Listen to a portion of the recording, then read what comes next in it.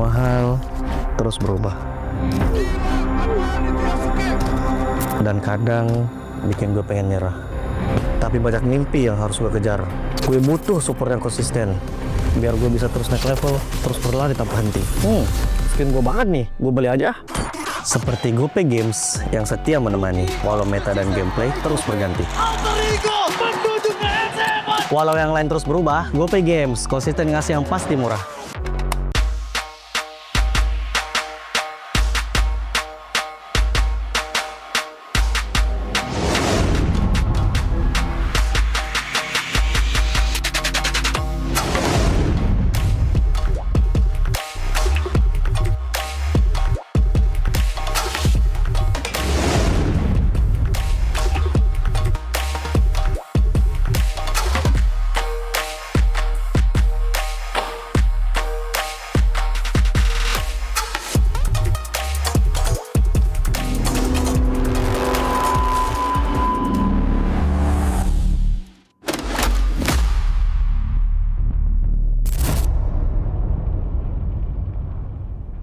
Garnier Men. Keringat, minyak, dan kulit sensitif bikin jerawat susah dilawan. Lawan jerawat dengan nyaman bersama. Baru Garnier Men Acnova Gentle Gel Cleanser dengan salisilik dan sika. Lawan 99,9% bakteri penyebab jerawat. Teruji pada kulit sensitif. Nyaman di kulit. Optimal lawan jerawat. Garnier Men Acnova Gentle Gel Cleanser dari Garnier Men. Tak ada hari tanpa mabar. Main nge-lag, kerap buatku tak sabar. Gimana mau main sampai kelar? Ini waktunya ku bersinar. Okay, let's do it. Game smash andalanku bikin mainku semakin hebat. Pin stabil main makin mulus, rankku fix naik terus. Tukar DG rings, diamond dan voucher game kau dapat. Cuma Game Smash makin no debat. Game Max Booster, kini dapat DG Rings. Beli paketnya dan aktifkan boosternya di aplikasi Dunia Games. Hah? Habis? Ya, kosong. Jauh lagi? Tenang, ada Klik Indomaret. Klik Indomaret, gratis ongkir 1 jam sampai. Klik Indomaret, belanja online seperti di toko. Klik Indomaret.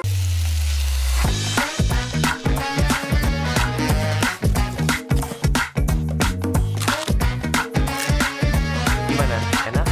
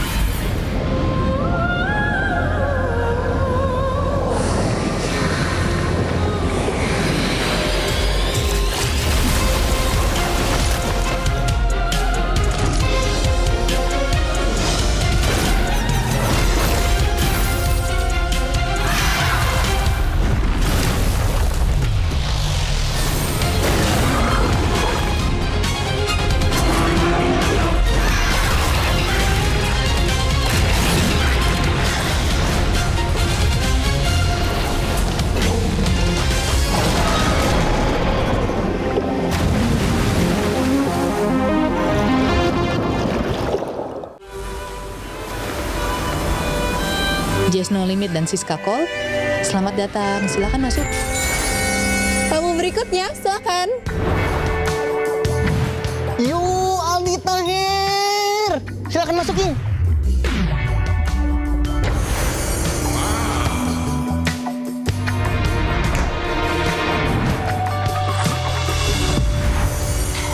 Bisa dilihat guys, di sini ramai banget.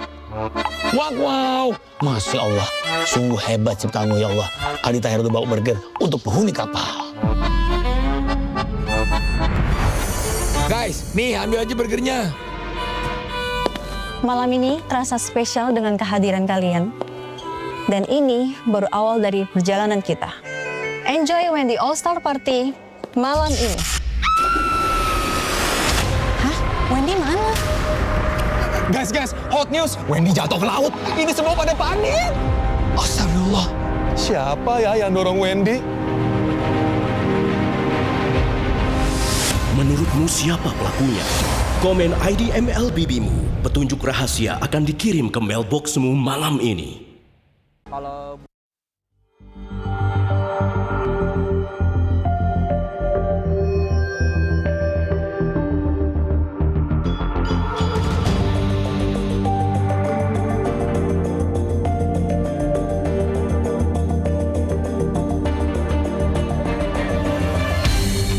Aku kan berdiri dan terus berlari, terus ke arah puncak tertinggi.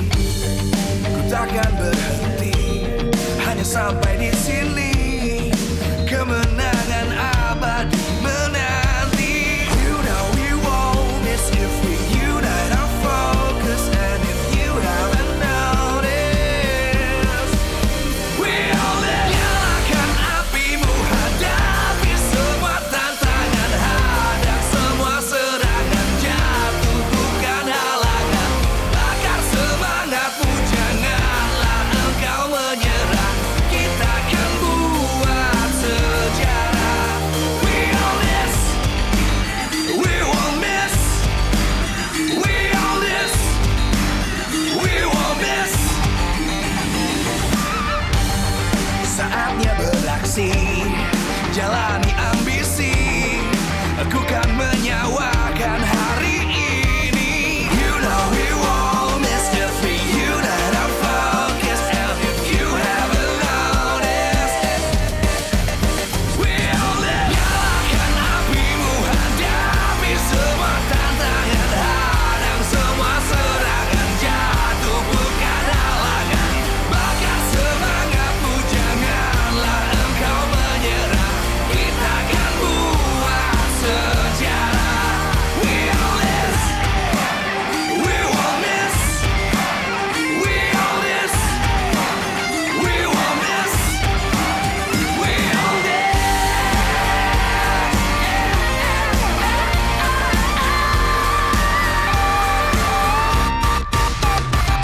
Nyalakan apimu, hadapi semua tantangan, hadang semua serangan, jatuh bukan halangan, bakar semangatmu, janganlah engkau menyerah, kita akan buat sejarah.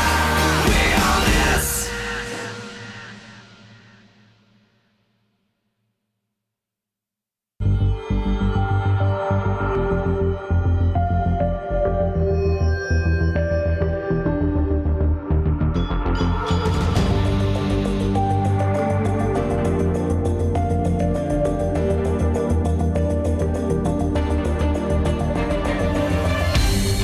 Aku kan berdiri dan terus berlari, terus ke arah puncak tertinggi. Ku takkan berhenti, hanya sampai di sini.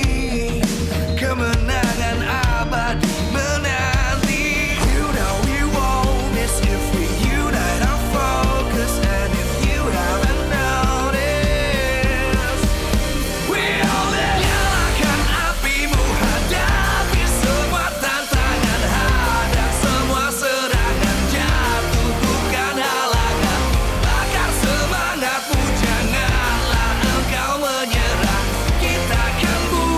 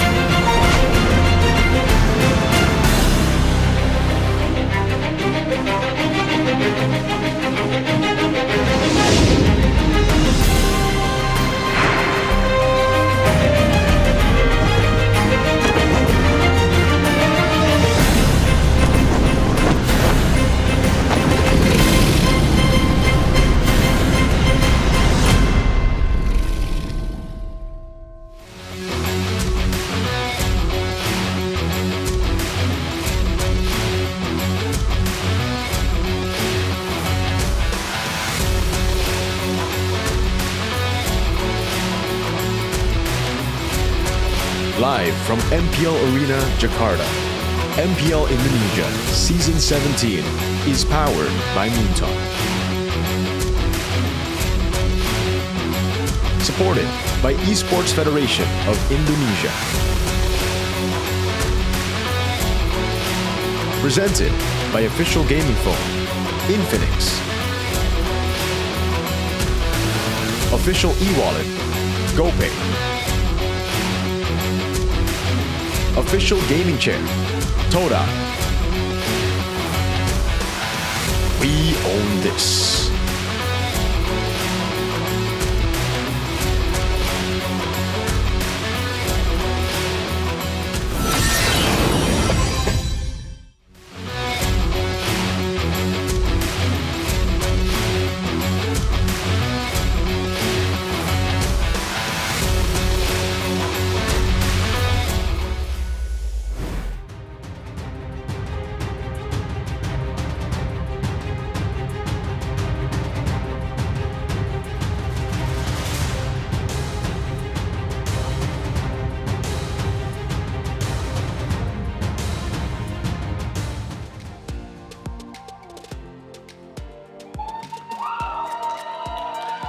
Minggu berdarah masih terus berlanjut.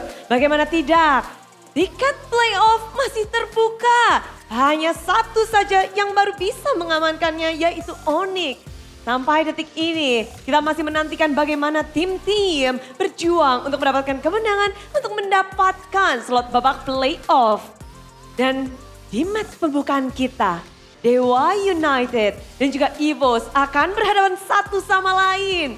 Dewa United, mereka 2 kali terjegal. Mereka harus terhenti terus-menerus untuk mendapatkan tiket playoff. Di-delay. Dan pada akhirnya hari ini akankah mereka bisa mendapatkan tiket playoff? Karena kemenangan ini betul-betul mereka butuhkan. Sementara itu, tiket playoff di match kedua pun bisa mendapatkan oleh Alter Ego ketika dia mendapatkan kemenangan. Akan banyak tim yang diboyong masuk ke playoff jika mereka menang 2-0. Tim-tim yang memiliki 8 poin match win akan otomatis masuk ke dalam babak playoff. Dan match ketiga pun akan menjadi penentu bagi tim Navi. Akankah mereka bisa memperpanjang nafas mereka atau tidak? Karena mereka tidak boleh kalah 1 game pun. Dan begitu dramatisnya minggu ini dan bahkan hari ini penutupan minggu yang ke-8. Minggu berdarah, Battle of Survival akan terus bergulir. Sebelum kita melihat bagaimana pertarungan dari Dewa United dan juga EVOS, izinkan Bude mengingatkan bahwa MPL Indonesia Season 17 powered by Moonton, supported by PBSI, presented by Official Gaming Phone, Infinix, Official e-wallet GoPay, official dari Gaming Chair Todak, dan partner ini Esports ada Garnier, Bayu, Dunia Games, Gamesmax dan juga OnePlay. Ditambah supplier IndiHome, Klik Indomaret, Yummy Choice dan juga Aqua. Melihat bagaimana pertarungan dari Dewa United dan juga tim EVOS di leg pertama, pastinya semua bertanya-tanya, akankah di sini ada pembalasan dendam atau ada pembuktian dan akankah tiket playoff untuk Dewa United bisa mereka dapatkan di match kali ini? So, kita akan langsung saja masuk ke dalam match pembukaan hari yang ketiga minggu yang ke-8 di Battle of Survival.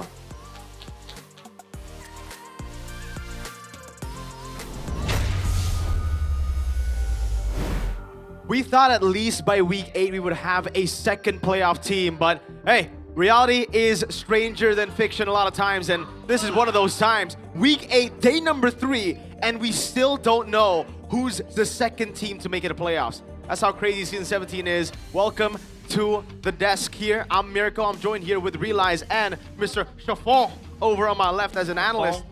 We got a crazy set of matches here today that could just, it could really tell you who makes it to playoffs, or we could just pull it all over to week 9, make the drama even more interesting. What do you think, Realize? Yeah, I think, the name serves its purpose. It's a bloody week. It has been 2 bloody weeks so far. Week 7, week 8. It'll be the last day of week 8 before we can jump into week 9. We are yet to make sure who is eliminated, who makes it to playoffs. I mean, Bicantron, your own team, the team that never misses playoffs, is in the verge of not making it to playoffs. That's why I'm wearing red, you know, for the boys. Kevin, what do you think about MPL? Well, it's pretty fun. I think just as usual, the constant is Onyx making it to the playoffs for the first time, and also RQ not making. Oh, never mind. my! Well, to be Hell honest, nah. you know, I don't want to go there because I've been taking the brunt of the hate from some of the kingdoms, man. Thankfully, we are on the English desk, so I'm not gonna get any hate. Sure. Unless someone clips it, and Well, I mean, I'm gonna regret my Kevin, decision. you're on the receiving end on that one. But hey, Mirko's wearing red. We're all wearing black because it's gonna be a funeral. Oh, for who? Bigatron. Hey, It could be. Na'Vi too, technically. Na'Vi as well. Because what's crazy, folks, is last season Na'Vi just needed a game to make it a playoffs and to knock RQ out of playoff contention. They did exactly that. In Game 2, they beat RQ, they took their playoff spot away, and to add salt to the wound, they played their 2 substitutes after beating RQ. Now, RQ have a chance to seek redemption. They can't make it a playoffs, but they can drag Na'Vi down. All they need is a game. And speaking of a game, Dewa also just need a game against EVOS. An EVOS who we hyped up to be an amazing team. Maybe even the second S tier, third S tier team. But then they dropped the ball real hard. I feel like it was drafts, but what do you think? I think so, man. It's always the draft so far this season. And Finn, I feel like there's a certain amount of disrespect towards Na'Vi. Well, kind of rightfully so, because Na'Vi so far is the 8th placer, you know? So they thought they can kind of experiment just a little bit with that Show Hilda, the throwback combo in the XP, and in the Roamer. But it didn't work out because I think that curveball of Baksha in the jungle from Why Not is amazing. Yeah, really, really good picks from Na'Vi. We're seeing a little bit more of that Why Not style as we get to see the 2 rookies, or 1 rookie, 1... It's weird to call Zeon a rookie because he's not a rookie, but he technically is a rookie. He's never played on the MPL stage. Anyways, though, let's talk about Dewa United. Maybe. It almost seems like we've been here for 2 weeks now. I think it was week 6 where Dewa had a 99.97% chance to make it a playoff, and all they needed was a match. And then it just was a loss streak that continued on all the way to even day number 1 where they lost again. Feels like my high school crush, you know? The further you chase, the further they go. Damn. But for EVOS, yeah, they need 1 match win. Meanwhile, I think it was very, I think, apparent that they were able to close it yesterday. Yeah. Up against Na'Vi, who are a struggling side. And I would like to extend the discussion. You guys mentioned about Finn, you know, the inconsistency in the draft. For me, I think Finn is super smart. But the problem with him is that he likes to overcomplicate things. Yeah. I remember one time when they got the Freya twice. Yeah, they like to do that. They pick up like a Yusun Shin to go with it. I mean, yeah, you need that extra range, but you know, usually you would go with the Leo Mort for that. So I think that inconsistency and the overcomplicating side of things really, you know, makes them even harder to kind of lock down that playoff spot. Now up against Dewa, who by the way wants to lock that playoff spot as well, this kind of falls into place. Like you're gonna chase that playoff spot, but Dewa also want that playoff spot in the same day, in the same way. So yeah, the more you chase, the further it gets. Kevin? These 2 teams are the ones that potentially will be representing Indonesia in the next MSC along with Onyx. Ooh. Things go exactly as I predicted. But yeah, this is going to be a pretty interesting matchup because obviously EVOS, after that single match of, what was it again? Against who? The PH match. TLID. You know, we hyped them up to be the next S tier team. Then they dropped the ball against Na'Vi. For Dewa United, they're kind of in the same boat. We hyped them to be this very systematic team, very good team. They have really good pieces, and also Coach Wright is just that amazing. But against Onyx, it was levels. Do not put this 2 team in the same tier as Onyx ever again. Yeah, if there's an S tier, it's only for Onyx. These 2 teams is only A tier. And I want to say, I hope that maybe can bounce back in this match because the last match against Onyx, you know, I said it, I believe last season maybe was the top 3 gold laner that season, but against Kelra, bro, the same matchup in 2 different games. Kelra gapped him real hard. Harith against Claude, Harith wins it when Kelra is using it. Claude against Harith, Claude wins it.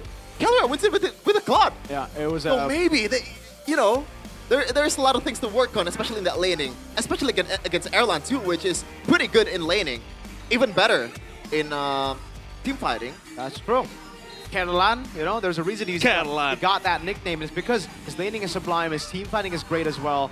And we get to see some of those highlights here in their first matchup where I believe Kin was sick, but dang, he was solo killed on his supposedly favorite pick. I remember interviewing him before the season started, and he told me, I have a new hero now. No Arlet, no Phobias. I like Sora. But so far, the Sora has been pretty bad on the hands of Kin. Maybe it's just because it's been forced a lot of times, but Evo's really had Dewa's number, man. They took him down.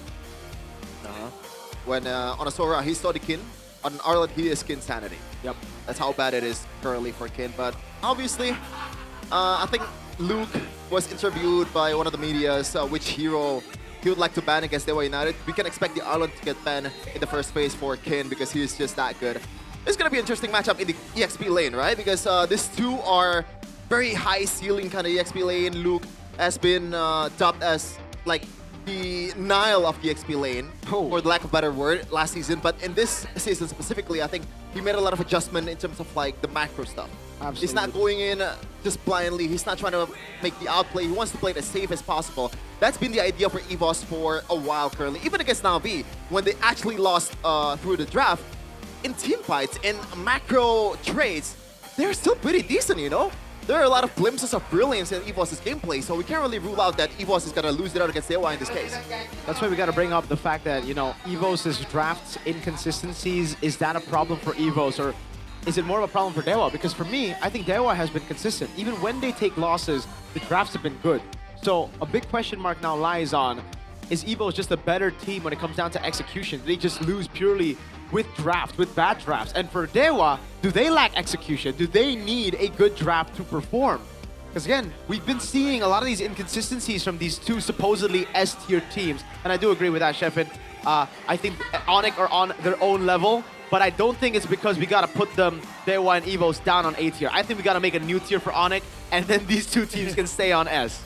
But realize, what do you think about these two teams? Well, I mean, you know, Stefan mentioned it, that EVOS has one of the best team fighting, play styles you would see in the league. You know, their play style, their team fighting, even if they lose that team fight, they always get that cross-map trade. They're always able to play the macro game, especially when you put Adelan on a Moskov. They can always activate the side lanes. However, I would argue that, you know, up against Dewa, I think Dewa, aside with Onyx, I think below Onyx is the best team fighting team in the league. They're so systematic. They're able to isolate, you know, targeted members that they really want to take down, and even if they do win that trade or even lose it, they're able to get another trade as well. So I think this is kind of like a clash of the strengths of both teams. EVOS are so good at team fighting and that cross-map trade.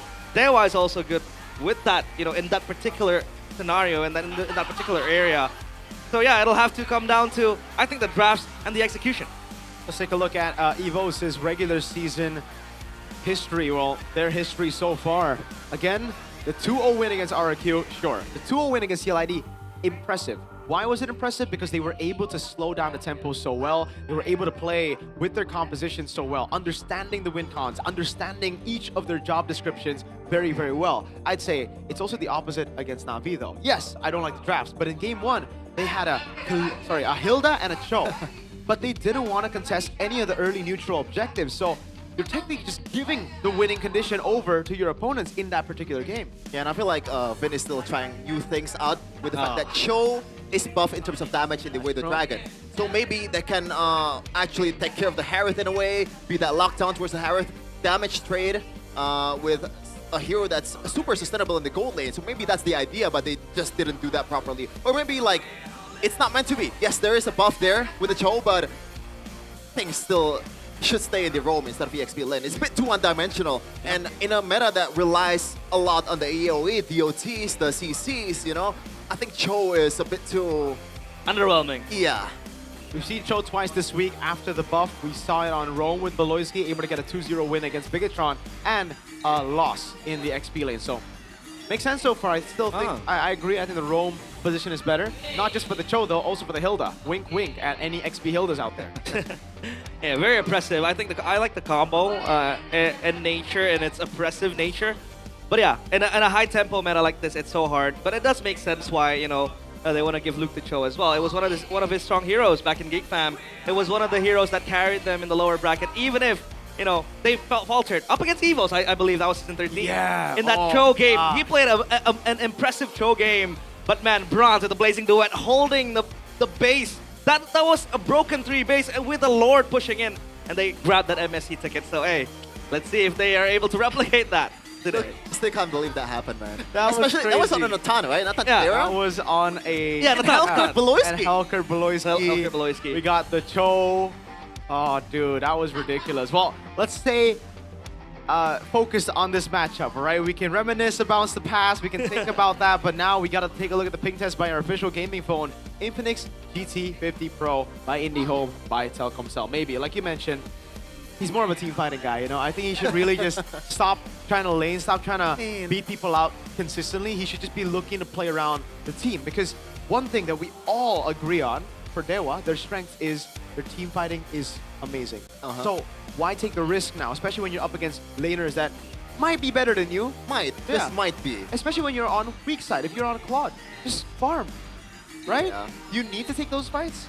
It's a risk not worth taking. I think that's just Kelra things, man. Yeah, I think so. And yeah, but you mentioned about the team fighting potential of Dewa United, right? Even against Onyx at that time, I believe we see a lot of like good engagement. They're turtling in the base. That combo of Raging Sandstorm, Fear of the Phoenix. So they know what to do in that kind of situation. And that shows quality, right?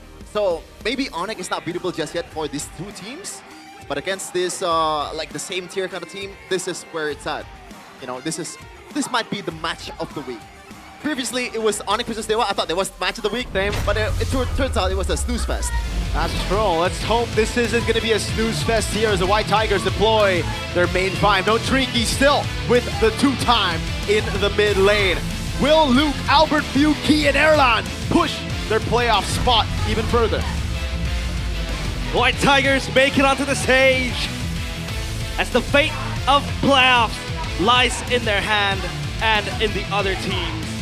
They have to go up against possibly one of the best team fighting teams in MPL ID. It is EVOS! They've been through a lot this season, but right now they might already find their true form. That macro-heavy playstyle, spearheaded by the constant, the baby alien Albert. But they are up against the Apostles of Gods. And the question is, have Dewa gotten complacent? They were on a grind, they were hungry. But once they were fed a chance of 99.97, they started losing. Maybe Mueza, Octa, Dalin, and Kin, it's redemption time.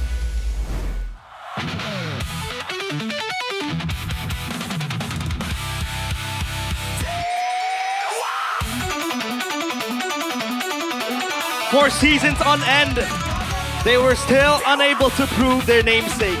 Dewa, they said, but played like mortals they did. And now, one step away from the playoffs, they look godly. Can they stay godly? Can they slay the White Tigers? The 5 players with a mission in their head. Playoffs is in their sights. It is Dewa United! With a swagger coming into the stage, both in drip, but also in the gameplay too. A lot of rising stars in this roster. Octa was counted out when he was in RRQ, but right now, he's probably top 3 in mid lane. Kin, 3rd tier in PH. Now he is, for me, the best EXP in ID. But behind that, the 2 brains of the operation, Coach Wright and Finn, along with their analyst. Bravo and Acheng. Mr. Acheng. Okay. Goat. Asem. So when we take a look at the head-to-head, right? I agree with you. I think Kin is the better XP, even though Luke solo killed him in the first leg. That was a different time. Jungle, Dolan or Albert? Albert. Yeah. Mid lane, Octa or Few, right? Oh. Gold, Erlan, or maybe. It's gotta be Erlan. Okay. It's a 60-40 Erlan for me. Okay, I would say Erlan as well. And then we have Ro, Mueza, or Key. Key for sure. Key for sure. I'm sorry, I have to say Mueza on this. Ooh. I don't know, man. Like maybe if we're counting the whole game time, right? From early game to mid game to late game, maybe Mueza has the edge. But in the late game execution, like I agree. I think no one beats Key. Yeah, except for Key Boy, maybe. We don't count the Onyx players. Yeah. We never count the Onyx players. don't. All right. But El Momento, speaking of the man of the hour, the man that we're talking of, XBTR, by the way, number 2 in total assists, and this is all-time data, baby. Pretty horrible win rate on the Grok, honestly, 40%. But then you take a look at the Mathilda, take a look at the Kaja, you take a look at these heroes where he really strives on mobility on those pickoffs where he can take the proactive route. And like Shepard said, it's very different to the Key of the past. The Key of the past would kind of be like Mueza. He would be good in the early to mid game, but in the late game, the composure wouldn't be there. The decision making would be horrible. Now a matured Key is the complete opposite. I'd say early to mid, he's actually quite of a shadow up until he gets to that late game. But mainly, I think it's because of the heroes that he's given. Yeah. If he's given the Kajas, the Kaleas, I think he can still be a menace all the way from the start. But one thing's for sure, you don't want to give Mueza glue. For sure. A man that's feared by Stanford. I don't know if feared is the right word, but... Respected. Respected, maybe, is the better term. But yeah, Key, I think, for other teams out there, when they're picking a Baxia, when they're picking a glue, you always have to worry about it falling off in the late game, right? This is not the case with EVOS. I think those two heroes are prioritized for this team specifically because how clinical Key has been in the late game execution. Because even with the glue as well, when the Winter Crowns was there, he's still a menace on this hero, but you can say the same with Mueza. Speaking of menace, Mirko, the baby alien, #1 all-time kill in MPL ID. He is a legend of his own. Yeah, I'm still waiting for the day that we have Ling back in the meta, man, because his Ling is ridiculous. His Hayabusa as well. I remember that moment, I believe, against Alter Ego, where he outplayed 4 with the Quad Shadow. Ridiculous stuff from the baby alien. And, you know, even after that match against Na'Vi, I still stand by my point. I still think he's the best jungler in ID, even though a lot of people have switched up on him. Oh yeah, I think he stands the test of time. Yeah. That is one of the best quality he has. Now, outside of this, right, we've already spoken about Kin and Luke. You guys can take a look at the stats yourself.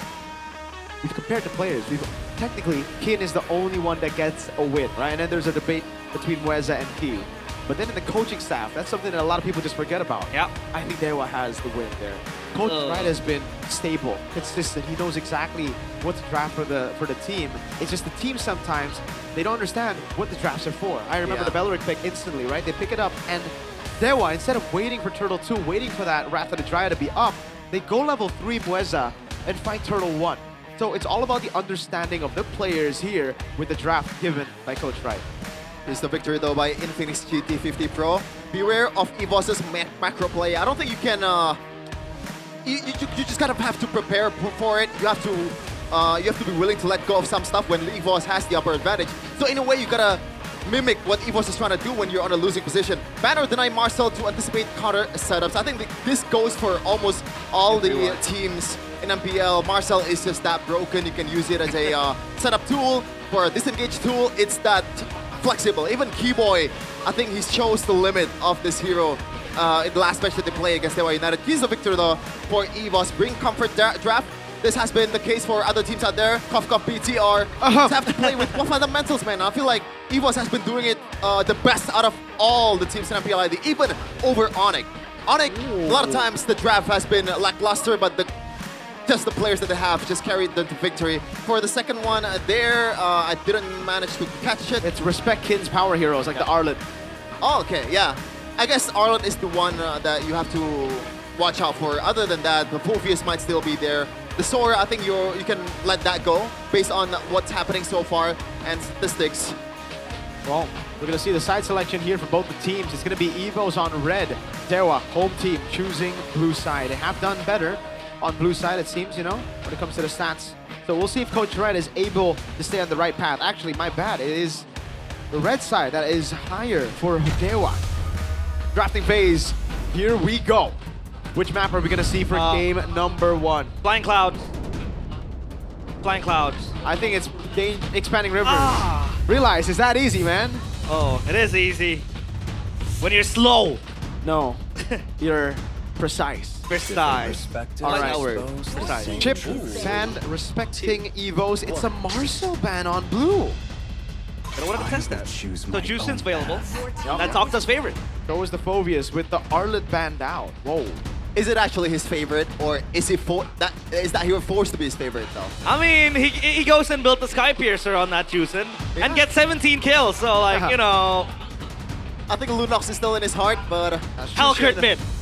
Hellcurt mid. All right. Let's not go there. Yeah, you know? I think pick up the Jusin, right? There's obviously the Suyo choice, there's the Phoveus choice, but we've seen EVOS respond to a Phoveus with the glue. The Jusin is the safest first pick still. Dewa, go for the Jusin. EVOS, do they pick up the Suyo?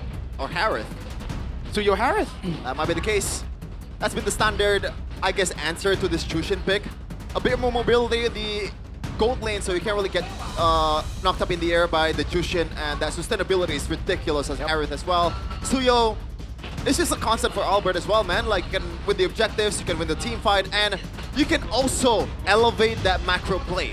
When you are not contesting the turtle, the best jungler you can pick is the one that farms the best. Yeah. And Suyo is that. They gotta be careful though, because the Guinevere might show up on the left. Oh, that's true. With the Phobius. So that's why they go for the Kalea first and the Harith. This is a combo we've seen a lot of teams utilize, a lot of teams abuse. Na'Vi just beat Evos with a very similar draft. Na'Vi, this is Na'Vi's draft. It's almost like Evos have taken a blueprint from Na'Vi. It's gonna be a Gourd Red 3 and Dewa have to try to think of a way out of that situation. What do they pick up? I think it's Gatot, yeah. right? Yeah, Gatot. We saw the response from Onyx yesterday to the Gourd. It's ridiculous how good it is. It's ridiculous how Evos ignored the Gatot. And now Dewa have chosen a different path. They go Guinevere and Claude. Evos will pick up the Gourd. And then we'll find out what is available, because I think Evos will ban the Gatot. I honestly thought they would pick up the Gatot because it's very good against the Gourd, it's very good against the Kalea as well. Good counter engage and good safe, but you know, you pick up the Guinevere, you pick up a Claude, it's safe to lane as well, so yeah, they go for the Gourd. Yeah, no-brainer combo, man. Why is it Albert, so good, yeah. Stefan? You have the range, and usually when you're playing a Gourd mid, you want to have someone that's super dominating in the mid lane, right? That can heal you up, that can pretty much zone everyone out, because the range of Gourd is ridiculous, especially of that on that. What is the first skill called? The Mystic Projectile. Yeah. That stun's range is ridiculous. I think it's gonna be nerfed in the next time match comes. But we'll see here for Dewa United. I think they're gonna ban all the assassin junglers for Albert, or maybe like the physical base. Gatot first though. Which ban? Evos? Oh, Evos. Evos Okay. ban. I thought I was thinking about Dewa's United, Dewa United's ban. So maybe something like a Suyo, or maybe a Fanny's already been banned. I am not the only one. Obvious. Still taken out. Let's hope Evos don't make the same mistake that they fell into? Wait. This is Moisa we're talking about, so there is a chance that this Guinevere is still flex, but I'm not sure if that's good against the Kalea. I think against the Gourd you have more range to work with, so now that Gourd is a bit more vulnerable. It can be a replacement for that Gatot AOG combo. It really looks like they are setting up for just the Terizla pick here, Dewa United. That's why they ban out the Uranus as well. Looks like they won't go for anything too crazy in the XP. The Phobia is already banned out. Evos should ban the Gatot Kacha now. Or do they still want to ban out Dewa's heroes? I don't even think they need to ban out the Sora, because they can pick a Valentina red final pick. That Uranus though, by the way, fun fact, 17% win rate. Yeah, it's a horrible pick. Really good by Evos there. They ban out the Terizla, but the Guinevere is still a flex potential. There's a Gatot Kacha as well. Geffen. What's up? What's up? JC. JC indeed. I think let go of the Gatot. She actually, that placard, what would you call it? What? The thing in front of you? The Mangat Mbi, that means... what's Mangat again? Spirits up, cheer up. Cheer up, yeah. Fight. Mbi though, Mbi. Like, do you rock with the nickname for maybe? What's the nickname? Mbi. Me? Yeah. No, I don't like that. Is that Maybe's nickname? Yeah. I guess. Me. Well, Maybe. Manta, by the way, gets banned out here. So, what? That is a deep ban. Are they expecting Evos to go utility jungle? I mean, I think the idea is, the utility jungle works well with the Gourd, especially if you're picking Maksha, right? And that Maksha can be the fill out in the XP lane to be that physical damage, but the Bakiro is still there too. So I'm not sure why the Masha ban when there are other options there, especially you can argue that in this patch specifically, Makito is just better. That's true. I really think it should just be the Gatot Kacha here, combo it together. Then the XP, it just has to be Sora. I don't really see any other pick, but then Evos get the Valentina, so you might want to try something else. Lapu? Lapu's available. Lapu Gatot, right? Pull an Onyx. Do you want to crazy with something that dives in the backline for Kin? What? Like Yuzong? a Benedetta? Oh. Benedetta. Or Yuzong can work. Yuzong, yeah. I was thinking of the Yuzong as well. Really makes the Gourd uncomfortable, but hey. They have the Kalea to kind of lock it in place, so this is where it gets tricky. Or maybe just the standard one is Lapu Lapu. Yeah, Gatot Lapu. Alice. Oh, Alice is good. The classic Kin choice. He doesn't like Lapu Lapu too much, actually. Evos, what is it going to be for last pick here? There's no Uranus. It's up against the Alice. I think it has to just be Lapu Lapu for Evos now. Oh man, I feel like I'm thinking a bit too deep here with something like an export plus CC. Ooh, that's actually not bad. I like it against the Gatot, Alice, Guinevere, and even the Juice. Yeah. But do you think they would have too much? Do they need Prio? Because I don't think the export gets Prio to... Yes. You gotta play a bit too conservatively in the early game, but it's gonna be the Sora. Yeah. Some dive potential too as well. And they want to elevate the team fighting potential with the Leomord already in hand. All right. So both teams here, looks like they want to just contest in the neutral objective. It's gonna be a bloodbath right from the beginning. I don't know if it's safe to say if it's a mistake for Evos not banning out that Gatot Kacha, but it came through. It was one of the most obvious picks for us. Maybe they think they can beat it out because they have so much magic damage. They can just burst through the passive. Dewa, I agree though. I think they have a very good composition. It's just they're lacking a bit of damage. But it has been done before. I think GeekFam pulled this exact draft in one of the games that they played, and they were dominating in the early game. You have to be precise, especially with the spatial migration, because, you know, Guinevere, the ceiling is high, but you have to land the skills. We'll see if they can execute their game plan. Ladies and gentlemen, will Dewa secure playoffs with just one game win? Or will Evo start it strong with momentum? Welcome to the Land of Dawn as we get our first game of the final day of Week 8 started. Judgment Day today for both teams. For Dewa, it's one more win to the playoffs. For Evos, it's a win, and depending on other teams as well. And as always, when you're picking a Jushin, this is going to be a tough lane for a few. And you got shoot wait from some of the minions here. Thankfully, they have a Kalea, so they can heal up, and I don't think Few needs to go back to the base, even if situations goes worse. But this is the matchup that we're talking about. Hopefully, maybe, can be better this time, though. Oh, special migration! Anton with Dolan as well going in. But Key still able to jump out off the Lantern Flare. Yeah, 2 flickers early. Not a good show for Evos here so far. That is going to really cost them around that first neutral objective. Yeah. So they have a lot more to play with here for Dewa United for the first objective. Thankfully, Albert does not have level 4 just yet. That could have been an easy front team towards Octa. As we're going to take a look at the emblems by Bayu in fire from Luke on the Sora. So he wants to be as active as possible in the team fight. So far, Erlan has been losing out in the lane against Mimi, so it looks like he learned a thing or two with this matchup against Kelra, as he's probably going to freeze the lane here, just getting some minions away, denying some minions away from Erlan. Yeah.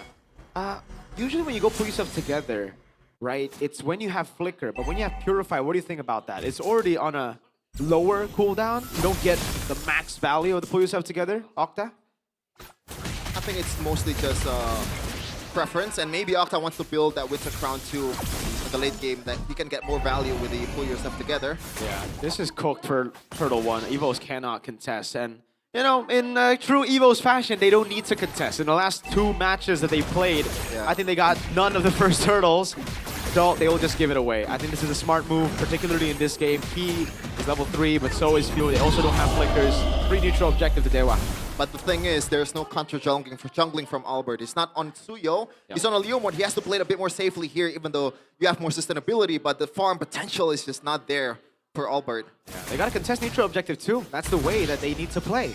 At the end of the day, with this kind of composition, it's as simple as that. They have to contest. The thing is, the Guinevere is such a menace. Even for the Leo mode, right? You just get locked.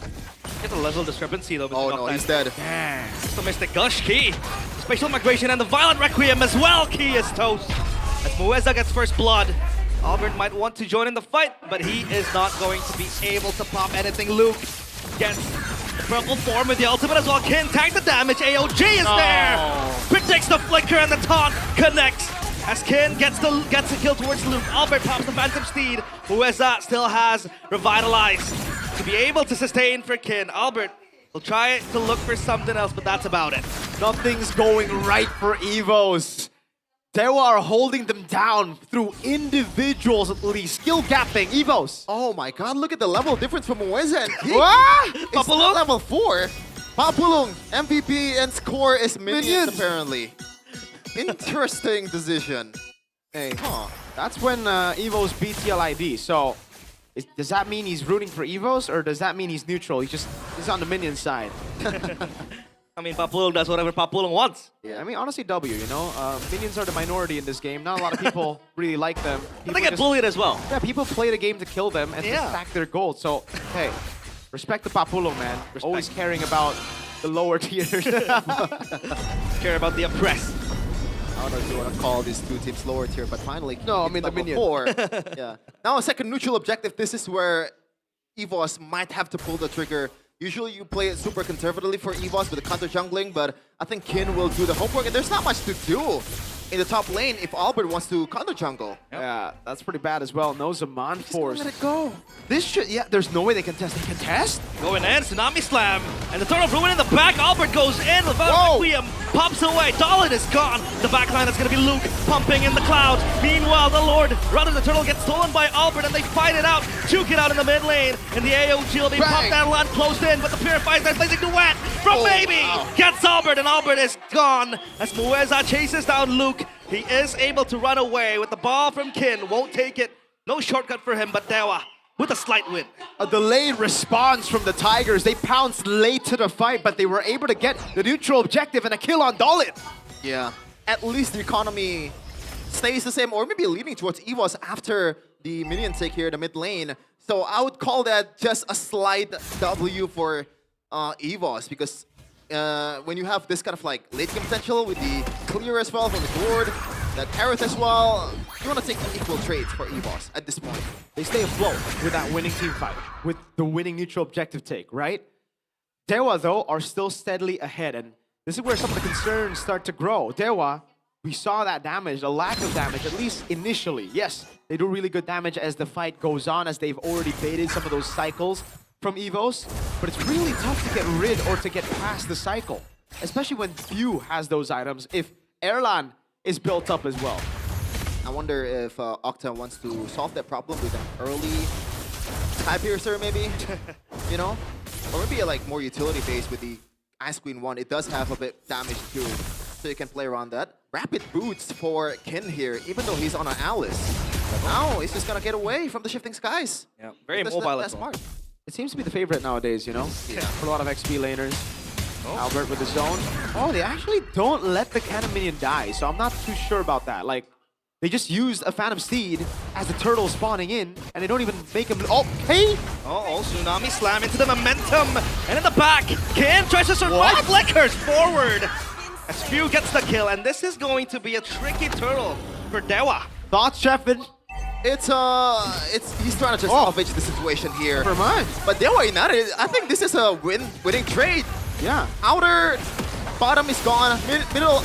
Oh, never mind. Crimson Beacon with the Zaman force in the back. Maybe pops the blazing duet, but Albert gets the turtle as well. Now in the back, AOG to safety. Luke going in for Dolan. The Lantern Flare picks him up, and Dolan survives with the spatial migration.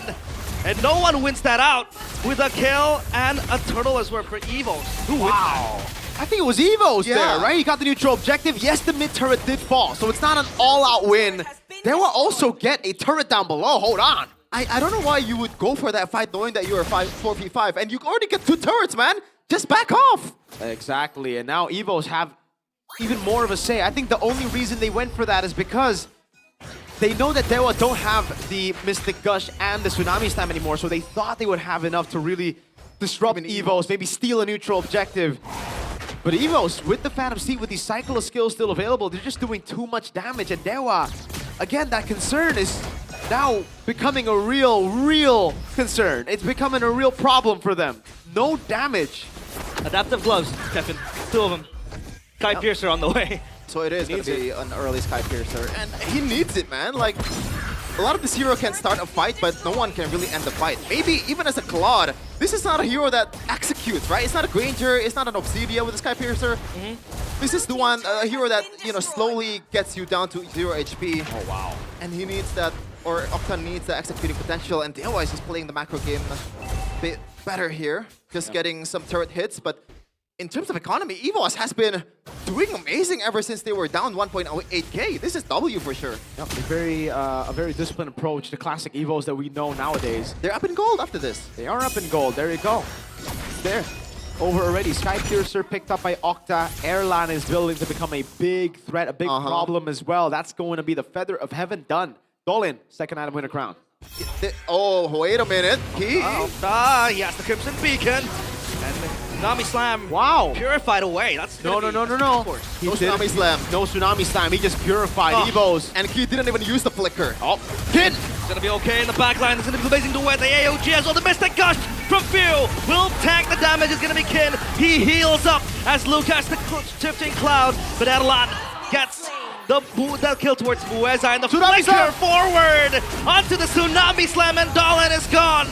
The Lord in their eyes. 3 kills to none. El Momento on a Kalea. Oh my lord, the feint, the bait, and then the flicker Tsunami Slam on Dolan. That spells desperation from Dewa United side. They thought Erlan was overextending, but they forgot the Purifier is still there. And again, you mentioned it, Mirko, earlier, this is building to becoming an unstoppable problem with this Harriet. No one's going to be able to lock this Harriet down if he has that Purify. There is only one way for you to get the Harriet, which is the Spatial Migration and also the Violet Requiem combo, and that in itself cannot get him. And there's also other damage dealers from EVOS as well, you know? Yep. And the composure is gone. Octa, that Purify, he didn't even wait for the Tsunami Slam. He panicked as Albert shoved him back. And because of that, it just left him vulnerable. Key conceal! That's gonna be one pick off. And with the Lantern Flare, rather, the shifting clouds in the back as well. Albert gets Mueza. That Gatot Kacha is no longer solid. Evos cut through Mueza like hot knife through butter. They can pounce on anyone they want now. They are up ahead so far, and they have so much damage that whoever gets Tsunami Slam is dead. Even the Gatot Kacha! Yeah, great calculation by EVOS, and also the commit towards the shifting skies as well, denying the AOG from Luke. This is the improvement that we're talking about from Luke. He knows when to pull the trigger, he knows when to hold off. And right now, EVOS, they're not gonna hold off, man. They got the Lord ready, they have a Gourd, they have all the things that they need to be able to break through some of the defense from Dewa United here. But I think right now, the objective is to get the Holy Shields away and take the outer tier or second tier turrets from Dewa United. That is already a big W. 4K gold lead for EVOS. And right now, Dewa United is caging their own base. Yeah, the Holy Shield is already down now. EVOS can really push the tempo. That is very generous. They'll play very disciplined. Yes, it is generous, but I think it is a safe route. It's the usual EVOS route. They're no longer just bloodthirsty tigers. Yeah. It's not that, the winning victory rate. It was 37% for Dewa United. But if you count the draft for Dewa United, what they're trying to set up, this is a tough comeback. Yeah, they needed the snowball to actually win the game. Now they don't have anything aside from maybe, right? That's the only guy who can really deal damage to EVOS, but then there's so many targets. That Synchro Vision and Chrono Dash from the Harith is without a penetration item. Towards the Gatot Kacha. No magic defense? No, he actually has a Radiant Armor, so I mean, balance zero, I guess, right? Just the Chastised Pauldron and the Radiant Armor. That key. He's having a heart attack. Okay. Maybe I want to go on that, no. There goes Shirak. Guys, the Mystic Gush as well, that combo with the Winter. The Violet Requiem is enough to take down Luke. No, it isn't. As Stalin gets deleted, maybe. Pushed back to the BMI as EVOS, yet another win on the board. It's so botched by Dewa. So bad. Desperation, yes, but what is even that? I guess Dolan at the time, even if he goes back on the Spatial Migration, he knows that he's gonna die, so he's trying something, but unfortunately Dewa United, they're not really on the same page. Even if they're on the same page, I don't think they will win that trade earlier. Nope. Maybe they would have killed Duke, but like, then EVOS would have just capitalized. This is another free neutral objective. Yep, all in the hands of EVOS. They will pounce with all claws unearthed. And Dewa, man, so uncharacteristic of a team so systematic. We've praised them with their ethics and with the way they approach the game. Whenever they're behind, they're always able to look for trades. This time, it feels like they're so disconnected. And there is no way out for Dewa, Chefin, or is there something, a silver lining they can hope on? 5-man Spatial Migration, that's 5-man the Throne usual. That's the usual answer that I have at this point, man, because usually you have a high skill ceiling hero on Kin, but this is Alice we're talking about. So you have to play with the items, and he does not have a lot of items. 1.5k gold lead difference in EXP. 3K on Albert. He's not on the Suyo, by the way. He's on a Leo board. So this is already ridiculous in its own way, and it's building towards, I believe, that Wings. They can further boost. Okay, with the knockup, the Tsunami Slam onto the Mystic. Gosh, they're gone, and Luke with the ultimate into the back, gets all Spawn Requiem, counter engage from Dewa. They have the damage needed as maybe just pins down the players of Dewa, and they go for Erlan. The gods hold their base, their fortress unmoved. They needed a miracle team fight, a 5-man Spatial Migration, a 5-man Throne of Ruin. They didn't get the Spatial Migration, but Kin got that crazy Throne of Ruin. I guess it happened for Dewa United, but EVOS, I feel like in one of those occasions, they're just handing the kills, especially Erlan. Once the Zaman Force is away, your only objective is to back off because you do not have the shield to sustain you. Pure disrespect in the siege coming in from EVOS. They have to play it a bit more disciplinedly from now on. Octa's on the board. They gotta play more disciplinedly. He's able to finally pick up a Skypiercer stack. And as long as he continues to build that Skypiercer stack, as long as maybe continues to build on his items, by the way, secretly all this time, just hidden among the aggression of Evos, maybe he's just been creeping back in the game. Mel picked gun already. He's building towards the Winter Crown.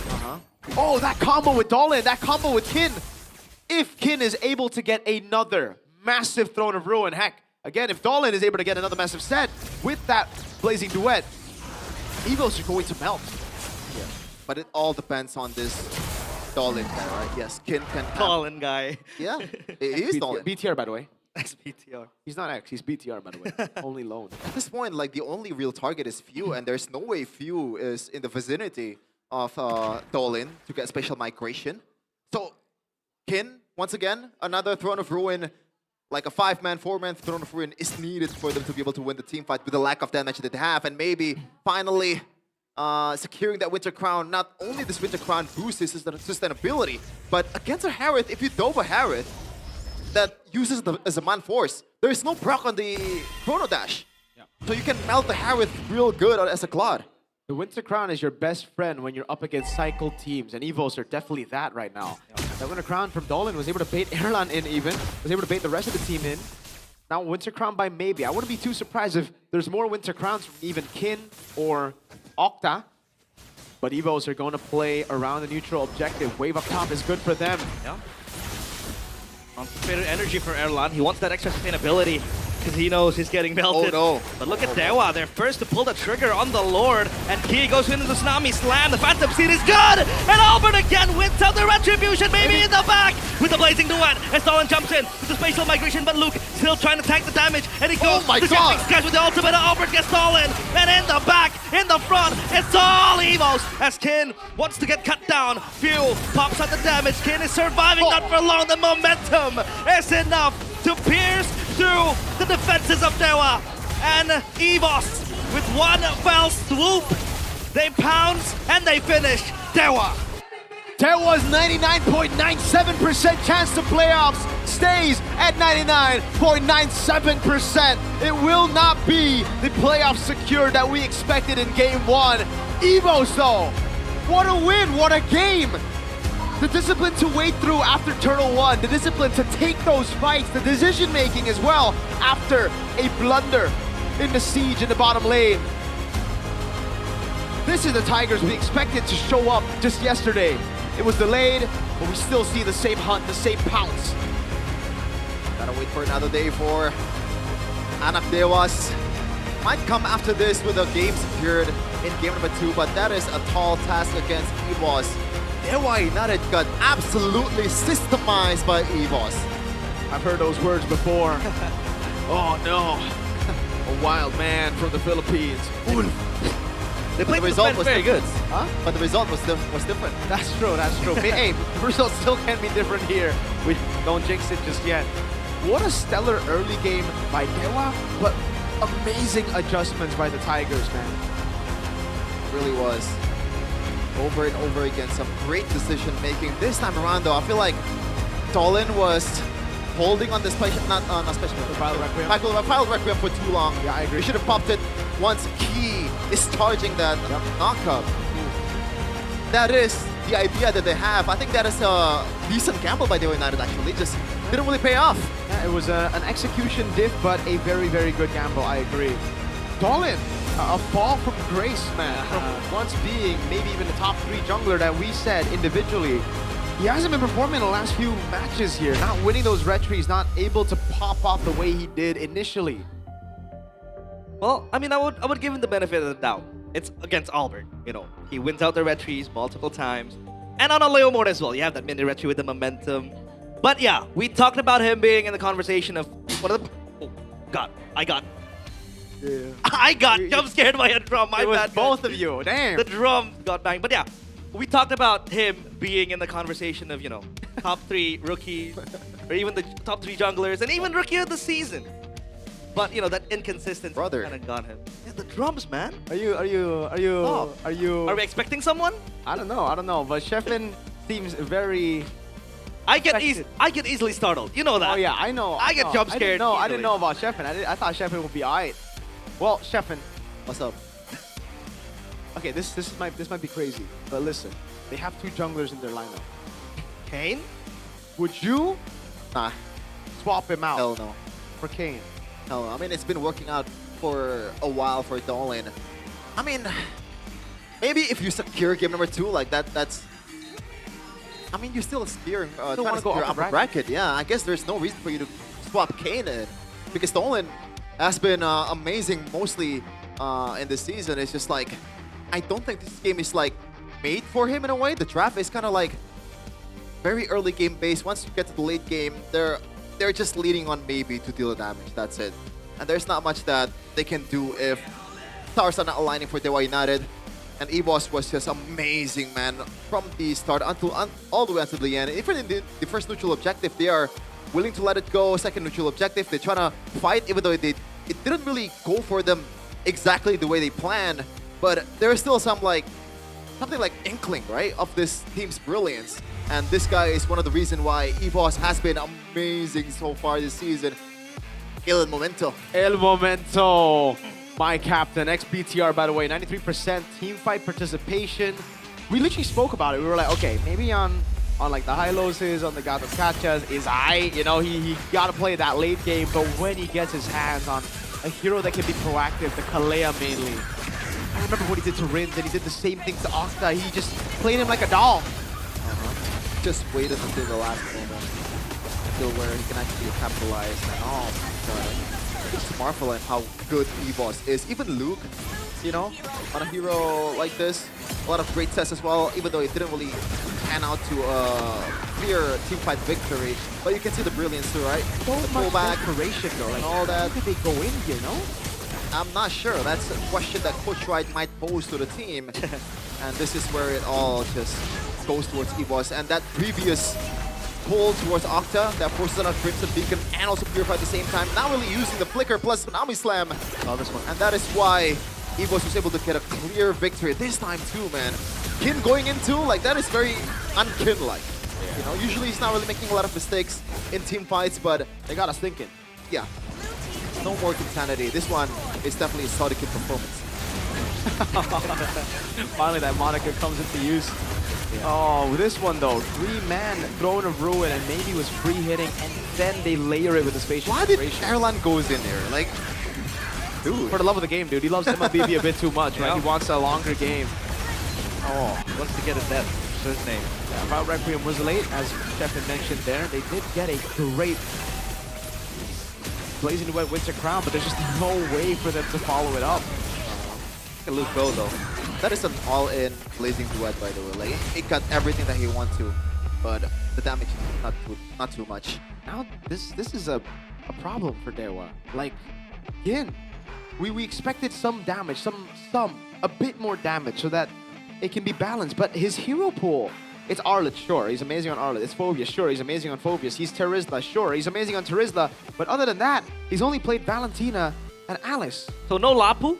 No, he's never played Lapu this season. All this season. It's like, what's going on here? Is this more of a tell now that he's not comfortable, or what? Why is it always just him placed on these heroes? Because I believe we saw him on Lapu in his debut. I don't think it's a We saw him on Yuzong.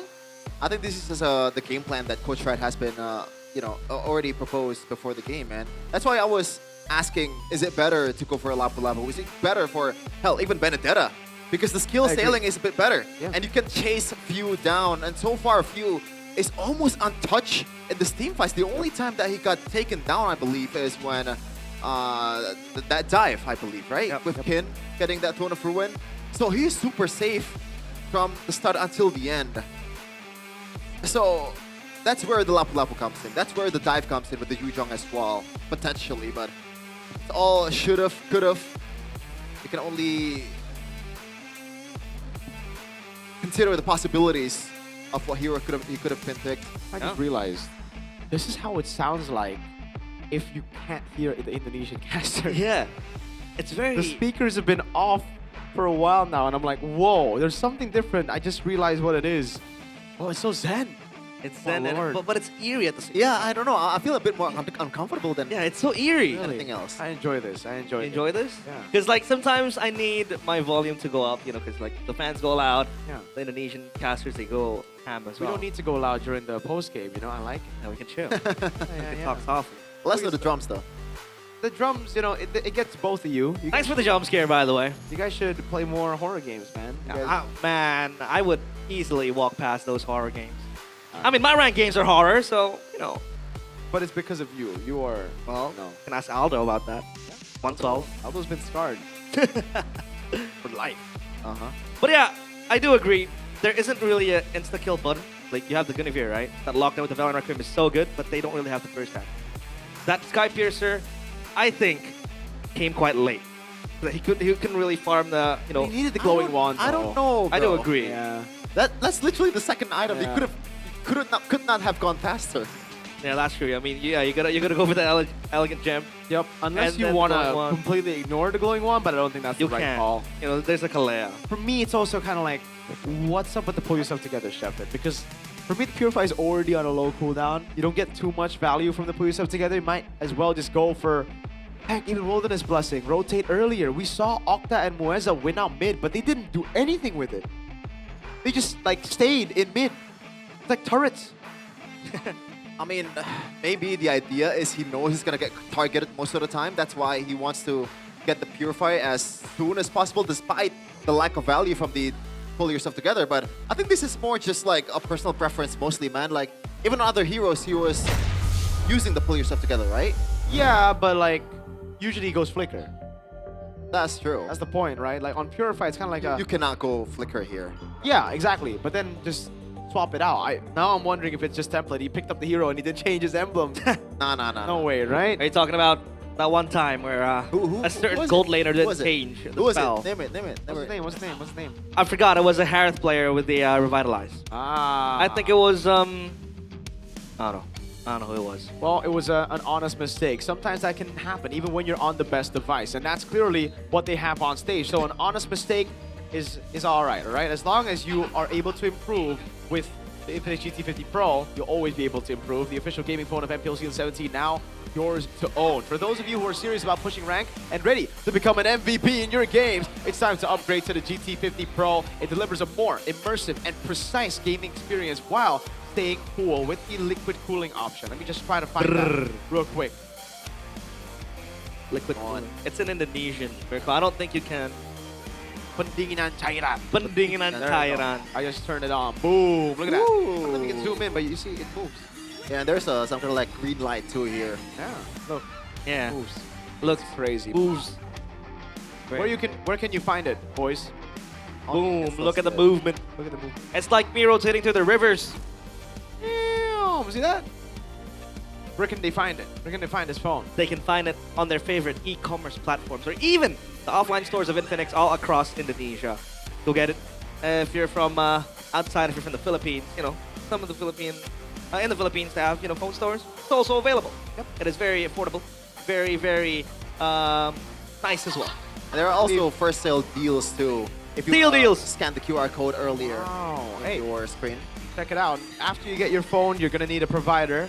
We have a recommendation. Buy you, a Must unique buy you. provider that's actually Buy you. real and you can really feel it when gaming because it has the strong telecom cell signal that you can get anywhere. The coverage on this is ridiculous. No lag, no drama, full 24-hour internet data. Push rank anytime you want, anywhere you want, anything.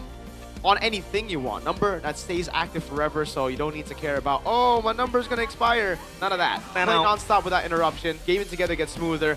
Auto Savage. I don't know about that, if you realize. Let's switch to Bayou, though. Got a Savage with a gourd. You got a Savage with the gourd? Yeah. Have you ever played gourd? I have. That's cap, no?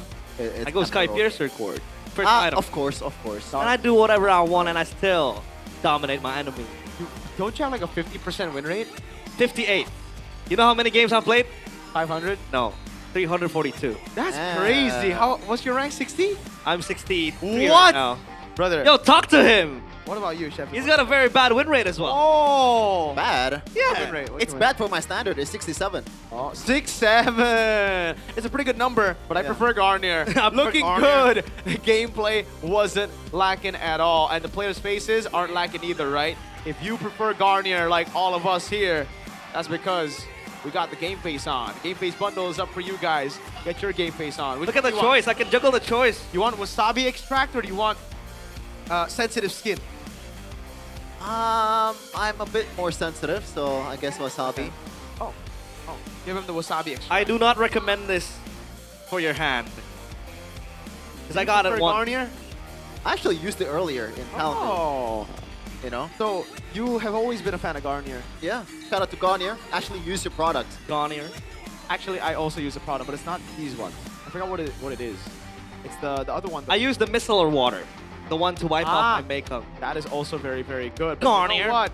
If you really care about health, you both, all right? If you really want to track everything, monitor your heart rate, even your stress levels, even your sleep score, everything is in the Infinix GT Watch, all right? This is what the pro players wear on stage for us to track and monitor their heart rates and everything. And you can see El Momento using it here. Scan the QR code now. Introducing the Infinix GT Watch 5, the latest smartwatch from GTverse by Infinix. Ready to accompany you through pushing rank, squad matches, and your daily activities, coming with a sporty design and durable materials. The GT Watch 5 is built for active gamers who are always ready to push rank. It features a 24/7 AI monitor to check your heart rate, track stress levels, and keep your condition prime during long gaming sessions. So, if you're like Relies, you know, like if you me. go and play the game all the way to 5 a.m. in the morning, you need to monitor your health. Yeah, I agree. Yeah. It helps me a lot. And even if you play with Relies, you need to monitor your health because your helps stress even level more. might peak.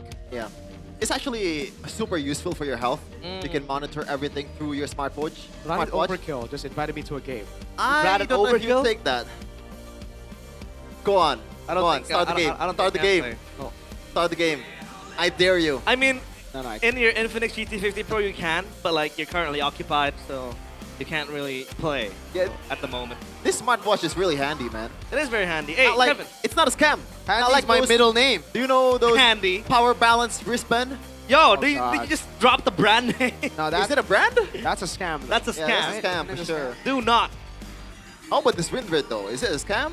Oh. What? This is based on their performance, Chef. How is it a scam? It's not a scam, Kevin. I was asking a question. You would rattle the Dewa fans. Well, they're not behind us, but like, you know. all three of them, you know, Mr. Tommy. Anyways. That's usually my joke. Yeah. Wait, who's a Dewa fan? I believe we have a Dewa fan in the talent roster. No? Lim. Lim. Mucho. He used to work with Dewa. Yeah, so it's kind of like know a about force fan, you know. Wait, isn't that public? He was Bang Dewa. But I think it's okay to say that. Yeah. All right, let's move on. Predictions, Stefan. Tangeros Grass. All right.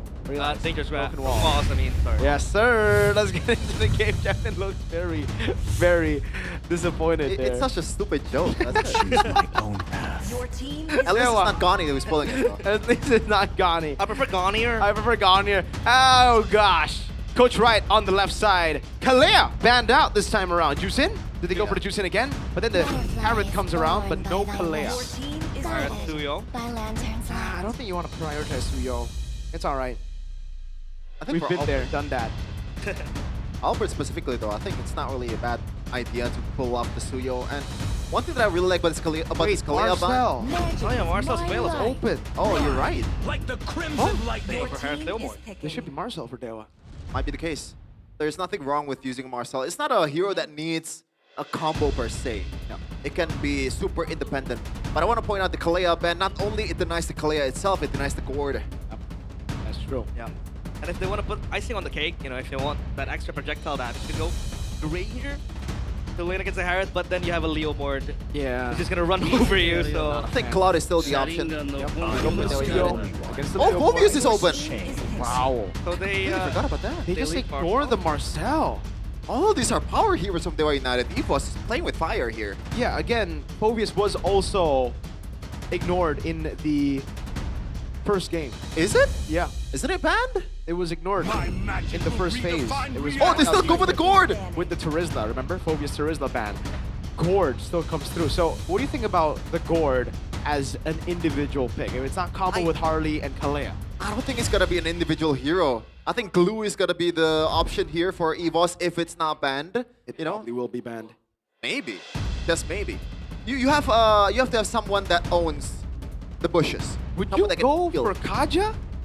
No, I was thinking of the Kaja as well Right? with the pull, but... It's our showtime. I think I don't know. it's super underrated. I think it can work. You know? It's super honest. And it's more of a handful hero to deal with in the opposing jungle. So you can play around that. And I think one of the most underrated thing about the Kaja is that debuff of like damage reduction, I believe? Yep. That you And get the whip with the damage, so passive, you can yeah. invade very early on. It actually wins out over red trees. Yeah. We saw Super Ken get cooked by that. by the whip. Yep. Shout out Beloy. Shout outs BBB. Dewa. Is it going to be the ban towards, what were we saying earlier? Glue. Ranger. Glue, we were thinking about. Oh, yeah. Hylo's ban for the Phobius. All right. And then do we get a Glue here? Claude is already banned out by Evos. What do they ban out next? But I do have a question though. Will Suyo fall into the pressure of the Kaja? Because you technically have a second red tree, right? It will. I think so. It will, it's a great pickoff tool as well, and there's no way for you to dodge it unless you maybe time your Blade Surge to perfection. That's a big if. But the idea is not even going 50-50 with the Kaja. You have to deny Kaja to go into the jungle. Yeah. Yep. And Marcel banned, so there's still a lot of heroes up in the open for Dewa United. I wonder if Moskov will be the choice here, knowing that they're up against a Harith. Or a Granger. Like, they really want to snowball. They have a snowball comp right now. They might go all in on that. Your team is picking. I mean, you can still participate in the first neutral objective once you get that Spear of Destruction, right? If you're a Moskov. Yep. Although you can't really make a lot of difference with the items that you have. That is still an option. Glue will be the choice. They didn't ban it. For Key. And by the way, still Flex, because against Phobius, it's a really good matchup. So Key. Finn, intelligent drafting here. Yes. Intelligent. Every time they pull out a bad draft, they come back in the next match and they pull what they usually do. So I'm weirded out by Finn right now, man. Dewa, let's see. It's gonna be a roam and a gold laner. What gold laner do you even go here? Carry? It's all right against the Harith, but there's just so many bodies. And then the roam against the Glue. Oh, the I think it's Moskov, man. Yeah, I think the Moskov is the best choice, even against the Glue. Moskov, but what is Moisa's gonna use here? Something. Khalid? They just go Khalid. Oh yeah, Khalid is still open, you're right. That should be the case here. Khalid Fusion can never go wrong. But they're going for Helkert. Oh my god. He's just gold? I guess for Vision for the Helkert to rotate around, this is an all-in early game comp. Yeah, for Dewa. this is a high ceiling kind of draft, but a low ceiling as well. I am not a fan of the Eastern Shin against the Harith, dude. That lane is not good, not the best. If this does not work in the early game, then it's a bit tough. Yeah. How do they counter the Vision though? It'll be a 2-0 for Evos if... What? How do they counter the Vision though? Do they even The hell need to can counter use it? Jhin? They just go for team fights. They just go for winning lanes. Right now, they've already built up proper winning lanes. And there are more options for Key from now on. If you want to flex the Glue 2 EXP, like this does not necessarily have to be someone that owns the bushes. Go Kaja. Do it, Key. Kaja time? Muscle of iron. Gato Kaja. that's I mean, boring. Kaja. That is very boring. Yeah, boring pick, but whatever. I thought last pick they would save it for something crazy. Anyways, it's a good pick, though. It's not a bad pick at all. you have a way to deal with it, and they already have. What was that? CRTB. Whoa, Shepard, you locked in very quickly there. Whoa! Whoa! Yo, Oh. Kevin, that's Rhea and Kezi. I don't know who that is. Well, he doesn't care about the names. What? Shepard don't care about the names. Oh, he just cares about the visuals. Yeah, he doesn't care about the names. Visual. Stefan, who do you think has a better draft here for game number 2? Are you all in on that early game, just like Dewa? I mean, I'm always an advocate for weird picks, so I want Dewa to win, but EVOS, I think, has the more standard draft. Yep. But I guess the idea here for Dewa United is to punish the Gord, right? To make View as uncomfortable as possible with this health card. Pressure? What pressure? That's a 2-time world champ in the mid lane on Gord. Ladies and gentlemen, will EVOS get a clean sweep here as we enter the land of Dawn, or will Dewa finally get that game that they desperately have been looking for to secure their playoff spot? Here we go. Pressure is for tires. And for Few, pressure is something he's acquainted with. So let's see if this Yisun Shin, if this Hellcurt combo will be able to stop him from just dominating the land of Dawn. Yeah. Bang! And pressure is privilege. But I guess, looks like maybe he's doing pretty good here. Just denying some minutes away from Erlan. This is going to be a tough job, Matt, against the Jushin and also Hellcurt at the same time. Albert has to join in the fray if he wants to own the mid lane in the early game. And mind you, folks, that Moeza is probably second only to Beloski in terms of like Hellcurt prio. Ooh, look at that. Luke, hey. He's gonna be fine. He's a happy-go-lucky starfish. He doesn't really care. Yeah, Gluck, always. Gluck. By the way, 2 Master Assassins, dang. I guess they want to nail down on this Harith, right, in the early game. With these 2 Master Assassins, now you get double the value. And Erlan, he has to play a bit more conservatively despite the quote-unquote losing lane against a Harith. It's gonna change once you hit level 2, but so far, it's been hell for Erlan, even without the Hellcurt. Yeah, okay. That's been. Down bottom though, Erlan's getting bullied heavily, and Yisun Shin has been, one of those very, very hard bully type of gold laners, but others prediction by Gope. Yeah, everyone seems like to go back to EVOS when they win. EVOS is back every time they win. EVOS is back! And then they're like, no, EVOS is not back. But when they lose, it'll be a cycle. It's always a cycle with the EVOS fans, man. Very fun fan base. Yeah. Neutral objective 1 though. What do they do here for Dewa United? Because they have a very unconventional roamer. But I guess Kin is there. The Phobius will be handful. It's gotta be a fight. Looks comes close. Oh, bash! Oh, Kin coming into the bag. This is going to be the Phantom Steed. The Dawn secures the Lord. Or rather, the Turtle, however, the Mystic Gush. This is enough to take down Kin. And EVOS, they pull one back after a loss. That objective, Mueza. I want to go for the tanky muscle man. But Key's going to be okay. In true EVOS fashion, they give Turtle 1 away. Well, at this point, it was Kin who forced it.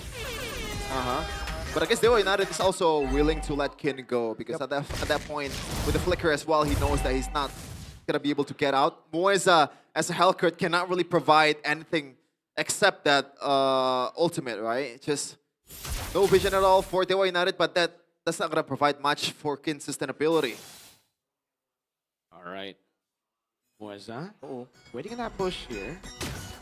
EVOS are, man, they're experienced hunters at this point, right? They're experienced predators. They know exactly when to start the hunt. If it's not the best for them, then they just back off. They get scared by a lot of these initiations, but they don't die. Take the kill, now forget. Wow. Albert, terrified. He's going to be okay with the Phantom Steed. Dude. Very tanky. They use 3 ultimates for that. Dewa are really looking to push the early game, but this is why it's a risk to take. It's a big gamble to go for an early game comp against a team who are so good at damage control. Especially Albert, man. He is the constant of EVOS. No matter how bad the situation is, every season, Albert is always there performing at a very high level. Constant level, yeah? Meanwhile, Dewa trying to punish Erlan here, but he knows that, or like they know that they still have the Purify, so it's gonna be hard for you to nail down on this Harith, even with that 2 Master Assassin. Yeah, they're just gonna control the Gold Crab, maybe shove in this wave. That's what maybe wants to do at least, but Erlan can really just force out a fight. No, he actually shoves it faster. This could be an all-out rotation. Mueza! Hold on. Gonna come in. The back, meanwhile, Erlan just walking in the river. Gonna be totally fine, but the turtle will be in the hands of Evos, it seems like. They have that trial. Erlan clears mid. They give Mueza the goal down below. Now Dewa is doing the Evos. Oh, Night Falls looking for the vision. As maybe also pops the Mountain Shocker. Key looking for something. In the back is gonna be Albert popping in the Phantom Steed, getting the turtle for himself. Luke gets lifted up. Mystic projectile will stun Octa. That's gonna be a small win for Evo, or rather a win for Evos, but Mueza at least chomping down on the gold. Beautifully done by Evos. They play around the neutral objective, they group up, and Dewa already in the early game forced to play the side lane with the Hellcurt. Yeah, this is not what they pictured for Dewa United. They thought they were gonna dictate what happened to the early game, but so far, after the 4 minute, like it looks like they are the one who is doing damage control. Gonna be collapsed here down bottom. Gonna look for something. It's a 4v4 situation, but both of them disperse. This is the second place team in ID right now, and Evos are climbing back up as they have just lost against Na'Vi. They've been dropped down, but now they can go back up with a win here. Radiant armor already for Kin. We want to see another macro-based gameplay here. Macro-based game from Evos. 1-0 so far, under 6 minutes. This has happened before with TL ID. It was all the way until the first 11 minutes, I believe. It was like 1 kill. But this is more surprising because it's a Hellcurt comp. You're supposed to get early game kills. Might be a kill here towards Luke. Like this, the Terrify as well. Dolan. Wow. Gonna get the kill. It's not gonna be Kin. Getting Luke as Albert tries to clear the way for the Phantom Steed. A kill for the Phobius. And Dewa, they equalize on the board. Yeah, look at the rotation as well. Dewa, what a commitment, and they need to make those moves. Great moves, Octa! Flicker with the Lantern Flare, and the Terrify is not enough, but the left top is enough to assassinate Albert. Look at Key though, going in. The Mr. Gush will be enough to push away Dewa. Key, tanks the damage, eats it like a good boy. The Revitalize is not enough to take him down. And Kin is able to smash him to pieces. Luke goes in for seconds, but Kin will not bite the bullet. The hunters become the hunted. Evos, they played it so well up to that point. Dewa pulled off an amazing dive, and what a chain of amazing decisions back to invade Luke. Oh, Luke's going in with grab as Erlan wants to pop the Zaman Force, but not yet. It's gonna be Dolan mounted on and above. Beat it to pieces and to pulp as Erlan in the back pops the Zaman Force, and Albert with the retry again. Evos, they turn things around. The White Tigers finally shows their fangs, and Dewa humbled once more. All of a sudden, after a clear win from Dewa United against Albert, an amazing decision to pull the trigger towards that Leomord, but Evos, with the micro gameplay that they have, Luke being that guy, mounting Dolan out of nowhere, was able to get the kill plus the objective. Evos bounced back. This goddamn Luke. All the time, man. He was dove on earlier and he really wanted redemption. He found redemption almost instantaneously. Respawns, jumped on Dolan, solo killed him.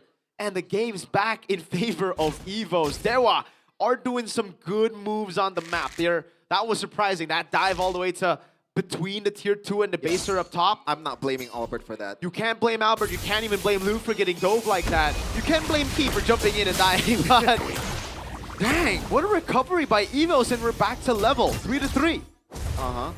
And the late game, it really relies, Dewa United really relies on the solo potential of Mueza here. Yeah.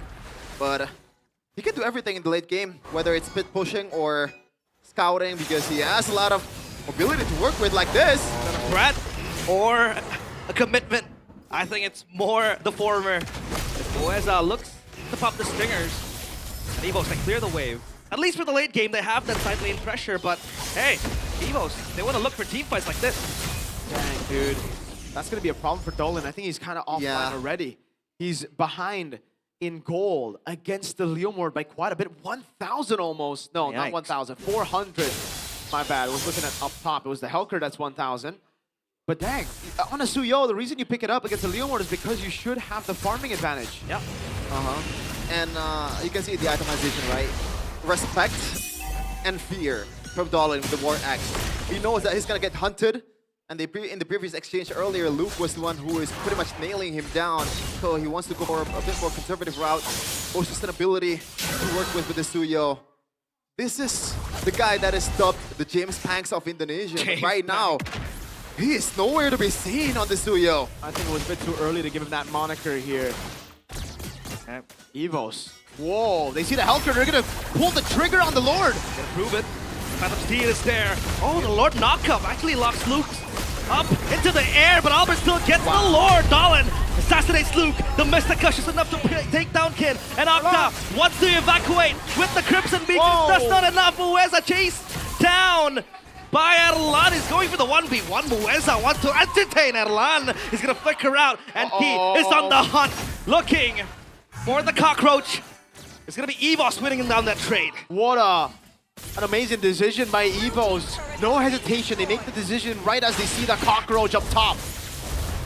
Man, yesterday, Dewa versus Onyx, I thought these two teams are not in the same tier, but today too, against Evos, Evos is showing levels in terms of like decision making and damage control specifically. Every time they got pummeled down, they just bounce back immediately with no hesitation at all. But now Octa! AOG to Octa with the Mystic Gush combo! Beautiful stuff from Evo as Luke comes in and jumps onto Dolan. It's gonna be Erlan with the kill. Evos slicing and dicing Dewa for their dinner. The gamble did not pay off for Dewa. They wanted early game. Sure, they got a turtle. And then Evos, it was Evos all after Turtle 2. It's the smart predators, the smart hunters who win out. Mueza is forced to cut waves and go for invades. He'll get a tier 2 down below. There's still a chance for them to split things up, but Evos look too clean to fall for that. Hunter gatherers, man. Welcome to the Evos blazing section here, ladies and gentlemen. Oh my lord. Like, how do you deal with this? I guess Mueza really has to create an avenue of its own, but Evos, I don't think they're gonna let that even. By the way, what is that blue thing on the map earlier? The blue thing? We're gonna see it after this, but it was, I believe, the Helkert health bar. The Helkert momentum bar?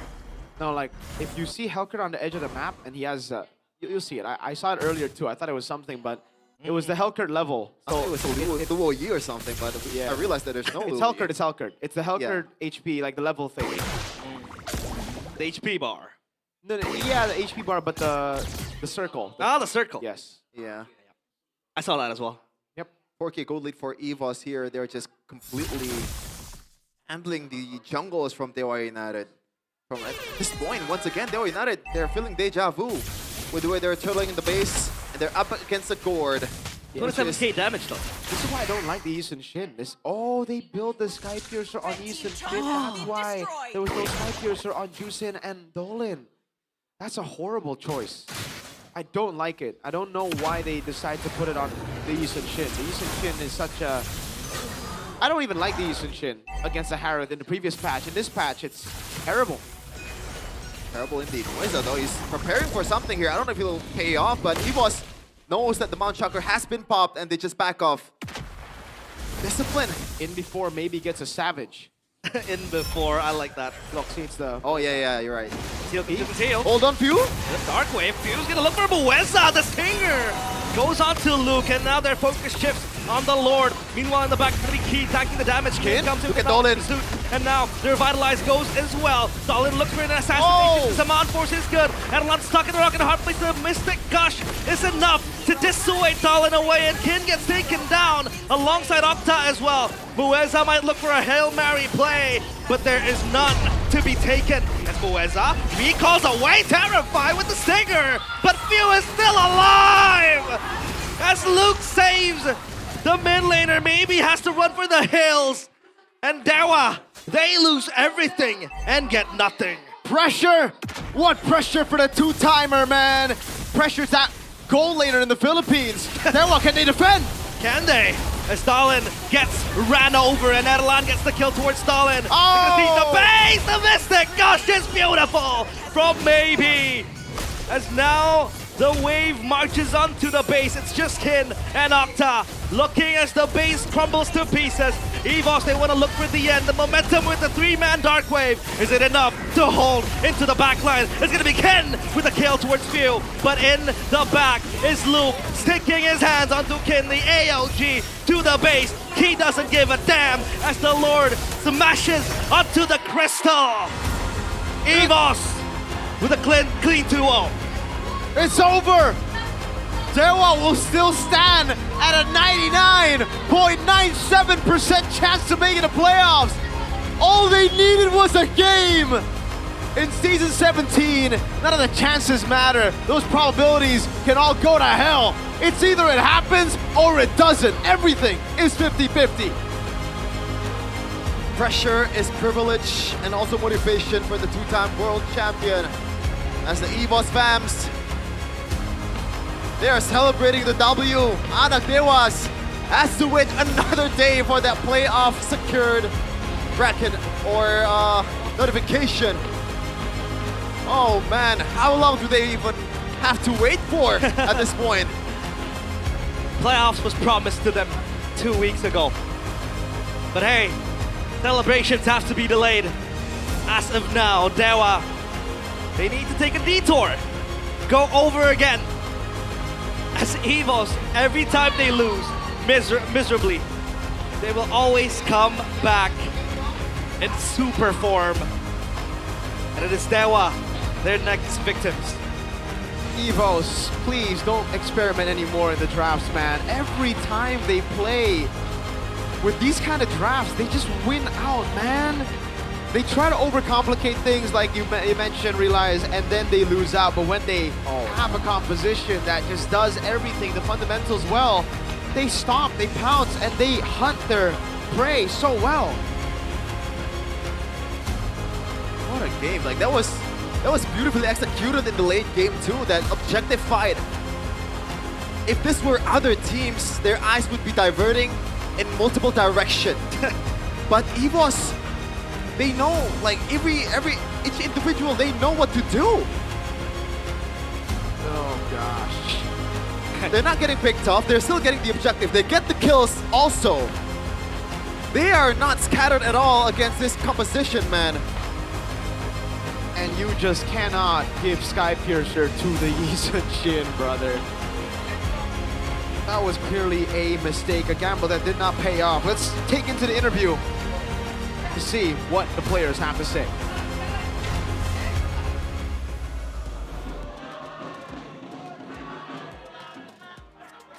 EVOS is back. EVOS is back. Seram. Very scary. Welcome back EVOS ke panggung. Welcome back EVOS to 2-0 kalian dapatkan. the winning stage. Erlan. A 2-0. Pada akhirnya masih berjuang Secured. untuk playoff di match ini. Erlan still fighting for playoffs in this match. Ini? How do you feel? Kita senang lah, soalnya kita harus ke playoff juga. We're very happy. Udah besar kan ngomongnya kemarin. Because we also want to go to playoffs because we talked some smack Tapi tiket playoff yesterday. masih So belum we bisa gotta walk didapatkan the talk. siapapun. Kalian pun menggagalkan Dewa United pula. You guys, satu game loh. we're able to stop the show for Dewa United. Next match lah berarti. How does it feel?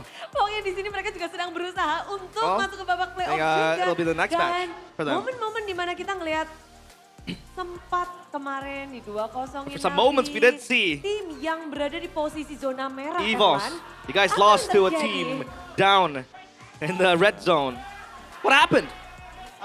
Kenapa kemarin? What happened Kalian yesterday? habis dipuji-puji nih ya. Semuanya bilang EVOS is You were back. praised. Lord Dance terbaik. Everybody said that EVOS is back. 2-0, But then you guys lost 2-0 against Nami. EVOS fans jangan di PH-PH-in banget lah kita ya. And for the EVOS Kemarin fans, lawan Navi sampai pakai Tagalog loh kita. you don't need to Ngerasa PH banget. to treat us like Filipino teams. Kasian kan orang Bali, kagak ngerti. Tagalog. Harus We diajarin feel bad ya. for Jadi for someone that's from Bali. It's kind of like an internal momen joke kemarin between EVOS players. Kita ngeliat kalian lagi digaung-gaungan lagi. Wah, strong banget. Everybody nih, was shouting your menjaga names. 02. Coba, selain And then 0-2 against Navi. gara-gara pakai bahasa Tagalog. It was a pakai apa miscommunication because, you know, using Tagalog language. Karena What else Navinya happened? juga kuat sih Bude. Because Navi Iya. was super strong, Bude. Sama aku pakai Chow. And I also used Cho. Ya. So, main hero normal aja lah. you know, Normalnya it's time apa, to go Patrick? back to normal heroes. Patrick bisa. I think Patrick for Glue, the normal hero. Udah mulai lupa, tapi What else? Sora, ya. Sora. tapi kalau ngebahas tentang 2-0 terhadap Dewa United Going yang to 2-0 posisinya for Dewa United. mereka lagi di atas kalian. Jadi, Dewa are up. gimana sih posisi above tidak you guys. menentukan prestasi atau bagaimana? So is this a case of Mungkin rankings doesn't really determine the results? Aja, Bude. Kita lawan Navi kalah, tapi kita menang lawan Dewa gitu-gitu aja sih. I think it's a case of MPL. Banyak momen, tapi kita akan ngeliat winning juga against momen di Dewa, mana but losing against Navi. lawan dari Luke nih. Langsung aja kita saksikan bersama. And we'll take a look at the highlight here. Oke, Against bentar. Kin. Luke, Luke, ini kamu manggil teman-temanmu apa opponent gimana? in the lane. Soalnya Did you call tadi your kan ada friends buy here, one. Luke? Dia bawa teman ya, aku bawa juga dong. Because in the earlier gank, he did bring his teammates. So yeah, I also want to bring my friends. Susah. It's very hard Susah Bude, jago dia. to play against Kin because Kin is Jago super di good. Di bagian apanya tuh? How Kalau is he boleh good? Tahu, di elaborate lagi. Can you elaborate? Temen jago mekanik lah. He called it. He didn't call his friends. He's very good mechanically. Laning dia kuat, aku akuin. His laning is super good. Oke, dia berapa, kamu berapa angkanya? How would you rate him? Dia 9, aku 1,5 deh. Well, I Jago think banget I'll dia. give him a 9 and I'm a 1.5. Luke Very lagi good. merendah. Luke, Tapi you're down to earth. you're Oke. down to earth. Dan tapi kita juga lihat hari ini tuh kejar-kejaran terjadi, Oh, we momen did, demi momen diciptakan. take a look today. Banyak yang meneriakan a cat and mouse nama chase. Hengki. We did see. Ki. And a lot of people were shouting Key's name. Hengki. Yeah, Bude. What up? Dengan Kaleamu, dengan Gatot Kaca. With your Kalea, with your Gatot Kaca. You made a lot of Momen moments. itu terjadi. happen Bagaimana kamu menciptakannya in the game. sih? How did you make the disuruh moments teman happen? aja sih. Kalau Albob udah bilang, tangkap jungle Heng, tangkap. Well, I just listen to orders. If Albert says, catch the jungler, then I'll catch the jungler. Kalau Erlan suruh, tangkap ini Heng, tangkap. If Erlan tells me to catch someone, I'll catch Sesuai him. request aja. I'm just based on request. Oleh Ki. Ya. Tapi selain dari permintaan teman-teman, kita Aside tahu from permainan the Dewa request from your United, friends. early game mereka terkenal dengan kuat And early Dewa's game. early game is known to be very strong. Menghadapi early game yang begitu How kuat were dari you Dewa guys United. able to suppress that early game? Sabar aja sih, tunggu momen. I Kan think it was tadi all about di early patience. Kan emang mereka menang juga kan. Waiting for moments. Ya, jadi Because they were winning sabar aja. the early Kadang game in ada game 1 momen- too. Momennya datang So it's sendiri. all about just being patient, waiting for the moment to itu kan come. ada momen Dewa United mereka dapatkan di early game. There's also a Gimana kalian moment that mencuri Dewa momen got itu di in game the early 1? game. How did you guys steal Tangkap that dulu. moment back? Tangkap Dolin, tangkap Key Kin, said, tangkap Mueza, well, tangkap Maybe sama all tangkap we Okta. did- Tangkap semuanya. All we did was just catch everybody in the team. Tangkap ya. Jadi kita Okta, ngeliat Dolan, juga karena Maybe, inilah dia Kin, momen-momen yang Mueza. terjadi. And this is the moment that happened. Dan, wah ini momen ketika Dewa United, mereka menginisiasi terlebih dahulu. This moment tapi happened when kalian Dewa initiated first. inisiasi. But the counter engage from you guys Dan bahkan, were very good. udah, Was very good. Dewanya hilang. Coba ceritain And Ki. even Okta and Oh, ini- Mueza got deleted. Refleks Piu Bude, tanya Piu aja nih. This was So, reflexes from can you Pew. explain? Bisa ceritain momen ini nih. Can you explain this moment, Pew? Momen dimana kalian counter initiate. The moment where you were able to counter initiate, counter engage. Counter. Dewa United play. Gua How did you counter the play here? Kalau gua kelihatan skill satu si Alice. Gua langsung flicker out aja. I think I knew that we did see Alice's skill 1 go in. So few. So I Ki, just kamu panggil flickered teman-teman, away. Kasih tahu teman-teman. Kamu kasih tahu teman-teman, ayo ini udah selesai. So did you dan tell ini your friends? gas, gitu. Iya, langsung gas abis tuh. Yes, I did. Oh, And jadi we semuanya just dari went in after Pew that. gitu, Ki. Ya, dari Piu. So it was dia all from bilang, Piu, Ki? hati-hati Alice Yes. mau ulti flicker. Dah. He just Away. told us that Kalau di guys sini have to be berarti careful. Alice is gonna ulti pelayangnya flicker. Lagi di view. Ya. That's why we were Dan very melihat aware. hasil, tadi ada kombinasi Kalea Gord yang kayak There lagi was populer a banget gak sih, Ki? Kalea Gord combination Akhir-akhir ini. combo, Lagi banyak so sih di popular latihan lately. pun emang banyak yang pakai juga A lot of itu. people using it, Setelah even in kalian scrims pakai? and in practice. Nggak tahu sih siapa yang pakai duluan ya. After you guys yang used it, how do you sekarang feel? Emang lagi banyak aja lagi.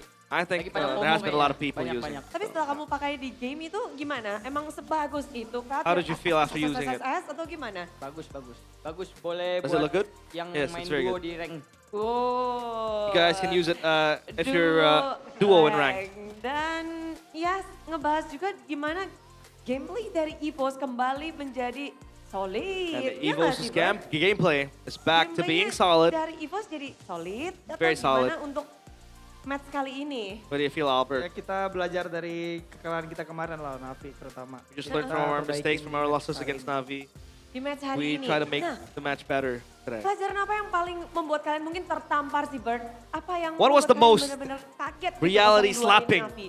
lesson that you guys were able Aku to get? ngerasa emang kemarin lagi mainnya nggak bagus aja I sih just felt kemarin. yesterday we Aku played very dari aku bad. pribadi, jadi emang Even jadi personally, perbaikinnya di played hari very ini bad. aja sih. So I fixed it today. Mode perbaikan dari Albert. Ya. Nah, kalau ngebahas tentang sekarang kan lagi kejar-kejaran juga. Well, if we're gonna discuss ngelawan Dewa about United tadi, today. Apakah menurut kalian Dewa United memang terpressure untuk menangin satu game nih? Chasing down the Lolos points to satu game. playoffs.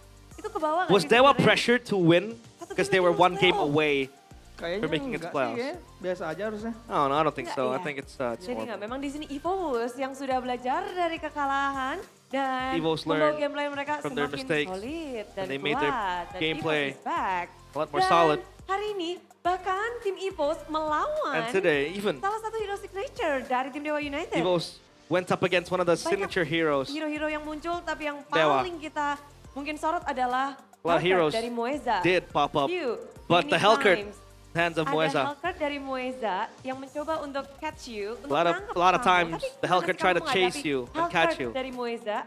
How'd you face it? Were you okay with it? Tank aja, tank board.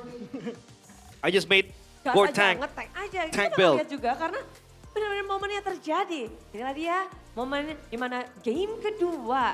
The moment. Piunya lagi Or game jalan, two. lagi skateboardan. Piu, you Few play was skateboard. skateboarding. Oh, and you he went dodged out safe. him. So, boleh diceritain mungkin gimana sih? Can you break down? Jadi tanggor, jalan-jalan aja. Bude, dia nggak ngerti katanya mau Tagalog. Aku yang translate. Ya, gimana? Oh, Lu Bude, ngomong. Few doesn't understand. So he wants to speak in Tagalog. Tanya, kamu dikejar-kejar terus sama Hellcurt. You were tapi chased down selalu bisa selamat. many with times you Hellcurt, and you were able to survive. Anu ang kalakmo. Tuh. Wait. Ah, dito. Lu jawab, gua translate. Luke speaking Tagalog. Nanti juga tanya. Gak jadi. Ah, I'm out. Rada-rada dia. And Luke is able to speak Tagalog. Chemistry-nya boleh dicoba lagi ya. There's Yeah. problems with the chemistry Hellcurt. here, it seems like. How you manage to escape him? How did you manage to escape? The full game of second game, I'm always ready to dodge Hellcurt because they pick Hellcurt because I think they pick Hellcurt for guard. Oke, look, translate. Luke, translate. Katanya HC ngotorin tanah doang. Well, Luke said that the Hellcurt was just there to make the floor Umur nggak dirty. masalah, refleks masih muda katanya. Keren. Well, my reflexes are still like I'm young. Gitu tuh. Few said. Tapi kamu ngeliat permainannya View gimana, Luke?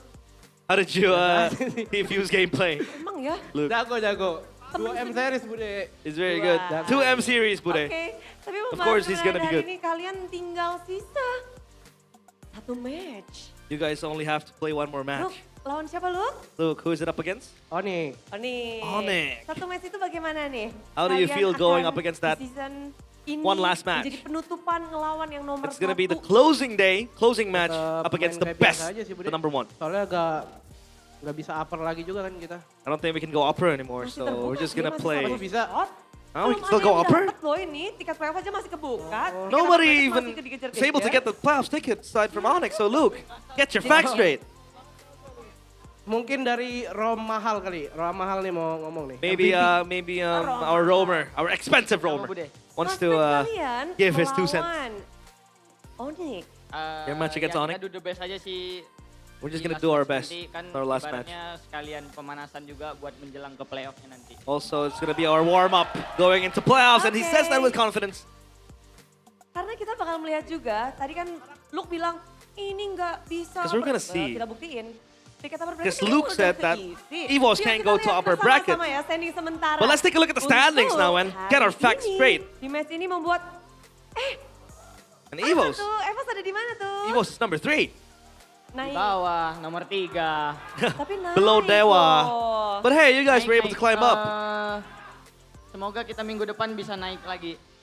Hopefully, bisa naik lagi. next week we're still able to climb up. Erlan, pede nggak nih untuk next week Erlan? Erlan, are you confident Oh for iya, next pede, week? pede. Pede. Very Albert gimana confident. Albert? Albert, are you Lawannya confident? Oni? Against Onyx. Sama-sama pede juga. I'm confident let's go, too. Let's go. Jadi Luke, upper bracket gak Luke? Upper bracket, Luke. Upper bracket gak nih? Mike, give him the mic. Yes. Masih bisa. And he screams out, yes. Masih bisa. He is confident. But You? you have one last match against Onyx. One last match against Onyx. Tagalog aja. Tagalog. How do you I mean, the last I match say in first? Tagalog. Okay. Gusto ko lang magbigay ng message kay Kelra, pati sa Pilas family. Stay strong and condolence. Saludo ako sa mental mo. Ingat ka sa pagbalik dito sa Indo. Okay. Jadi ini adalah ucapan untuk Kelra. A heartfelt message from Jadi View to Kelra. sudah mengantarkan untuk turut berduka cita Our sepertinya deepest untuk condolences to Kelra. Is that right?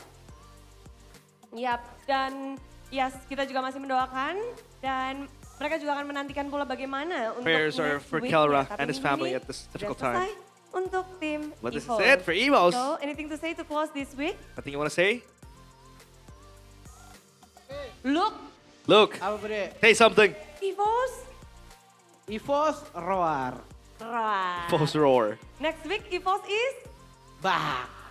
Oke, jadi langsung saja EVOS fans sambutlah kemenangan EVOS fans. 2-0 dari tim EVOS. Please welcome EVOS.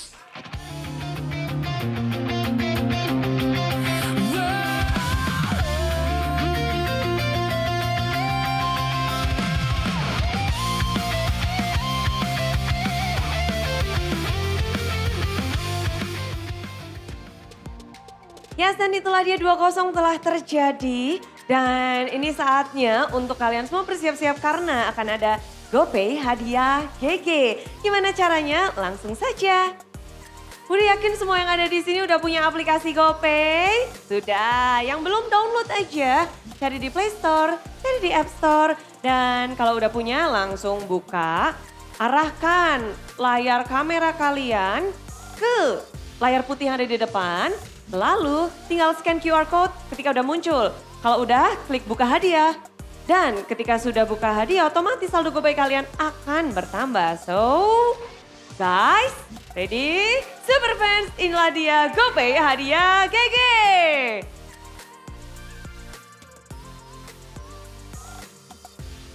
Gercep banget nih EVOS fans. Dan juga, anak dewa dan juga semua super fans. Ayo, apakah ini Retri Dolin atau Retri Albert? Peretrian pun terjadi. Retri untuk mendapatkan saldo GoPay. Memang GoPay adalah dompet andalan para gamers.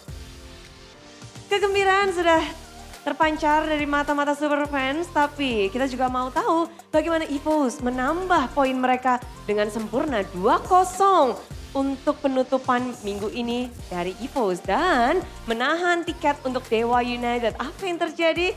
So Caster, please break it down.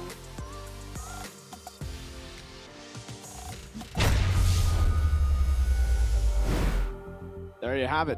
Roar. An interview with the Tigers. EVOS is EVOS Roar and EVOS is Bah. No, it's not EVOS roar. Sorry. It's EVOS roar. Roar. Is that the Indonesian way of saying it? Roar. But I like the spice. That I know that Luke, deep in his heart, he wants to talk some smack. But I think, there's a limiter. Deep in his heart, he's still Red Robot. Oh, that means he's still picking up rats in the XP lane. Picking up what? Upper rats. I hope not. Please don't pick that up, Luke. I think Luke peaked at a different team, man. Oh, he's, no. Everybody remembers him from BTR. I don't know what you're talking about. Anyways, our MVP. Oh, not yet. This is a crucial moment, Sheffin. Yeah, I don't know what else to say. It feels like in every front, EVOS is just better. Whether it's drafting, whether it's objective battle, whether it's team fighting. In this case, I'm the most surprised out of all of them. Like, look at View, man. He knows there's something in the bushes. And look at this dodge. Damn. He's dodging Kin, he's dodging Dolin. He's also dodging Moisa at the same time. Pressure? What pressure? Pressure is a privilege for View. And he's not feeling any pressure at all, to be honest. He just tanked it up there when he walked up. By the way, our player of the match is the two-time. Welcome, View. That's how they call it, right? They call him View. It's View. Yeah, I like the build too coming in from Few, the early Blood Wings, plus the Warrior boost to pretty much negate all the incoming damage. Well, not really negate, just deter the damage from the Hellcurt itself. In the late game, it really works out, right? Because we thought it was going to be a single like stinger that he's dead. Never mind, he's on a Blood Wings and he is on a Warrior boost. And that gives a lot of, I guess, like, anyway, not instead of second guess himself, can be actually burst down some of the heroes from EVOS. But this is one of the brilliant movements from there with United, man. Like, Albert has been playing it super safe. Every time there is a Dark Knight falls from Hellcurt, he immediately popped the Phantom Steed just to be safe. But at the time, like, there's nothing you can do. This is Dewa playing it beautifully, but this time around, Albert with the retreat. Look at that, the Mystic Gush connecting on towards 2. Not just Few as well, man. Like, the fact that this hero can use or, like, show his true potential is because of Key. It's because the frontliner of EVOS, mostly. Not a good game from Octa, not a good game for Dolan, or just Dewa United overall. They're on the flip side of what Few experiencing right now. All the potential of their signature heroes is just like immediately gone. Like, these are comfort heroes, maybe with the exception of maybe himself. Look at this, damn Few.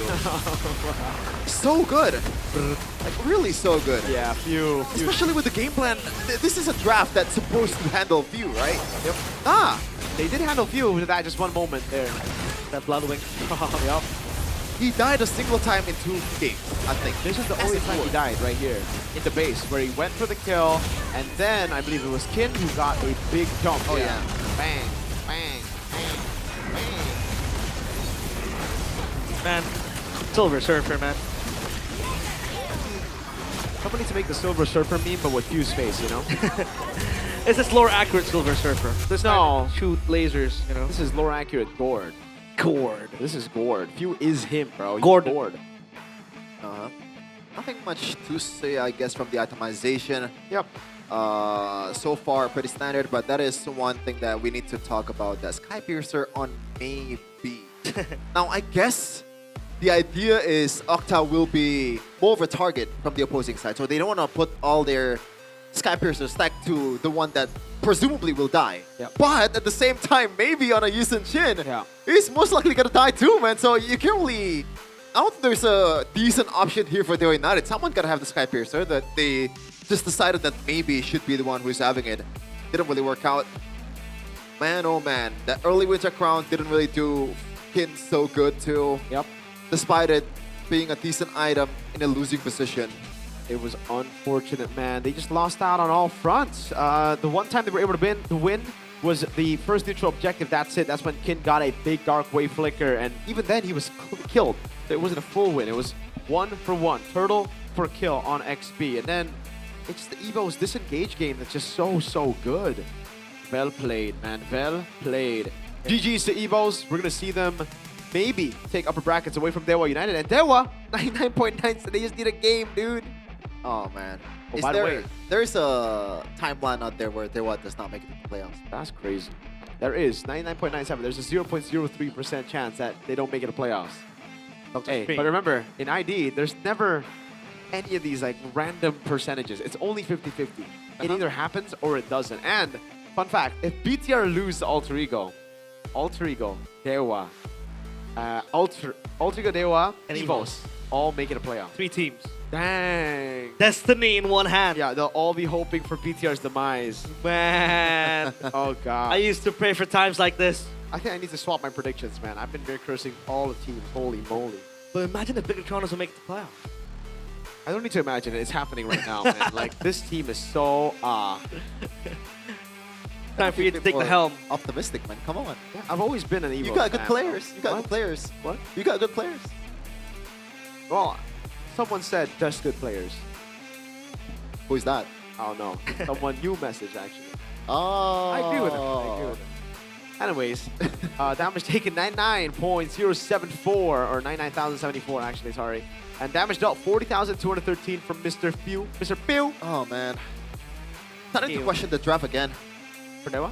Yeah. Like, I think it's an all-in draft. Like, they wanted to win early. Yeah. They want to break out of the system that EVOS has created, right? Yes. With his curveballs. And Moeza is amazing on Hellcurt most of the time, but the system is just too strong for EVOS. They know what to do in every situation. They're not willing to play in Dewa United's tempo. Even when Moesa is splitting the map wide open, they're not obliging by, we're just gonna damage control what's happening on the far lane. No, we're gonna take the load. No, we're gonna make our own advantages. EVOS is just so good. EVOS are very, very good. They didn't play to the tempo that was set by Dewa. Instead, they took the tempo, they smashed it down to the ground, and they said, roar. Roar. Roar. EVOS is back. EVOS roar. And they can do that because they're sitting on the best chairs in the world. Talking about performance, it's not just about what happens in-game. You see my guy on the left here, Chef, and he's getting old. He's got back problems. When he stretches, he's got, pain. He cracks his back a lot. But whenever he sits on this chair, it's so good because he's got that lumbar support, the adjustable armrest. This is the Todak throne. Talk to us about it, Chef. Yeah, if you're having some lumbago problems, then this is the chair for you. And you can get it like immediately at Todak.id, www.todak.id, to browse all the catalog to see the latest promotions. It's not just the gaming chair. You can see the shirts there. Whoa! MPL merch. Oh, look at that. That is actually fire. Oh, wait, what is that? Todak, you are amazing at designing, man. Yeah. Culture us here on the English desk with Todak, dude. We would love to be cultured. We are cultured. We are cultured, but we can be more cultured if you give us some shirts, you know? Todak ID also has the special thing called the Epic Battle Championship, cultured by Todak. Exclusive only at the Todak booth. Here, you guys can join 1v1 matches every Saturday during the regular season.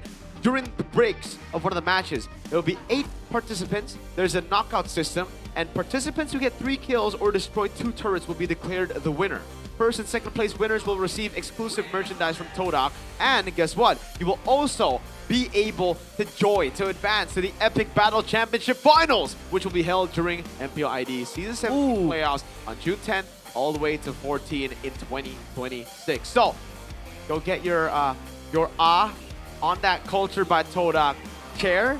Get your head in the game with the MPL cap and culture yourself with Todak as you smash these kids in 1v1s. And play properly. 1v1 Fanny. On your Infinix GT 50 Pro. You do not get to talk like that, realize. Bro, I 1v1 an MPL winning coach on a Sora and I won. Oh, yeah. You know, maybe you get to talk in this occasion here. I do. MPL Talk Indonesia. Been watching a lot. Yeah, this is my favorite talk show in the entire universe. It's called MPL Talk Indonesia by Todak. Hey, check it out, man, because every Tuesday at 10 p.m. there will be heated discussions, deep insights, and exciting stories straight from the people behind the scenes of MPL ID, together with Professor Cabes, Coach Age, and Kyrie. With Abang Lord as well. Sometimes he was there. He wasn't there last week. We'll break down the meta, discuss crucial moments, and even spill things you must have never heard before. Go ahead, mark your calendar, turn on your notifications, and watch MPL Talk Indonesia on Todak Gaming YouTube, cultured by Todak. I watch it for Mr. Azam. What is Azam? Afari. Ah, His name is Azam. that's Kyrie. Kyrie. Not Afari, that's Kyrie. Not Kyrie, my bad. Yeah. And if you want to be Kyrie as well, you know, you got to get all your products, your snacks, your skincare, everything Garnier from Indomaret. But listen, there's a new way. You don't need to just walk to the grocery store anymore now. When you have an Infinix GT50 Pro, there's something in the Play Store that you can download. It's called Click Indomaret. Click it. I have it installed. All I need to do is click the product I want to buy, and it'll be delivered straight in front of my house in 1 hour, I believe. But if there's a guarantee of like how many minutes, if it's late, you get vouchers. Not even an hour, Miracle. Sometimes it takes 25 minutes, 30 minutes. I usually get it in 10 minutes because I have an Indomart right across my place, but I'm just too lazy to get there. That's true. Because we're young, you know. The old guys like him. I agree. Clicking Indomaret helps a lot. Yeah. You're the one who's using it. Well, I do use it, especially for the Yummy Choice. Yummy Choice, man, my favorite food. Yeah, you love sausages? I do. What about you? Kinda. Okay, sausages for both. Me, I'm more of an onigiri guy, and you guys can get that sausage, onigiri, rice cups, bento, fried chicken, and many more if you go to the Indomart store, or just click Indomart it, dude. Oishi so. Onigiri wa oishi desu. What is that face? Is that good? It's the look of disgust. Disgust. By the way, do you eat sausage for the taste or for the shape? A little bit of both. I mean, sausages, they're very chewy and I like texture. Okay. Sure. And the shape makes it very convenient to eat. Like, you know, you just bite on it. You can gulp it up in one go, right? Sometimes I can if I'm hungry. Don't choke on it like Bigatron. Anyways, they're choking on that playoff spot. Now, if you want to watch Bigatron's demise, catch the next match.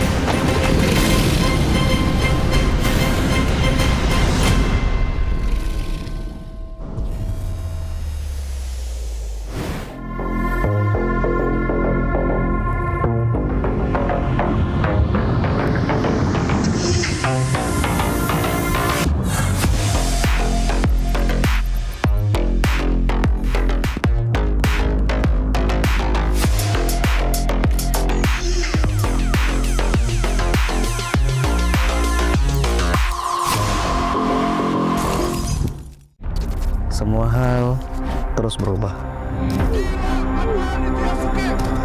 Dan kadang bikin gue pengen nyerah. Tapi banyak mimpi yang harus gue kejar. Gue butuh support yang konsisten. Biar gue bisa terus naik level, terus berlari tanpa henti. Skin gue banget nih, gue beli aja. Seperti GoPay Games yang setia menemani, walau meta dan gameplay terus berganti. Walau yang lain terus berubah, GoPay Games konsisten ngasih yang pasti murah.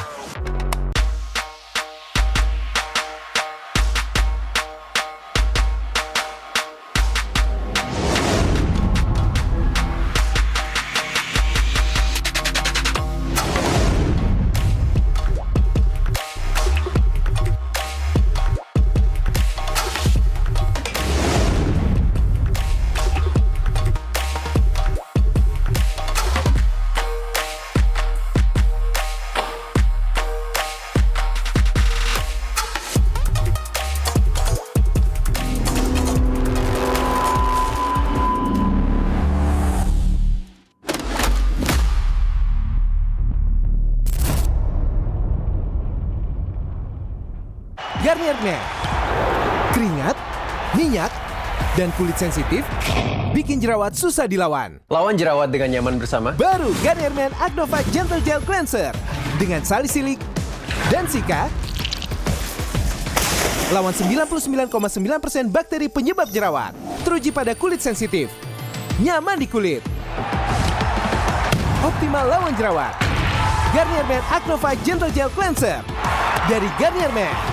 Tak ada hari tanpa mabar. Main nge-lag, kerap buat ku tak sabar. Gimana mau main sampai kelar? Ini waktunya ku bersinar. Okay, let's do it. Game smash andalanku bikin mainku semakin hebat. Pin stabil main makin mulus, rankku fix naik terus. Tukar DG rings, diamond dan voucher game kau dapat. Cuma Game Smash makin no debat. Game Max Booster kini dapat DG Rings. Beli paketnya dan aktifkan boosternya di aplikasi Dunia Games. Hah? Habis? Ya, kosong. Jauh lagi? Tenang, ada Klik Indomaret. Klik Indomaret, gratis ongkir 1 jam sampai. Klik Indomaret, belanja online seperti di toko. Klik Indomaret.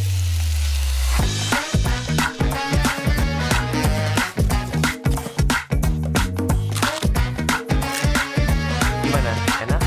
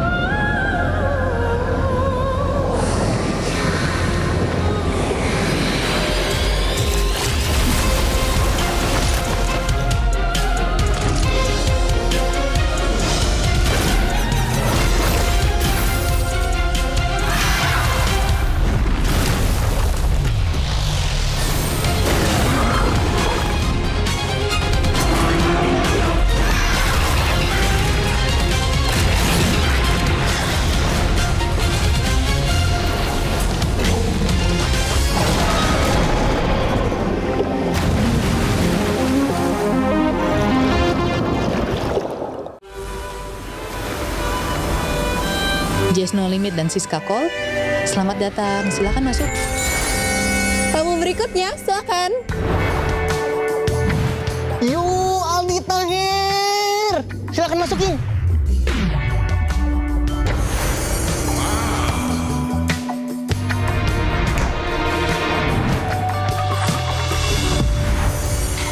Bisa dilihat guys, di sini ramai banget. Wow, Masya Allah, sungguh hebat ciptaanmu ya Allah. Aldi Tahir udah bawa burger untuk penghuni kapal. Guys, nih ambil aja burgernya. Malam ini terasa spesial dengan kehadiran kalian. Dan ini baru awal dari perjalanan kita. Enjoy Wendy All-Star Party malam ini. Hah? Wendy mana? Guys, hot news. Wendy jatuh ke laut. Ini semua pada panik. Astagfirullah. Siapa ya yang dorong Wendy? Menurutmu siapa pelakunya? Komen ID MLBB-mu. Petunjuk rahasia akan dikirim ke mailboxmu malam ini. Kalau buat gue semua tim pasti pantas lah. Menurut gue ya yang nentuin hasil di akhir aja gitu. Tim yang pasti yang paling kuat, yang paling konsisten pasti mereka yang lolos gitu. Satu kemenangan dapat mengubah banyak kemungkinan.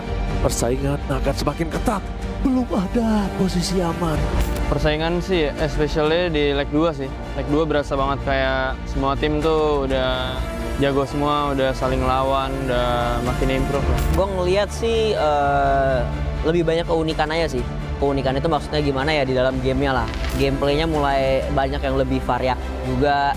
Dan tim-timnya lebih berkompetitif sih dibanding season kemarin, kayaknya lebih berkompetitif yang season ini lah. Menurut gua cukup seru banget sih, soalnya benar-benar nggak expect sih. Dan ternyata tim yang dari awal gue prediksi, mungkin semua tim juga nggak prediksi buat jadi kuda hitam, ternyata tetap struggle aja gitu. Terus tiba-tiba kayak tim yang kita nggak expect buat jadi kuda hitam, top 2. Nggak expect banget sih, literally unexpected banget. Ternyata Liquid tidak digadang berada di posisi atas. Maka ini adalah perebutan untuk posisi kuda hitam.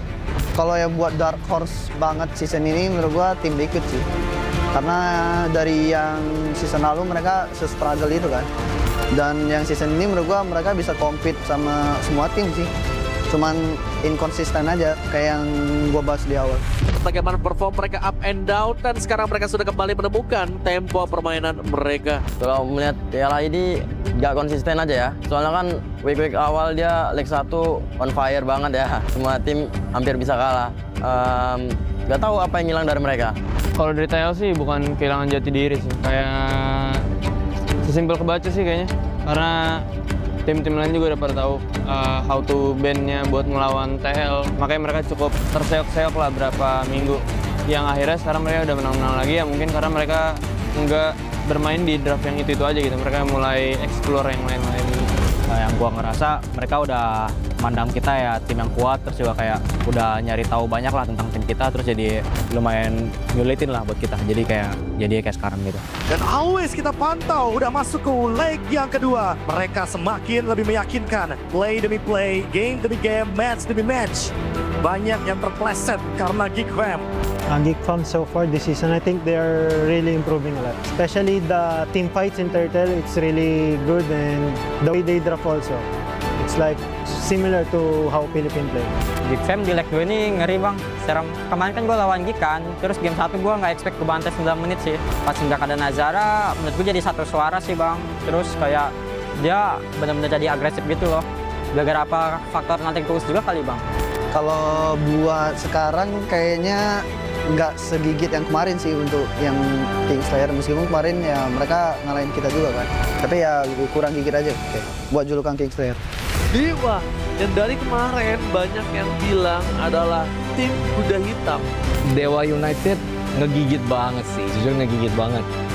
Mereka pinter banget gitu buat nutup-nutupin kayak gitunya. Jadi kayak misal satu bolong, mereka kayak langsung, oh oke, yang ini behind, kita bantu recover.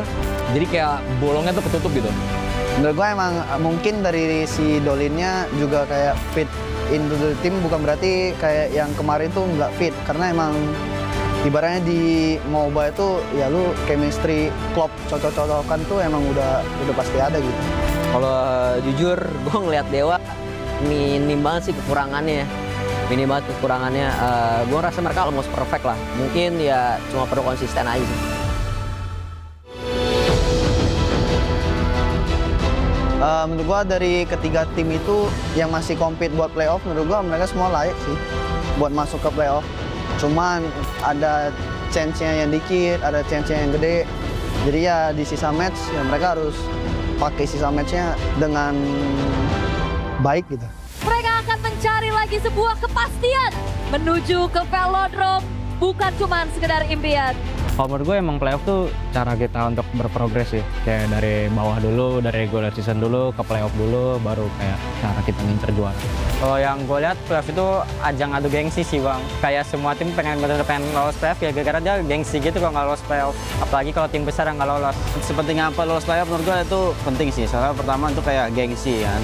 Kita punya chance yang sama jadi kita kayak reset dari awal gitu sih di playoff semua tim. Jadi kita bisa ngagetin juga gitu. Kayak di playoff tiba-tiba kita kuat gitu. Banyak orang yang nggak ngeliat kita dari sebelum-sebelumnya tiba-tiba kayak naruh mata di kita kan kayak something kan.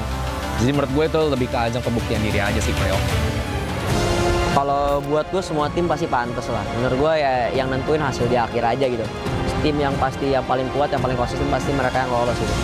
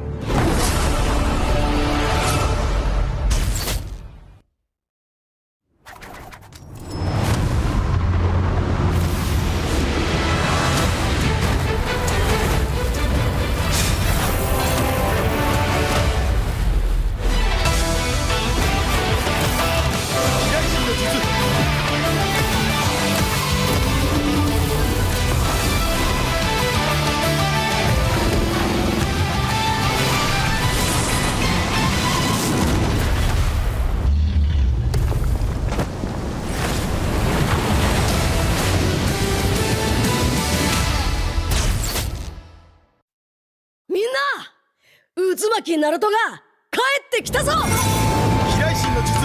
俺ってば父ちゃんを越す火影になる。愚かな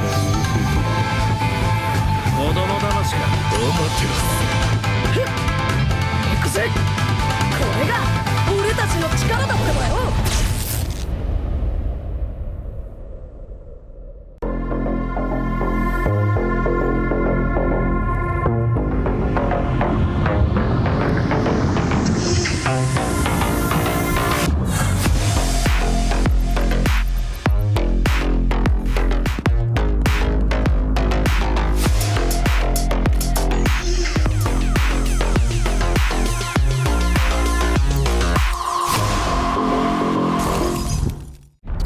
Semua hal terus berubah.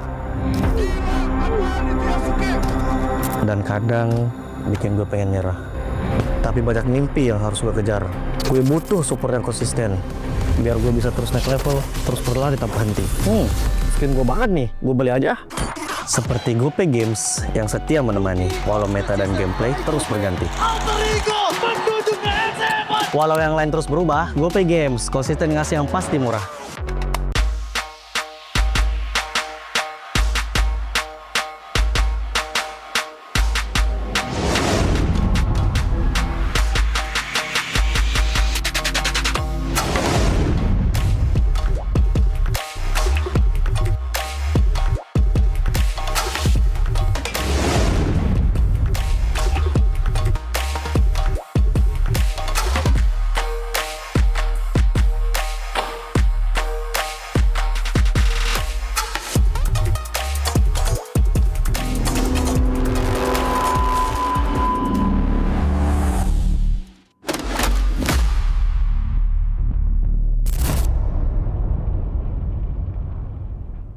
Garnier Men.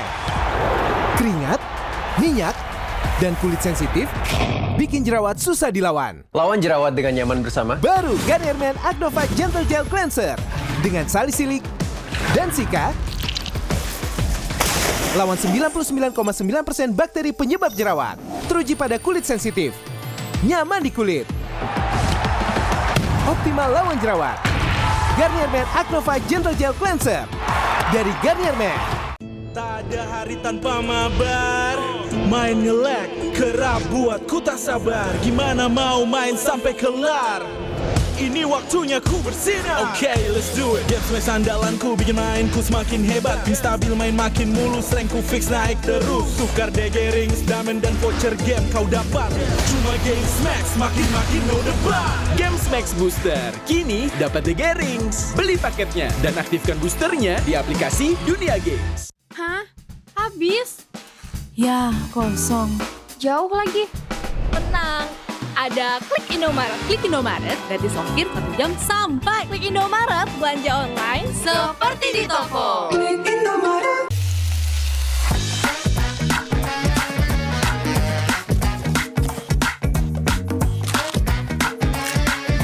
Gimana? Enak?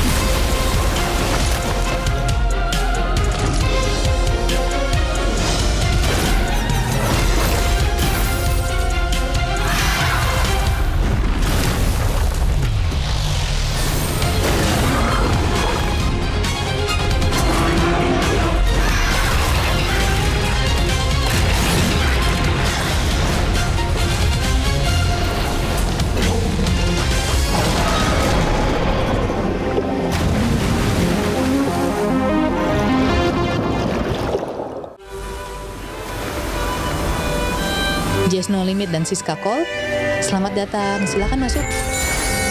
Tamu berikutnya, silakan. Yuk, Aldi Tahir. Silakan masukin.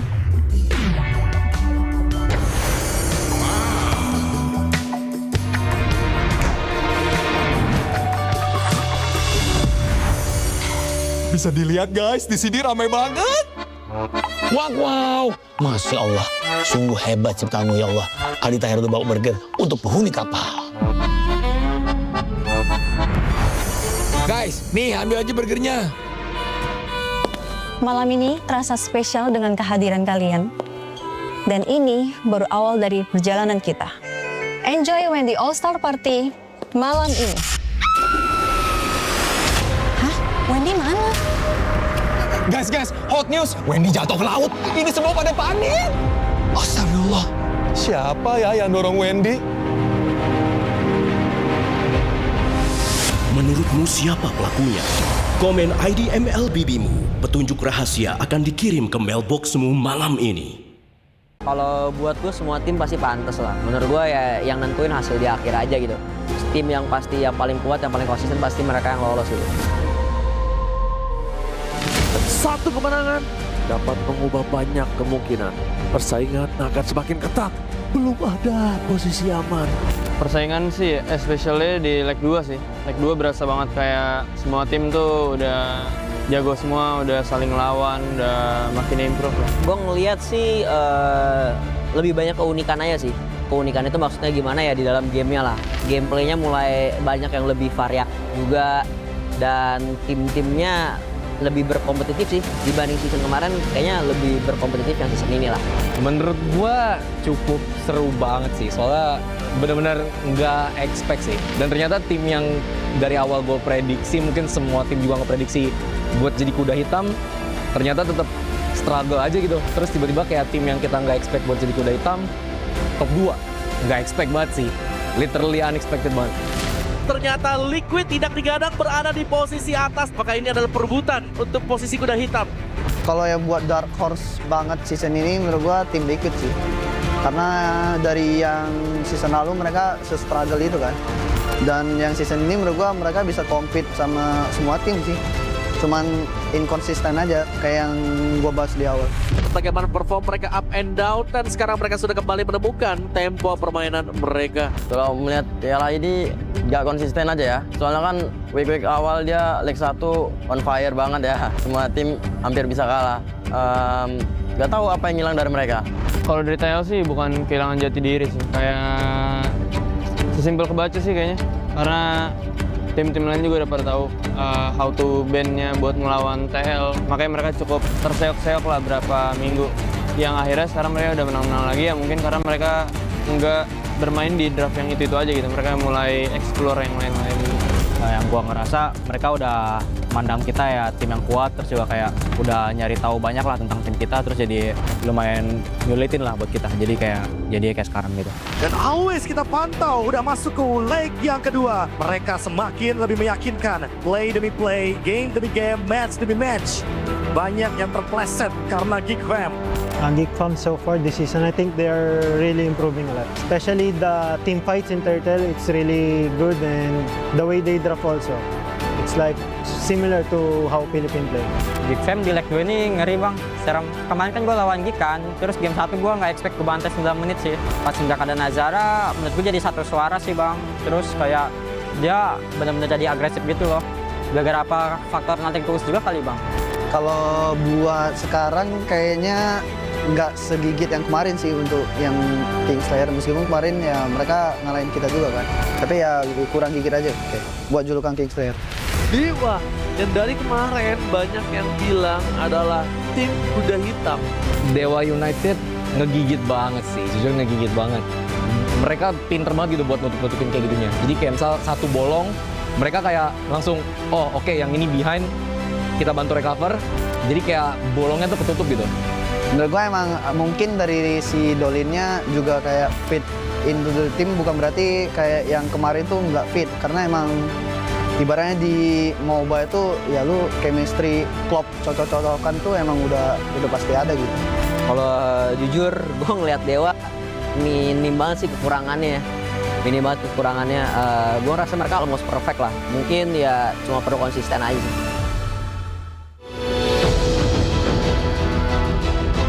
Menurut gua dari ketiga tim itu yang masih compete buat playoff, menurut gua mereka semua layak sih buat masuk ke playoff. Cuman ada chance-nya yang dikit, ada chance-nya yang gede. Jadi ya di sisa match ya mereka harus pakai sisa match-nya dengan baik gitu. Mereka akan mencari lagi sebuah kepastian menuju ke velodrome, bukan cuma sekedar impian. Kalau menurut gue emang playoff tuh cara kita untuk berprogres sih. Kayak dari bawah dulu, dari regular season dulu, ke playoff dulu, baru kayak cara kita ngincer juara. Kalau yang gue lihat playoff itu ajang adu gengsi sih bang. Kayak semua tim pengen lolos playoff ya gara-gara dia gengsi gitu kalau nggak lolos playoff. Apalagi kalau tim besar yang nggak lolos. Sepenting apa lolos playoff menurut gue itu penting sih. Soalnya pertama itu kayak gengsi kan. Kita punya chance yang sama jadi kita kayak reset dari awal gitu sih di playoff semua tim. Jadi kita bisa bisa ngagetin juga gitu. Kayak di playoff tiba-tiba kita kuat gitu. Banyak orang yang nggak ngeliat kita dari sebelum-sebelumnya tiba-tiba kayak naruh mata di kita kan kayak something kan. Jadi menurut gue itu lebih ke ajang pembuktian diri aja sih playoff. Kalau buat gue semua tim pasti pantas lah. Menurut gue ya yang nentuin hasil di akhir aja gitu. Tim yang pasti yang paling kuat, yang paling konsisten pasti mereka yang lolos gitu.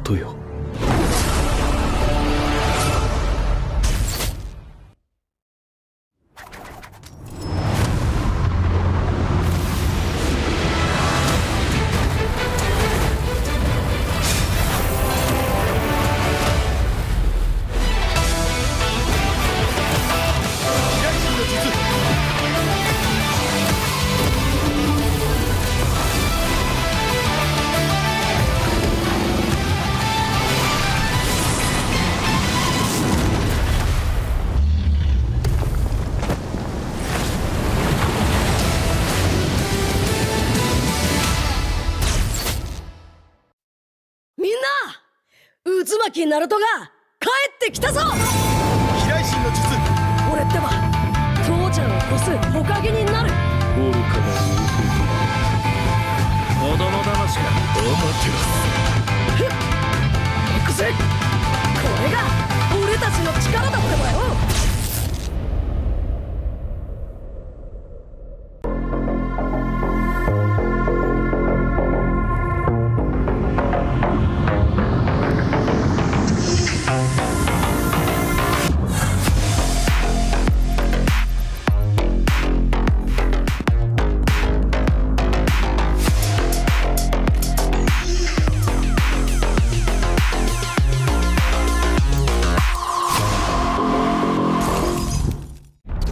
Semua hal terus berubah.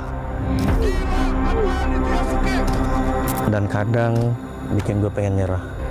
Tapi banyak mimpi yang harus gue kejar. Gue butuh support yang konsisten. Biar gue bisa terus naik level, terus berlari tanpa henti. Skin gue banget nih, gue beli aja. Seperti GoPay Games yang setia menemani, walau meta dan gameplay terus berganti. Walau yang lain terus berubah, GoPay Games konsisten ngasih yang pasti murah.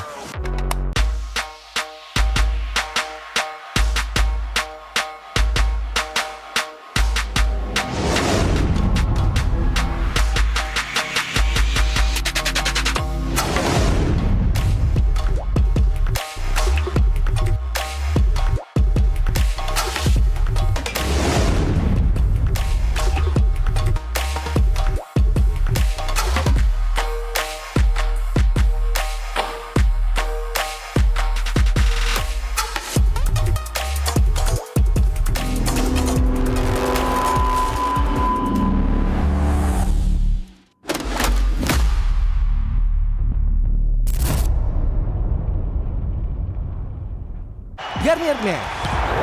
Keringat, minyak, dan kulit sensitif bikin jerawat susah dilawan. Lawan jerawat dengan nyaman bersama. Baru Garnier Men Acno 5 Gentle Gel Cleanser dengan salisilik dan sika. Lawan 99,9% bakteri penyebab jerawat. Teruji pada kulit sensitif. Nyaman di kulit. Optimal lawan jerawat. Garnier Men Acno 5 Gentle Gel Cleanser dari Garnier Men. Tak ada hari tanpa mabar. Main nge-lag, kerap buatku tak sabar. Gimana mau main sampai kelar? Ini waktunya ku bersinar. Oke, let's do it. Games main andalanku bikin mainku semakin hebat. Pin stabil main makin mulus, rankku fix naik terus. Tukar DG rings, diamond dan voucher game kau dapat.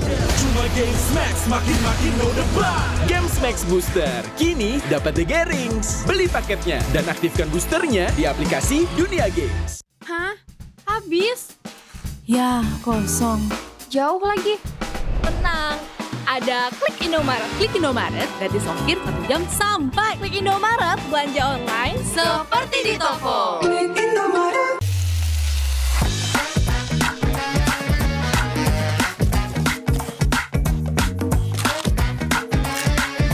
Gimana? Enak?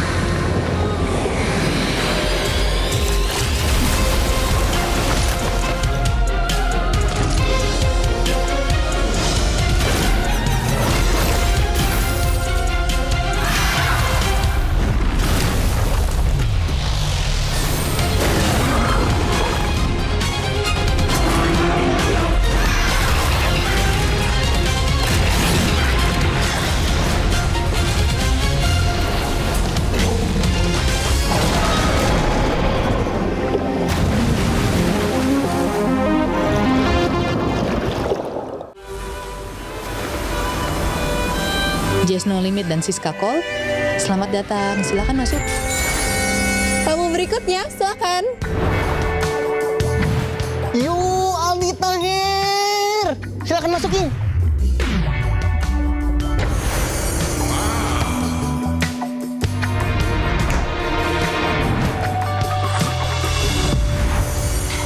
Bisa dilihat guys, di sini ramai banget. Wow, Masya Allah, sungguh hebat ciptaanmu ya Allah.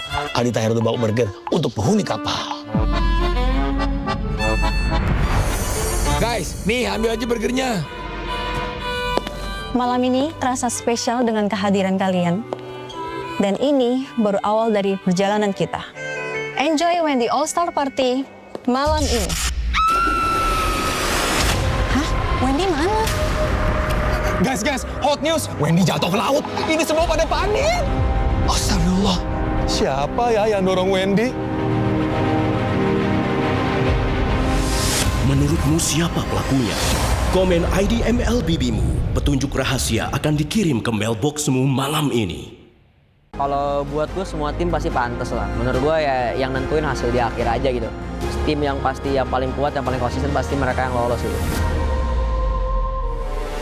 Satu kemenangan dapat mengubah banyak kemungkinan. Persaingan akan semakin ketat.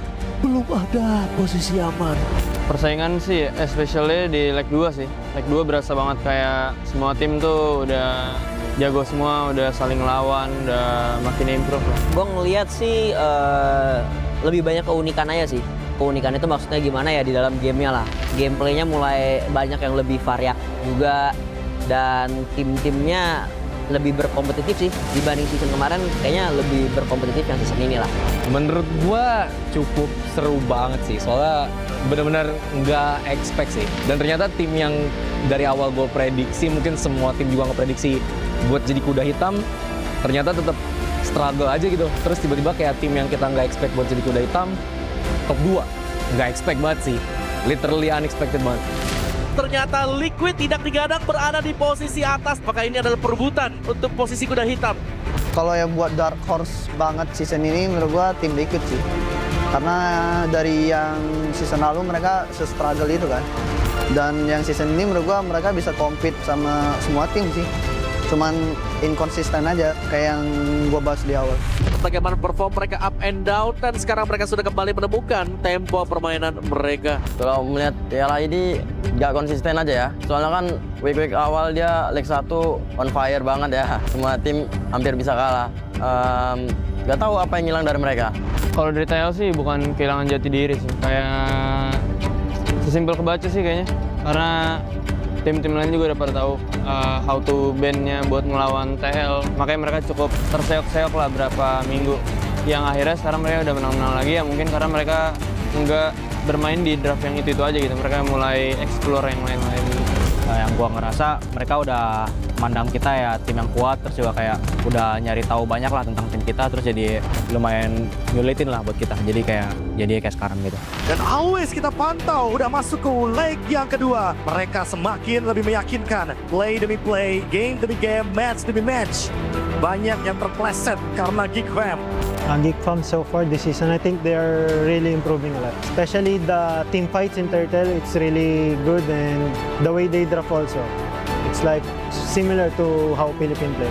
Geek Fam di leg 2 ini ngeri bang, serem. Kemarin kan gue lawan Geek kan, terus game 1 gue nggak expect kebantai 9 menit sih. Pas nggak ada Nazara, menurut gue jadi satu suara sih bang. Terus kayak dia benar-benar jadi agresif gitu loh. Gara-gara apa faktor nothing tulus juga kali bang. Kalau buat sekarang kayaknya nggak segigit yang kemarin sih untuk yang Kingslayer, meskipun kemarin ya mereka ngalahin kita juga kan, tapi ya kurang gigit aja buat julukan Kingslayer. Dewa, dan dari kemarin banyak yang bilang adalah tim kuda hitam. Dewa United ngegigit banget sih, jujur ngegigit banget. Mereka pinter banget gitu buat nutup-nutupin kayak gitunya. Jadi kayak misal satu bolong, mereka kayak langsung, oh oke, yang ini behind, kita bantu recover. Jadi kayak bolongnya tuh ketutup gitu. Menurut gue emang mungkin dari si Dolinnya juga kayak fit into the team, bukan berarti kayak yang kemarin tuh nggak fit, karena emang ibaratnya di MOBA itu ya lu chemistry, klop, cocok-cocokan tuh emang udah pasti ada gitu. Kalau jujur gue ngeliat Dewa minim banget sih kekurangannya. Minim banget kekurangannya. Gue rasa mereka almost perfect lah. Mungkin ya cuma perlu konsisten aja sih.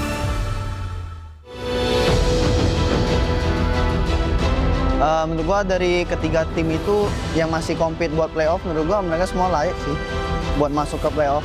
Cuman ada chance-nya yang dikit, ada chance-nya yang gede. Jadi ya di sisa match ya mereka harus pakai sisa match-nya dengan baik gitu. Mereka akan mencari lagi sebuah kepastian menuju ke velodrome, bukan cuma sekedar impian. Kalau menurut gue emang playoff tuh cara kita untuk berprogres sih. Kayak dari bawah dulu, dari regular season dulu, ke playoff dulu, baru kayak cara kita ngincer juara. Kalau yang gue lihat playoff itu ajang adu gengsi sih bang. Kayak semua tim pengen lolos playoff ya gara-gara dia gengsi gitu kalau nggak lolos playoff. Apalagi kalau tim besar yang nggak lolos. Sepenting apa lolos playoff menurut gue itu penting sih. Soalnya pertama itu kayak gengsi kan. Kita punya chance yang sama, jadi kita kayak reset dari awal gitu sih di playoff semua tim. Jadi kita bisa ngagetin juga gitu, kayak di playoff tiba-tiba kita kuat gitu. Banyak orang yang nggak ngeliat kita dari sebelum-sebelumnya tiba-tiba kayak naruh mata di kita kan kayak something kan. Jadi menurut gue itu lebih ke ajang pembuktian diri aja sih playoff. Kalau buat gue semua tim pasti pantas lah. Menurut gue ya yang nentuin hasil di akhir aja gitu. Tim yang pasti yang paling kuat, yang paling konsisten pasti mereka yang lolos gitu.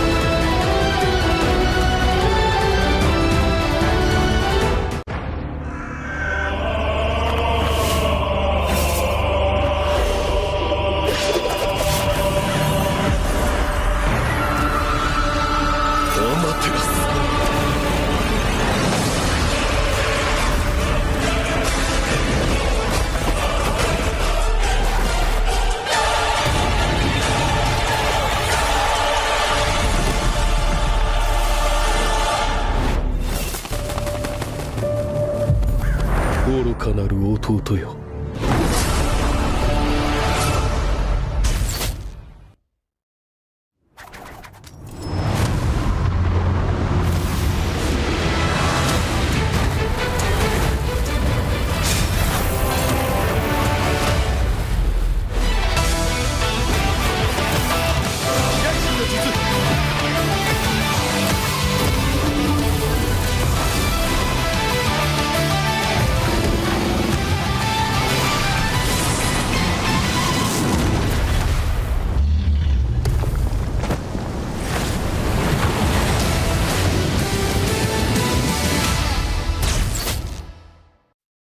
みんな、渦巻きナルトが帰ってきたぞ。飛来神の術。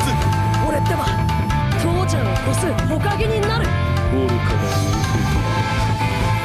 子供騙しか。ふっ、行くぜ。これが俺たちの力だってばよ。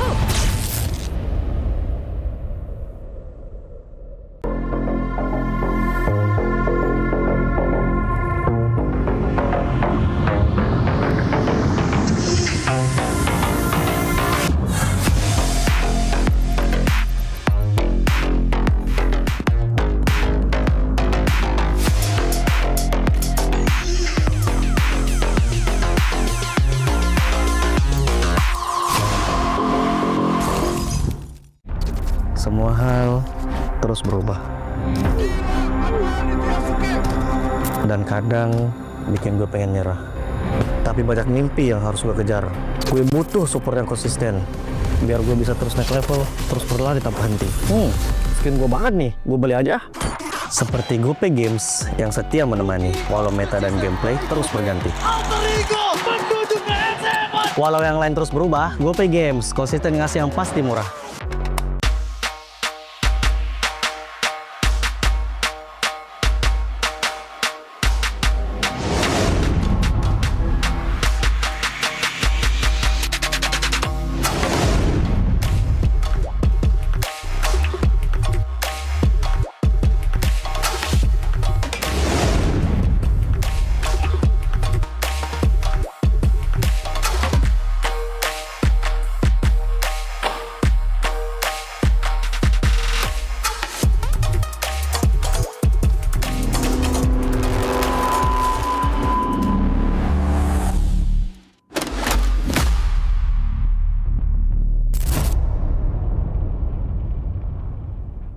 Garnier Men. Keringat, minyak, dan kulit sensitif bikin jerawat susah dilawan. Lawan jerawat dengan nyaman bersama. Baru Garnier Men Acno Fight Gentle Gel Cleanser dengan salisilik dan sika. Lawan 99,9% bakteri penyebab jerawat. Teruji pada kulit sensitif. Nyaman di kulit. Optimal lawan jerawat. Garnier Men Acno Fight Gentle Gel Cleanser dari Garnier Men. Tak ada hari tanpa mabar. Main nge-lag, kerap buat ku tak sabar. Gimana mau main sampai kelar? Ini waktunya ku bersinar. Okay, let's do it. Game smash andalanku bikin mainku semakin hebat. Pin stabil main makin mulus, rank ku fix naik terus. Tukar DG rings, diamond dan voucher game kau dapat. Cuma Game Smash makin no debat. Game Smash Booster kini dapat DG Rings. Beli paketnya dan aktifkan boosternya di aplikasi Dunia Games. Hah? Habis? Ya, kosong. Jauh lagi. Tenang, ada Klik Indomaret. Klik Indomaret gratis ongkir 1 jam sampai. Klik Indomaret, belanja online seperti di toko. Klik Indomaret.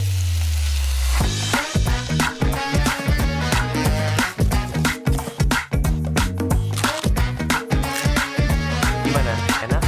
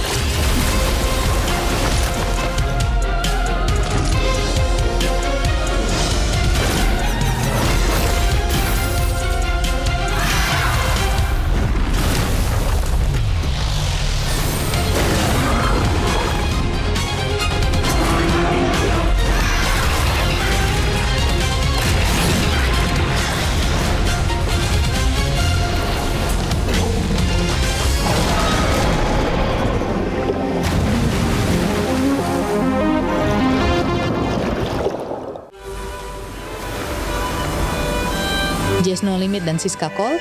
Selamat datang, silakan masuk. Tamu berikutnya, silakan. Yo, Aldi Tahir. Silakan masukin.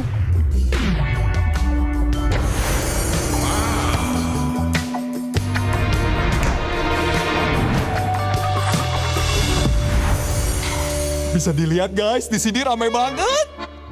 Wow, Masya Allah, sungguh hebat ciptaanmu ya Allah. Aldi Tahir bawa burger untuk penghuni kapal. Guys, nih ambil aja burgernya. Malam ini terasa spesial dengan kehadiran kalian. Dan ini baru awal dari perjalanan kita. Enjoy Wendy All-Star Party malam ini. Hah? Wendy mana? Guys, hot news. Wendy jatuh ke laut. Ini semua pada panik. Astagfirullah. Siapa ya yang dorong Wendy? Menurutmu siapa pelakunya?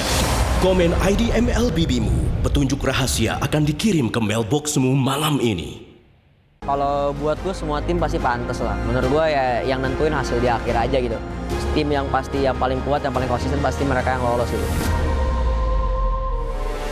Satu kemenangan dapat mengubah banyak kemungkinan. Persaingan akan semakin ketat. Belum ada posisi aman.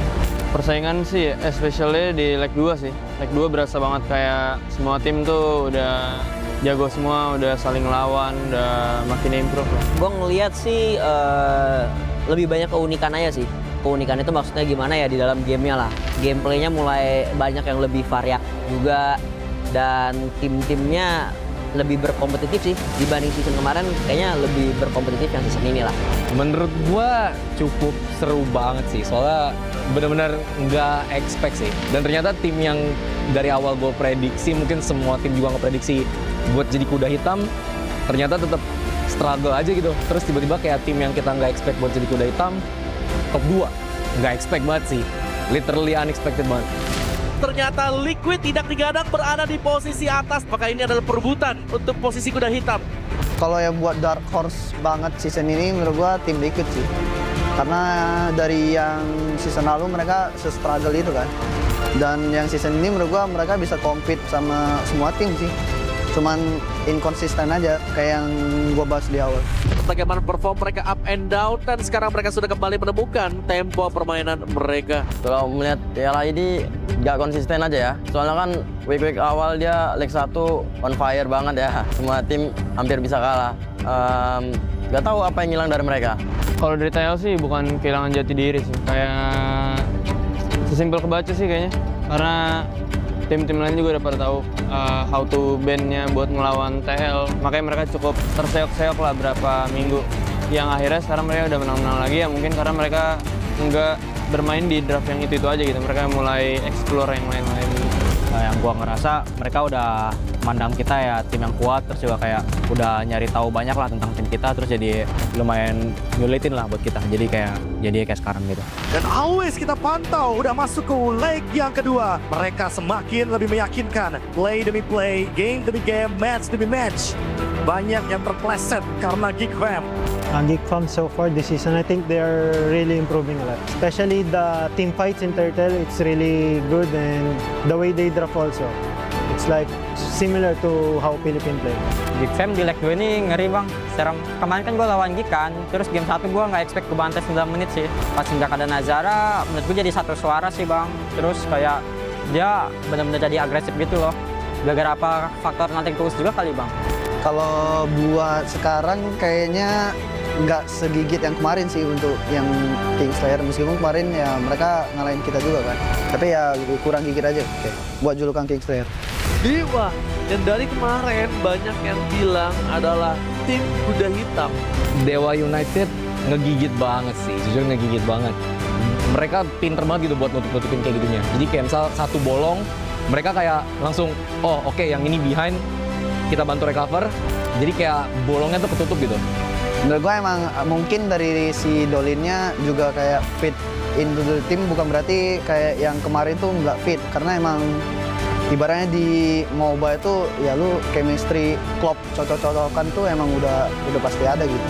Kalau jujur gue ngeliat Dewa minim banget sih kekurangannya. Minim banget kekurangannya. Gue rasa mereka almost perfect lah. Mungkin ya cuma perlu konsisten aja sih.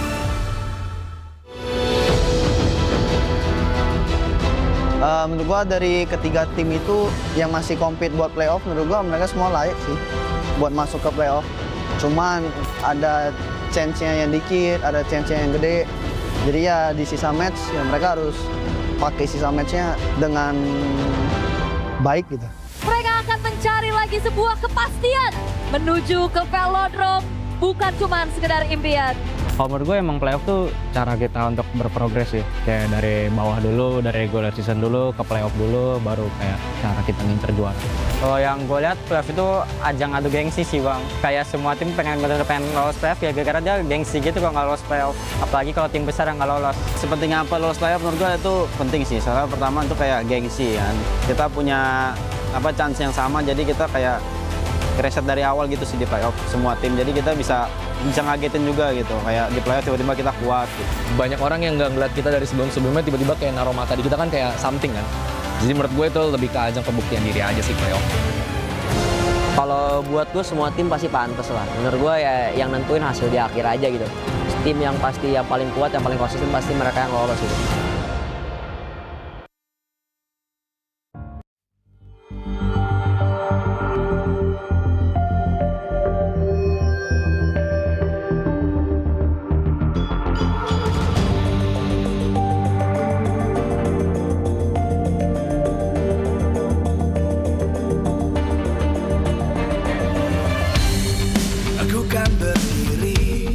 Dan terus berlari, terus ke arah puncak tertinggi. Ku takkan berhenti, hanya sampai di sini. Kemenangan abadi menanti. You know we won't miss if we unite our focus. And if you haven't noticed, we all nyalakan apimu, hadapi semua tantangan, hadang semua serangan, jatuh bukan halangan, bakar semangatmu, janganlah engkau menyerah, kita akan buat sejarah. We all this, we won't miss, we all this, we won't miss. Saatnya beraksi, jalani ambisi, aku kan menyawakan hari ini. You know we won't miss if we unite our focus. And if you haven't noticed, we all live. Nyalakan apimu, hadapi semua tantangan, hadang semua serangan, jatuh bukan halangan, bakar semangatmu, janganlah engkau menyerah, kita akan buat sejarah. We all this, we won't miss, we all this, we won't miss, we all this.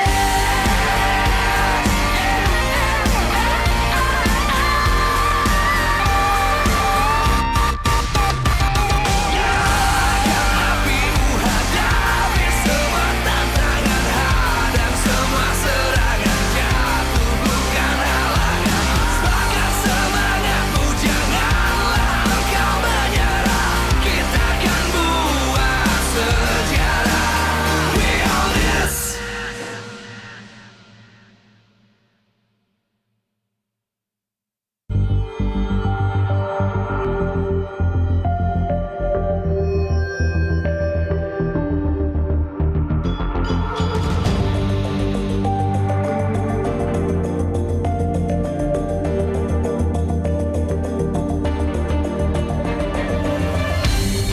Aku kan berdiri dan terus berlari, terus ke arah puncak tertinggi.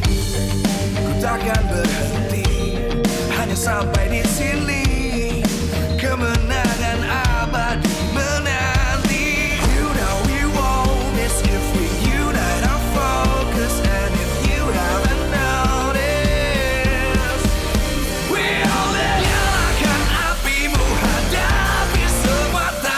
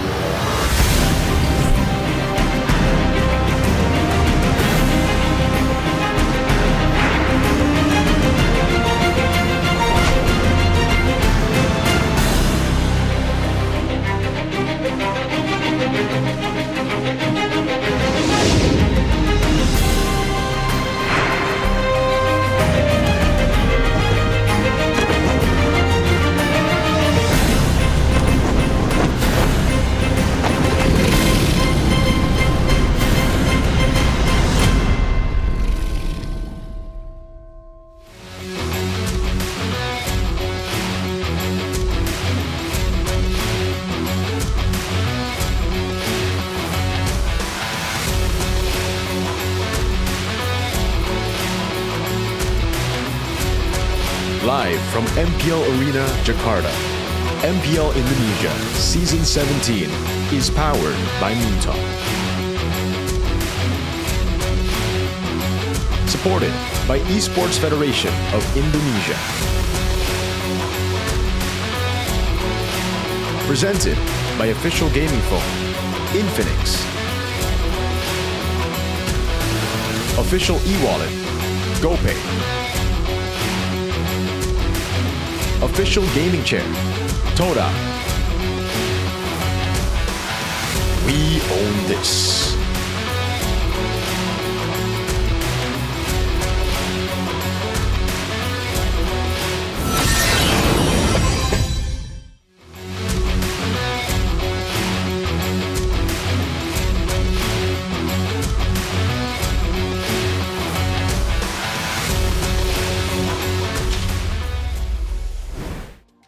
Oke, masih di sini. Hylos dari seorang Lilia di sini. Kita mau lihat ini ada rotasi. Ultimaker dari seorang Lilia di sini. Wow. Pemberanian mantap dari tim merah di sini. Double kill dari Leopard. Sio. Wah, Suyo ya desin buat nothing. Kalah guys. Akhirnya mati ter-take down tapi tukar Cloud di sini. Waduh. Whoa. Ini ada pro player. Talk to the casters. The pro players are casting today. Player apa gimana nih? Are you guys pro players? Oh, caster. Oh, hari ini lagi jadi caster Yeah, ya. I'm bored. I'm bored as a pro player, so I want to be a caster today. Yasuke, halo. What's up, Yasuke? Niall? Super fans lagi pada bertanding nih. Is it fun watching the super fans play? Gimana jagoan Alter Champs apa BG Troopers nih? Ya, so far sih kita lihat jagoan Alter Champs ya. Mengakui. Diakui nih katanya. So far, the Ultra Champs are winning. Emang jagoan Alter Champs sebenarnya. Oh, Yeah, Ultra Champs are better. Ya? Dari early game-nya udah kelihatan. From the early game, we can already see how good they are. Memimpin ya. Tapi kalau ngomongin soal game-gamenya nih, Super Fans Cup memang mewakili para fans dari kedua. We have the Super Fans Cup where both teams will have their representatives, their teams. The troopers, I mean, the fan bases go up against each other. Di posisi yang tidak cukup ideal. Niall, you're in a bad position right now for BTR. Ketar-ketir sih enggak ya, cuman ya lebih ke kaget aja kaget. Cuman kalau ketar-ketir lebih kaget. Apa sih sebenarnya bikin sulit banget BTR di season kali ini? What makes it difficult for BTR this season, like towards the end of the season? Apa ya? I don't know. Cuman nggak boleh diomongin di sini lah. I know what it is, but I can't say it here. Jadi rahasia ya nanti ya. Is it a secret? All right, we'll see if you'll be able to fix that issue. Yasuke. Kan kita tahu bahwa Alter Ego nih hampir setiap season pasti Every season, it really, you know, I mean, you have the Chaos Derby against Bigatron. How you feeling? Ya, kalau ngeliat dari Bigatron ya sebenarnya You feel like a Bigatron? Seperti Bigatron. It's just the classic Bigatron. Oh, seperti biasa. It's the usual Bigatron, nothing too crazy. Nothing changed about them. Memang ada kayak miss dikit aja. Oh, They got a few mistakes here and there. They make a few mistakes here and there. Apakah itu artinya tim-tim lain yang berubah? Is it because the other teams improve? Juga ikut improve sih. Yeah, other teams definitely Itu improve. yang jadi tantangan terbesarnya. Tapi kalau kamu sendiri nih mengelihat peluang dari Bigatron sendiri akan masukkah ke babak playoff atau tidak nih? Ramalan You think Bigatron will make it to playoffs, Yasuke? Kalau aku lolos. For me, yes, they'll make it to playoffs. Cuman balik lagi, kalau aku kan lebih mikirin tim aku sendiri. But it depends, you know, because I don't really look at other teams. I only look at my own team. Kalau di match kali ini kamu menang, itu sebenarnya So, Alter Ego if tuh you win menjadi today, pahlawan bagi banyak you're going to be a tim. hero for a lot of other teams because if you win, there will be other teams who make it to playoffs today. Kayak TLID, Dewa, itu akan TLID, selalu Dewa, menang otomatis. EVOS, they will all make it to playoffs if you win. Sebenarnya biasa aja sih. Biasa aja. Iya, nggak kepersonal. I mean, I don't really care. It's normal for me. Yang penting kita main bagus aja. As long as I play and the team plays well, that's all we care about. Membela tim sendiri. Ya. Oke, Niall. Kamu Niall. lihat Derby STM hari ini gimana nih? Dan kamu pede How do you feel nggak about the bisa Chaos Derby today? lagi dan lagi ke playoff? And it's a very big match, this Chaos Derby, for playoffs. Sih menang kita ya dari BSTM ya. I mean, usually when it's a Chaos Derby, we win. Pede lah. Pede. So I'm confident. Lihat ya nanti. Kalau gitu pesan So we'll kamu see untuk later. hari ini nih Yasuke. You have a message to send over to Niall, Yasuke. Ya, good luck. Good luck. Selain good luck, selain good luck. Other than good luck, what do you have to say, Niall? Ya sama good luck juga. No good luck, Niall. He said good luck. Ketemu Ae lagi aja sih di playoff. Kalau kita berdua lolos playoff. Hopefully we both make it to playoffs. Playoff dan BSM dibawa lagi ke Velodrome. Dan itu dia tadi keseruannya. Ini lanjut nge-cast nggak sih? Ini lagi seru momennya. You guys want to continue casting? Nge-cast lagi. Ayo dong lanjut Boleh nih langsung komen. Go, keep on casting, as they cast. Dan kita akan lihat keseruan lainnya pastinya Dan kita di lihat, match aduh, bersama dengan Alter dan juga Bigetron. Seperti biasa, Bigetrooper seperti Bigetron yang aslinya sangat kuat di mid game. Gue kira ternyata mirip-mirip Alter Ego ya, menang early doang ya.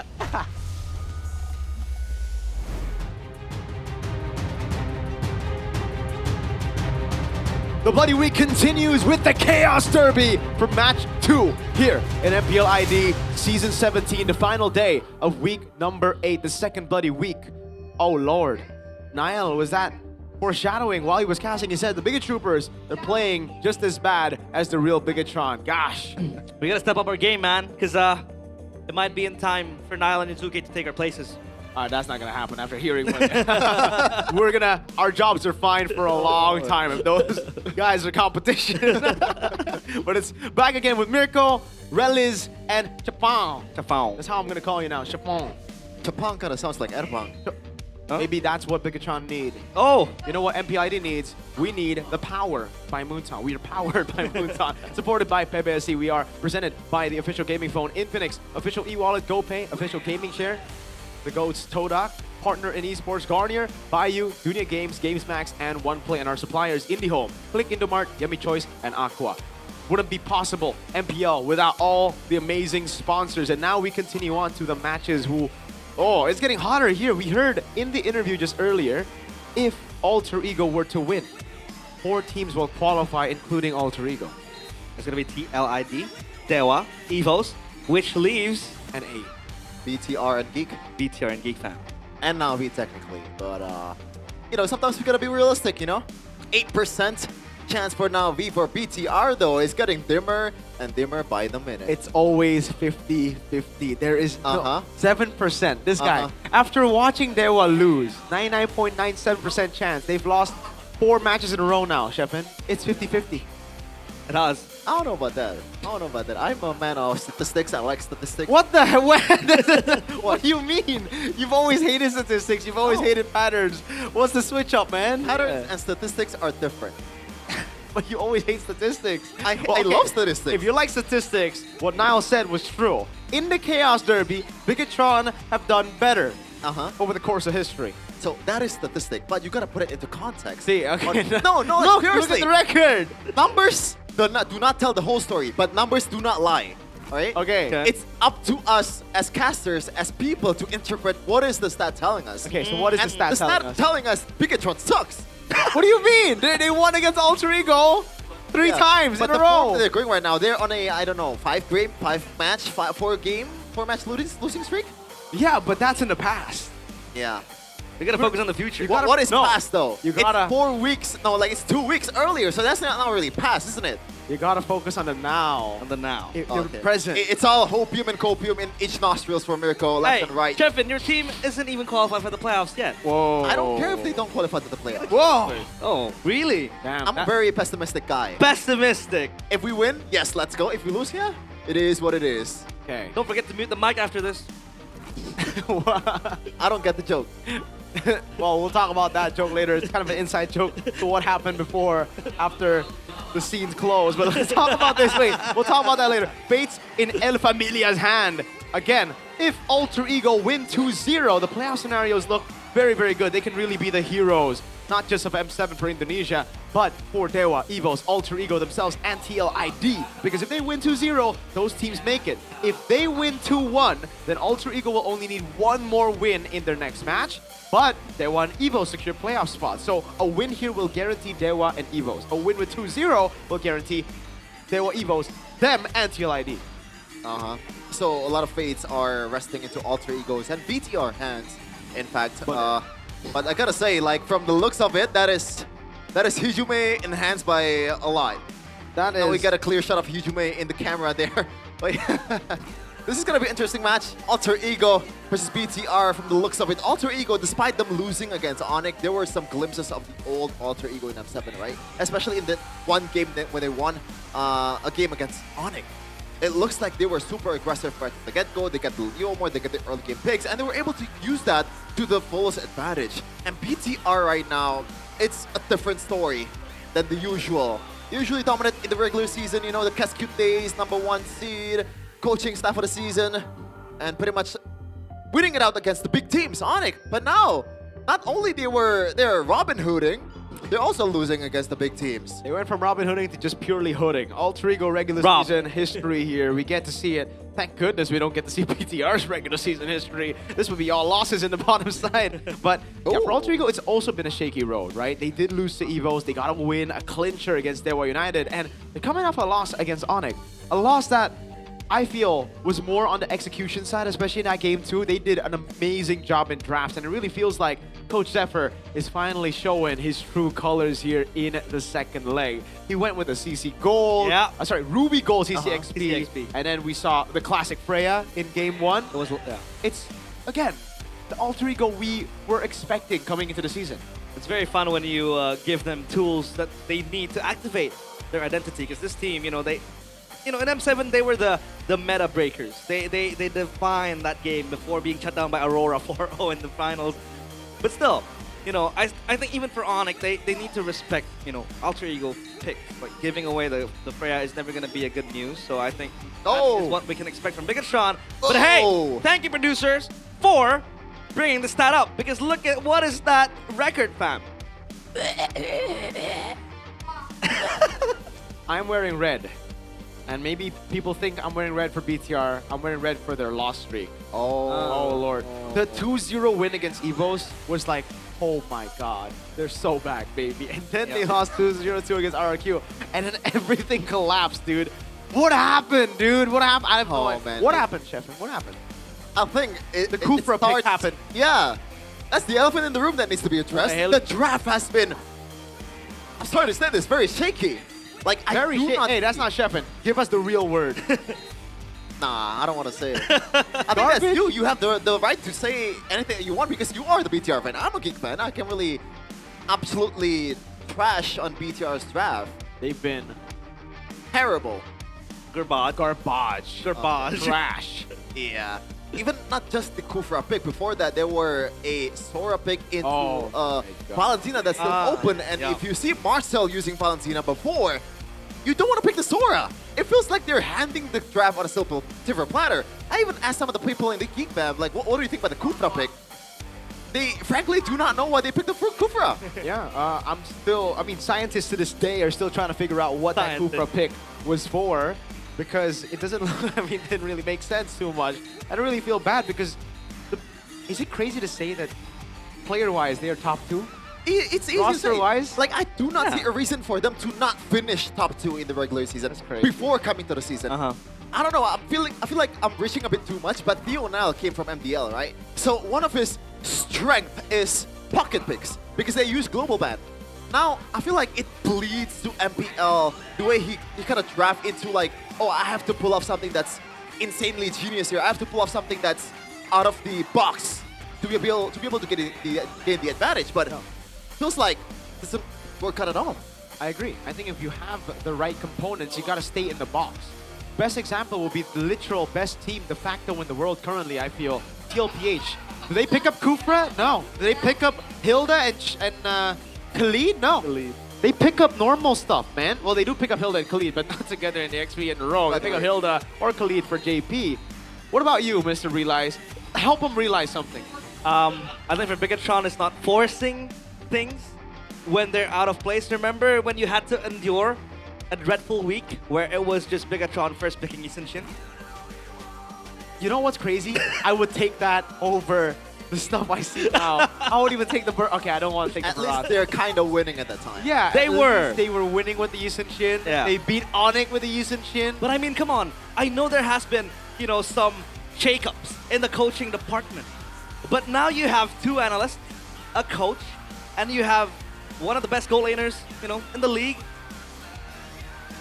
Do something about it, maybe? Hashtag free, Free my boy Airpong. Free Eman, free Airpong, be the thing. Free Moreno. Free Moreno. But Alter Ego, they're looking strong, chat. That loss against Onyx was actually still very, very surprising. They look really good. We're going to welcome Bigatron first. They're going to play their MDL. Oh, and they're not, actually. Surprising.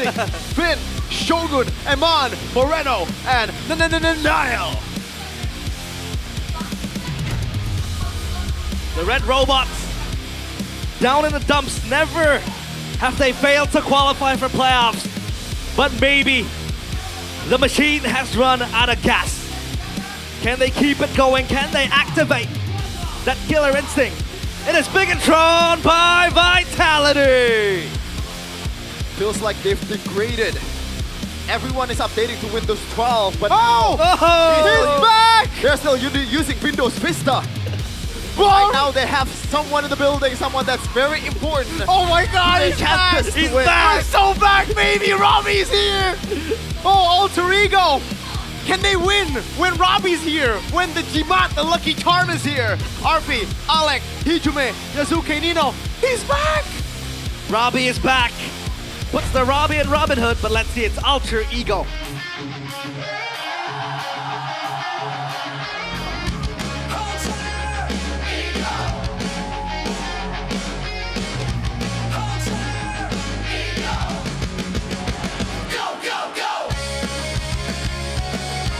A band of players with bond that gets stronger with time. And three masked men being the Indonesia representative of M7, the finalists. They have to make it to playoffs. And they can start becoming a saint today with a win against Bigatron. They will be able to give 4 tickets to playoffs. It is Alter Ego! The de facto top 2 team in the world since M7. The journey in the regular season has been shaky, but this is the usual Alter Ego that we see. Meanwhile, on the other side, you cannot say the same here. You can see they feel like they look locked in. Dional and K-Dot. They've been locked in for a while. Let's see if that locked in actually turns into something Zephyr relaxed, calm, thinks as well. But yes, there's a bit of that seriousness here for BTR by Vitality. Things are looking bleak right now. Have a chance to turn it all around with a win here. Momentum then back in their side, and then perhaps a run that will set them onto the right course. But Alter Ego are no pushovers, man. Yes, Bigatron have had the better of them in the last 3 Chaos Derbies. But as Sheffin said, current form isn't looking too good. Let's talk about the Maestro, one of my GOATs. All-time data, number 10 in total assists. Yeah. First leg of the season, it's not an overreaction to think that Moreno is the best mid laner, was the best mid laner in the first leg. But after that, he was good. He's still good until right now, but it feels like the potential of this man is capped by the draft, is capped by the synergy that's been lacking so far from BTR. It does not look like the old BTR that we used to see. And it's such a shame, because back then we talked about Bigatron having such a strong core. It was Shogun who broke into the scene, becoming the rookie of the season. It was Eman, ever so trusted, you know, becoming the carry of Bigatron. And then Moreno was stuck in between, but now Moreno shining through the spotlight. And Bigatron is put in a position like this. It's so unfortunate for him. Absolutely. El Sabar. El You know, Sabar. the XP, man, he really stole a lot of people's attention in M7. As you can see here, the stats shows you the story of what's happening in our Alter Ego game so far.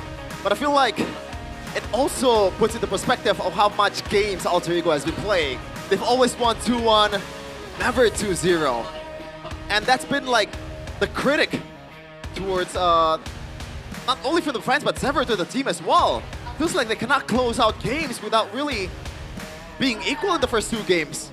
Wonder why that's the case. But they look to close this one out 2-0. Just like other teams in the previous 4 matches, Miracle. Maybe except Na'Vi. Yeah.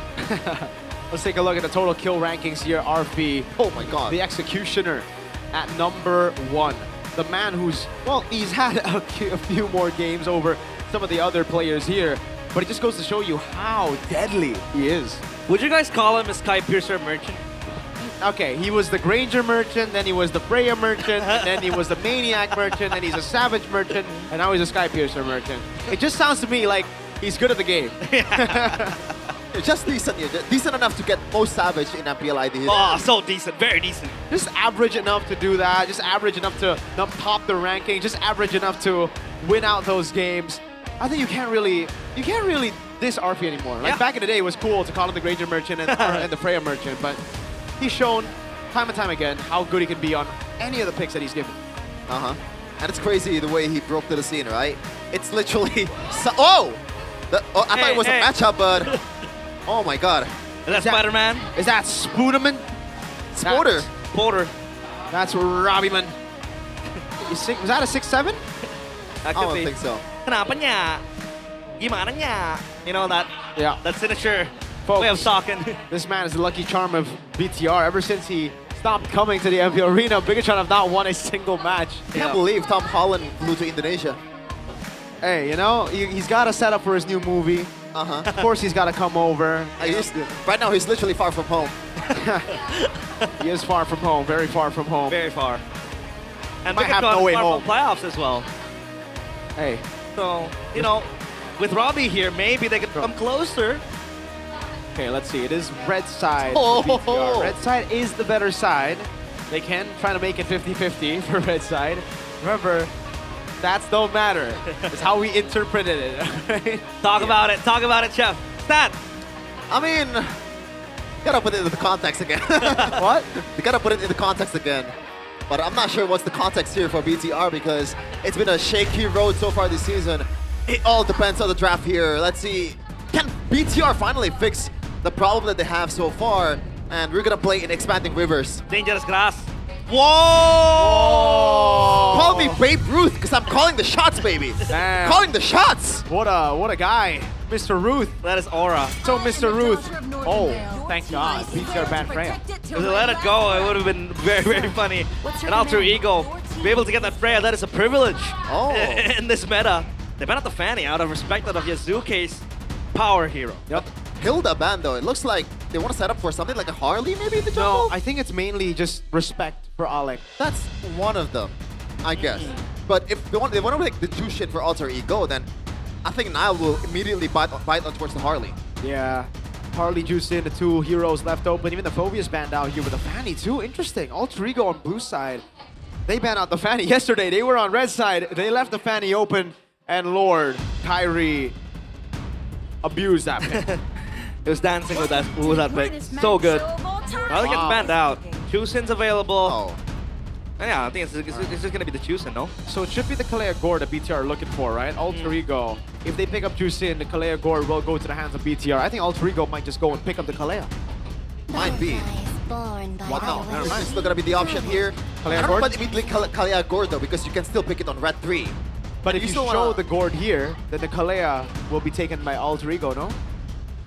You can still pick the Kalea with something like a Harith, just like usual. Okay, that's true. Maybe they can go Kalea Harith, Kalea Claude, maybe even.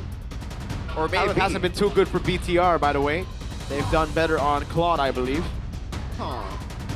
Maybe they want to hold off and save that gold lane pick for Eman because he's one of the better gold laners in ID. Like, I don't think a losing lane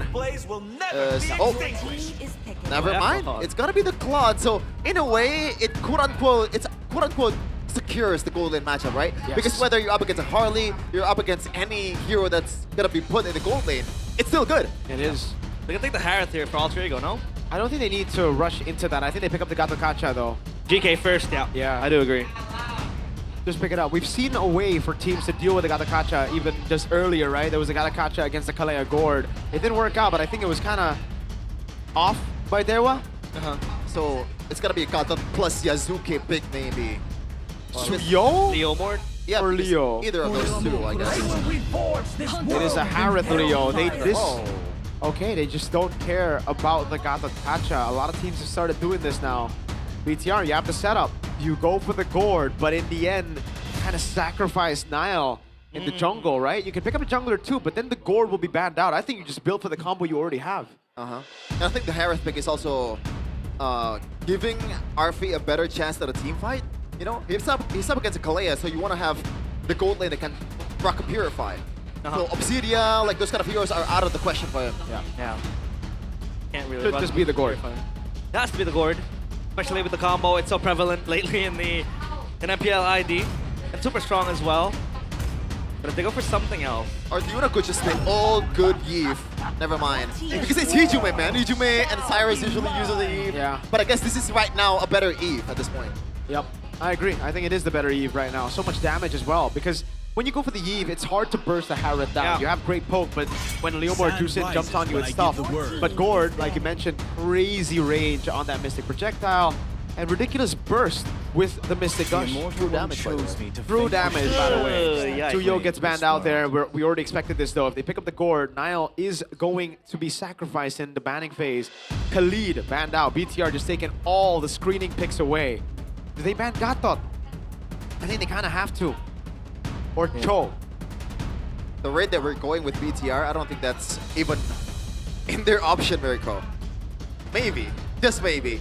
I'm thinking about Alter Ego's ban right now. Do you want to dig deep to Nile's hero here and ban something like a Lancelot? Yeah, I think I'd like that. But wait, I think BTR might actually go for utility jungle.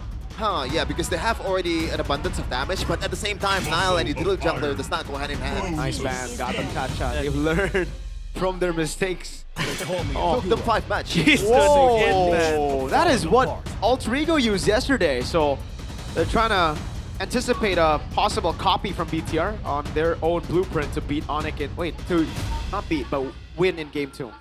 You know what? I don't know if this is a hot take. I'm rocking with the Yusun Jin ban over the Lancelot. I'm not a fan of the Yusun Jin ban.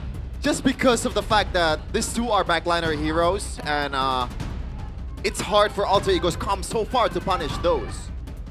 I think for me, I'm not a big fan of it because BTR don't really have a front Hold liner. They pick up the Uranus. This might be utility jungler, Miracle. But I don't see a way. I don't see why you would pick that for jungle. So the Uranus is not bad, honestly, in this position because it's a Harrod and a Juicin. There is no shred available from Alter Ego. So it actually does make sense. But do BTR know how to execute it is the question. Uranus is sitting at a 17% win rate, but Shogun is 50. Alter Ego, they should just go to Rizla, right? Or even Sora. Something like a Hylos maybe for Alec. Yeah. The Rizla Hylos makes a lot of sense. I would say the Sora Hylos as well. The clouds are ever shifting. Sora. Marcel's available, I forgot. I completely forgot about the Marcel. There you go, Marcel gets banned out. Last pick for BTR in the jungle. I wonder if this is gonna be a Valentino. It has to be Lancelot. Yeah, it has to be Lancelot. You think it's gonna be Uranus jungle? It might be, I said might be, but I think Lancelot is almost objectively better, especially for Nile. He's sad. Hey, Robbie! Don't be sad, man. You're the lucky charm. We need you for BTR, bro. For my mental health, we need you. Can you still go for utility and put EXP Uranus? Yeah. With a Baxia, maybe. It's going to be very difficult because it's then just you leaning onto Gord. Yeah. But it is possible. You just gotta fight. Like, you cannot... Objective fight's gonna be very tough, but it's gonna be the Lancelot, the good old Nile hero here, so... Yeah, and I'm nervous. Nervous, huh? Nervous, yo. Why is that? It's a comfort hero. No, I'm just nervous, you know? Okay. Nervous for But no it's particular Marcel, though. We've seen that interaction with the Kalea, how it stops the Kalea and all that, and it can also kind of oppressively invade the Lancelot, so... Let's see. Yeah. Whose draft do you think is better, Shepin? Not a fan of the Uranus, I guess. 17.39%. I've always been a fan of the Uranus. I love Uranus. Especially with the Master Assassin. Yeah, I'll play with it a lot. Counter index lineup rating favors Alter Ego. Shepin plays Uranus a lot. Careful, guys. Well, I think the Uranus will fall. Might be. Let's see, folks. 17% win rate overall in Season 17 for the Uranus. The Garuda Wings of MPL ID will take us straight into the Land of Dawn. Will Alter Ego secure Game 1, or will it be the Red Robots? Here we go. We are watching history unfold between our eyes. Because if Bigatron keep on losing, it'll be for the first time they won't make it to playoff. Just want to remind you guys that currently BTR is standing at 6-7. 6-7. So if they lose this one, they are... The highest possible match rate that they can have is 8-8. So that is not a good thing, definitely. But now Nino, some pokes towards Shogun, and he's gonna heal back up. The usual Uranus things, but don't be too complacent because this is a Leomord jungle. So Yasuke will pull the trigger super early once he gets that Phantom Steed after maybe before the third minute, but Nile, I don't think getting some pokes here. It's gonna be fine. Alex, close by. Oh, look at that close shots. And did he get the XP crab? Was it Marcel? I think it was Alec, yeah. Oh, load. He's level 2, at least for now. Oh, Nino forced the flicker away. Yep. Proper respect there from Nino. Shogun getting the dub early in lane. And this is why sometimes for the Soras, when they're up against Uranus, they want to take the Master Assassin just to burst down Uranus early in the game. But it looks like Nino wants to go for the more conservative approach and try to clear the lane as soon as possible with the concussive blood. Marksman emblem for Yazuke, so he wants to farm much faster and pull yourself together for the duo mid of BTR. So they expect a lot of dives, I think, and also wants to be aggressive with the Tsunami Slam combo. We'll see if that's gonna pay dividends. Yeah. With 2 Purifies here, it's going to make the Kalea's life very, very difficult. Alec as well, remember, has the golden hour. Let Nile go. Thorn Rose, the punctures left and right. It is so smooth in his hand. So good. Ooh, tempo for Alter Egos to get level 4. Yeah. For Nino. And Alex just close by. He's playing this Marcel like the Hilda, and it is very strong in his hands, but Shogun comes close. He hits level 4. Has the Consecration ready. He needs the anti-CC. Phantom Steed pop. Yazuke tries to secure the Lord in the back, though. It's going to be Nino taking on 3 people by his own hands. And Shogun burst it down. Nino's going to be on the receiving end of that stick, but Moreno will be A-OK. Amon comes in with a blazing duet. That's going to be the golden hour. With the left off, Ijume forced to pop the Purify.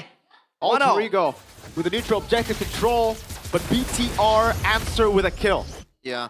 Phenomenal job by Nino, by the way. He actually stopped Nile from puncturing his way or Phantom executing his way to the turtle pit. But at the same time, he's going to be the one who sacrificed to take a deep turtle. But this goes to Alter Ego's game plan. They want to secure the early objectives with this Leo Mord as much as possible. What do you think about this flicker choice for Emando? Is this a good thing or is it a bad thing, right? Because we have seen in the past the Purify. Oh, hold on now. Town prediction by GoPay. Holy moly. Who's your BTR. MVP? My MVP is Co-Ed, me and Papulong. Yes.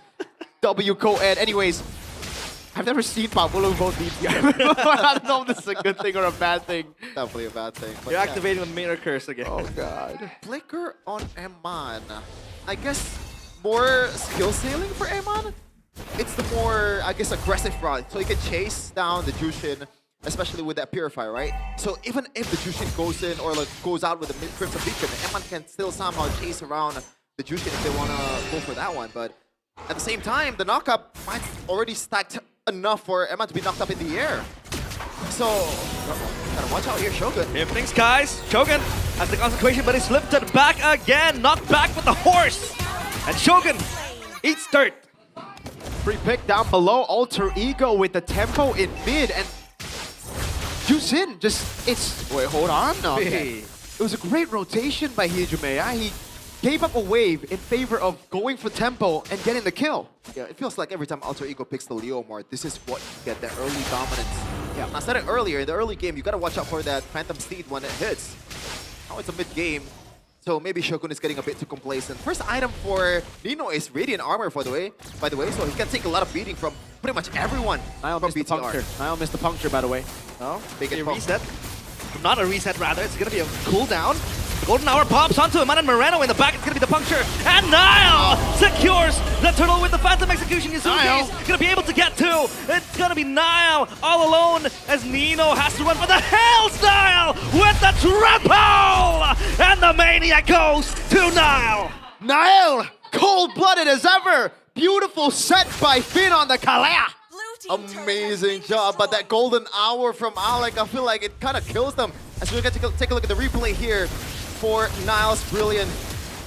That puncture and Phantom Execution, there is a reason why you don't fight a 50-50 against a Lancelot. Alter Ego, they should have just fought. But at the same time, that golden hour kind of limits Arthur's potential, man. What's happening in the bottom lane? Wait, hold on. That's a turret take too. Up top, down below. Oh, Eman. 1v2 with Arfi. He's going to dance around in the Zaman Force. Arfi dashing left and right. It's going to be all a deadlock as Eman has the Surge of Life healing. Beautiful conversion on objectives. Right as they get the neutral objective, it's like what we saw from Onyx yesterday against Dewa, right? Dewa get the first turtle, the gold lead is at the minimum, and then BTR get a turtle fight, and they get 2 turrets on the side. Yeah, and just like Onyx too, a single neutral objective win, and just a little 4 kills for themselves secures them a 3k gold lead in 6 minutes. Now it's level 11, by the way. Yeah, and snowballing Lancelot is gonna be tough to deal with. Yeah, you know? And oh man, Alter Ego, the early game that they usually have is currently gone. They do have that failsafe in the golden hour from Alec, but they cannot just brute force their way to a teamfight victory at this point. They play with the items, they play with the early game prowess of their heroes, but when Leo Mode is down by 2k gold lead, I don't think he can go one-on-one even against the Lancelot. That's true. I think right now the problem for the Leo Mord is the fact that he's just so vulnerable to Kalea Tsunami Slam, and the golden hour actually works against the Leo Mord in a way if you use it together in the fight, because you've basically taken away the duration of a Phantom Steed with the golden hour, right? So they've really gotta try to outsmart or out-tempo BTR. Good stun. Look at Niall go. Oh my god. Forces the... They gotta give this now, no? Oh. And yeah. Those are just pokes from Niall to Nino. Yeah, with the stun of that Mystic Projectile, man, they're just gonna go for a trade. I don't think they can contest this. Gonna let go, it seems like. Niall cutting down the turtle, and that's gonna be another objective for Bigatron. They're up 3.2k gold, which is a promising thing to see as a bigger trooper. Definitely. And for Alter Ego's composition here, there's no one that's gonna control, like clearly control the far lane, so it's a full composition fully built for a team fight. So I'm kind of worried for them if a situation where BTR just completely demolishing all the outer turrets, all the second tier turrets from Alter Ego, and that time you only rely on the inhibitor to stay afloat. Who's gonna be the one who's just playing the macro game for Alter Ego? Like there's no one. Okay. Niall's going for that damage build. He has the Fury Hammer, so he skips the Brute Force. You know, the classic Lancelot build, the old school one. For Brute Force after this, though. I like the fact that he went for this now, because they have a Kalea, they have many stuns, there are a lot of different targets, so make yourself a different target as well. Don't need to play that frontline game, especially with Shogun doing a good job here. Yazuke is 3 levels down on Niall. Steve, alongside the Mr. Gush cancelled because Hijume is lighting up the Lanadon with that Lantern Flare, and Nino forced to pop the ult. And Niall stole the purple buff away. That's 1 count of Grand Theft Purple, as Leo would say it. Trailer 3, please. BTR, but once again, we gotta remember that Niall, when he was on the Lancelot against Na'Vi, the one that lost them the game was Niall diving on his own in the inhibitor turret. So that's why you never celebrate a Bigatron win until the crystal's broken. 4k gold lead doesn't really mean much for BTR. At least 10k maybe. Hey, calm down. At that time, you still doubt BTR. That's true, because I've seen things. Highest of highs, lowest of lows. That captures the Bigatron spirit very well. Yazuke is not given space to enter his own jungle at all. Finn, looking for a possible gank perhaps on Yazuke, but Alter Ego make good moves on the map to try to prevent that. Expanding Rivers will help BTR get into neutral objective position first. Yeah, Niall is gonna be up 4 levels. He's gonna reach level 15 after this, and Yazuke is still at 11. Cutting the fact that he has the Thorn Rose, like there's no reason for Yazuke to contest for this unless Alter Ego just wanna go fully on the team fight. Yeah. At that point too, I don't think they have enough firepower. But they gotta go for it. That's kind of what the composition is built for. If they just constantly turtle in their base, there's even lower of a chance to actually come back, no? Wave clear is also terrible too. Exactly. Nino might be forced to use the ultimate here. Never mind, still holding on towards it. But BTR, definitely that's a W. A lot of pokes. Shogun can heal up his way to 100 HP with the Uranus, so he's fine being the tank. The thing is, do they have a wave pushed in down below? That is the big... Oh, good missing projectile there. Finn won't commit to a Tsunami Slam. In the mid lane, that looked dicey. Oh, Iman has to pop the Blazing Duet. Another spell as well. Big resource burn. Another resource defended by Bigatron. What happened there? I think... Oh, Niall. Niall looking to make a play. Hijume Now with the Crimson Beacon and another Mystic Gush, it's ultimate galore in the land of Dawn. It's gonna be Arthur in time with the golden hour, and now it's gonna be Hijime going close by with the ultimate pop by Nino. He gets 2! Eman is gone, and Nile is still unstoppable in the back. Shogun comes in with Hijime, and they're gonna lock Yazuke in place. The horse won't move an inch, and they're gonna push him back, but Yazuke still survives for how long? It doesn't matter now with the triple kill. Bigatron pull a win. Eman was the main target for Alter Ego, but again, there's just too many targets to deal with. Moreno had already used the Mystic Gush. Nile, cold-blooded as ever, staying true to the moniker here today and carrying the team with Shogun.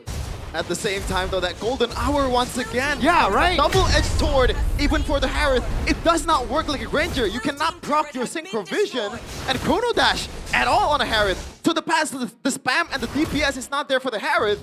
At that time, you lose out on the value of this late-game or mid-game Harith. That's why the cycle I was talking about earlier, you're actually hurting yourself when you use the golden hour with your team. That's why he tried to isolate some of the BTR targets during Turtle 2. And now the game is all over the place, though. Yeah, before that exchange earlier, I think Arfi was leading over Eman in gold. So that is huge. Like that's supposed to be your power spike. That's supposed to be your carrier. Yeah. And now he holds no value. Holy moly! Because Eman. of Alec. Wait, look at this build by Eman. I don't know if you saw it, but is he building towards a Windtalker 4th item? Rogue Meteor. I think so. Right? Yeah. Okay, so his whole thing is being fast as heck, boy. They want to play fast. They can. Lord Siege gets the first knock. Nile playing with his food. Into the base he goes. Still has the Phantom Execution to run away. The Lord will get taken down by Alter Ego. They defend their base. Hopefully. They have another wave, though. Mystic Projectile lands! They do. It lands onto Hijime. Forces the Crimson Beacon out. Eman almost gets deleted, but Shogun tanks all the damage from Alter Ego. Is going to run away. The Zaman Force popped by Arfi. It's going to be a fair trade. They're not for Bigatron. They want more. And now the Tsunami Slam connects onto Nino. They want to try to take him down. In the back, Shogun taking the damage now. Goes in with the 12 row. Style is absolutely insane. Arfi with the counter engage. Zaman Force popped, but no, he won't follow up. It's gonna be Alec gone and Bigatron feasting. No Zaman Force. They can go for it again. Realize. They can. They might want to go for the second cycle. It's all about cycles. Oh no. Ego Nile. This is the puncture. He run away. The Mystic Gush with the flicker from Moreno. And now they want to punch for more. Bigatron might pulverize Alter Ego right here, right now. They want to go for the structures first. Crystal is in their eyes. Locked and loaded. Bigatron might go for the end here. They will. As Nino tries to dissuade Alter Ego, but can't. And Bigatron, they punch game 1. Bigatron with a win in game 1. Evos, Dewa, Alter Ego, and TL ID are gonna have to hold back a bit. Playoff might not come as expected from a 2-0 loss. The man, the lucky charm, Robbie, is here for BTR and Nile. It almost seems like Nile needs him to be here. What a performance by Nile. This is the Nile. This is the real one. Who was the imposter that we've seen the last 2 weeks? That ain't my GOAT. This guy's my GOAT. God dang it. When every player brought their girlfriends to be a support system, Nile chooses to go for Robbie. As long as it works out, man. Nile, sometimes maybe good, sometimes maybe subpar. But that one was great. Man, when he is good, he is crazy good, dude. Oh, God. Oh, you cannot celebrate yet, though. As you all know, if it's Bigatron, it's never over until it's over, man. The chokes can always still happen. And, oh, God. Arfi made a brutal mistake. He tried to chase right here with the Zaman Force. He used the cycle, and it's on Shogun. It's such a bad choice. Yeah. And then he made constant bad decisions that led to him getting picked off. I gotta say, man, I like the Marcel fight. Not only it holds no value for Alter Ego, it feels like BTR is playing with a 6-man. They limit themselves, Alter Ego. 4v6? Golden Hour just bites them in the back multiple times, not just in one exchange earlier with the Zaman Force. Was literally deterred by their own ultimates. You know, Chefin, when that Maniac from Nile came through. Yeah, we saw it. My boy here I think Wait. He didn't do that. I don't know what you're saying. He didn't do that. He was. anything. He went. You would have heard that. You would have heard that if I said He that. muted. There's like an internal communication here between the casters. Gotta hold your horses though. Not only Bigatron is chokeable, you know, but Alter Ego so far they've been winning 2-1 through reverse sweep. Yeah, exactly. It's still chokeable for Bigatron, and it's still 2-1able for Alter Ego. The one thing that Alter Ego stayed consistent at doing is 2-1 victories. It's always 2-1 victories. Never a single time is it a 2-0 clean sweep. So, gotta hold on your horses, all right? Hold on now, as DJY would say. DJY. Oh man, the early game is just didn't go as planned for Alter Ego. This is the usual Alter Ego, right? When they lose out on the early game, usually the game just goes like, man. Especially when the gap is just too much, then there's no way for you to come back. When the gap level of the Lancelot, the Leo mode is almost 5, then there's really nothing, there's no fighting chance. Unless you get a catch towards Nile, which is almost impossible with the composition that Alter Ego brings to the table. And they want to win through team fights. They want to brute force their way with items, with early game wins, but they do not have that failsafe in the late game in terms of catch. They do have the golden hour, but yeah, not so golden. Yeah, because the Marcel was picked up with a Leomord, with a Harith, right? And that's why it kind of caused problems for themselves. Here, they were able to get him on, and oh, dude, Finn really got an amazing Tsunami Slam there. Yeah. Feels like, I think you mentioned this as well, Mirko, like they fight with Cycle. And when the Harith pops is a Mon Force, and then you see three players being frozen like this, you can't really disrupt the damage, and when you do, the Golden Hour is gone, your Zaman Force is gone, you have nothing else to do. You can't really do much. Yep. So like the cycle ends, and Bigatron can just counter-engage. Yeah, this is when Bigatron are at their best, right? Where they don't need to rely on one guy to carry, when they have multiple carries. Yeah. Niall, truly deserving of this MVP for game number 1, presented to you by our official gaming phone here, Infinix GT50 Pro, the cold-blooded jungler. Yeah, going for the Assassin emblem though, so he wants to fight more than farm, but he gets both in this game, even out-farm Yazuke by a landslide. Very aggressive build, except for that brute force breastplate after the endless battle, securing that BOD too, mid-fight I believe. And that was pretty much the nail in the coffin. There was like one mishaps where Mal missed out the puncture, and I was like, oh no. But Moreno is there with the Mystic Gush. This guy has always been one of the most consistent performer for BTR. Nile though, in this case, like, this is where it's at, right? Nile at his prime form, when he gets the snowball, when he gets the space that he needs to farm. And I feel like this is also because how valuable the Uranus was in the XP lane. Only gets taken down once throughout the early game skirmishes, I believe. So it goes much better than we thought. And Uranus becomes much more valuable, and this is like the occasion where we mentioned it earlier, the golden hour just not really working out for Alter Ego. I would argue that in that first little fight where Yazuki lost, the golden hour was popped perfectly because they were able to isolate Eman and even Finn in the back line. But then Nile happened. He went in with a Maniac, it was insane. And the siege almost felt like it was botched, but Alter Ego, man, they were the ones botching it themselves, especially when RP went for the chase. That enabled a big window for Bigatron to end the game right there and then. Yeah, the RP mistake, and it was back-to-back mistakes because I believe his ultimate came back up before this here. I mean, right after this, right? Boom, there you go. It's green, it's back up. So that actually could have been defendable. RP's got to calm down. I know the whole team, Alter Ego's made for brawls, made for fast tempo, but a lot of times they force themselves into fights that they shouldn't take. You do. Sky Piercer with Hijime? Yeah, it's something they just wanted to have there. Dude. It's an incredibly aggressive build for Moreno here with the Lightning Punch. And instead of the usual, maybe Ice Queen 1 for utility, but at that time, when the gold lead is just too much, it's better for you to go all in with the burst. And he was able to burst Arfi's Harith with like less than a second with the Mystic Gush. The one thing that's still in my mind is this Windtalker from Eman. Yeah. Very interesting. I don't see...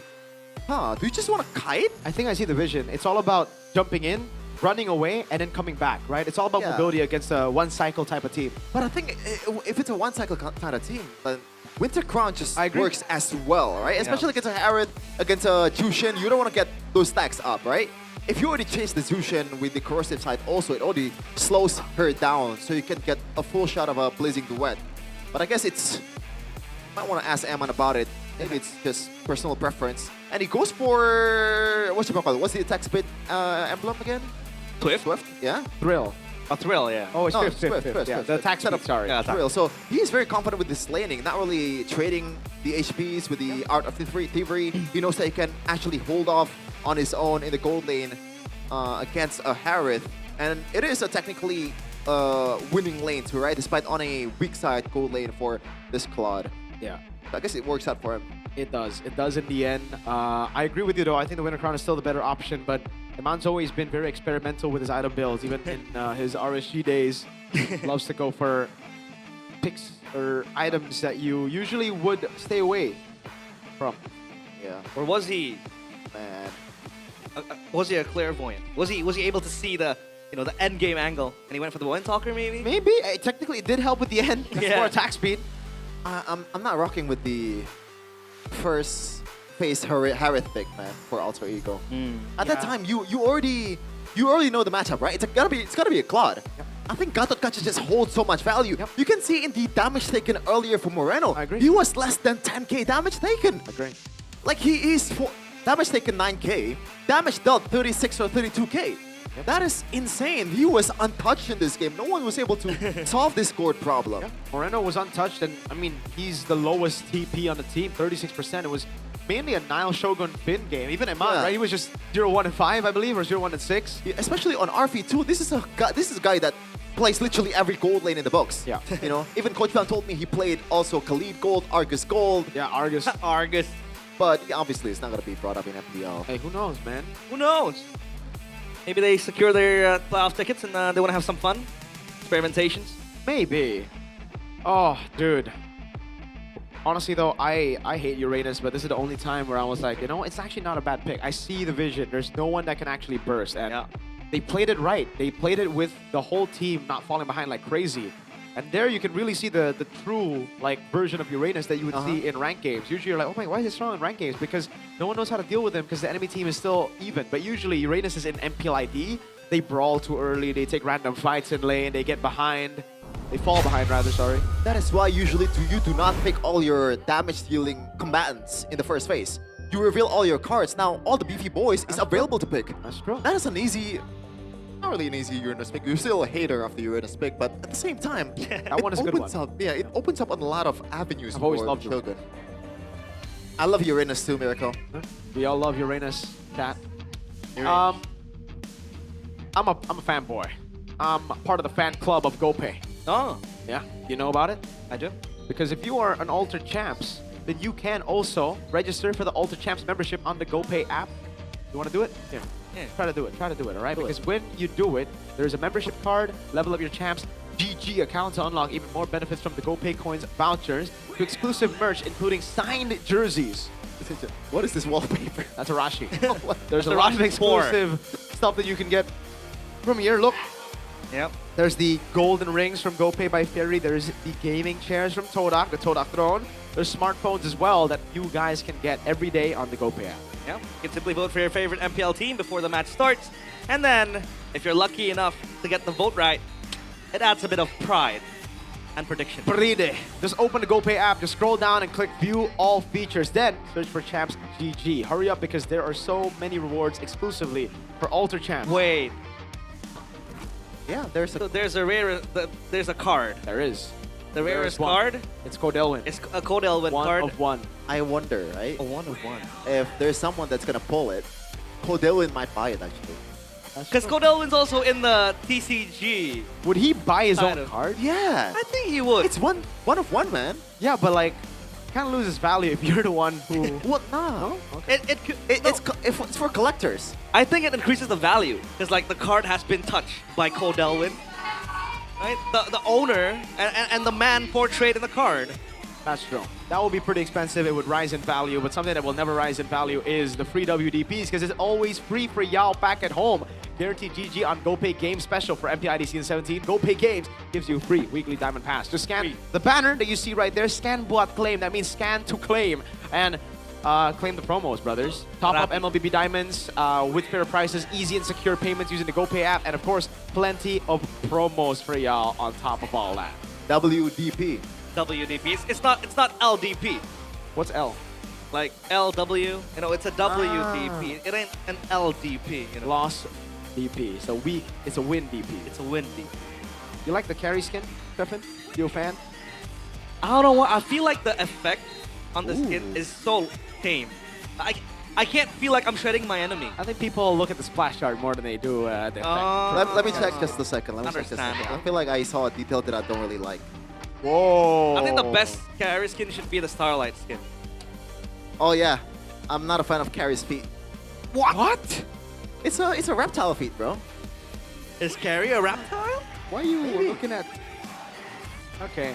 Well, if you guys want to collect your favorite players in card form, calling all fans, the OnePlay X MPL official virtual card is about to drop. This is your exclusive gateway to collect World Championship Pro Player cards. We're bringing you closer to the global champions. Think authentic signatures and jersey relics, like my M5 Marco jersey, match worn like my finals MVP, M6 jersey, match worn like my finals MVP, MSC 2025 jersey, Stanford, match worn.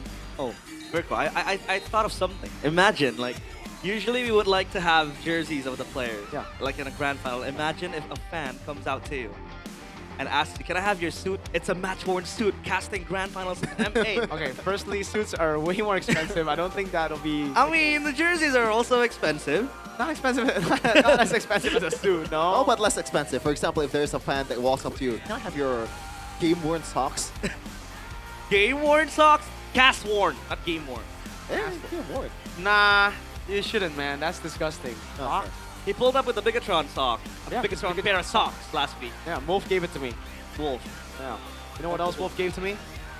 It's a smartwatch choker. A Bigatron choker, that's true. Bigatron. He flew all the way here with Acecraft. Because in Acecraft, you can fly everywhere. Don't want to miss random skills, bullet deflection, and a retro cartoon art style from back in these guys' childhoods? His childhood. Jump into Acecraft now and start your aerial adventure like Wolf. Yeah. Hey, fly Kevin, together. Can you make an airplane sound? Yeah. Airplane? Airplane.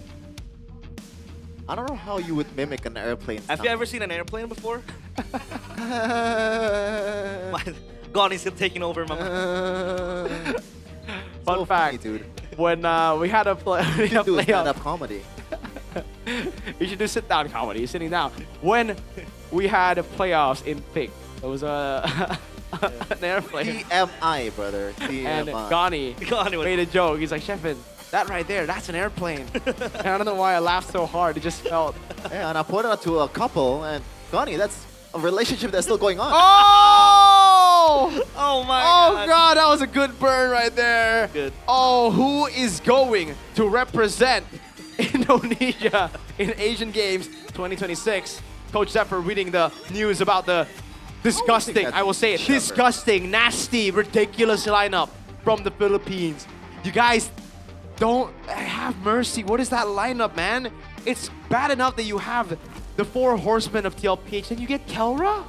What the heck, dude? They got a lot of players, man. They got Vinuya, they got Sanford, they got CC Immune. Don't forget the new TLPH Doll. member, I love you. I love you. Yeah, I love you. Raging Sanford. Raging Sanford.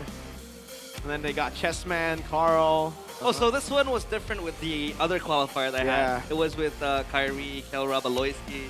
Yeah. Oh, damn. That was oh, God. Wait, what? Huh? I'm quite...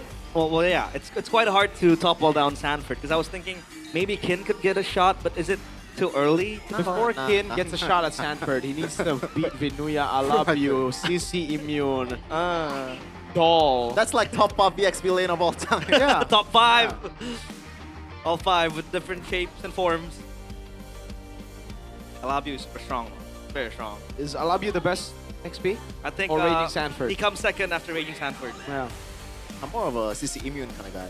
You're a CC Immune kind of guy. Oof. I think Vinuya has to be number 4. Nah, Vinuya is overrated, dude. He is? Yeah. I love you is much better. I love you is very nice. What about Volto? What song? What's that? That's a song. Oh. A Tagalog song. Is the band Volto or is the band Kappa Joe? I don't know. The band is Kappa Joe. Oh, okay. The song is Volto. Okay. Okay. I remember the lyrics on top of my mind. Everything's 50-50, even though they're on the 30% win rate side. First pick for BTR. BTR. Now, is it good or bad? Because now they might be forced to a Juicin. Do they go Kalea first pick? Is it that prio? What was that again? I was so lost. They're on first pick now. Yeah. They go Juicin first pick, or they try something out? Probably gotta be the Jushin, man. It's been that way for the longest time. Then they would give Kalea? God. Alter Ego is so not consistent. It's not mid anymore. They're bad. To what? No, because it's not 50% anymore. Yeah, it's lower than the 50 percentile. Yeah, I just wanna say to all you ranked games solo gamers out there, if you have less than 50%, look into your mirror and tell yourself, I am the problem. Okay? I am the do not blame your teammates for your own incompetence. Dang! You are the danger. Let's get into Expanding Rivers. Both games, Expanding Rivers. Harley and Hilda ban on blue side. Juicin gets banned out by... Ooh, Ultra. Oh my god, they're gonna leave Freya? Are they gonna leave Freya? Oh god. Might be the case. God. Oh god. And the way they were going with the Ruby pick last match against Onyx, you might see an Esmeralda gold miracle. Yeah, exactly. That's why I think they have a plan to beat the Freya. BTR just banned the Freya. Just ban it, bro. You're not as good as Arfi on the Freya, man. I don't think so, at least. They want to take the Alter Ego's own weapon and go for the Freya. I mean, Iman is able to play the Freya. Definitely. You know, there's no way. He's very flexible as well. Esmeralda gold over carry against the Freya. I think carry will be still the main option with the scaling as well. But if you want to go ban for ban in the early game with the team fighting composition, then that is the way to go. Povey is going to be banned for Nino. Oh, wow. Oh, God. So, there's still Marcel. At this point, is Marcel even first bio pick Pick up the anymore? Kalea. If your name is not Keyboy, pick up the Kalea, bro. Kalea is super. Is Kalea first pick or is it Claude? Yeah, Wow also shout out Kalea. Yeah. I think it has to be the Kalea now, right? Yeah, they do. But then if the Kalea gets stolen, you still want to go for the Gourd. What do you go for? To supplement the Gourd, right? Gacha, yeah, Red 3, or even like first pick, I don't mind it Yeah, for just Alter respond Ego. to it, right? Yeah. I think take away the Claude as well. That is the clear option, and you know, it's not a like genius pick for you to pick a Gacha. I agree. In Red 3. So at this point, just be honest with your approach. Alter Ego, though, what are they going to pick up? I think Gatot and Claude is a very good opening. Gatot Claude or Gatot Harith should be the case here. Do they really want to go Harith again after that game? Well, you know, to be fair, the Marcel was there playing for Bigatron. Okay. What? So you're saying they're going to go Marcel again? I think, nah. The Khalid is still open if they want to just get mid control. Haven't seen Right. The Guinevere was open and the Valentina. Valentina Prio. Hey, Hijime's done really well on the Valentina. Is it an angle where you would take the Tsunami Slam and then play the ult for yourself? Yep, definitely. Yep, 100%. then the Guinevere can just get a free Val Requiem. I do agree. Should still be the Gord though. Oh, is it gonna be a nasty lane to play against? Like a Valentina against a Gord? I think it's You still... will get outpoked, no? For who? Kalea. For the Valentina. So Valentina wins? Or what do you mean? Oh, wait. Uranus Claw. So they're still, you know, the idea of no shreds so far. Yeah. But they could pick a carry here. Yeah. I'm not sure if that's gonna be the case though. Do you want to pick up the carry though? It's a winning lane against Claude, and oh yeah, you can. I don't know if you want to rock a Purify against Claude. Exactly. I don't think you want to. You have the Phantom Step, but you need that gap. Because remember, BTR are gonna go for an assassin. That's almost a guarantee now, right? I'm surprised though by the Uranus and the Claude instead of a Gord and Claude. I thought the Claude for sure, but the Gord. Oof. Alter Ego, what do they go for? I'm really thinking hard about this one. Oh god, against the Uranus, there's still no shred. Still with the 3 Harith, despite it being on the red side. Not sure if I'm rocking with this. Seriously. And oh god, they have to pick a physical damage dealer now. Yeah, BTR gonna ban the Arlet. Unless they want to flex the Guinevere to roam, which is kinda unlikely. Either way, Arlet ban. Yeah. Perspectives exposed. Marcel ban. What'd you say earlier? Oh god. Oh god. What'd you say earlier? BTR, why would you ban the Marcel? This helped you earlier. Oh god. Arlet, man! Did they not see it? They're saying something that's a bit more dangerous, Mirko. That is the Marcel. No, it's not. Literally, it's not. The Marcel's a substitute player. Oh lord, please. Okay, Alter Ego, what do they ban out? They ban out the... They don't need to ban out the Zetian, I don't think, right? Zetian's a good shout. Moreno. When I think Moreno... Farsa? Yeah, I think the Farsa is a good ban, especially considering the Harith is already there.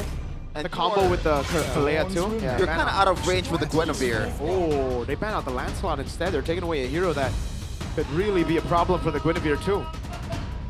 BTR, Arlet. Hello? Limited option for Nile though. Arlet.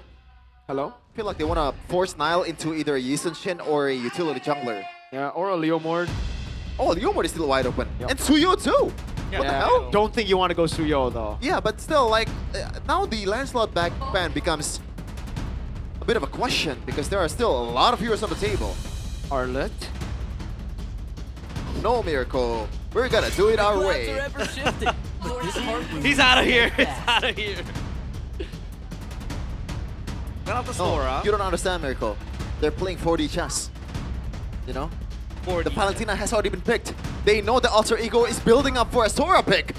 You don't get it. You don't know anything about draft. I see the vision.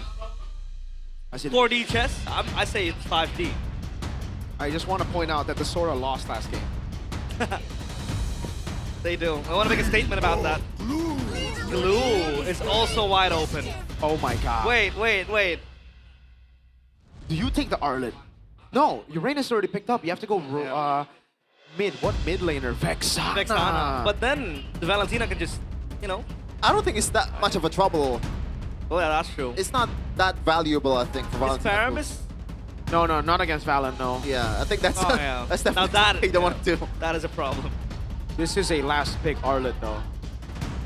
Just go for Farsa, bro. Yi Or Sun-shin? Zetian? No. Hell nah! You want to go Zetian here?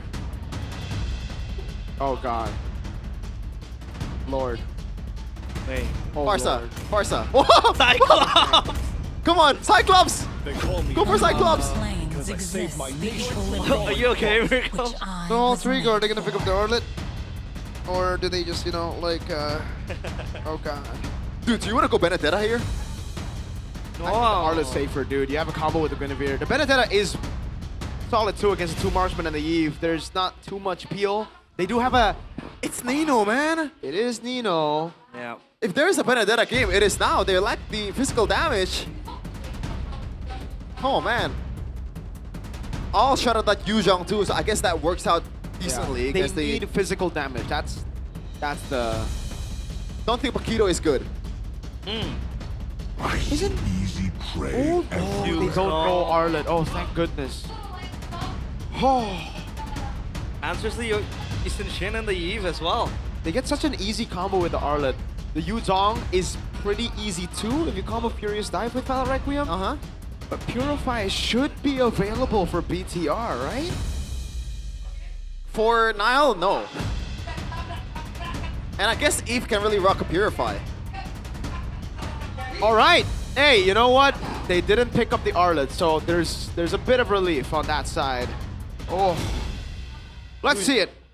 Who do you like better? Don't look at the lineup rating. I like BTRs, to be honest. Why are you looking at the lineup rating? No, not even before the lineup rating. Has to be Alter Ego. Okay. Folks, if Sheffin says it, it's de facto. I don't think so. He did. Realize, who do you think is better? Alter Ego, I guess. All right, that's 1-1. That means it's no longer de facto. Folks, we're getting into game number 2. Will it be an equalizer by Alter Ego? Or will the Red Robots finally get a win after a 4-match lose streak? Welcome to the Land of Dawn. Here we go. 2-0 in the horizon for Bigatron. Spoiling tickets for the other two teams. Hoping on an Alter Ego win. Seems like they want to go for Yi Sun-shin purely because of comfort for Niall. And he prefers to go for Yi Sun-shin, and Alter Ego drafted a composition to punish that. I think they could have gone for Lapu Lapu too, but I think Nino, against Eve, against the Yi Sun-shin, it's easier for him to get to that position and punish the lack of Purify with the Yuzhong. We'll see if it's going to work out or not. It looks like Niall's going to take this. Ooh. Oh no! You hate to see it. They try to play it quick and Alec just seals it away. Oh no, especially for a player like Niall that plays with a tempo. I hope nothing goes like Ori for him. Oh, Alec. He's fine. Yeah, but he's taking so much damage, he has to back away now. He has the small Patricks to back him up. It's fine. I think Nino got the XP crab, yeah? I think so.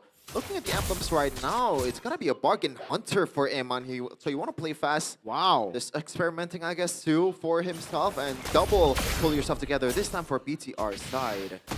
I guess with Yasuke just lying in the backland, that should be a valuable pull yourself together. Here comes Niall. That's the Mountain Shocker, but that's the Traceless. Looks to take Alec, but Alec's still beefy. This is bad for Alter Ego, though. They need level 4s on their mid lane. Yasuke. Oh, Violent Requiem. It connects onto Niall. Dude. That's going to be the first blood. I mean, what is there to say? Like, I feel like that is not a pro player kind of mistake, man. You just walked up to enemy jungle. Yep. No ultimate, though. Gonna go for more. The Black Dragon 4 popped as well. Trying to dissuade Finn. Finn forced to flicker. Oh, wow, no dragon. Mountain Shocker now comes in. The Petrify for Finn. He has to go down. RWM open but for Moreno, but now Alec has to flicker away. Niall is there. Pops the Mountain Shocker, but Alter Ego still. They get away with murder. Shogun, he might want to look for more, but seems like Alter Ego are out of resources for this turtle take. Arfi is here too. This should be a 50-50. Oh, he backed off. Yeah. I'm not sure about the decision, but Yasuke was super low too, and now Alter Ego is just cycling. Yep, waiting for their next big ults. Uh-oh, like the spells and the resources. Finn is in the pit. He might be stuck there as the Violent Requiem connects onto Finn, but Niall gets the turtle, and now Arfi pops the Demand Force. He looks for more, but it seems like the fight will end just there. Okay, so Alter Ego walk out with 3 kills. BTR get the neutral objective. Definitely a meaningful trade for BTR, right? Right? Sure, bro. Yeah. Gold lead definitely leaning towards Alter Ego's side, though, and I feel like, again, this is just the true Alter Ego style of play in M7. Just want to go for fight instead of the neutral objective if there's an opportunity to get more. So far, the gold lane is just gonna be a farm battle for this Harith and also the Claude, and Eman will try to reap the benefits of the bargain hunter. Yeah. With this more conservative kind of gameplay. I like the way that BTR is playing right now against a Guinevere. Yeah. Once you hit level 4, like, everywhere is not safe. This is the same type of game they played in their last match in game number, was it 3? Where they just scaled up and then they lost at the end. Like, oh, against Heatfam. Yeah, game number 2. They were playing the same comp. It was Easton, Shin, and a Claude, if I'm not mistaken. 2 scaling heroes with, I forgot what was in the mid lane. I believe it was also a Eve. So, same kind of composition, waiting for a late game, playing slow, and then just playing off with scaling. Unfortunately, it didn't work out until the end of the game. They were... I found a crazy flank. A bit of luck in that as well, but definitely more skill. Now for Alter Ego, they're playing it super safe right now. They don't want to go for anything that's too crazy. They just want to make sure that they get something of that Violent Requiem combo. Oh, that's a good one. Pops the blazing duet for Eman. That Demand Force almost caught him off guard, but Finn is close by in the neighborhood. What? Might look for something, but Finn is hesitant to go for the Tsunami Slam. He might, but Arfi has the Chrono Dash. Oh, here comes Ijume, looking to brawl out with Bigatron. RWM open, Eman has to move around. Fancy feet. Ijume pops the ult. I don't know if that was a missed opportunity by Arfi. He should have just procced this Chrono Dash towards a minion and continue spam to Eman. Meanwhile, though, oh wow! He slam, good CC, immune from Yasuke! Goodness and he's gonna get the retribution! Meanwhile, in the backline, it's gonna be Nino jumping onto Niall. This Yisun Shin can't move! And Niall is gone! Alter Ego keep the tempo going as Bigatron, they lose 2. Massive win for Alter Ego. Great reaction by Yasuke, the Violent Requiem, to cancel out the Tsunami Slam. And Alter Ego were just outplaying Bigatron in game 2. Read him like a book, and it was with the flicker as well from Finn, I believe. So yeah, he was playing it super safe, and also that getting a spatial migration too towards Finn at the same time. They get all the values, as you can see here in the gold. Usually, Yisun Shin is the one that's farming up a storm, but right now he is down in gold. They want to go for the Uranus. Yeah, they want to. That's gonna be the Purify pop Shogun. Freezes. He's gonna be okay. Purify out. That is worth it for Yasuke. Again, another big resource burnt out. Just gonna hold off here for Alter Ego. They already secured a good 2k gold lead. Just gonna play the same way as usual, waiting for that spatial migration to connect. Also, Nino has been doing an amazing job pretty much handling the backline, plus Alec as well. Meanwhile though, Vin, I don't know about this. Tsunami Slam, Mountain Shocker misses Nile. This is not how you want to play this game. Violent Requiem connects onto Shogun. That's going to be the beefy boy gone. And now Alter Ego wants to pound for more. Whoa! Open in the back. Eman runs away, losing the wet to clear the wave. And also the Petrify connects, but Nino got taken down. Arfi dances into the back. Eman is able to take down Arfi. And Megatron hold on for dear lives. What a chaotic brawl in the Chaos Derby. Expected but unnecessary for Alter Ego. Wait, unnecessary. BMIing back to the wave, and now Hijume gets close to taken down. But Alak will be the one taking down Eman, and Finn left on his own devices under the turret. Wait a second, they're still in the bottom lane. There's a chance for them to continue this kind of crazy tempo. Yeah, and that should be an Alter Ego win if they do get the bottom turret. But I guess Alter Ego, they were overheating, man. They should have just backed off knowing the fact that there's no special migration plus Violent Requiem combo. You're essentially playing 4v5 at that point, or 4v4. And the resource with the resource that they have, plus the dive, the 4-man dive towards the turret, I feel like that is a risk that is not worth taking at all for Alter Ego. Definitely not. Gold-wise, it's... Alec walking up. They want to go for neutral objective. Now it's going to be Alex zoning Shogun. Dancing around and then Tsunami Slam on towards Alak. He tacks it like a good boy and he mounts onto Shogun. Nino bounces forward, Violent Requiem doesn't really connect, he cancels it. And now they want to cycle to the second wave. Look at the turtle, it's going to be reset slowly but surely. Bigatron inching closer to the pit. However, Hijume has the Tsunami Slam. He's going to look for a target. That's going to be Finn into the back. The RW open, but a man in the back. Tsunami, rather, placing the wet on towards 3 people. But Yazuke gets the kill on towards Finn. And Shogun has to run for dear life. However, Arfi still gunning him down. That objective secured by Alter Ego with the death to Finn. A very awkward skirmish. Yazuke! Oh, Yazuke! Assassinates Eman with the Violent Requiem. The killer instinct of Yazuke is still there, even on a utility jungle. CE and the Winter Crown, you expect him to just look for sets, but he goes for solo kills, and Eman, no Purify, didn't expect the Guinevere to show up there. A huge win for Alter Ego, and it's not like they're playing it beautifully as well. They're just trying to capitalize on each other's mistakes after seeing EVOS in the previous match earlier. I feel like I need to cleanse my eyes right now. This was a very chaotic brawl, like in the turtle fight as well. That was not the best by Alter Ego. They came out on top. BTR definitely played it worse though, because Alter Ego initially used the dragon, used everything, but then they dropped aggro on turtle. They reset it. Even Yazuke committing a Violent Requiem over on Shogun. They identified the mistake. They backed away. They restarted the neutral objective, but BTR were kind of mixed on whether they want to go in or not. But at least right now we got what we are kind of expecting to see from the longest time, the Chaos Derby. That is the name for a reason. It is indeed chaotic. Truly chaotic.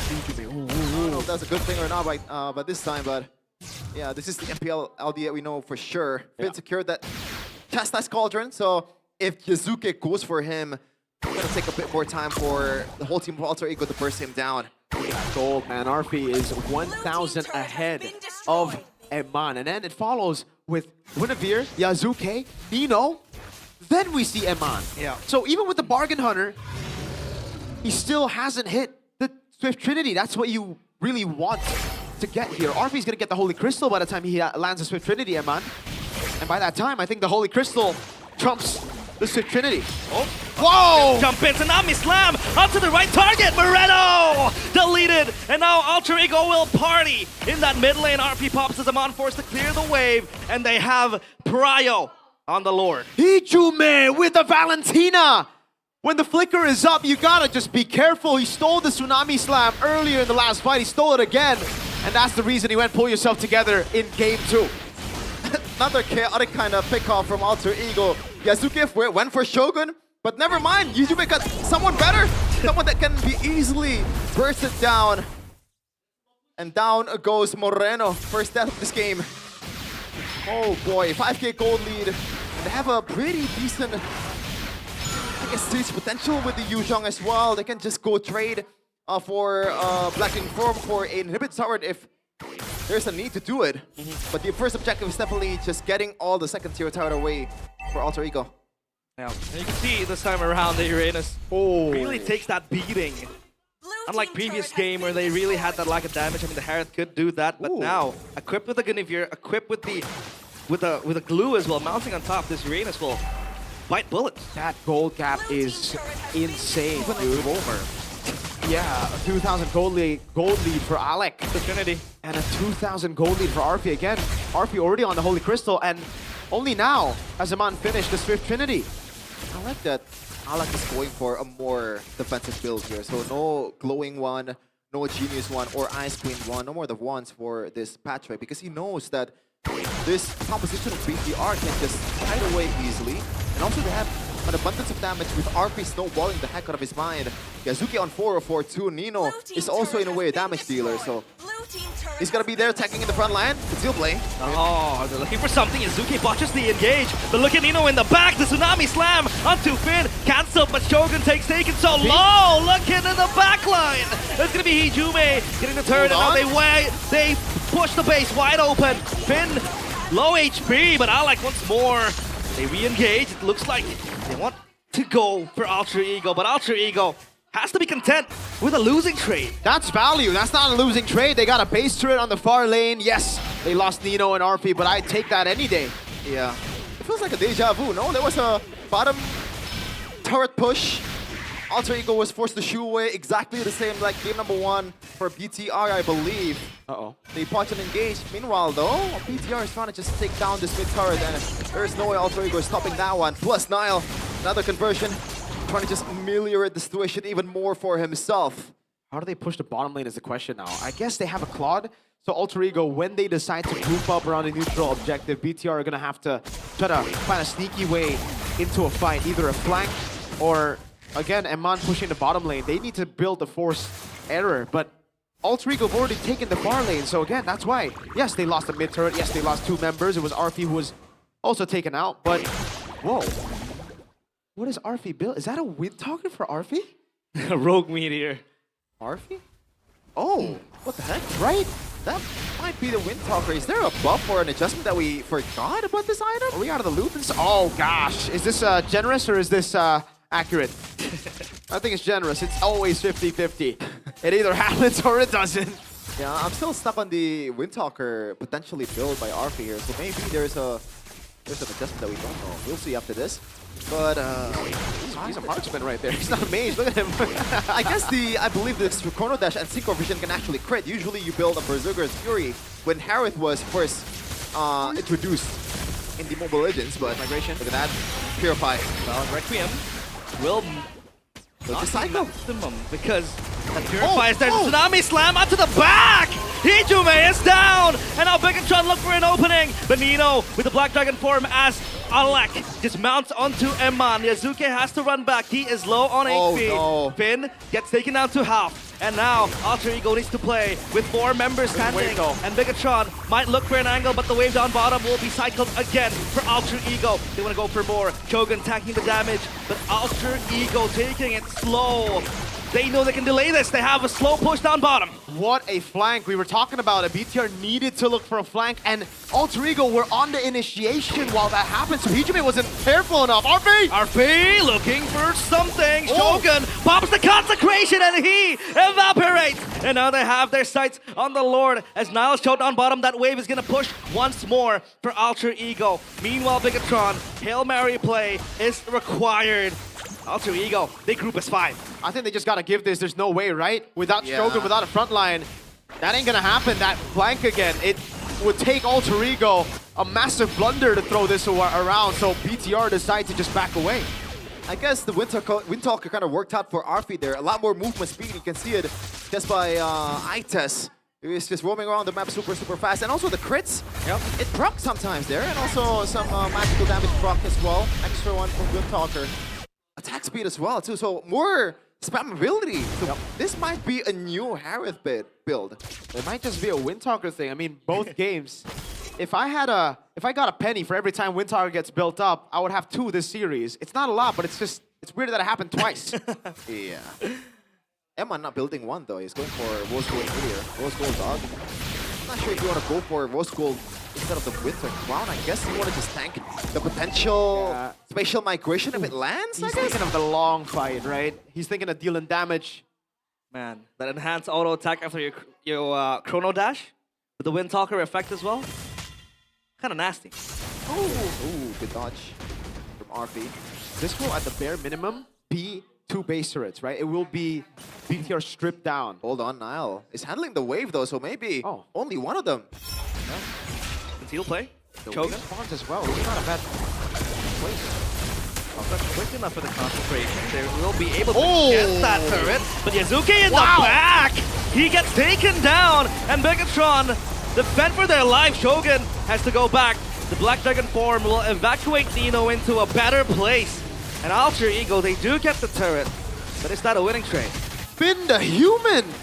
Using the CC immune inside of the Tsunami Slam to outplay a spatial migration Yazuki. Genius play from Finn. And now BTR with this late game composition that scales even better than Alter Ego. This should be their chance to actually utilize this composition. They have 2 marksmen. They have a good wave clear mid laner. Hijume though. Yeah. Oh, They're still waiting for the cycle for Finn, because that's the main initiator. You can't initiate on a Uranus. definitely. But you can still play with long lane with the Uranus, man. I don't think there's no one that's capable of bursting down Shogun. Not 1v1, no. Yeah. They're gonna pour a lot of resources for this guy to be bursted. A lot of mounts maybe, just chain CC with the special migration. At that time, it's just a purified trade. Yeah. So we're gonna take a look at the items here. Moreno once again secured that lightning truncheon. A much more aggressive build in this case. And a photo for Finn. So I guess he knows that the backliners are vulnerable to the Yuzhong, to Yazuki's. So you want to go for... That's how. Not really for his own, I guess like, you know, tankiness. He wants to elevate Eman. He wants to elevate Nile. And I guess that's why Eman built Rose Gold Meteor, because you get extra shield? Yeah, I was surprised by the amount of healing he was doing. And well, now that explains it. Because earlier in the skirmish, Nino was able to jump into the back. Oh, wow, what was the launch force? Okay, it's going to be up very quickly, so he's fine expanding that. It's just now BTR can actually control much more of the map as the resource has been built. Oh, in the back, Tsunami Slam is gone, and Hijume is gone! Alak gets taken down to pieces, he mounts onto the back line, but Nile will try to survive. Yes, the immortality popped, and now Nino in the back, looking for an angle, and Man just free hits! And the blazing duet for Eman will take Alak down. The Purify is good, and Alak will run for the hills. It's just Yazuki, and Alak left to his own devices. The 3 masked men unmasked. Will this be an ad angle for Bigatron, or will they try to stabilize the game? Hijume got caught, but I think RP's the one who's going to be the man blamed. He used the Zaman Force, and it gave BTR control. It's a full team wide. Only Hijume is available to defend the base. I don't think BTR will take this one immediately. They want to go for a more disciplined route with taking this Lord. Even without Nile, I think this should be a take here. Yes, they'll just burst this down with Eman and crew. Yeah. But what a set from Finn over and over again. Reminiscence of his protege or the old El Momento in BTR. Hanky, we talk about Bigatron being the ones choking when it matters the most. But is this choke contagious? Is it infectious to other teams? Hey. People were saying Bigatron got contaminated by the RQ virus. Now, Alter Ego might be contaminated by the Bigot choke. Hold on. Hold on now. This is the Hail Mary. This is the Hail Mary. They got a Yisun Shin. Oh, conceal. Conceal. Everybody shut up. Shush. Oh, they did not put anything. It's only Shogun. Oh, no. BTR, I don't think they want to chase. Eman is on the other side of the map. They don't need to. They got the Lord evolved. They can just play for turrets now. And Moreno is in the mid lane. This is an evolved Lord, folks. BTR are going to have crazy sustain. With the photo. Clear too. Exactly. Just with the photo, Sheffin, they had insane wave clip in. Okay. They had insane sustain with the photo. Now add the evolved Lord damage reduction. Flicker is up for Finn. Hijume might be the target, or maybe RP! What was the damage from Nile? Tsunami Slam! And Hijume with the Winter Crown. Right on time. The backline's going to be developed. Requiem and Moreno gets Hijume at the back. And Nino with the 3-man Petrify. It's not enough. Ultra will buy some time alongside the backline. Moreno gets taken down. He gets the double kill. Yasuke deleted, and the crystal is in their eyes. The RWM open, and now it's gonna be Alec deleted. It's just Arfi watching the base crumble to pieces. The crystal cracked, and Megatron activate. They go online, and they pulverize Alter Ego. What a comeback! 2-0. Say it with me now! The Red Robots are back! 2-0 in the Chaos Derby! With all the odds stacked against them, with Alter Ego taking a game off of Onyx, they get the job done! Biggie Choke who? Biggie Choke what? Well, someone's excited. Not me, that's for sure. But all the other teams are not really excited as they will hold on to their playoff secured notification. BTR extending, furthering their chance to advance to the playoffs. It is now equal with other teams, with Kingdom as well. They stand at 7-7. It becomes even spicier now, folks, in Season 17. Holy moly, week 8, day number 3, match number 2, and we still don't know who's going to be our second playoff team. What? How? There's only one team who secured playoffs, one team who secured upper brackets, and one team that's out of it, but all of the other teams, 2-8, have a chance to make it to the playoffs. I cannot believe it. I somehow feel guilty on taking away that moment, because if you were on play-by-play today... No. You take it. You take. I want to enjoy it like that. Brother, you did great, okay? You did great. Please. That is a certified big... We don't see this moment often. It's like, it's once in a blue moon. Megatron pull out a comeback, because all they do is choke. And this happens. The regular season came early. Season 18, regular season came early, folks. We're so back, baby. Look at him! W Robbie, the lucky Tarby. He hooked Alter Ego. He stole his aura. Hey. You get to translate it after this. Finally, after a long time, after 84 years, BTR is on the stage. And the biggest Megatron, the biggest Bigatron fan is translating. Pada akhirnya kemenangan yang dinantikan oleh Bigatron. It's been years since he last got interviewed. Welcome, Bigatron. Vitality di panggung menang dengan 2-0. So good. You were able to get a win. Melalui perjalanan yang kayaknya berdarah-darah banget ya. This was a bloody match, Shogun, by GOAT. Gimana dari Bigatron? Sebenarnya nggak gimana-gimana sih, tapi I don't feel anything. Kita tetap trust each other sama. We just need to trust each other. Fight terus-terusan aja. And we just keep fighting. Diperluin buat saat ini. Fight terus-terusan. Just keep on fighting. Terus berjuang dan menghadapi momen-momen yang berat seperti. You were able to go through some very tough moments, you know, 4-match lose streak. Karena beruntun tuh lose streaknya. Gimana kalian sebagai Bigatron, sebagai satu tim? As a team. Menghadapi mungkin hari ini nih, untuk persiapan hari ini. Kemarin kita LS, tapi kita play as a team aja sih. We just play as a team. We were on a lose streak, but we play as a team. We did well, and we won. Kuat kembali. Dan kekuatan ini kita bisa lihat bagaimana tidak 2-0. Game 2-0. pertama cuma dikasih 2 poin kill. Game 1, you only gave him 2 kills. Game 2. Menang comeback gak sih? It's a crazy Nih, comeback. Kasih tahu Bude, My goat. ini gimana cara kalian comeback di game kedua? How did you come back in game Kalau kata number Niall, 2? confidence saja. Niall said Pede just aja. play with confidence. Ini berapa difference network tuh sampai 6.000, jauh banget. That was a Kalian 6,000 gold lead that Alter Ego had. They got a far lane in the bottom lane as well. They had everything. Momen apa tuh yang membuat kalian bisa How did you infect them with the biggest choke virus? Tadi semuanya comms-nya ya kayak It was just the saling comms. semangatin aja sih kalau lagi under gitu. So we just keep on motivating each other when we're down. Keren loh. Tapi ngebahas tentang game pertama kayaknya mulus banget buat kalian.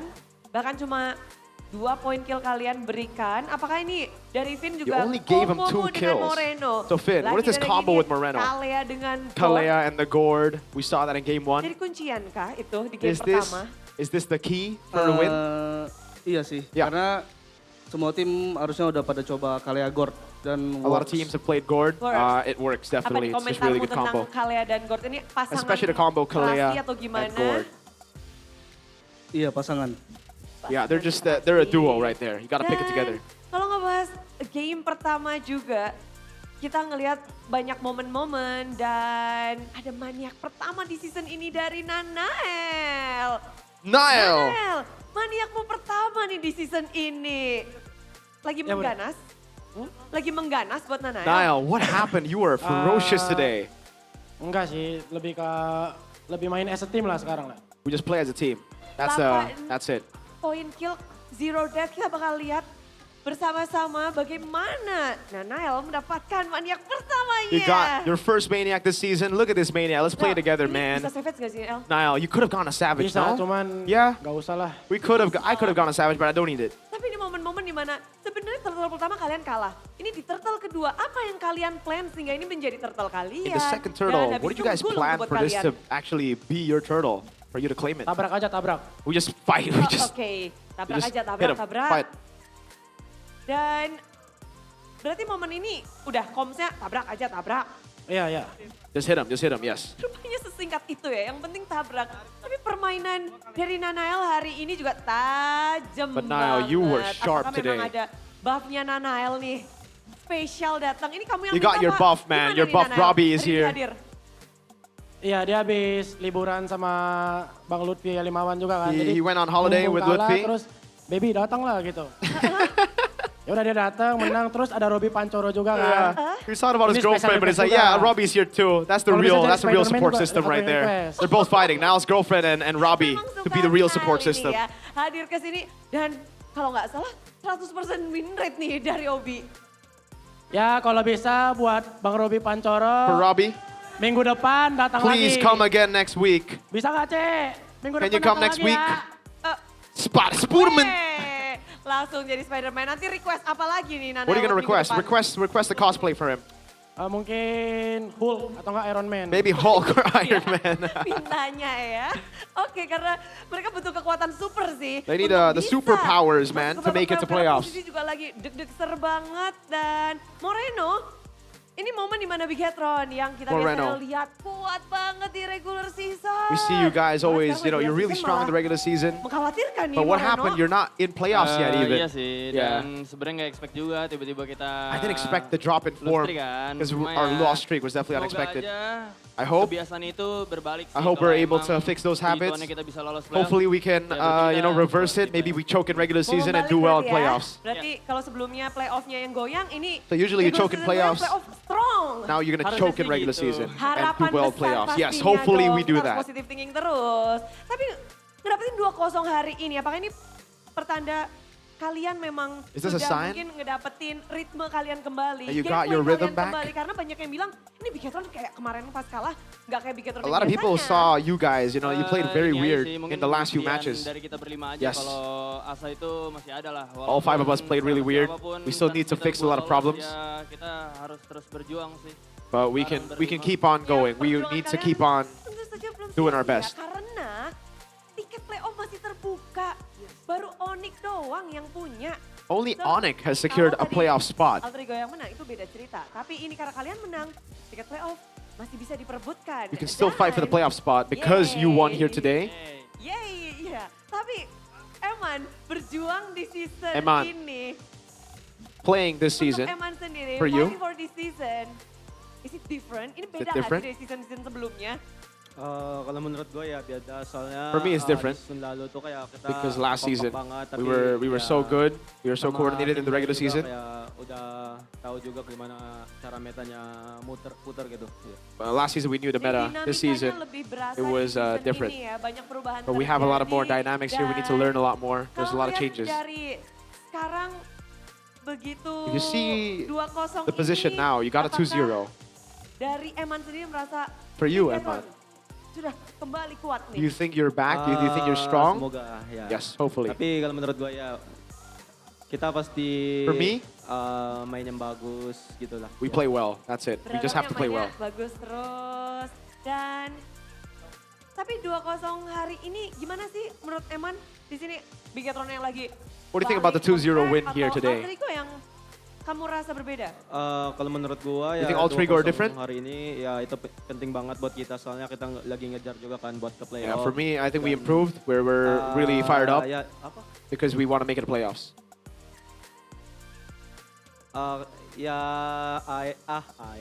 Bigetron yang balik sih kayaknya. Yeah. Bigetron are just back. Bigetronnya kembali. Apakah ada Bigetron is apa gitu ada? Is there a saying Bigetron is back? Ada Bigetron is-nya is titik-titik gitu. Bigetron is? Belum. Not yet. Belum, masih ada 2 match lagi karena untuk Bigetron minggu terakhir For akan Bigetron, ada tim atas kalian. you still have to go up against Iya, ada tim nomor 1 dan tim nomor 2. number 1 and number 2 in your final match. Ada Dewa United Dewa dan juga and Onyx. Sebenarnya melawan tim yang berada di Oh, atas God. itu, Going up against those apa top sih 2 yang kalian teams, pikirkan ketika harus melawan tim what do you yang what do you berada di think atas? about when you're up against them? Yang pastinya kita harus lebih try hard We sih karena have kita to lawan try hard tim more. yang di bawah ya kalah ya. Because the teams in the we lost to the teams in the bottom of the standing, so we have to try hard. Even we gotta try hard against Onyx and against Dewa. Jadi pertanda bahwa mereka harus bekerja lebih ekstra lagi karena They gotta work even harder. bagaimana perjuangan dari Bigetron dengan 2-0 ini akankah mengubah sesuatu? Will they be able to change things? Spesial karena setiap match, setiap game Let's see the pasti standings. Do laga. they change? Ini sementara. Oh! No way! I didn't expect this. Ada di mana tuh Bigetron tuh? Where's Bigetron? Bigetron, you guys are 6 now. Iya, kalian bertukar tempat ya. You swap places with Alter Ego. Posisi 3 tadi, lalu Bigetron by Vitality di posisi 6. Komentar 6? You want to say something for being number 6? 6 ini, Bigetron gimana? Sebenarnya kita ada skenario mimpi basah, Bude. I mean, we have a wet dream scenario. Ya kita ada skenario khusus gitu lah. We have a Jadi, specific kita scenario, a wet dream. ujungnya stack 2. We want to be number 2. Cuman itu ya balik lagi beneran But again, skenario that's an unrealistic, impossible scenario, but we want to get number 2. Mission masih ada kesempatan karena kalian In masih Niall's di bawah lagi, jadi words, a wet dream scenario. ini apapun bisa terjadi karena poinnya Anything can still happen because the points are so close. tipis ya Nanael. Jadi kamu merasa masih ada harapan untuk meranjak naik. Bisa, Bude, bisa banget. Yeah, Bisa we can bakal still do lagi it. We dengan can still hasil do hari it. ini, Nanael. Ya semoga ini jadi momentum buat kita lah. Hopefully this becomes momentum for us. Hopefully we're able to improve. Back on track lah, back on track. Hopefully we're back on track. Tapi kan kemarin tuh karena kalian lose streak 4 kali banyak banget nih ya dari mungkin yang di luar sana atau ada yang meragukan dari Bigetron. Mungkin kamu mau say something? You want to say something? Mungkin buat yang raguin gua sama teman-teman For the gua, people raguin who- aja ntar kita yang buktiin ke kalian. For the people who doubted me, it's okay. I'll prove to y'all. Dari pembuktian juga dan mereka menantikan pula bagaimana mereka akan berjuang untuk tiket babak playoff.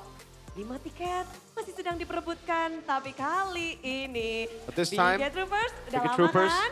Langsung saja it's been a while. sambut kemenangan dari tim Bigetron by Vitality. Give it up for Bigetron by Vitality.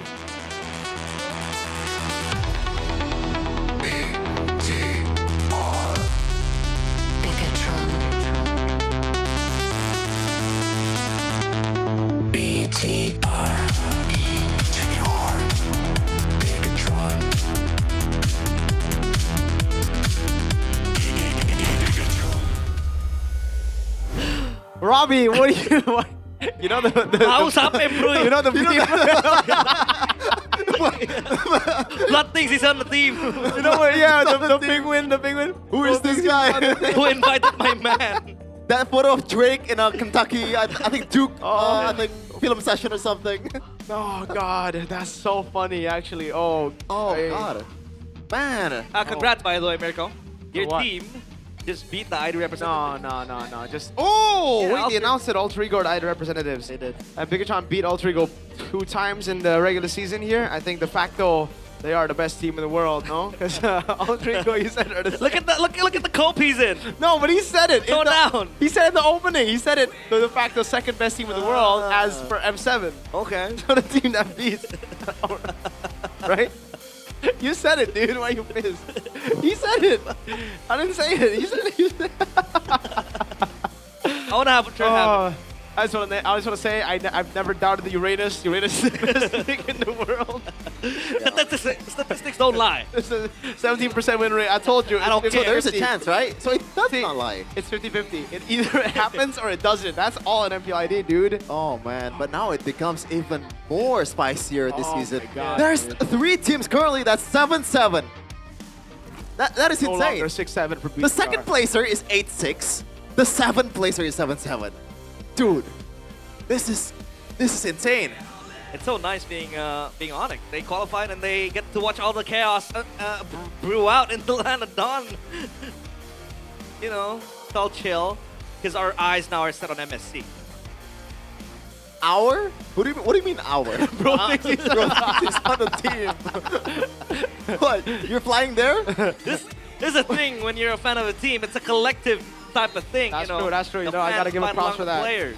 Gotta give a props for that. Hey, brother. tell us what happened here, though. Oh man, you see it coming, right? It's a 2 marksman comp with a Eve.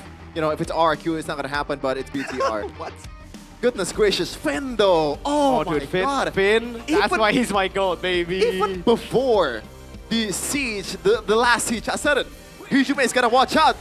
Finn, he has the flicker, but he got caught for the bajillion times. Absolutely. The flicker combo with the tsunami slam. Finn is one with Kalea, and he is the MVP presented by official gaming phone Infinix GT50 Pro.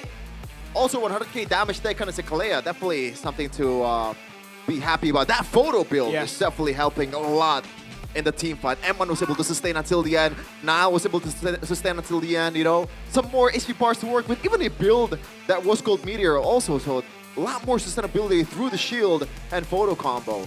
Oh my goodness. Man, it happened again. The Kalea to a Valentina. It was Rinse, I believe, earlier this week. Or was it last week? And now it's Hijume on the end of it. You can see here the team fight. It was not looking good for BTR. Early game, they were struggling so much.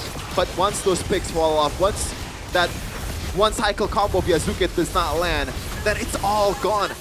BTR can just kite away and wait for the resources to be gone and bounce back.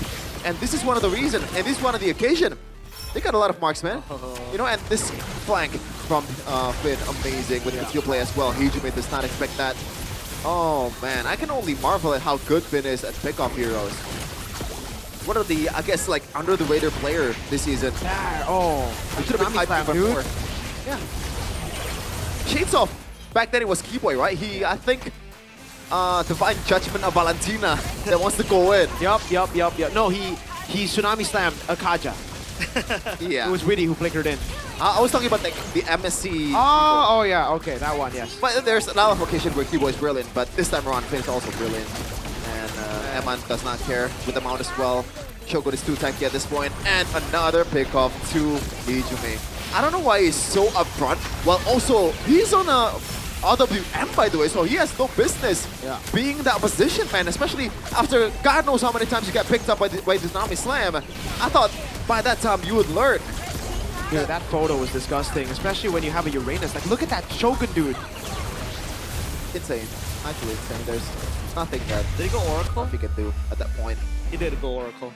That's why I said before the game, I prefer BTR's draft by a bit, you know? Like, I'm not questioning the Alter Ego that's will. what I said, it's de facto, bro. I'm not questioning the Alter Ego's draft is stronger in the early game, but once those items stack up, once Alter Ego relies on this one cycle kind of team fight, then the margin of error becomes lower and lower. It's even narrower for Alter Ego. They have to be super precise in their execution, and there is a lot of purifies on BTR's side. It's Uranus and also Claude, and yeah, it only takes a couple of mistakes for Alter Ego to get comebacked, and this time the choked becomes the choker. Wait.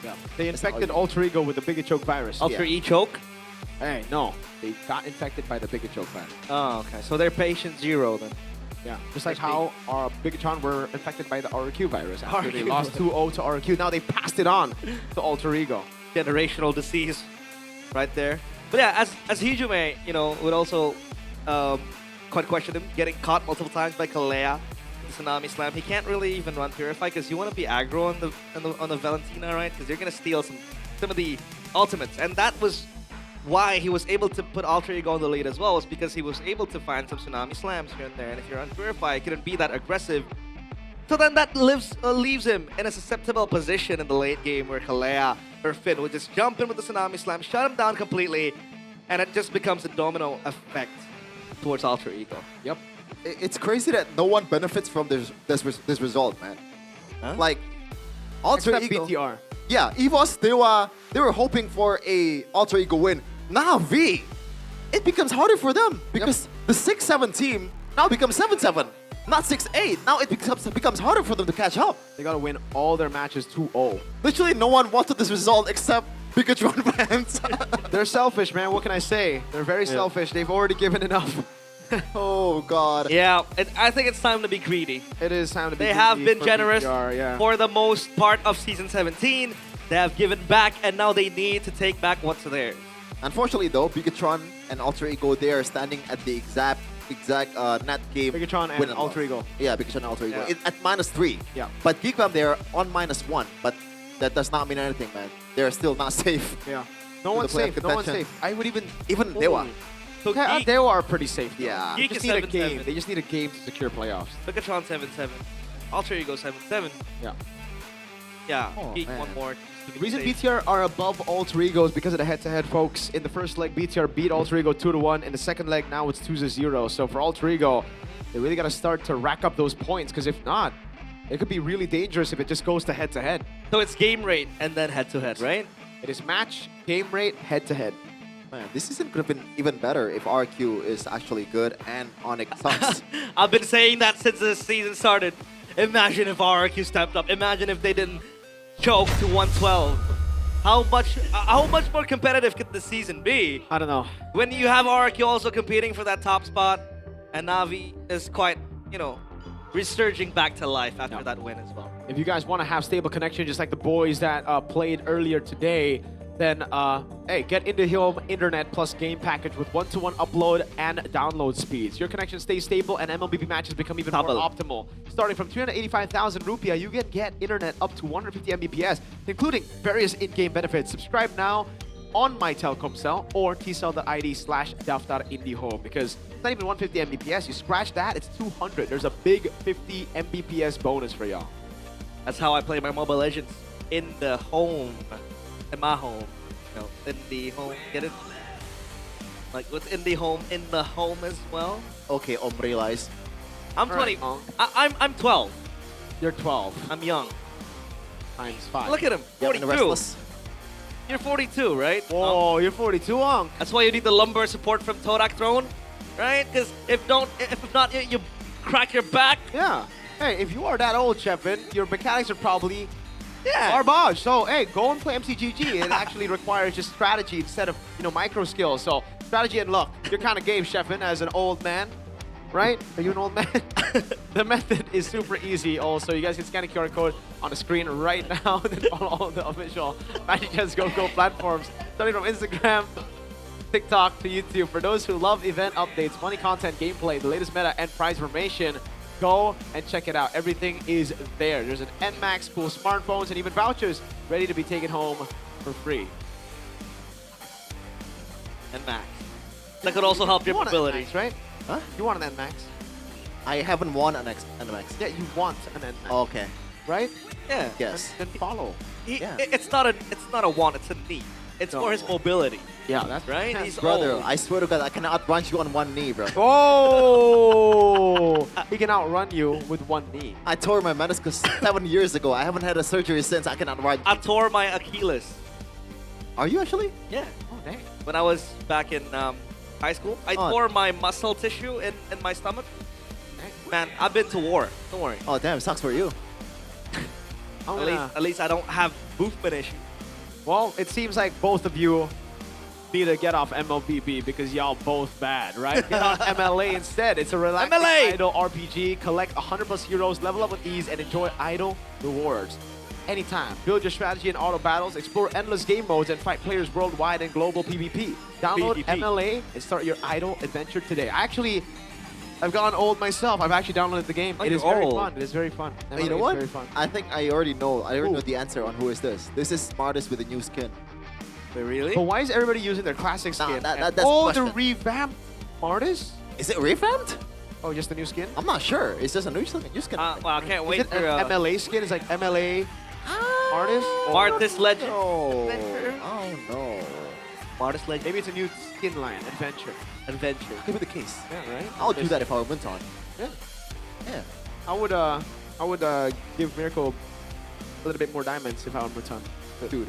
You have like 100k diamonds. No, I don't, dude. I have like 10k right now, dude. Wow. So I have 2. So little. You have 2 diamonds? I have 2 diamonds.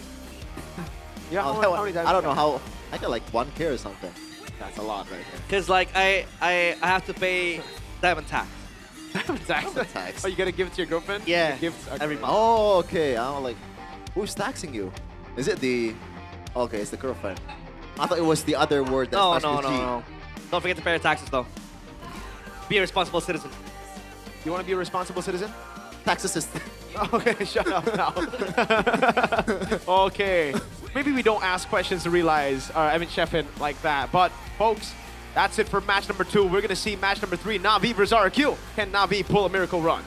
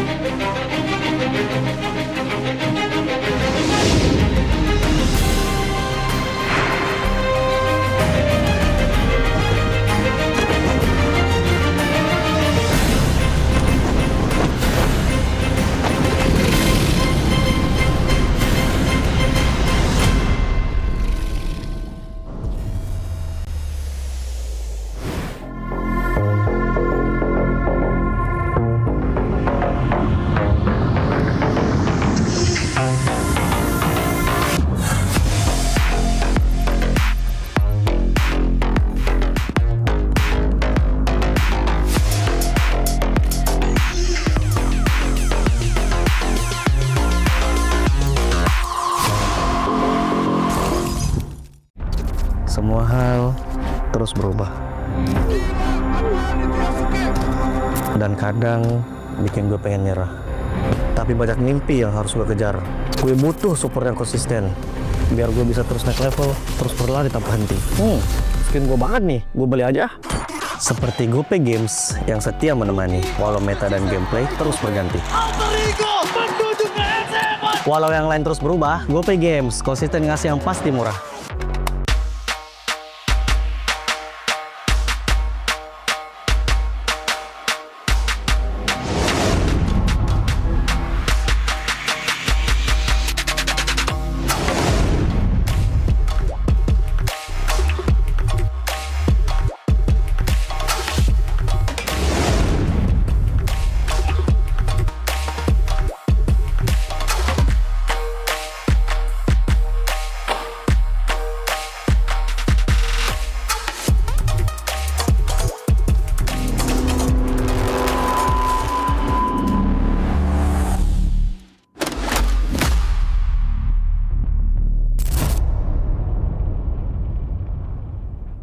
Garnier Men. Keringat, minyak, dan kulit sensitif bikin jerawat susah dilawan. Lawan jerawat dengan nyaman bersama. Baru Garnier Men Acno Fight Gentle Gel Cleanser dengan salisilik dan sika. Lawan 99,9% bakteri penyebab jerawat. Teruji pada kulit sensitif. Nyaman di kulit. Optimal lawan jerawat. Garnier Men Acno Fight Gentle Gel Cleanser dari Garnier Men. Tak ada hari tanpa mabar. Main nge-lag, kerap buatku tak sabar. Gimana mau main sampai kelar? Ini waktunya ku bersinar. Oke, let's do it. Game smash andalanku bikin mainku semakin hebat. Pin stabil main makin mulus, rankku fix naik terus. Tukar DG rings, diamond dan voucher game kau dapat. Cuma game smash makin no debat. Game Max Booster, kini dapat DG Rings. Beli paketnya dan aktifkan boosternya di aplikasi Dunia Games. Hah? Habis? Ya, kosong. Jauh lagi. Tenang, ada Klik Indomaret. Klik Indomaret, gratis ongkir 1 jam sampai. Klik Indomaret, belanja online seperti di toko. Klik Indomaret.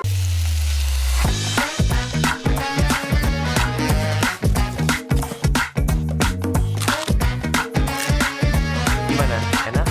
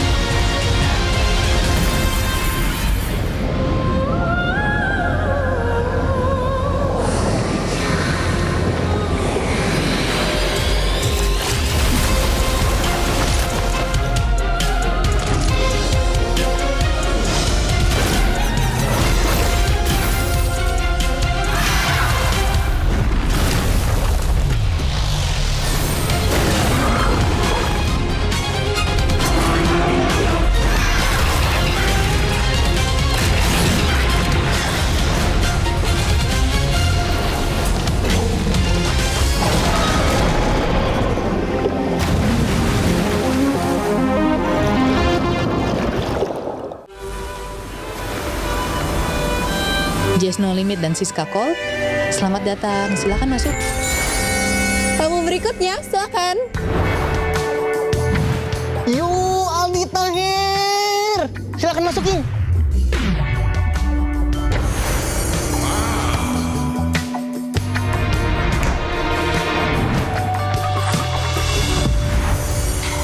Bisa dilihat guys, di sini ramai banget. Wow, Masya Allah, sungguh hebat ciptaanmu ya Allah. Aldi Tahir itu bawa burger untuk penghuni kapal. Guys, nih ambil aja burgernya. Malam ini terasa spesial dengan kehadiran kalian. Dan ini baru awal dari perjalanan kita. Enjoy Wendy All-Star Party malam ini. Hah? Wendy mana? Guys, hot news. Wendy jatuh ke laut. Ini semua pada panik. Astagfirullah. Siapa ya yang dorong Wendy? Menurutmu siapa pelakunya? Komen ID MLBB-mu. Petunjuk rahasia akan dikirim ke mailboxmu malam ini. Kalau buat gue semua tim pasti pantas lah. Menurut gue ya yang nentuin hasil di akhir aja gitu. Tim yang pasti yang paling kuat, yang paling konsisten pasti mereka yang lolos gitu. Satu kemenangan dapat mengubah banyak kemungkinan. Persaingan akan semakin ketat. Belum ada posisi aman. Persaingan sih, especially di leg 2 sih. Leg 2 berasa banget kayak semua tim tuh udah jago semua, udah saling lawan, udah makin improve lah. Gue ngeliat sih lebih banyak keunikan aja sih. Keunikan itu maksudnya gimana ya di dalam gamenya lah. Gameplaynya mulai banyak yang lebih variak juga dan tim-timnya lebih berkompetitif sih dibanding season kemarin, kayaknya lebih berkompetitif yang season ini lah. Menurut gua cukup seru banget sih, soalnya benar-benar nggak expect sih. Dan ternyata tim yang dari awal gue prediksi, mungkin semua tim juga ngeprediksi buat jadi kuda hitam, ternyata tetap struggle aja gitu. Terus tiba-tiba kayak tim yang kita nggak expect buat jadi kuda hitam, top 2. Nggak expect banget sih, literally unexpected banget. Ternyata Liquid tidak digadang berada di posisi atas, maka ini adalah perebutan untuk posisi kuda hitam. Kalau yang buat dark horse banget season ini menurut gua tim Liquid sih. Karena dari yang season lalu mereka se-struggle itu kan. Dan yang season ini menurut gua mereka bisa compete sama semua tim sih. Cuman inkonsisten aja kayak yang gua bahas di awal. Bagaimana perform mereka up and down, dan sekarang mereka sudah kembali menemukan tempo permainan mereka. Kalau melihat Yala ini nggak konsisten aja ya. Soalnya kan week awal dia leg 1 on fire banget ya. Semua tim hampir bisa kalah. Nggak tahu apa yang hilang dari mereka. Kalau dari TL sih bukan kehilangan jati diri sih. Kayak sesimpel kebaca sih kayaknya.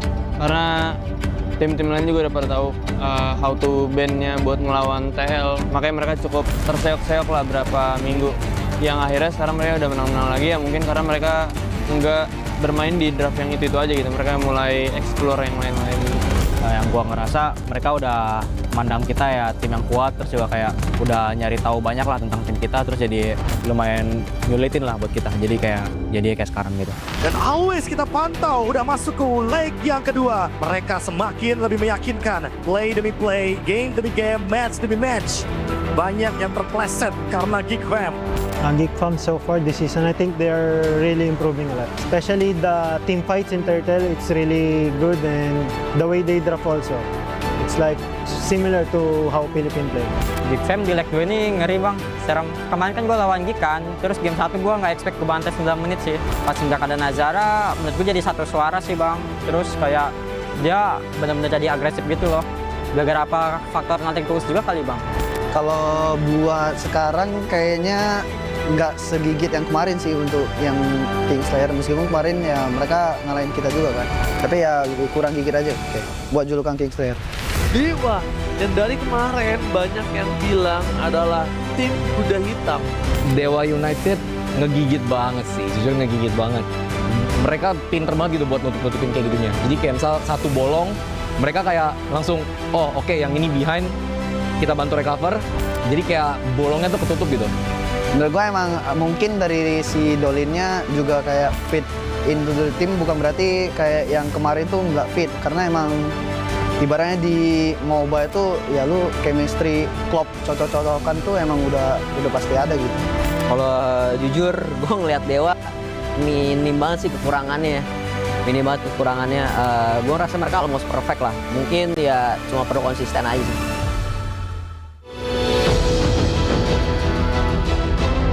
Menurut gua dari ketiga tim itu yang masih compete buat playoff, menurut gua mereka semua layak sih buat masuk ke playoff. Cuman ada chance-nya yang dikit, ada chance-nya yang gede. Jadi ya di sisa match ya mereka harus pakai sisa match-nya dengan baik gitu. Mereka akan mencari lagi sebuah kepastian menuju ke Velodrome, bukan cuma sekedar impian. Kalau menurut gue emang playoff tuh cara kita untuk berprogres sih. Kayak dari bawah dulu, dari regular season dulu, ke playoff dulu, baru kayak cara kita ngincer juara. Kalau yang gue lihat playoff itu ajang adu gengsi sih bang. Kayak semua tim pengen lolos playoff ya gara-gara dia gengsi gitu kalau nggak lolos playoff. Apalagi kalau tim besar yang nggak lolos. Sepenting apa lolos playoff menurut gue itu penting sih. Soalnya pertama itu kayak gengsi kan. Kita punya chance yang sama, jadi kita kayak reset dari awal gitu sih di playoff semua tim. Jadi kita bisa ngagetin juga gitu, kayak di playoff tiba-tiba kita kuat gitu. Banyak orang yang nggak ngeliat kita dari sebelum-sebelumnya tiba-tiba kayak naruh mata di kita kan kayak something kan. Jadi menurut gue itu lebih ke ajang pembuktian diri aja sih playoff. Kalau buat gue semua tim pasti pantas lah. Menurut gue ya yang nentuin hasil di akhir aja gitu. Tim yang pasti yang paling kuat, yang paling konsisten pasti mereka yang lolos gitu.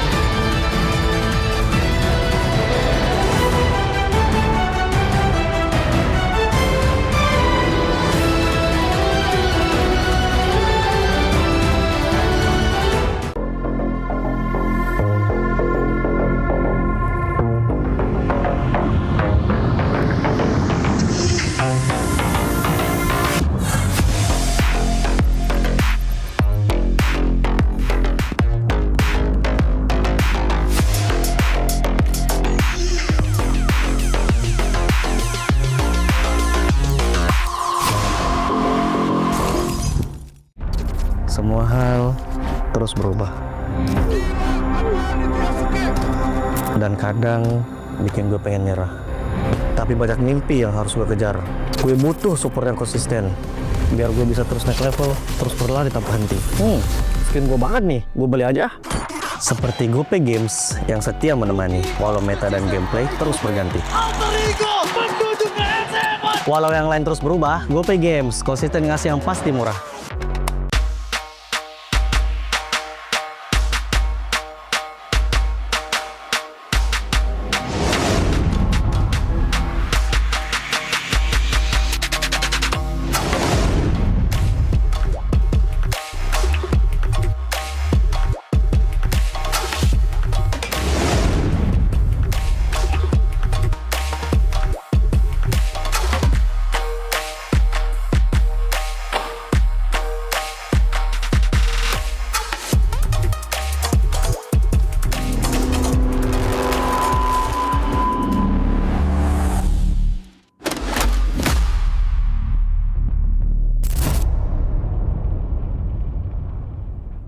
Garnier Men.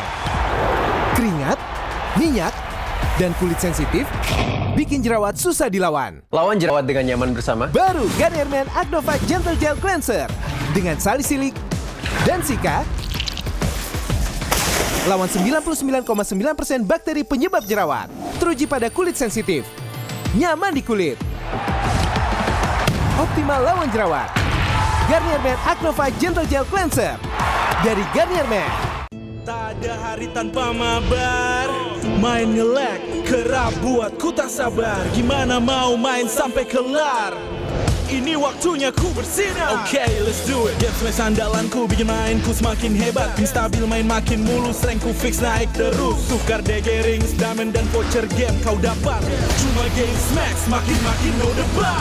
Game Max Booster kini dapat DG Rings. Beli paketnya dan aktifkan boosternya di aplikasi Dunia Games. Hah?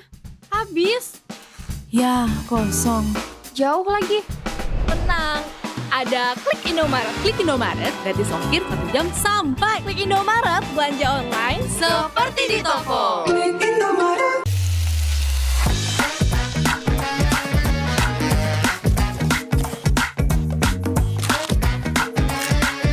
Gimana? Enak?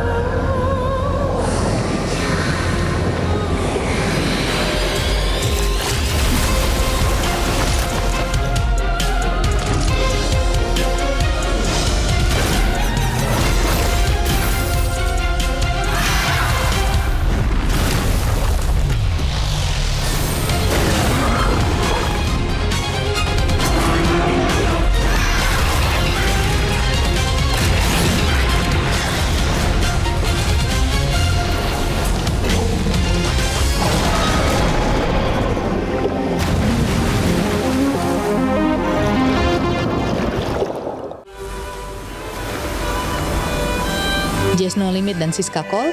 Selamat datang, silakan masuk. Tamu berikutnya, silakan. Yuk, Aldi Tahir. Silakan masukin.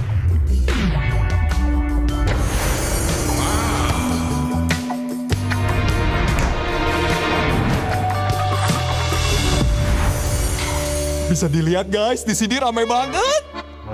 Wow, Masya Allah. Sungguh hebat ciptaanmu ya Allah.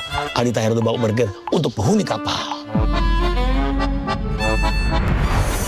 Guys, nih ambil aja burgernya. Malam ini terasa spesial dengan kehadiran kalian. Dan ini baru awal dari perjalanan kita. Enjoy Wendy All-Star Party malam ini. Hah? Wendy mana? Guys, hot news. Wendy jatuh ke laut. Ini semua pada panik. Astagfirullah. Siapa ya yang dorong Wendy? Menurutmu siapa pelakunya? Komen ID MLBB-mu. Petunjuk rahasia akan dikirim ke mailboxmu malam ini. Kalau buat gue semua tim pasti pantas lah. Menurut gue ya yang nentuin hasil di akhir aja gitu. Tim yang pasti yang paling kuat, yang paling konsisten pasti mereka yang lolos gitu. Satu kemenangan dapat mengubah banyak kemungkinan. Persaingan akan semakin ketat. Belum ada posisi aman. Persaingan sih, especially di leg 2 sih. Leg 2 berasa banget kayak semua tim tuh udah jago semua, udah saling lawan, udah makin improve lah. Gue ngeliat sih lebih banyak keunikan aja sih. Keunikan itu maksudnya gimana ya di dalam gamenya lah. Gameplaynya mulai banyak yang lebih variak juga. Dan tim-timnya lebih berkompetitif sih dibanding season kemarin, kayaknya lebih berkompetitif yang season ini lah.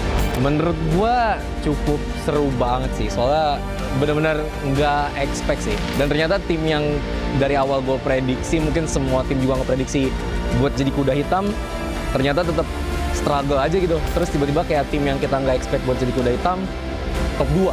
Nggak expect banget sih, literally unexpected banget. Ternyata Liquid tidak digadang berada di posisi atas, maka ini adalah perebutan untuk posisi kuda hitam. Kalau yang buat dark horse banget season ini menurut gua tim Liquid sih. Karena dari yang season lalu mereka se-struggle itu kan. Dan yang season ini menurut gua mereka bisa compete sama semua tim sih. Cuman inkonsisten aja kayak yang gua bahas di awal.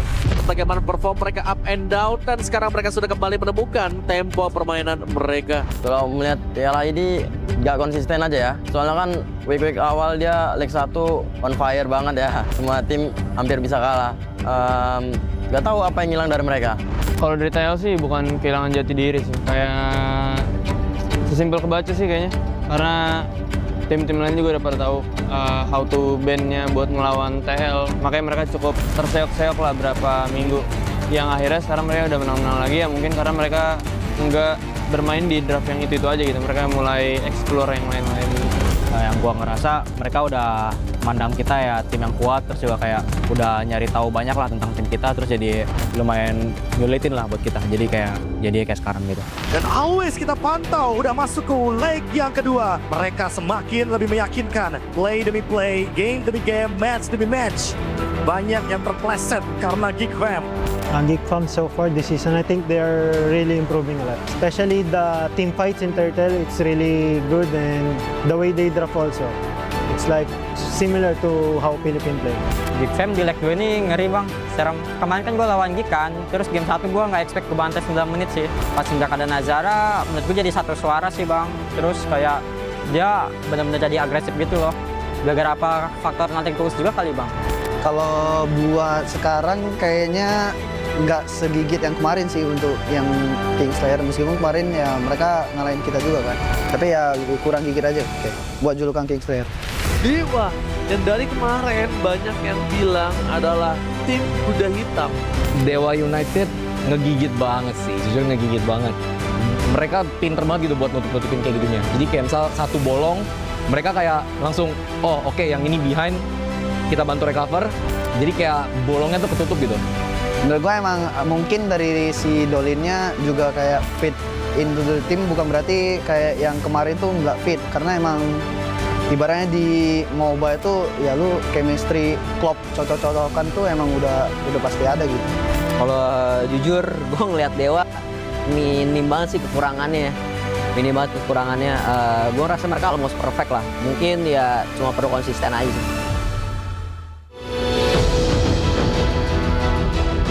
Menurut gua dari ketiga tim itu yang masih compete buat playoff, menurut gua mereka semua layak sih buat masuk ke playoff. Cuman ada chance-nya yang dikit, ada chance-nya yang gede. Jadi ya di sisa match ya mereka harus pakai sisa match-nya dengan baik gitu. Mereka akan mencari lagi sebuah kepastian menuju ke velodrome, bukan cuma sekedar impian. Kalau menurut gue emang playoff tuh cara kita untuk berprogres sih. Kayak dari bawah dulu, dari regular season dulu, ke playoff dulu, baru kayak cara kita ngincer juara. Kalau yang gue lihat playoff itu ajang adu gengsi sih bang. Kayak semua tim pengen lolos playoff ya gara-gara dia gengsi gitu kalau nggak lolos playoff. Apalagi kalau tim besar yang nggak lolos. Sepenting apa lolos playoff menurut gue itu penting sih. Soalnya pertama itu kayak gengsi kan. Kita punya chance yang sama jadi kita kayak reset dari awal gitu sih di playoff semua tim. Jadi kita bisa ngagetin juga gitu. Kayak di playoff tiba-tiba kita kuat gitu. Banyak orang yang nggak ngeliat kita dari sebelum-sebelumnya tiba-tiba kayak naruh mata di kita kan kayak something kan. Jadi menurut gue itu lebih ke ajang pembuktian diri aja sih playoff. Kalau buat gue semua tim pasti pantas lah. Menurut gue ya yang nentuin hasil di akhir aja gitu. Tim yang pasti yang paling kuat, yang paling konsisten pasti mereka yang lolos gitu.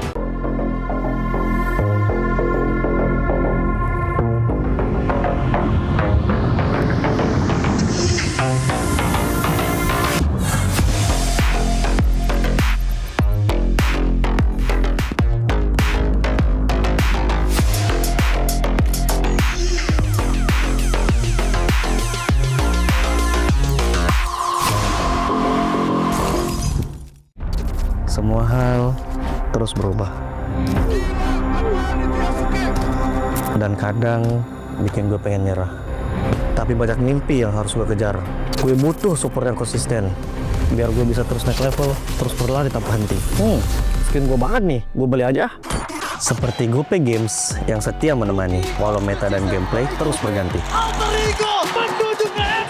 Walau yang lain terus berubah, GoPay Games konsisten ngasih yang pasti murah.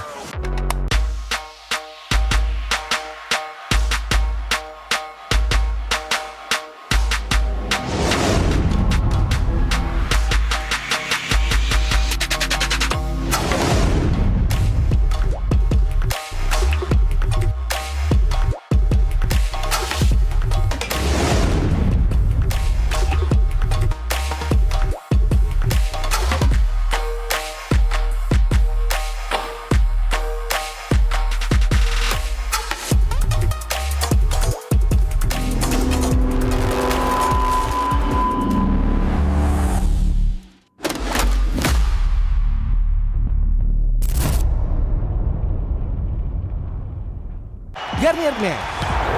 Keringat, minyak, dan kulit sensitif bikin jerawat susah dilawan. Lawan jerawat dengan nyaman bersama. Baru Garnier Men Acno Fight Gentle Gel Cleanser dengan salisilik dan sika. Lawan 99,9% bakteri penyebab jerawat. Teruji pada kulit sensitif. Nyaman di kulit. Optimal lawan jerawat. Garnier Men Acno Fight Gentle Gel Cleanser dari Garnier Men. Tak ada hari tanpa mabar. Main nge-lag, kerap buat ku tak sabar. Gimana mau main sampai kelar? Ini waktunya ku bersinar. Oke, let's do it. Games main sandalanku bikin mainku semakin hebat. Tim stabil main makin mulus, rankku fix naik terus. Tukar DG rings, diamond dan voucher game kau dapat. Cuma Games Max, makin no debat. Games Max Booster, kini dapat DG Rings. Beli paketnya dan aktifkan boosternya di aplikasi Dunia Games. Hah? Habis? Ya, kosong. Jauh lagi. Tenang, ada Klik Indomaret. Klik Indomaret gratis ongkir 1 jam sampai. Klik Indomaret, belanja online seperti di toko. Klik Indomaret.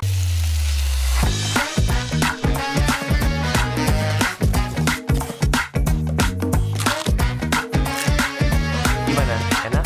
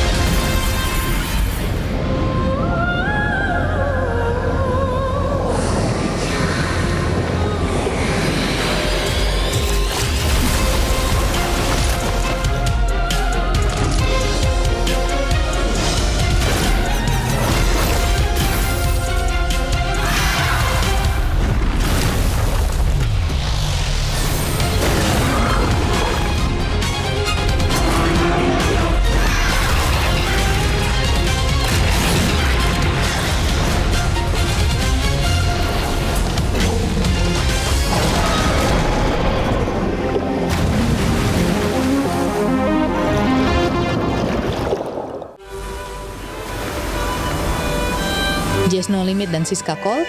Selamat datang, silakan masuk. Tamu berikutnya, silakan. Yo, Aldi Tahir. Silakan masukin.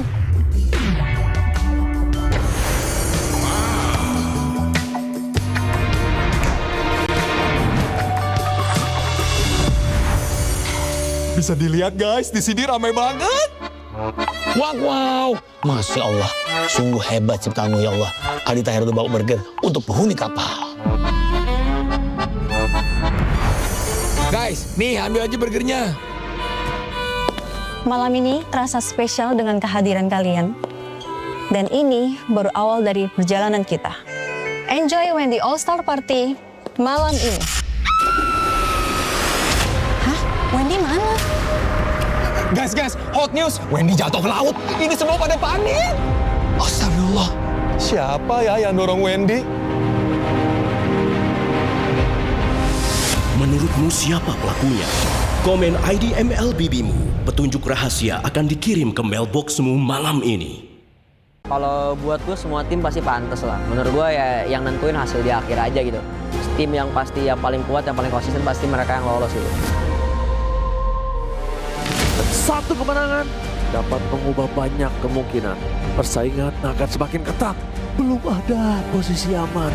Persaingan sih, especially di leg 2 sih. Leg 2 berasa banget kayak semua tim tuh udah jago semua, udah saling lawan, udah makin improve lah. Gue ngeliat sih lebih banyak keunikan aja sih. Keunikan itu maksudnya gimana ya di dalam gamenya lah. Gameplaynya mulai banyak yang lebih variak juga. Dan tim-timnya lebih berkompetitif sih dibanding season kemarin, kayaknya lebih berkompetitif yang season ini lah. Menurut gua cukup seru banget sih, soalnya benar-benar nggak expect sih. Dan ternyata tim yang dari awal gua prediksi, mungkin semua tim juga nggak prediksi buat jadi kuda hitam, ternyata tetap struggle aja gitu. Terus tiba-tiba kayak tim yang kita nggak expect buat jadi kuda hitam, top 2. Nggak expect banget sih. Literally unexpected banget. Ternyata Liquid tidak digadang berada di posisi atas. Maka ini adalah perebutan untuk posisi kuda hitam. Kalau yang buat dark horse banget season ini menurut gua tim Liquid sih. Karena dari yang season lalu mereka se-struggle itu kan. Dan yang season ini menurut gua mereka bisa compete sama semua tim sih. Cuman inkonsisten aja kayak yang gua bahas di awal. Bagaimana perform mereka up and down, dan sekarang mereka sudah kembali menemukan tempo permainan mereka. Kalau melihat Yala ini nggak konsisten aja ya. Soalnya kan week awal dia leg 1 on fire banget ya. Semua tim hampir bisa kalah. Nggak tahu apa yang hilang dari mereka.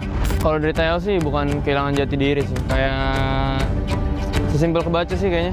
Karena tim-tim lain juga udah pada tahu how to ban-nya buat melawan TL. Makanya mereka cukup terseok-seok lah berapa minggu. Yang akhirnya sekarang mereka udah menang-menang lagi ya, mungkin karena mereka nggak bermain di draft yang itu aja gitu. Mereka mulai explore yang lain-lain gitu. Nah, yang gua ngerasa mereka udah mandang kita ya tim yang kuat, terus juga kayak udah nyari tahu banyak lah tentang tim kita, terus jadi lumayan nyulitin lah buat kita. Jadi kayak sekarang gitu. Dan always kita pantau udah masuk ke leg yang kedua. Mereka semakin lebih meyakinkan. Play demi play, game demi game, match demi match. Banyak yang terpleset karena Geek Fam. Geek Fam so far this season, I think they are really improving a lot. Especially the team fights in Turtle, it's really good, and the way they draft also. It's like similar to how Philippines play. Geek Fam di leg 2 ini ngeri bang, serem. Kemarin kan gue lawan Geek kan, terus game 1 gue nggak expect gue bantai 9 menit sih. Pas nggak ada Nazara, menurut gue jadi satu suara sih bang. Terus kayak dia benar-benar jadi agresif gitu loh. Gara-gara apa faktor nothing tulus juga kali bang. Kalau buat sekarang kayaknya nggak segigit yang kemarin sih untuk yang Kingslayer. Meskipun kemarin ya mereka ngalahin kita juga kan. Tapi ya kurang gigit aja buat julukan Kingslayer. Dewa yang dari kemarin banyak yang bilang adalah tim kuda hitam. Dewa United ngegigit banget sih, jujur ngegigit banget. Mereka pinter banget gitu buat nutup-nutupin kayak gitunya. Jadi kayak misal satu bolong, mereka kayak langsung, oh oke, yang ini behind, kita bantu recover. Jadi kayak bolongnya tuh ketutup gitu. Menurut gue emang mungkin dari si Dolinnya juga kayak fit into the team, bukan berarti kayak yang kemarin tuh nggak fit. Karena emang ibaratnya di MOBA itu ya lu chemistry, klop, cocok-cocokan tuh emang udah pasti ada gitu. Kalau jujur gue ngeliat Dewa minim banget sih kekurangannya. Minim banget kekurangannya. Gue rasa mereka almost perfect lah. Mungkin ya cuma perlu konsisten aja sih. Menurut gua dari ketiga tim itu yang masih compete buat playoff, menurut gua mereka semua layak sih buat masuk ke playoff. Cuman ada chance-nya yang dikit, ada chance-nya yang gede. Jadi ya di sisa match ya mereka harus pakai sisa match-nya dengan baik gitu. Mereka akan mencari lagi sebuah kepastian menuju ke velodrome, bukan cuma sekedar impian. Kalau menurut gue emang playoff tuh cara kita untuk berprogres sih. Kayak dari bawah dulu, dari regular season dulu, ke playoff dulu, baru kayak cara kita ngincer juara. Kalau yang gue lihat playoff itu ajang adu gengsi sih bang. Kayak semua tim pengen lolos playoff ya gara-gara dia gengsi gitu kalau nggak lolos playoff. Apalagi kalau tim besar yang nggak lolos. Sepenting apa lolos playoff menurut gue itu penting sih. Soalnya pertama itu kayak gengsi kan. Kita punya chance yang sama, jadi kita kayak reset dari awal gitu sih di playoff semua tim. Jadi kita bisa ngagetin juga gitu, kayak di playoff tiba-tiba kita kuat gitu. Banyak orang yang nggak ngeliat kita dari sebelum-sebelumnya tiba-tiba kayak naruh mata di kita kan kayak something kan. Jadi menurut gue itu lebih ke ajang pembuktian diri aja sih playoff. Kalau buat gue semua tim pasti pantas lah. Menurut gue ya yang nentuin hasil di akhir aja gitu. Tim yang pasti yang paling kuat, yang paling konsisten pasti mereka yang lolos gitu.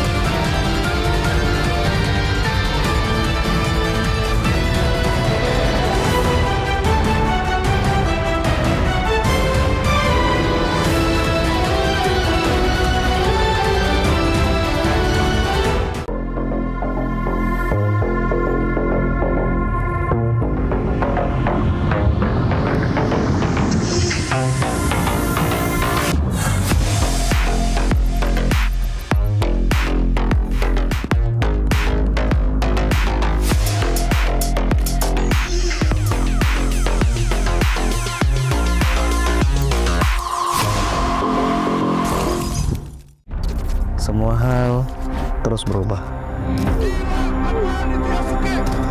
Dan kadang bikin gue pengen nyerah. Tapi banyak mimpi yang harus gue kejar. Gue butuh support yang konsisten, biar gue bisa terus naik level, terus berlari tanpa henti. Skin gue banget nih, gue beli aja.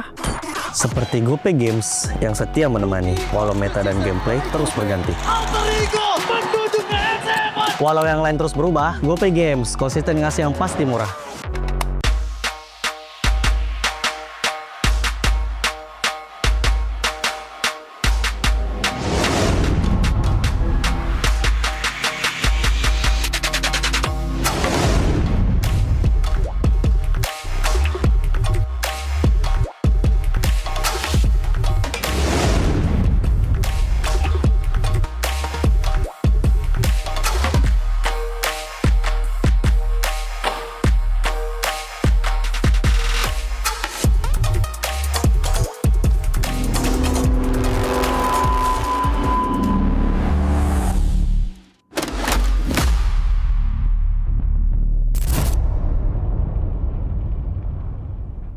Garnier Men. Keringat, minyak, dan kulit sensitif bikin jerawat susah dilawan. Lawan jerawat dengan nyaman bersama. Baru Garnier Men Acno Fight Gentle Gel Cleanser dengan salisilik dan sika. Lawan 99,9% bakteri penyebab jerawat. Teruji pada kulit sensitif. Nyaman di kulit. Optimal lawan jerawat. Garnier Men Acno Fight Gentle Gel Cleanser dari Garnier Men. Tak ada hari tanpa mabar. Main nge-lag, kerap buatku tak sabar. Gimana mau main sampai kelar? Ini waktunya ku bersinar. Okay, let's do it. Game smash andalanku bikin mainku semakin hebat. Pin stabil main makin mulus, rankku fix naik terus. Tukar DG rings, diamond dan voucher game kau dapat. Cuma Game Smash makin no debat. Game Max Booster kini dapat DG Rings. Beli paketnya dan aktifkan boosternya di aplikasi Dunia Games. Hah? Habis? Ya, kosong. Jauh lagi. Tenang, ada Klik Indomaret. Klik Indomaret gratis ongkir 1 jam sampai. Klik Indomaret, belanja online seperti di toko. Klik Indomaret.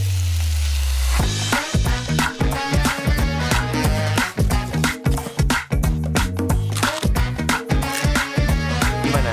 Enak?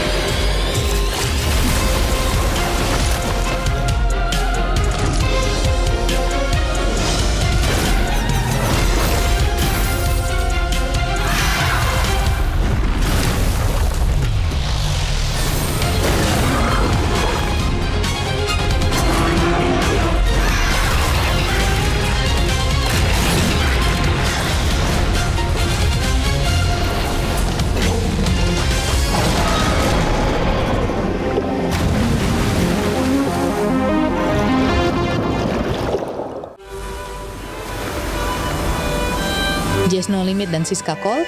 Selamat datang, silakan masuk. Tamu berikutnya, silakan. Yuk, Aldi Tahir. Silakan masukin.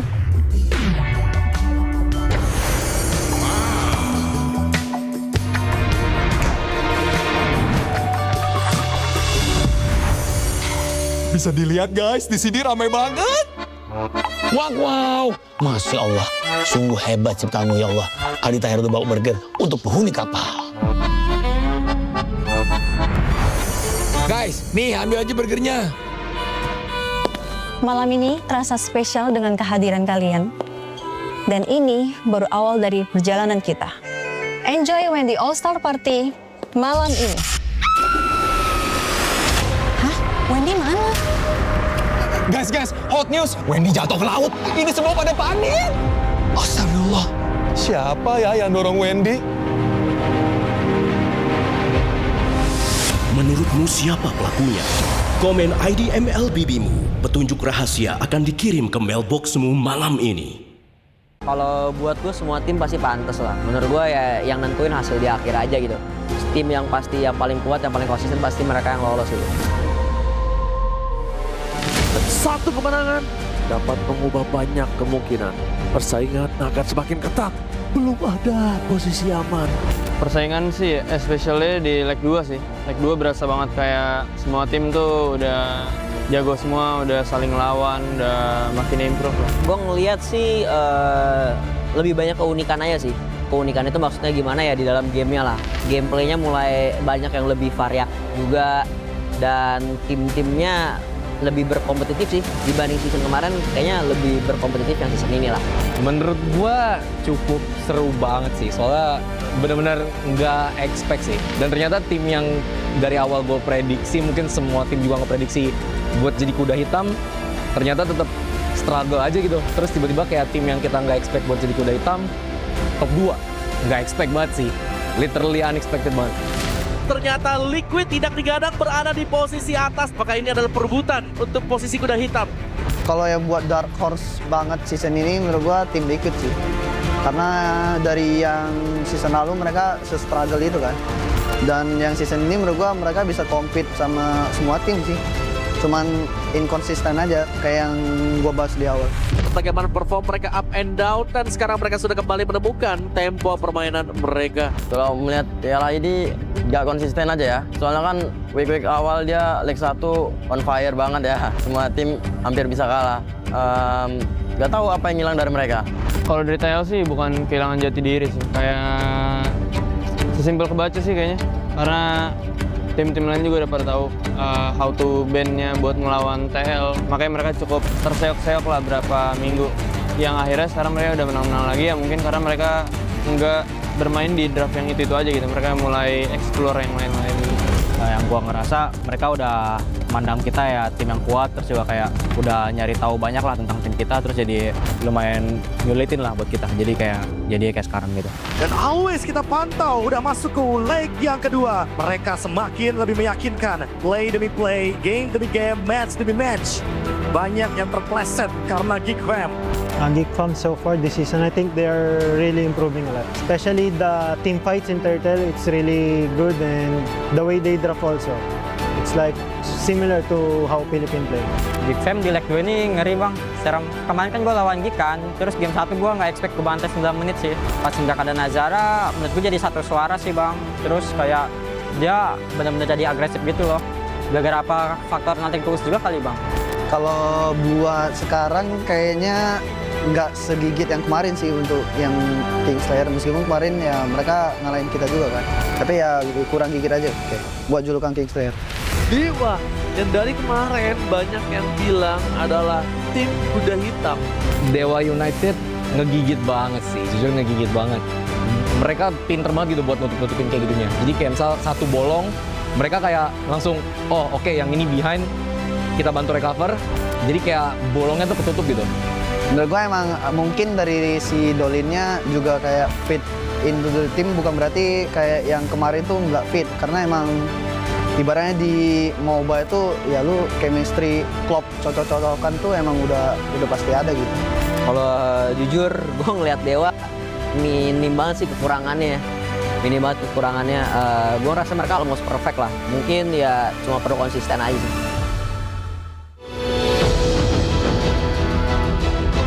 Menurut gua dari ketiga tim itu yang masih compete buat playoff, menurut gua mereka semua layak sih buat masuk ke playoff.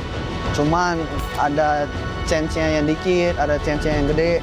Jadi ya di sisa match ya mereka harus pakai sisa match-nya dengan baik gitu. Mereka akan mencari lagi sebuah kepastian menuju ke velodrome, bukan cuma sekedar impian. Kalau menurut gue emang playoff tuh cara kita untuk berprogres sih. Kayak dari bawah dulu, dari regular season dulu, ke playoff dulu, baru kayak cara kita ngincer juara. Kalau yang gue lihat playoff itu ajang adu gengsi sih bang. Kayak semua tim pengen lolos playoff ya gara-gara dia gengsi gitu kalau nggak lolos playoff. Apalagi kalau tim besar yang nggak lolos. Sepenting apa lolos playoff menurut gue itu penting sih. Soalnya pertama itu kayak gengsi kan.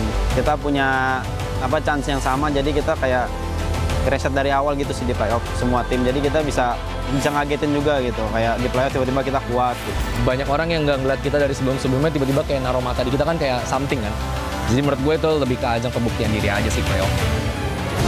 Kalau buat gue semua tim pasti pantas lah. Menurut gue ya yang nentuin hasil di akhir aja gitu. Tim yang pasti yang paling kuat, yang paling konsisten pasti mereka yang lolos gitu.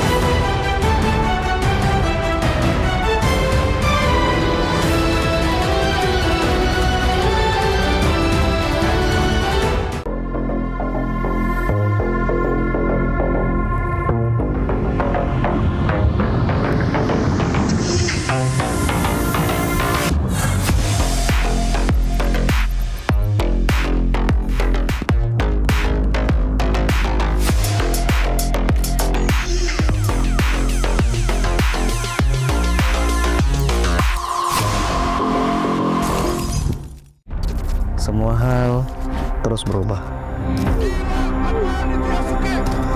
Dan kadang bikin gue pengen nyerah. Tapi banyak mimpi yang harus gue kejar. Gue butuh support yang konsisten. Biar gue bisa terus naik level, terus berlari tanpa henti. Skin gue banget nih, gue beli aja. Seperti GoPay Games yang setia menemani, walau meta dan gameplay terus berganti. Walau yang lain terus berubah, GoPay Games konsisten ngasih yang pasti murah.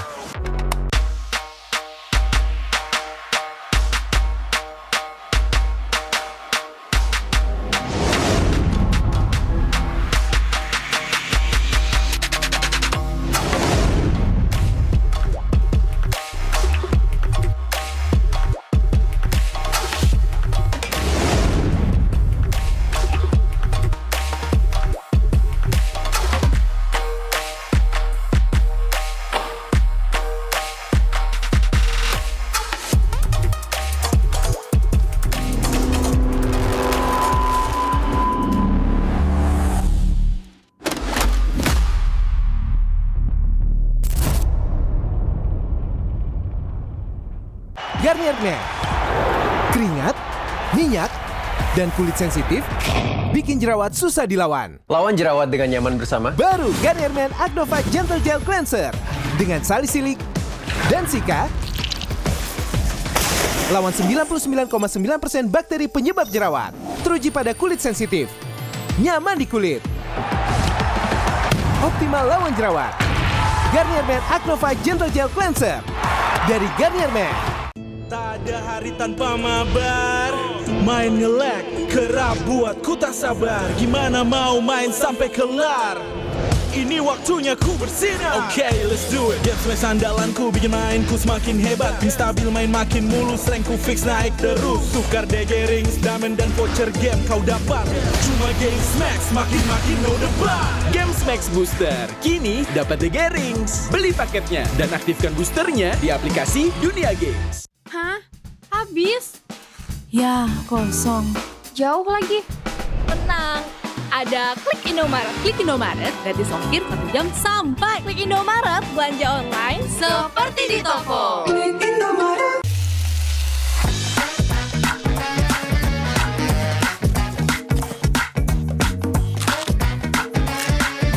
Gimana? Enak?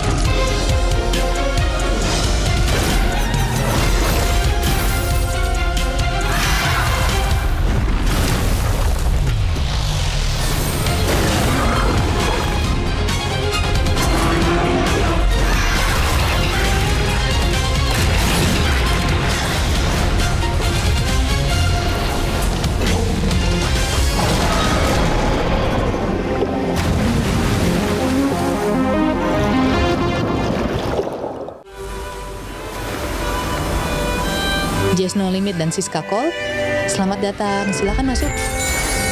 Tamu berikutnya, silakan. Yuk, Aldi Tahir. Silakan masukin.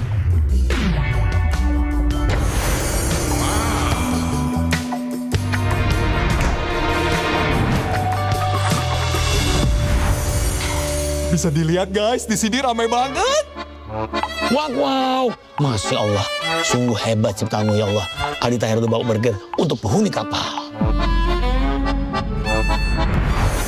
Guys, nih ambil aja burgernya. Malam ini terasa spesial dengan kehadiran kalian. Dan ini baru awal dari perjalanan kita. Enjoy Wendy All-Star Party malam ini. Hah? Wendy mana?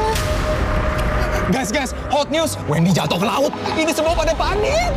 Astagfirullah. Siapa ya yang dorong Wendy?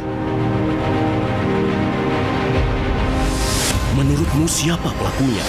Komen ID MLBB-mu. Petunjuk rahasia akan dikirim ke mailboxmu malam ini.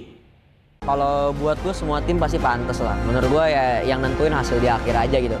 Tim yang pasti yang paling kuat, yang paling konsisten pasti mereka yang lolos gitu. Satu kemenangan dapat mengubah banyak kemungkinan. Persaingan akan semakin ketat. Belum ada posisi aman. Persaingan sih, especially di leg 2 sih. Leg 2 berasa banget kayak semua tim tuh udah jago semua, udah saling lawan, udah makin improve lah. Gue ngeliat sih lebih banyak keunikan aja sih.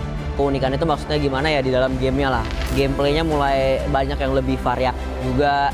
Dan tim-timnya lebih berkompetitif sih dibanding season kemarin, kayaknya lebih berkompetitif yang season ini lah.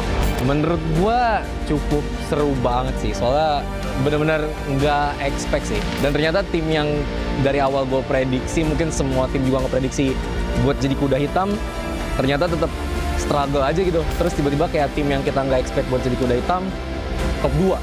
Nggak expect banget sih. Literally unexpected banget. Ternyata Liquid tidak digadang berada di posisi atas. Maka ini adalah perebutan untuk posisi kuda hitam. Kalau yang buat dark horse banget season ini menurut gua tim Liquid sih. Karena dari yang season lalu mereka se-struggle itu kan. Dan yang season ini menurut gua mereka bisa compete sama semua tim sih. Cuman inkonsisten aja kayak yang gua bahas di awal. Bagaimana perform mereka up and down, dan sekarang mereka sudah kembali menemukan tempo permainan mereka. Kalau melihat Piala ini nggak konsisten aja ya. Soalnya kan week awal dia leg 1 on fire banget ya. Semua tim hampir bisa kalah. Nggak tahu apa yang hilang dari mereka. Kalau dari TL sih bukan kehilangan jati diri sih. Kayak sesimpel kebaca sih kayaknya. Karena tim-tim lain juga udah pada tahu how to ban-nya buat melawan TL. Makanya mereka cukup terseok-seok lah berapa minggu. Yang akhirnya sekarang mereka udah menang-menang lagi ya, mungkin karena mereka nggak bermain di draft yang itu aja gitu. Mereka mulai explore yang lain-lain gitu. Nah, yang gua ngerasa mereka udah mandang kita ya tim yang kuat, terus juga kayak udah nyari tahu banyak lah tentang tim kita, terus jadi lumayan nyulitin lah buat kita. Jadi kayak sekarang gitu. Dan always kita pantau udah masuk ke leg yang kedua. Mereka semakin lebih meyakinkan. Play demi play, game demi game, match demi match. Banyak yang terpleset karena Geek Fam. Geek Fam so far this season, I think they are really improving a lot. Especially the team fights in Turtle, it's really good, and the way they draft also. It's like similar to how Philippines play. Geek Fam di leg 2 ini ngeri bang, serem. Kemarin kan gue lawan Geek kan, terus game 1 gue nggak expect kebantai 9 menit sih. Pas nggak ada Nazara, menurut gue jadi satu suara sih bang. Terus kayak dia benar-benar jadi agresif gitu loh. Gara-gara apa faktor nothing tulus juga kali bang. Kalau buat sekarang kayaknya nggak segigit yang kemarin sih untuk yang Kingslayer. Meskipun kemarin ya mereka ngalahin kita juga kan. Tapi ya kurang gigit aja buat julukan Kingslayer. Dewa, dan dari kemarin banyak yang bilang adalah tim kuda hitam. Dewa United ngegigit banget sih, jujur ngegigit banget. Mereka pinter banget gitu buat nutup-nutupin kayak gitunya. Jadi kayak misal satu bolong, mereka kayak langsung, oh oke, yang ini behind, kita bantu recover. Jadi kayak bolongnya tuh ketutup gitu.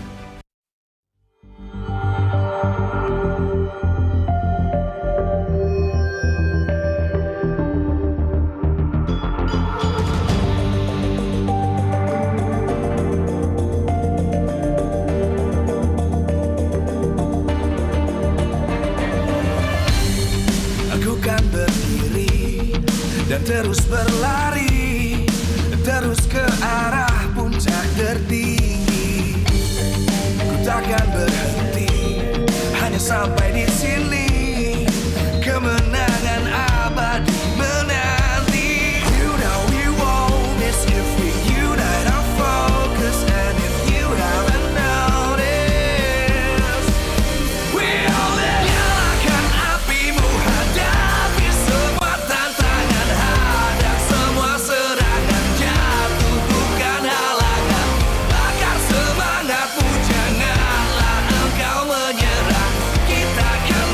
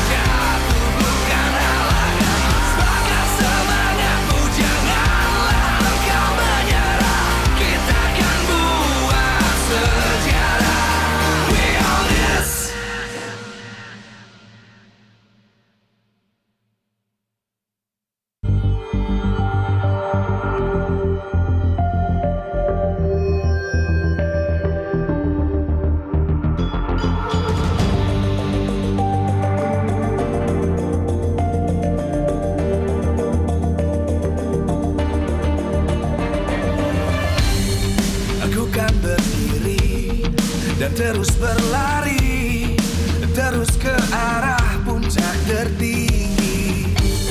Ku takkan berhenti, hanya sampai di sini. Kemenangan abadi menanti. You know we won't miss if we unite our focus. And if you haven't noticed, we all nyalakan apimu, hadapi semua tantangan, hadang semua serangan, jatuh bukan halangan, bakar semangatmu, janganlah engkau menyerah, kita akan buat sejarah. We all this, we won't miss, we all this, we won't miss. Saatnya beraksi, jalani ambisi, aku kan menyawakan hari ini. You know we won't miss if we unite our focus. And if you haven't noticed, we all live. Nyalakan apimu, hadapi semua tantangan, hadang semua serangan, jatuh bukan halangan, bakar semangatmu, janganlah engkau.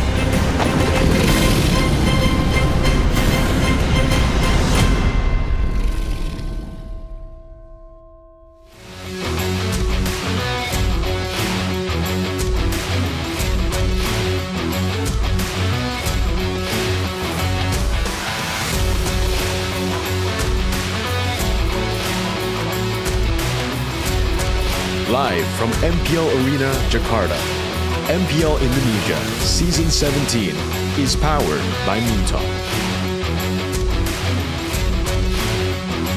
Supported by Esports Federation of Indonesia.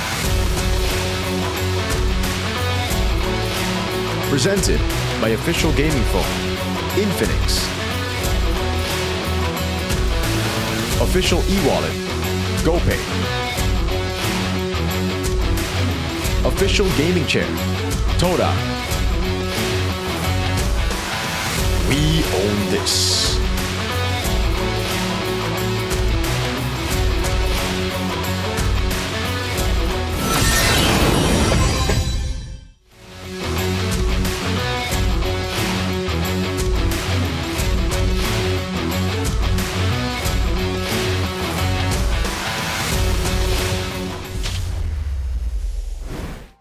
Bersama Alisa dan hari ini kita akan langsung gerebek ke ruangan dari player. Back here with Alisa in RQ's waiting room. Ada ya semangatnya. There's still some spirit left. Kita tanya-tanya kali ya sama Let's yang ask them romantis some Toy questions. dan Idok. Boleh temenin aku gak sih? Let's go, Toy and Idok. Toy. Ya Come here, kan? come here, Toy, Sama Toy, Idok. Toy. Ayo, berdiri dong, temenin Alisa. Halo, hari ini Hello. apa kabar Idok dan Toy? Sehat. How are you doing, Dr. Toy? Alhamdulillah. Toy Thank God. dan juga Idok, Pretty hari good. ini kalian akan bertemu dengan Navi. Today you're Ini gonna be seperti up against Navi. mengulang week 9 di season lalu gak sih? Kalian It's ngerasa like ya? the start of week number 9 last season, right? Ngulang. Mengulang kekalahan Yeah, atau it was a kemenangan repeat. hari ini? Kemenangan dong. Oh, kemenangan. Today Jadi it's gonna be a victory for us. kalian nervous atau deg-degan kah? Are you nervous against bertemu Navi? dengan Navi? Udah nggak bisa nervous lagi kak. Oh, udah gak bisa. I can no longer feel Navi nervous aja ya at mainnya this ya. point. Tapi kalian tahu gak sih kalau kalian itu pasti did you punya know? peranan di sini untuk You guys have a hand tim yang akan berhenti to juga get langkahnya menuju Navi babak out of the playoff. playoffs. Ya tahu sih mau narik siapapun. Oh, We know, so we want to drag siapapun. literally Ada everyone. yang diincar gak sih incerannya? Is there any target for Siapa you? yang lagi match lawan kami aja. Oh, Anyone oke. that's Siapa yang gonna be main up with lawan against pokoknya us? senang ya. Tapi Idok. What Idok? Toy. Toy? Kita ada sesuatu yang baru nih. There's a new thing here. Ada yang di sini langsung ganteng banget, iya. Because Ada here- ganteng banget di sini, boleh dong ke sini gak sih? We got someone that's incredibly handsome. Let's get here. langsung jadi Rins Bieber. It's Rins. Tunggu, tanya dulu Rins Bieber apa Rins Ghazali nih? Is this Rins Bieber? Oh, Rins Bieber. Nih, Yes, I am Rins para Bieber. Rins Mania ini pada di rumah nontonin kamu, pengen bilang apa nih? Any Dengan words to the Rins Mania ini? in their homes? Don. Ya. Done. Udah botak. Done. Oh, I am begitu ya. currently quote-unquote bald. Ini memenuhi janjimu kepada para So kingdom. you fulfill your Yeah. promise? Dan Yes. ada pesan-pesan gak nih yang mau disampaikan buat para kingdom? Any message to the kingdom? Nggak lolos playoff. I'm sorry for not making it to the playoffs. Tapi tenang aja, karena di sini kalian masih punya peran yang cukup penting. Kamu sendiri deg-degan gak nih untuk? But don't worry, you guys melihat have a nanti pretty RRQ akan melawan important match nanti? here. Enggak lah, nggak deg-degan lagi. Udah apa yang mau deg-degan? Are you nervous? No, I'm not. I can no longer feel nervous. I can no longer Tapi di sini yang kamu rasa feel like that menjadi andalan at this kamu, point. Rocky, ya skill Apa tuh? yang bersinar nih sebenarnya di Ya. musim ini. Gue mengandalkan mereka berdua di season ini. Oke, Kroki dan Yaskiel sini-sini. Okay, Kuroki, yes, Gil, come here with Alyssa. Terima kasih Alisa sini-sini. Kroki, Yaskiel. Kuroki, yes, Gil. Halo, Hello, Kuroki. hello. Ini kan sebenarnya debut kamu juga nih, XP Lane. This is dan your juga debut in the RRQ. XP Lane. Kamu gimana nih melihat performa dari How do you RRQ see di season kali ini? RQ's performance this season? Ya mungkin Performance kurang maybe baik lah ya, not very good gak lolos playoff. because we didn't make it to the Betul. playoffs. Dan kamu melihat peluang untuk mengalahkan tim-tim nantinya ketemu Navi gimana nih menurut kamu? Do you see a chance of beating the teams that you're gonna face, udah tinggal main. especially Navi? Tinggal main aja. No, you just gotta play the game, that's it. Gak ngaruh juga gitu ya? Gak ngaruh. Oke, Okay. Yaskiel, kalau kamu Yes, sendiri Gil. gimana nih? For you, how about you? Gimana evaluasimu, refleksimu season kali ini Your gimana? evaluation or your reflection throughout the season? Mm-mm.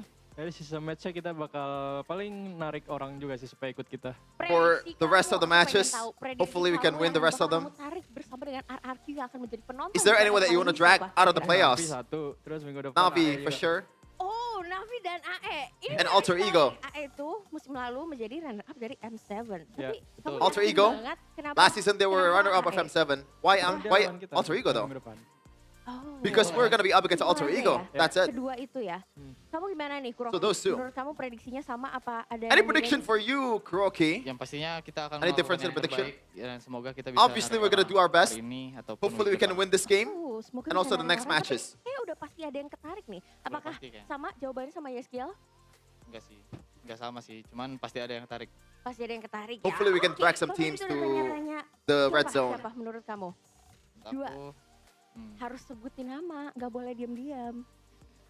Yaudah, Waduh. Navi deh, Navi. Navi, Navi, satu Navi. lagi. I want to drag Navi out of the playoffs. Ada masih ada Bigetron ya. Jauh-jauh Masih lagi ada semuanya. Geek, ya kan? They're all really good. Masih ada Bigetron, Geek. There are Bigatron. There's other teams out there. Pengen narik L. Oh, Geek fam, kamu pengen nariknya? I want to drag Geek out of the playoffs. Oh, pengen nariknya L. Marcel. Marcel. Kenapa ada That's the dendam reason. tersendiri nggak, Marcel? Enggak, bukan dendam karena dia Is there any kind of teman grudge satu towards tim Marcel? dulu. Jadi Oh, jadi Because he is my ex-teammate, ya, so kita turun bareng aja. ada El. hal bersama gitu ya. I want to drag him Oke. together Menarik to the red sekali. zone. Jadi kalau jawaban dari Kuroki dan Yehaskiel, di sini kita punya yang dari tadi diam-diam aja. Now we got Super Ken. That's super quiet. Super Ken, Super Ken. ini juga sebagai debutmu dan This is also your kamu debut sendiri for kan tadi RQ? teman-temannya udah prediksi nih. Kamu ada prediksi juga nggak nih siapa yang kira-kira Ada, akan ada. kamu siapa? Navi sama Alter Ego. Any predictions of who's gonna be your target? It's Navi versus Alter Ego. Because Sekarang dia peringkat 8 sama 7. they are the 8th and 7th placer. Gak ada perhitungan yang lain ya mungkin. Ini iseng juga ya ternyata nih Toy ya. yang Looks apa like dong? Toy is pretty playful. Kalau gitu sini, ulang. Toy. Get back here. Kamu belum prediksi siapa yang bakal kamu Because tarik you haven't dari sini. predicted who's gonna be Siapa yang bakal kamu tarik bersama dengan the one who get dragged to the red zone for you. nggak boleh ikutan. Rahasia nggak boleh. Udah satu Navi. First Navi. Ini teman-temannya pengen di interview semua ya, emang bener-bener ya. Siapa Toy? Satu Navi, dua kita siapa? Second. Geek. Oh Geek. Nah ini jawabannya beda. Kenapa Geek? Oh, different answer. Why Geek? Kenapa Geek? Hai, kenapa Geek? Ini abis ini idok kita tembak Feeling aja, ya. Idok. feeling. Oh feeling aja. Is this my Bukan feeling? alter ego? Why not Alter Ego? Lah tadi kan 3 doang. Sure, Alter Ego then. Geek. Yaudah. Satu Navi, dua First Navi. Alter Ego. Second Alter Ego. Oh, ganti jawaban. Kenapa? He changed his AE? answer. Why? AE ini kemarin Why Alter Ego? season lalu performanya luar biasa loh. Masa kamu Nggak tahu sih, tadi nggak skala yakin? aja kan BTR. Oh, jadi kamu ngeliat dari match sebelumnya ini kamu I don't know. ragu I ya just sama saw the match Arya? against Gimana BTR. gitu, That's why. pesan dulu dong buat para Kingdom yang nonton hari ini. Any messages to the kingdoms that's watching this game? Buat Kingdom, For Kingdom, jangan lupa dukung kita. don't forget to support us. Buat Kingdom jangan lupa dukung kita dan doain kita untuk match selanjutnya. Please pray for us Kita bakal for the dapat next match matches. terbaik lah untuk kalian. Makasih. Hopefully we can give the best for you guys. Sekali dan itulah jadi kita akan sudah gerebek-gerebek bersama RRQ. Nanti tampilkan yang terbaik dan Alisa mau coba sekali lagi mana semangatnya dari RRQ. Alyssa, where's the spirit for RQ? Yay! RRQ kita akan melihat hasilnya siapakah yang akan mereka tarik bersama untuk Who's menjadi gonna be penonton di dragged out of the playoffs on with RRQ? So casters, our handsome casters, take it, yeah.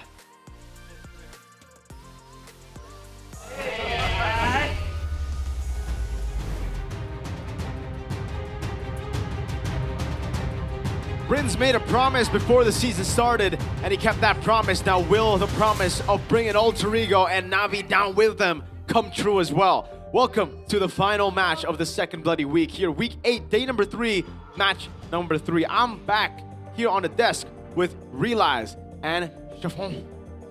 I just realized our social media handle is not accurate. Yeah, Really? I updated mine. Same. And it's been years. Because you told me once, right?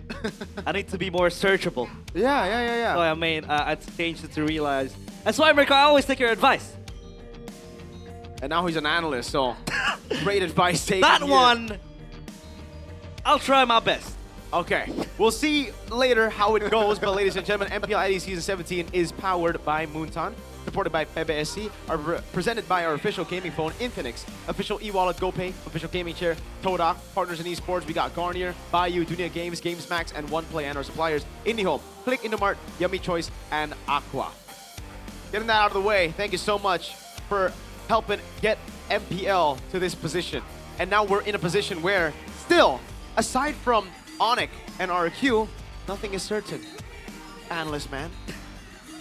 Nothing is certain. Obviously, what Bigatron did in the previous game, it was a spectacle. It was something out of a fever dream. You can see the Bigot Trooper in the middle of the screen right now, shouting on top of his lungs, and that just opens up a very, very wide range of probabilities. We might not see Alter Ego make it to playoffs. We might not see Geek. Navi, they are on a thin thread because if they lose a single match, that means they won't make it to playoffs. Meanwhile, for Bigatron, though, they still have another match next week against Dewa. So now, it's all over the place. And again, I have been saying this every week I cast. What if RRQ steps up, you know, earlier this season? Now they're 1-12. If they stepped up, it would have been a bigger and a wider open ending. But now they need to play from behind and like they said, they got nothing to lose. Absolutely, and guess what, folks? This is a revenge story, possibly a horror story for Navi, because the team that they knocked out of playoff contention to make it to playoffs themselves in Season 16 are the teams that are trying to do it back to them. RQ can't make it to playoffs, but RQ want to drag Navi, the guys who stopped their playoff run last season, down to the ground. Look at that, a ferocious Super Canada, scared Endoryu. That's super. Are That's you sure that's Super Ken? I feel like that's Kevin instead. That looks like Kevin. That looks like Kevin. Maybe it's foreshadowing to, you know, who RQ will get next season. Maybe they'll get Kevin. They already got Yezkiel. Or maybe it's a foreshadowing that Super Ken will play like Kevin this game. Whoa. Is that a good thing or a bad thing? I don't know. It's a good thing. Anyways, Navi's playoff scenario is if Navi lose just one of the remaining matches, Navi will fail to qualify for the playoffs. Now, I thought it was a game. Why is it match now? I think it's supposed to be match. It's supposed to be match. All right, so if they lose this match, yeah, they're done.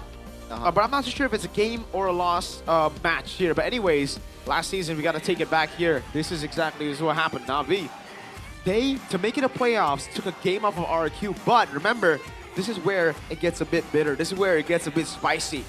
After securing playoffs, they didn't decide to go all in to beat RQ. They deployed X Magic, their sub mid laner. They put salt on the wound, and RQ, look at him.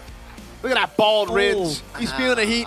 He knows how angry he was last season. He was picturing the old Rins with hair, and he's like, God dang. You know what? I'm rocking with the cut. I feel like he's better with the buzz cut, but oh, maybe. Heat up. Hey, what the don't hell spit. was that? What the hell was Don't that? spit. violence. And yeah, by the way, Na'Vi, their chances become a bit dimmer after what happened between BTR and Alter Ego. Because BTR, potentially, before the match against Alter Ego, they could go 6-8. Now they are 7-7. As we can take a look at the record so far for Na'Vi. Not much greens here, Miracle. Nope, not at all. Only 1, 2, 3, 4, 5. 5 wins. That's why they're going to win all their matches, and they're going to hope for the teams up above to keep on losing theirs. Currently, the best stat or the best record they could actually get by the end of the season is 7-7. That's not too good because other teams can go and get 8 wins.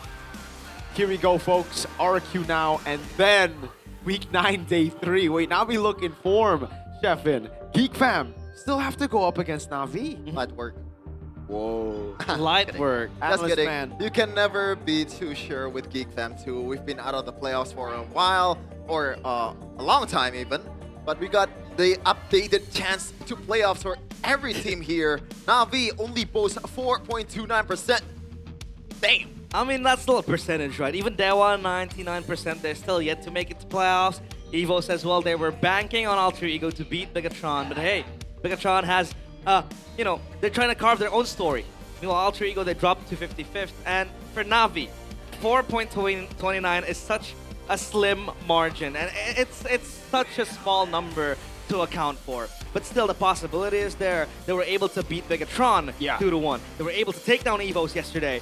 But then we had this issue of Bigatron with their inconsistency in the draft and the execution against Evos. It was Finn overcomplicating things. It was Finn, you know, not giving the drafts needed for Evos to really secure that win. So now this begs the question, is this Na'Vi fluking?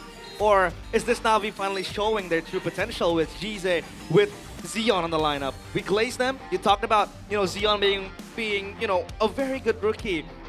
If you consider the circumstances, they might not make it to playoffs. And then you chuck in 2 rookies into the lineup. It should be pressurizing for them to play in such a stage when you know that the team's hopes lies on you. Especially the fact that they were chosen to play in their first match ever in MPL against Onyx of all teams, right? So you started off your MPL career with an auto loss almost up against the best team in the league.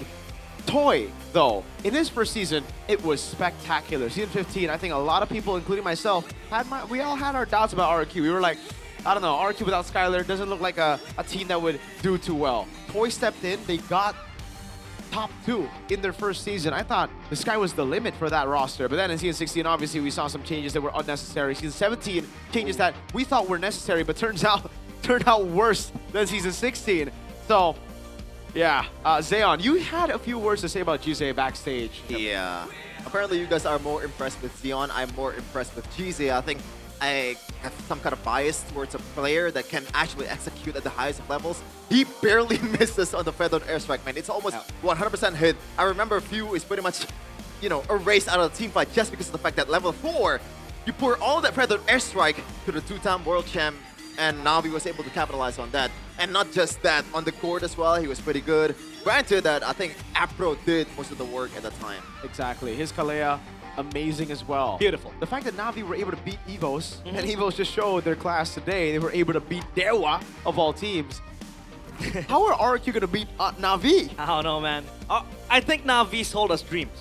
They sold the Na'Vi Nation dreams. The miracle run. They started the regular season 2-0ing RQ, and everybody was like, yo, hold on a minute. Hold on.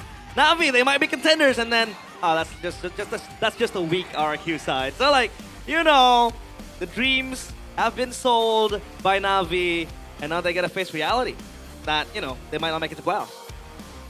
So, what is it going to be? Is it going to be RQ dragging Na'Vi down, or will Na'Vi climb out and make the miracle run happen? Because, folks, Na'Vi are looking good. Seriously good. We're not talking about just, you got lucky. We're talking about outclassing Evos that were hyped up this week. We're talking about beating Bigatron that just beat Alter Ego. And of course, they will deploy the strongest 5. No Ukir, no Shive. It is Zeon and Jize once again for Na'Vi. A crazy switch up is all they need to turn the script around. Born to win. They came in guns blazing, winning 2-0 against RQ this season. Now, the hope lies in this 5. Welcoming to the stage, Nautilus Vincere! V, born to win, but they're struggling to collect the wins. So far on a winning streak, with Sion and Jize aiding their seniors, they might be the answer to all the solutions that Navi has to pick. All right, on the other side though, the kingdom that never sleeps. Kuroki still in XP. No Super Dan. He's back to the Philippines for a bit, ladies and gentlemen. Will they have fixed the errors we saw in Kuroki's XP debut?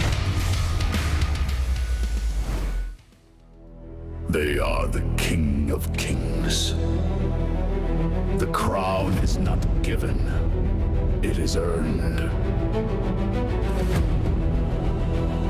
The kingdom never sleeps. The castle has been broken, invaded, left, right, and center. All that's left is the old moniker of King of Kings. The only thing that they can do is sell the dream for next season for the kingdom. Doing their best in the remaining matches that they have. It's Rex Dragon Kion! Last season it was them dragged along until not making the playoffs. Now they might be the villains in a heroic story written slowly by Navi. Can they restore some glory to the kingdom? Let's see, it all starts with the draft. Kescute and Pao working very hard to try to switch things up. Why not? And Jack Lee though, these are, oh, this is a matchup we've seen before actually. Why not? Schooled Kescute a couple of times in the Snapdragon Pro Series and I believe M6 as well. So hey, they definitely have history together against each other, but Why Not definitely has a better track record so far. Even with Navi in his first season, not the level you would expect for Why Not. You would expect at least a playoff spot by now. Yeah. But still, he's been able to revamp the lineup, making a very risky move work in MPL. That's true. I mean, this lineup, I think when you hear the name, when you listen to the name Why Not, sure, he's a very, very decorated coach. He has a lot of accolades, but then again, it's not him playing in the Land of Dawn. You have to be able to get to the minds of all 5 players in Navi. But look at this, Navi's roamer, Afro. He is currently able to boast some beautiful rankings, I would say, when you go toe-to-toe against other roamers. 12 unique heroes. Shows to you that he has a wide range of hero pools. He can play the momentum-based heroes, or the heroes right now that are super prio in the meta. And you can see his team fight participation, 77.99%. #1. So it shows you that he moves along with the team, looking for kills, looking for skirmishes. And Afro this season has improved a lot compared to him 2 seasons ago. Yeah. But at the same time, it can also be something that you take with a negative perspective, right? The fact that TP percentage is the highest amongst all the roamers means that Navi, if Afro does bad, the whole team does bad. Even in the average damage dealt for this guy, roamers are not supposed to deal damage. That should have been other players' job, but we got a jungle showdown here. Yep, jungle showdown.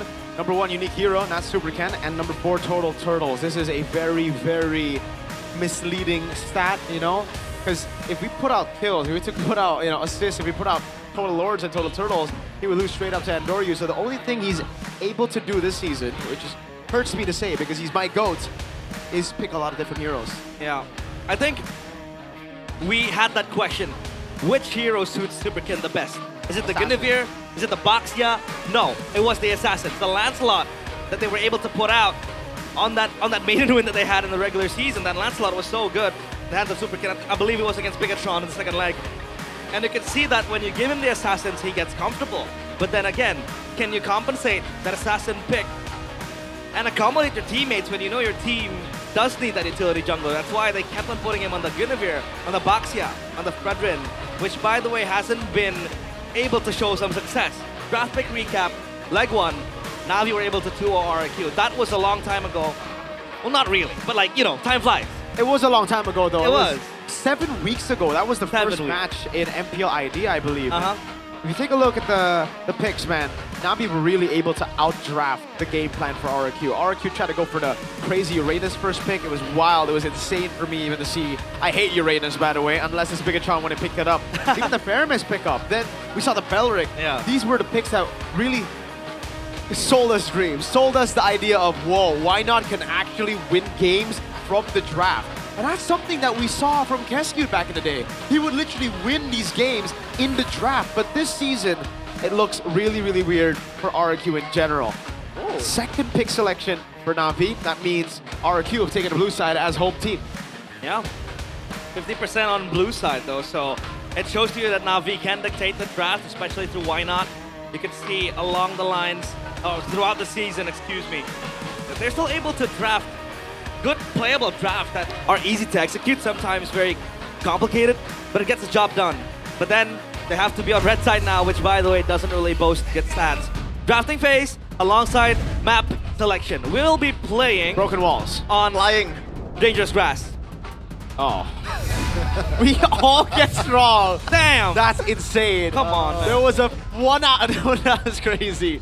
3 out of 4 chance and we missed it all. That's ridiculous. RQ on blue side. They ban out the Glue, the Marcel, the Freya respect straight up for Na'Vi, and even the Harley for Na'Vi.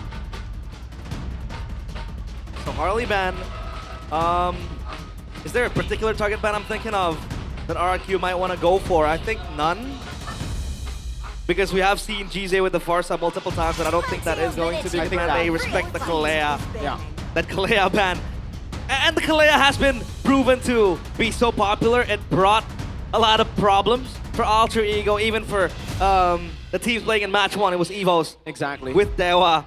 And it kind of disables the possibility of a Gord showing up because the Gord is super prio when you have the Kalea. But hey, there's still possible combinations that you can play with the Gord, so that is still a probability. I wonder if this is a match that RQ, obviously they still want to win, but at this time around, might as well entertain us. Bring back the Gushin again for some weekend. Oh yeah, the Gushin. Yeah, especially with Kuroki and XP, you never know what it's going to be, right? They go for the Juice in, it's a safe pick. They have already banned a Kalea, so there's not going to be a Kalea Gord option for Na'Vi. Yeah. They just go for the Harrod Suyo, the Claude Suyo opener, or do they go for something kind of wild, yo? It's like playing a chess game. You choose your openings. And yeah, the Suyo Harrod does make sense. You have Chase, and you can kind of get out of the Lantern Flare from the Juice in. It is very strong as well, at least for now. Harrod manages the lane pretty well. And you can see Xeon on the Harrod was popping up. Oh, the Phoveus gets picked up. And it is a card special as well, the Phoveus. Yeah. Pretty much, I'd say it was seen in match 1, but match 2 we didn't really get to see that Phoveus. And now what do they pair it up with? Is it gonna be the Harith? Is it gonna be the Suyo? It's gonna be the Harith. So yeah, comfort pick for Xeon as well. Yep. Harith has been amazing on the hands of Xeon. Phoveus has been amazing on the hands of Cars, just sticking to their comfort. Nothing too crazy. RQ though. Now they gotta make a decision. It's gonna be very tough for you to play the Leomord against the Phoveus. Heck, anything that relies on neutral objective control, you're gonna struggle against the Phoveus. RQ has a certain bias towards a carry, I think, right? At this point, against a Harrod, it does win you the lane, and against a Phoveus, it's also decent as well. So the value of this guy that's just dunking around on the map is gonna be not that great if it gets to the late game. So I guess RQ does have a carry in mind, but I don't know if it's first base worthy at this point. Yeah, they'll just go for the Suyo, something a little bit more crazy, and they go for the natural Claude. I agree, they have had this bias for carry. I'm not too big of a fan of it though, especially because the Na'Vi can actually still pick up the Eve, they can zone him away. Yeah. So the Claude is much better pick compared to the carry in this position. Na'Vi though, they go for the Leomord, they build around the neutral objective with Phoveus picked up already, or they just go for a Eve counter to Juice in. I think we would go for the Eve here. Oh, Guinevere. Oh yeah, Guinevere is still available, yeah. I did not see that coming. And also, they have physical damage on Phoveus.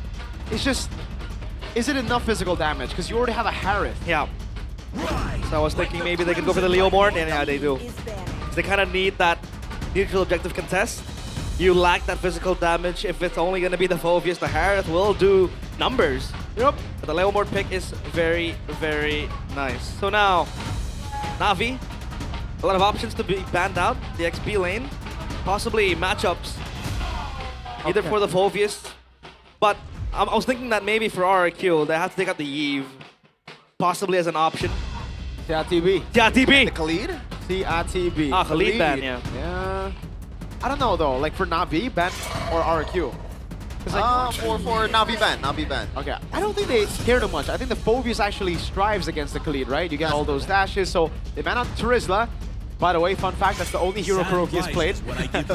A better ban, I'd say, for RQ. Very, very good there. Navi, they can still go for... I mean, the Force is not that good against the Claude. Dude, the first game, I think the first match that they played against RQ, they win the game with Beleric. With? Beleric, right? Yeah. Why not just throw it back again? I think it was because they were up against a Leomord. They were up against an all-in comp. Right now, RQ look like a comp that can go back and forth quite well. So if you go... We'll see, I guess, if XP fits the bill. Let's see. I think right now it makes more sense for you to get a Hylos, right? Take it away from RQ as well. Something that RQ have chosen as a way to deal with the Phobius a couple of times. It's quite tricky though, because you can't really grasp onto what Kuroki will be playing. The man on the box, yes, still respectfully. Because Kuroki, yeah, like you said, only has played Terizla, has to sub in for Super Dan on an emergency. And then the Terizla is boasting a 0% win rate. Yeah. In the hands of Kuroki, so now, what do you want to put him on, right? I was thinking maybe put him on something quite aggressive, because then you have that kind of like mindset as a gold laner, put in the XP, but hey, I think whatever fits the bill for RQ, helping out the team. I guess if you want to have a hero that's easy to use and also kind of a winning lane, Esmeralda fits the bill against Harith. Yeah. You know, if we're talking about Kuroki especially, okay? I wouldn't advise this for other XP laner out there. Oh, they actually ban out the Eve despite picking up the Claude and Suyo to deal with an immobile mage. Whoa. Navi, I'd say just go for the Farsa, no? That's the only other hero with Gord that Gize has played, unless... Yeah. Well, they can still just combo it with a Gord and maybe Kaja, right? Who's Kaja to say Gord. we don't see another different pickoff hero? Heck, even a Cho. It's in the hero pool of Apro. I think they have enough damage already, right? Yeah. You want to elevate the teamfight potential with the Fury of the Phoenix. Yeah. That could work as well against RQ. Great poke against the Juicin as a winning lane. Then you can get maybe even a Hilda to just roam around, act as a distraction, a frontliner. To really oppress the Suyo, right? Because you don't want to... pick up Hylos first, though. Ah. Right? Yeah. It's a safe pick. Makes sense. Gord. Oh, okay. They go still for the Gord. They're going for that pickoff hero. Chefin realized. What about a Franco? Does it work? Nah. Okay, maybe not Frankie Bambini. Maybe Kaja, dude. Kaja. But yeah, that's true. I mean, Kaja makes the most sense because like Franco is way too one-dimensional. But I was thinking that, you know, it will be very interesting to see because like, trying to think of other pickoff heroes right, aside from the Kaja. I can't really have one in mind. But yeah, the Kaja makes the most sense, especially how you can really oppress the jungler when he wants to farm. That whip it has, the damage it out exceeds the retribution early on in the game in level 1. That Suyo's gonna not have a good time to go with the Hylos and the Alice. I like the Hylos pick. It's their usual pick against the Phobius. It does well against the Harith as well if you get the Chastised Pauldron early. Wait. But here we go, Navi! Kaja, let's go! Come on, Yes, boys. Kaja, damn! They wanted it, man. I saw it in their eyes. No, we wanted it from match 2. I thought they were gonna go for Beleric, man. No, dude, the Kaja. Happy birthday, Ukir, by Happy the birthday. way. How do you say that? Sehat walafiat. Wish you all the best. Okay. Ati Ampala. Ati Ampala. What, gizzards? Well, folks, we call the Kaja here. I call the Kaja. I love the Kaja. With the Gord. And it's Gize on a signature pick. It's Zen on a signature pick. It's Cars on a signature pick. The only thing that's not signature is Andoryu on the Leomord. Yeah. Andoryu on the Leomord because we would usually see him play the Suyos and things in between. But now line up rating. It favors Navi a lot more with the counter index as well. Do you agree? Well, I do. Because then you have a lot of ways to dissuade the jungler and then that Gord, man, so busted. And remember, folks, there is a bit of PTSD for Super Ken. Last time he met a Kaja, he was level 3 for Turtle 2. Welcome to the Land of Dawn. Will RRQ be able to stop Navi's road to playoffs, or will Navi continue their miracle run? It's make or break for the Navi Nation. They can only hope that they will secure this match. Apro, though, do you have some kind of worry realized about the fact that it's a Jushin and a Hylos in the mid lane, so it's easier to deny the Kaja invades? That's true. I mean, the Hylos super strong as well early on. Has the Concussive Blast to help the rotations. But then I see the Kaja, right? Doesn't really go for the level 1 kind of aggressive play you would expect. Because like you said, Mirko Super Ken with the PTSD in mind, he was he was unable to play the game. And right there and then RRQ lost. So let's see if Afro is able to utilize and just exploit, you know, the ridiculousness, if that's a word, of this Kaja. Earlier on, obviously with the Juicin and the Hylos, they will have that prio, but you can take a look at the damage now. Super Ken looking for a cheese, but nothing will happen. Yep. All good, fine and dandy, nothing too crazy, but Jize, man, the one thing that he does really well is landing skill shots, dude. Mystic Projectile and the Feather Airstrike rarely missing. Dog, he's gonna be fine, but Emblem's bye-bye you. Tenacity for the Juicin. Again, you want that extra defense, but pull yourself together for the Gourd. Other than that, I think it's all good. It's all a bit conventional, I would say. So yeah, the Juicin needs to stay alive as long as possible. That Tenacity will be very handy. Kuroki's still yet to hit level 4. And look at how Afro's just bullying. Yeah. He's everywhere. The big whip as well, that'll help Jize a couple of times. It's actually the lane swap here. Jize can go for the XP to bottom lane. And Cars is level 4. Level 4 is just yet, but now Phantom State, Andorio's gonna bring back Edok to the fight, and Edok might be getting killed here. No more damage. It's gonna be the Kaja Afro with the whip. And the first kill was able to secure first blood. Whip down! Edok, the Centaur, tamed this time around. No Phantom Steed, Cars! Cars gonna go in, jumping around. Super gets second target, Dark Wave combo with a flicker as well. Yes, killing their feel. Mystic Gush! And 2 kills immediately for this roamer. Afro's just whipping, dude! What is this damage, my guy? He's whipping he should horses. Sky Piercer. He's whipping horses, he's whipping... What? People, I would say. Juicin? Look at him, he's level 4. Oh, Afro. You might want to look for a pull, but then... Oh, Dion. Hold on. Super Toy might have taken a lot more damage than he expected. Yeah. But it's all fine and dandy. Well, not really, because Zion's gonna take the gold crap. Yeah, so the Harith now kind of dominates the lane. Afro with the Kaja, like I said it, he has to be omnipresent because you have the damage to win out the trades again and again with the whip. It is so disgusting how strong Kaja is. But then you can see an angle where, you know, they could maximize the Mystic Gush and try to come that pick off with the Phobius as well. Oh, blazing duet from Toy. Now prediction by Gope here. It is Papulo who's an RQ fan, man. The only fan going RQ, and that's Sir AP. Sir AP. Sir AP.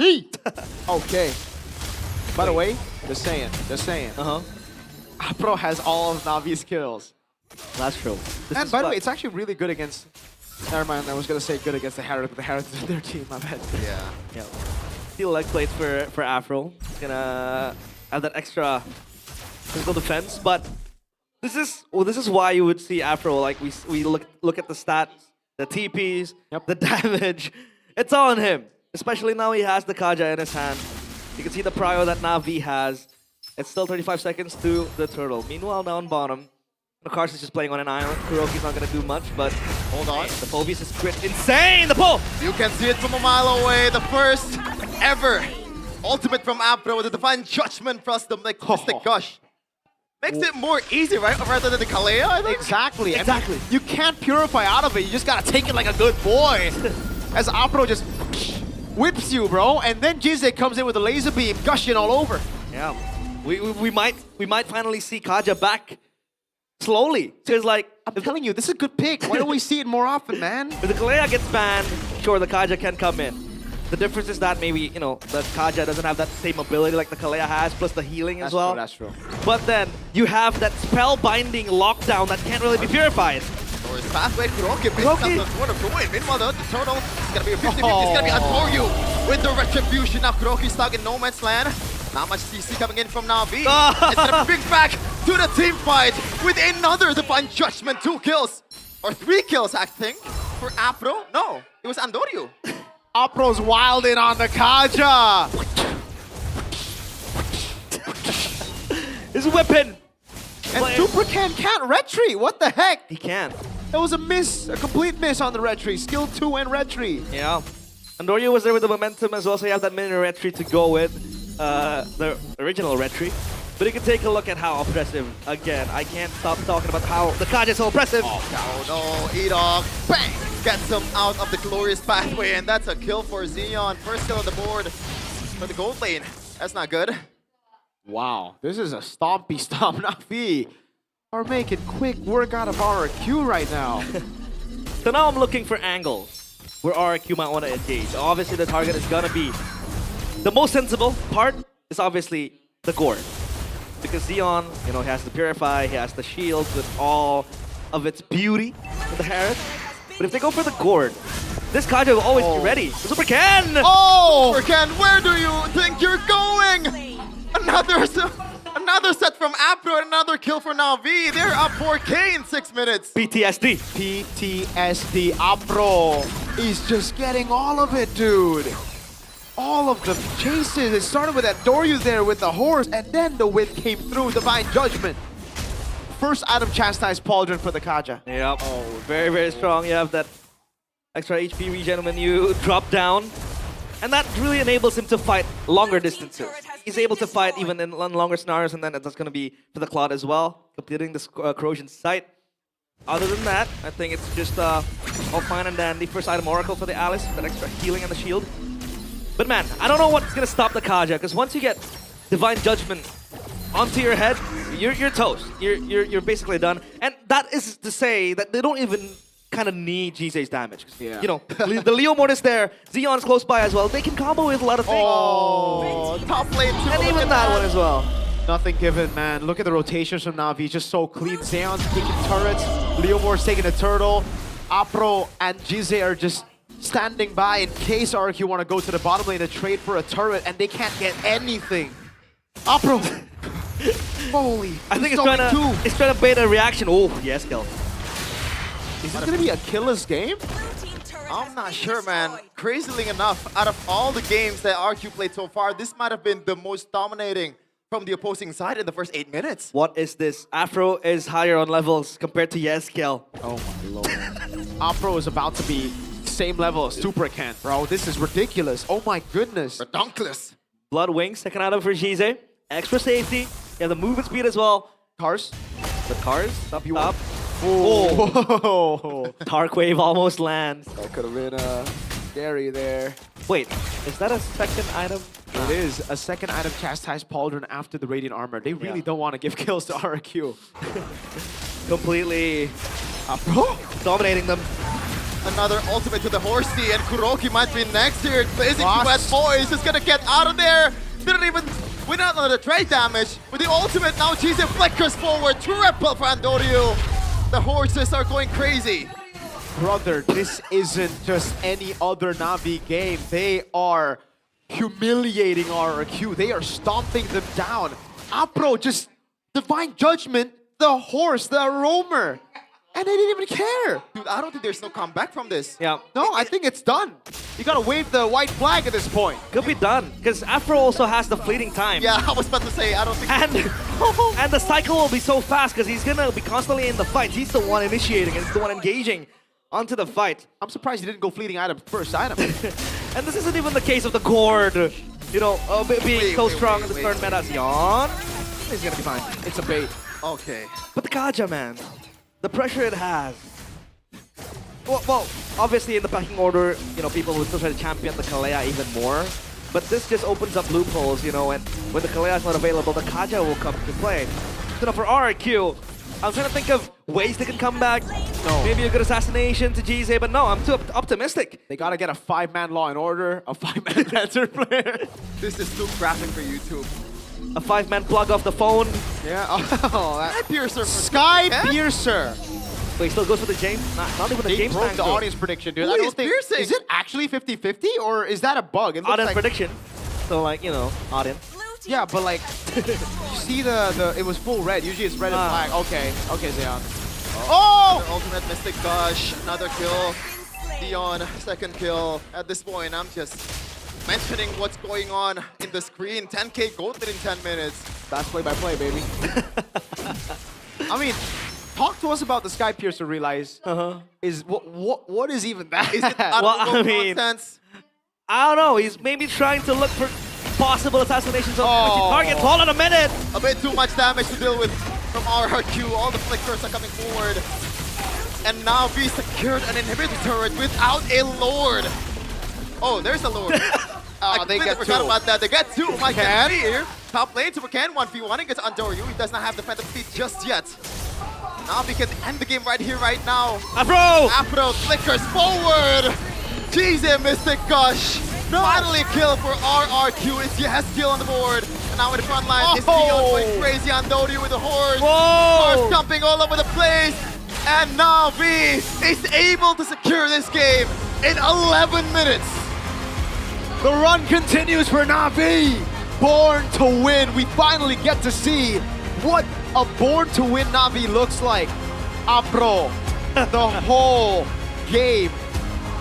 Literally just forcing RRQ to take it. Dude, that was ridiculous. There's no way out. It seems like there's no way out.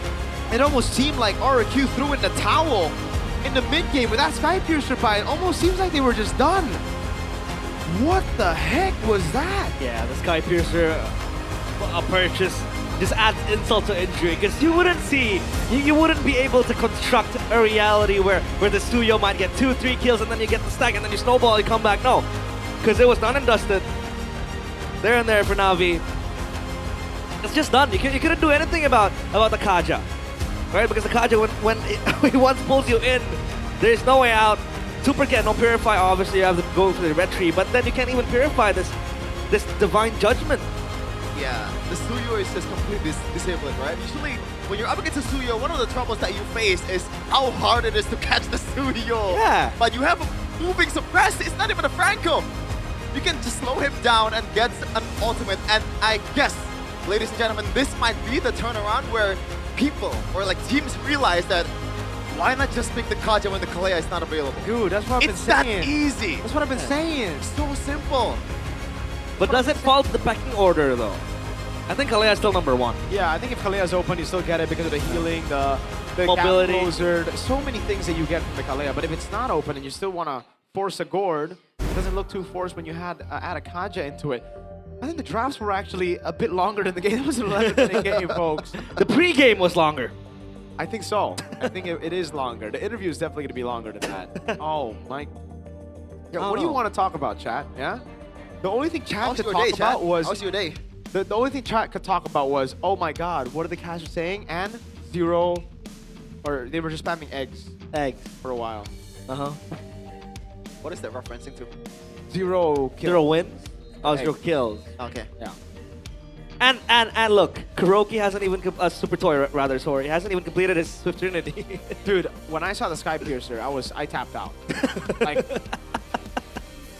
dude. No, oh. it ain't over till it's over. It's over now. Right, you're right. Either it happens or it doesn't. That was a comeback moment there. I really do feel like RQ is just like gave up at that point.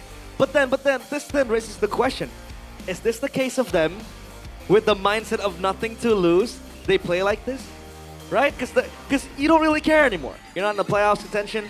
You're out of it. You're done for the season.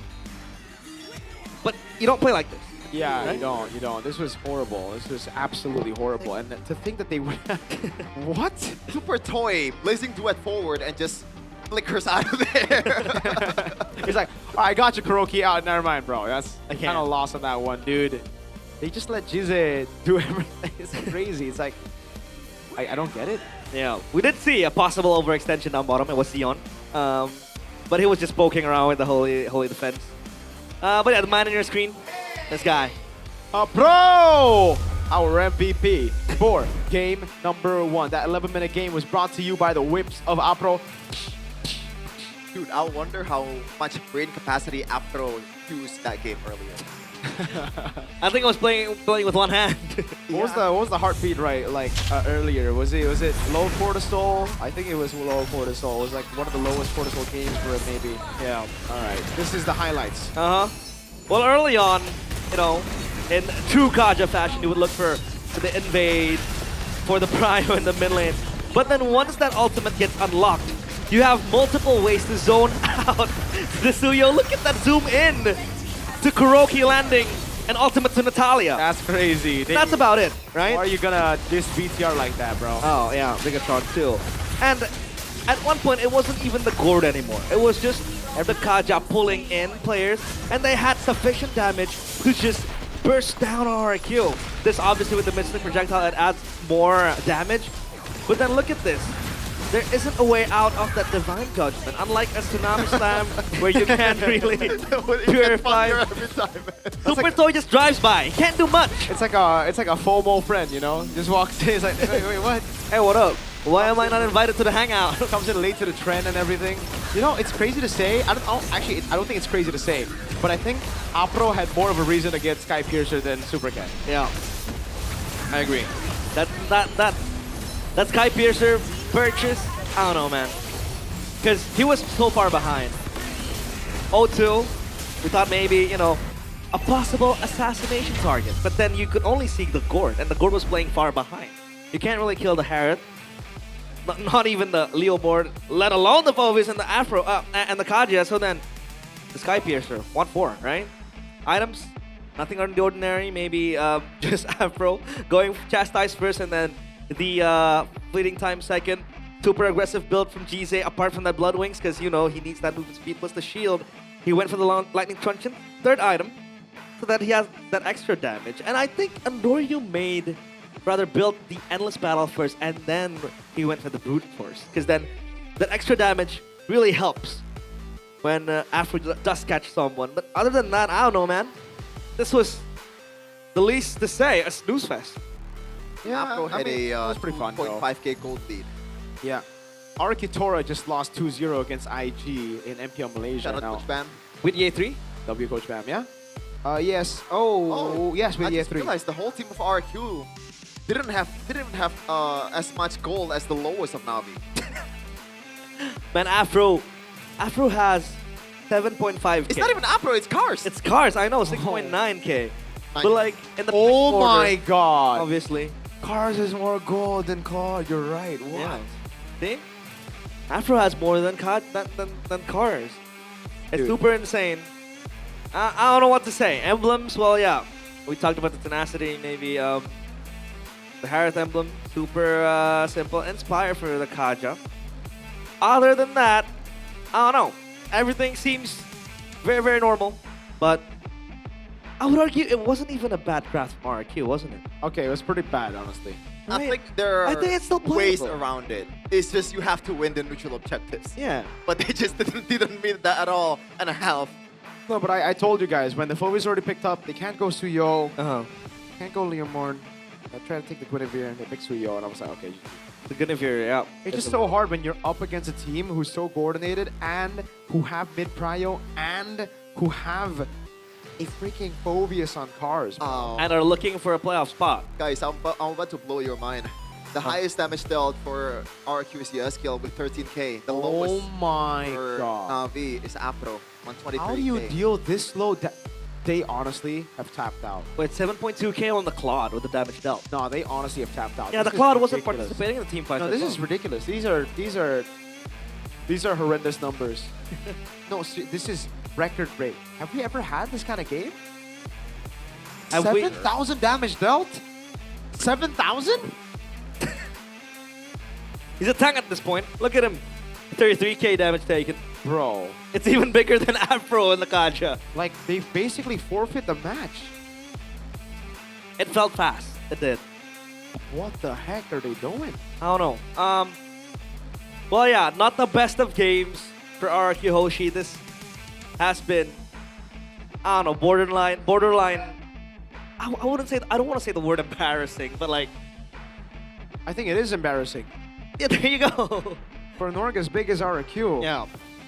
This is ridiculous. I mean, okay, a 113 record, sure, but at least you give a fight in your final moments. This is, what is this?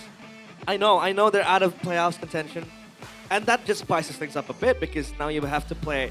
You play freely. You don't got nothing to lose. But then they show up like this. Navi pull out that Kaja Gord, and there were ways for RQ to win out this game. But then I don't know, man.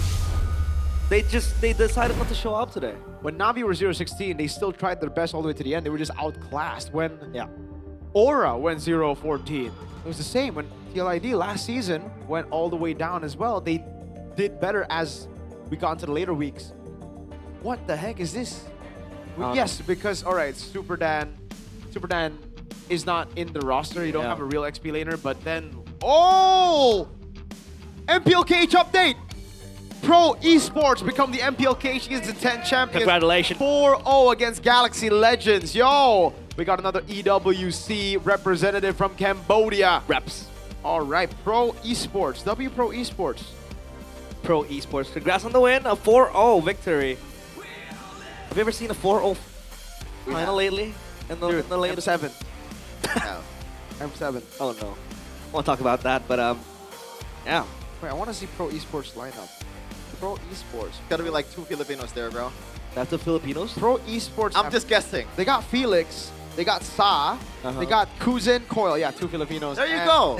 Dude, it's not even a rocket science. That's just like... That's just how it is at this point. Even in MSL Thailand, it's King of Gamers. They got 2 Filipinos, right? It's the formula.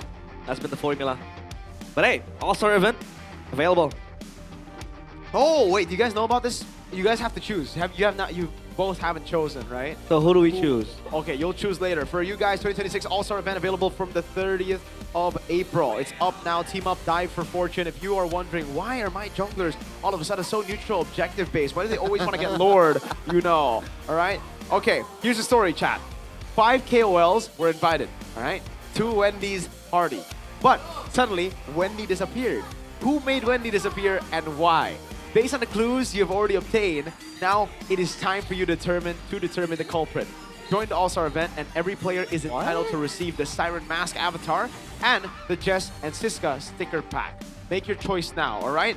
According to the casters, who is the suspect behind Wendy's disappearance? Now, I have already chosen. As you can see, you can take this as reference, alright? But I feel these guys, Arashi, Aldo, and Gani, they're kind of dumb with it, you know? They're choosing based on looks. They're judging, you know? Like, yeah, sure, he looks kind of crazy with it, but I think it's Jess. But those are the options. Jess No Limit, Siskako, Ali Taher, Pastrol, or Kelly. Are they concluding that Pastrol looks like a bad guy? Is there even a clue? What? Do I just guess? Just guess. Oh. Jess No Limit, Siskako, Ali Taher, Pastrol, or Kelly. It has to be Ali Taher. Same. Whoa! Do you know the reasoning? I know! Why? In my head. Are we the same? Telepathically. I think it's because of what? Burgers? Yes. Let's go. So, say it again. Lock it in. Ali Taher. It's Ali Taher. Ali Taher. He wants those burgers, man. He wants those Burgers. burgers. Pizzas. And? Yes, Ali Taher. I'm Ali going Taher. with Ali Taher producer. Dang. Man, Kevin, you know what?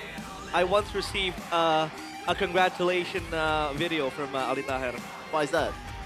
Yeah, from someone. Ah. And this guy's pretty cool, but I think he would go to the extent of doing bad things. So yeah, Ali Taher. Wow. So you think he poisoned the burgers? Yeah, he does. No, he's up. He's trying to get the secret formula. Yeah. Just like Plankton. Plankton.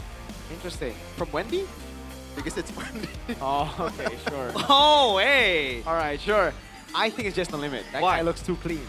Too clean. Oh, I guess that's a good reasoning. Yeah. I mean, I've played a lot of like detective game, Right, attorney, right. Professor Late, Dang and Ronpa.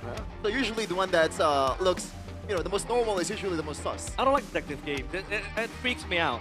What? Bro, everything freaks you out, bro. It's creepy. Does the okay? What about Leslie? Does Leslie freak you out? It does, yeah. Especially when damn. I'm picking up an Atan. All right, dynamic portrait and exclusive action button for Leslie is out. So if you want to freak realize out in game, go get the Angelic Agent. It's now available in the shop. Enjoy a 20% discount during the first month from the 22nd of April to the 23rd of May. The dynamic portrait is actually only 640 diamonds, so go get it. The exclusive action button is only 200 diamonds. Log in, check it out now. And if you want to use the hashtag, it's hashtag Mobile Legends Bang Bang, hashtag MLBB new item. Yeah. Yeah. Bang, bang. What do you guys pick up when you lane against a Leslie? Melissa. What about you? Clint? Clint. I don't want to get outraged by it. Like playing Clint in the Big 26. Hey, Savero literally played it, bro. You're dissing your boy? He plays whatever. That how it is? No, but like, it's just not fun playing Clint. Wow, so you're saying Savero is not fun? Well, Savero's not fun? Well, Damn. you know, fun for them is number 2. Number 1 is winning. Oh, you think that Onyx PH can only reach number 2? Oh my God, this guy, man, and his Wow. slander. That's crazy. You realize I thought you were an Onyx fan. I am an Onyx fan. But Onyx Philippines number 2 is what you said. No, I'm saying that they'll be number 2 after Onyx ID in the M8 final. In the M8 finals or the MSC finals? M8 finals. Okay. Oh. We're focusing on the long run, baby. We're getting sidetracked here. Would you prefer winning M8 or MSC at this point? As a player or as a fan? Nah, as a player too, I'm still taking MSC, man. As player, of course it's MSC, but as a fan, I think it's M8. Oh, I mean, as a fan, like, oh, I guess I catch what you're meaning. But you know, prefer to win, so that implies you're a player. Okay, if you're a player, I think MSC for obvious reasons. Wait, oh, now I see. Yeah. Common human wants. Yeah. You know what I mean? AKA money. We are Beloyski. We back are then. Beloyski back then. Greed. Greed. That's true. That's true. The MPLPH Beloyski. Someone said W instigator. I just read that too. W man. Shinigami1_17. We just got a shout out on live MPL broadcast, Mr. Shinigami. First pick selection for RQ. At this point, yeah, whatever. Are you gonna let it go like that, no? Dude, did you see what they... Whatever, dude. Dude, Navi's win rate, it's not that bad. It's not 8th place bad. It just shows you how competitive this yeah. is. And, by the way, if they win here, they're going to move up again. So, Navi are looking... Move up? Move up. No, they're going to move up in wins. Like, okay. They're not going to take the... But, if Ultra Ego lose their next match and Navi win their next one, Ultra Ego will take... Navi will take Ultra Ego's spot. Ooh. That's tough, though. Please, RQ. Here we go. Drafting phase. Let's guess, boys. Broken walls. Dangerous grab. Oh my god. How? So bad. How? How does it happen twice? It's 1 in 16. 1 in 16. No way. Probability? Yeah. No way. That's Us rigged. missing on all of them. That's rigged. That's rigged. It has to be. Or you Wait. could go for the same bands. Yeah, okay. Okay, they're going to pick up Juicin again, and then now we're going to pick up the... All right, Phobius and... Do they pick up Phobius? At least take Phobius. At least take Phobius. You've already banned the glue, all right? You saw what the Juicin did earlier. Oh, They do. Thank goodness. But the hands of Kuroki, though, right? I mean, back then when it was in a Super Dance hand, you know that he can do things with his Phobius. Yep. But for Kuroki, obviously, it's not what he wants. He doesn't want to play an XP because this is just an emergency case. But, you know, you got to step up to the plate. So hopefully, the Phobius will show up in the hands of Kuroki. Now, for now, V. Juicin's available. They want to go that route. But then you risk giving up the gourd with the combo, which I think is a possibility for RRQ. But Juicin... But this kind of dissuades not picking up the Heron, no? When they have a Phobius in the hands of RRQ. Are we at that point yet? Never mind. I was going to ask, are we at that point where gourd is more valuable than Juicin? I think the Juicin is still more valuable. Juicin's still valuable, right? yeah. It's so safe. That's the thing. Super safe.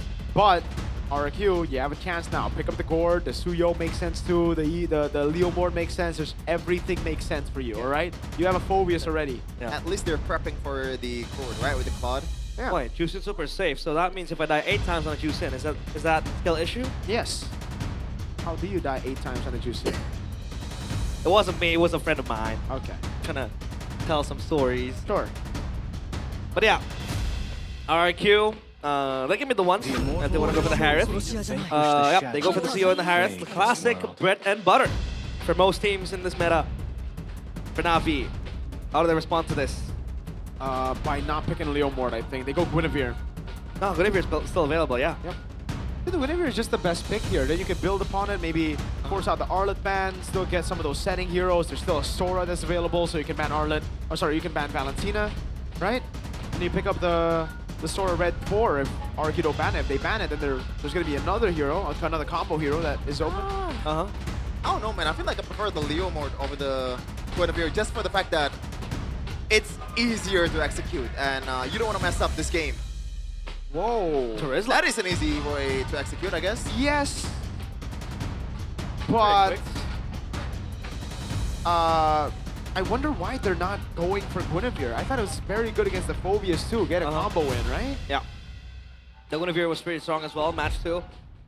And maybe talking a bit sideways, Guinevere, actually a pretty good combo to deal with the gourd as well. I'd rather play with the gourd as well with the Guinevere combo, but they are the ones banning out the gourd. So that kind of strips off the Kaja potential that we did see in Game 1. Probably gourd and Eve. Yeah. Yeah. Actually, I don't think they need to ban the Eve. They have a Klon and the Juicin. Well, the Juicin gets countered in lane, but later on, the Klon and Juicin can just try to like And that's Rizla as well. Get past, yeah. That could really just dive into the back. The Zetian is indeed a good ban. Zetian, yeah. Because nowadays, yeah, I do agree. Eve over the Eve, I think the Zetian is a better ban, yeah. Kind of wins out against the Juicin in the lane. But then again, gets come the banned late out, game, the Eve needs to stand up like a turret, like a turret bot. Yep. And that isn't really what you want to do. But RQ, options. Maybe the Sora, or they take out the Leomorn. No, rather, no, Sora, because Terizla's picked up, sorry. Yeah, Leomorn. Yeah, so Sora last pick. Oh, wait, sorry. Terizla's already there. Terizla's already there. Jungle. Huh. Did they just go Fredrin? Is that what they want to do? That's what they did yesterday. Uh-huh.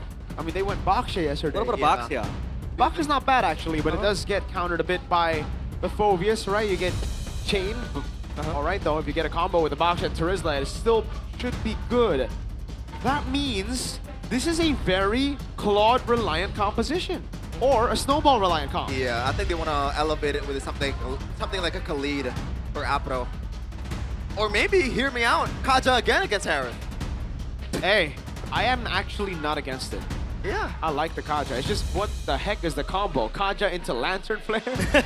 Does it need a combo? There isn't an insta-kill button. I prefer a Khalid. I prefer getting I the prefer early... Garnier. I prefer Garnier. I do. I prefer Ali Taher. RQ, the last two bans. That Eve is still available. If they want to pick it up, they go for the Lilia with the Cho.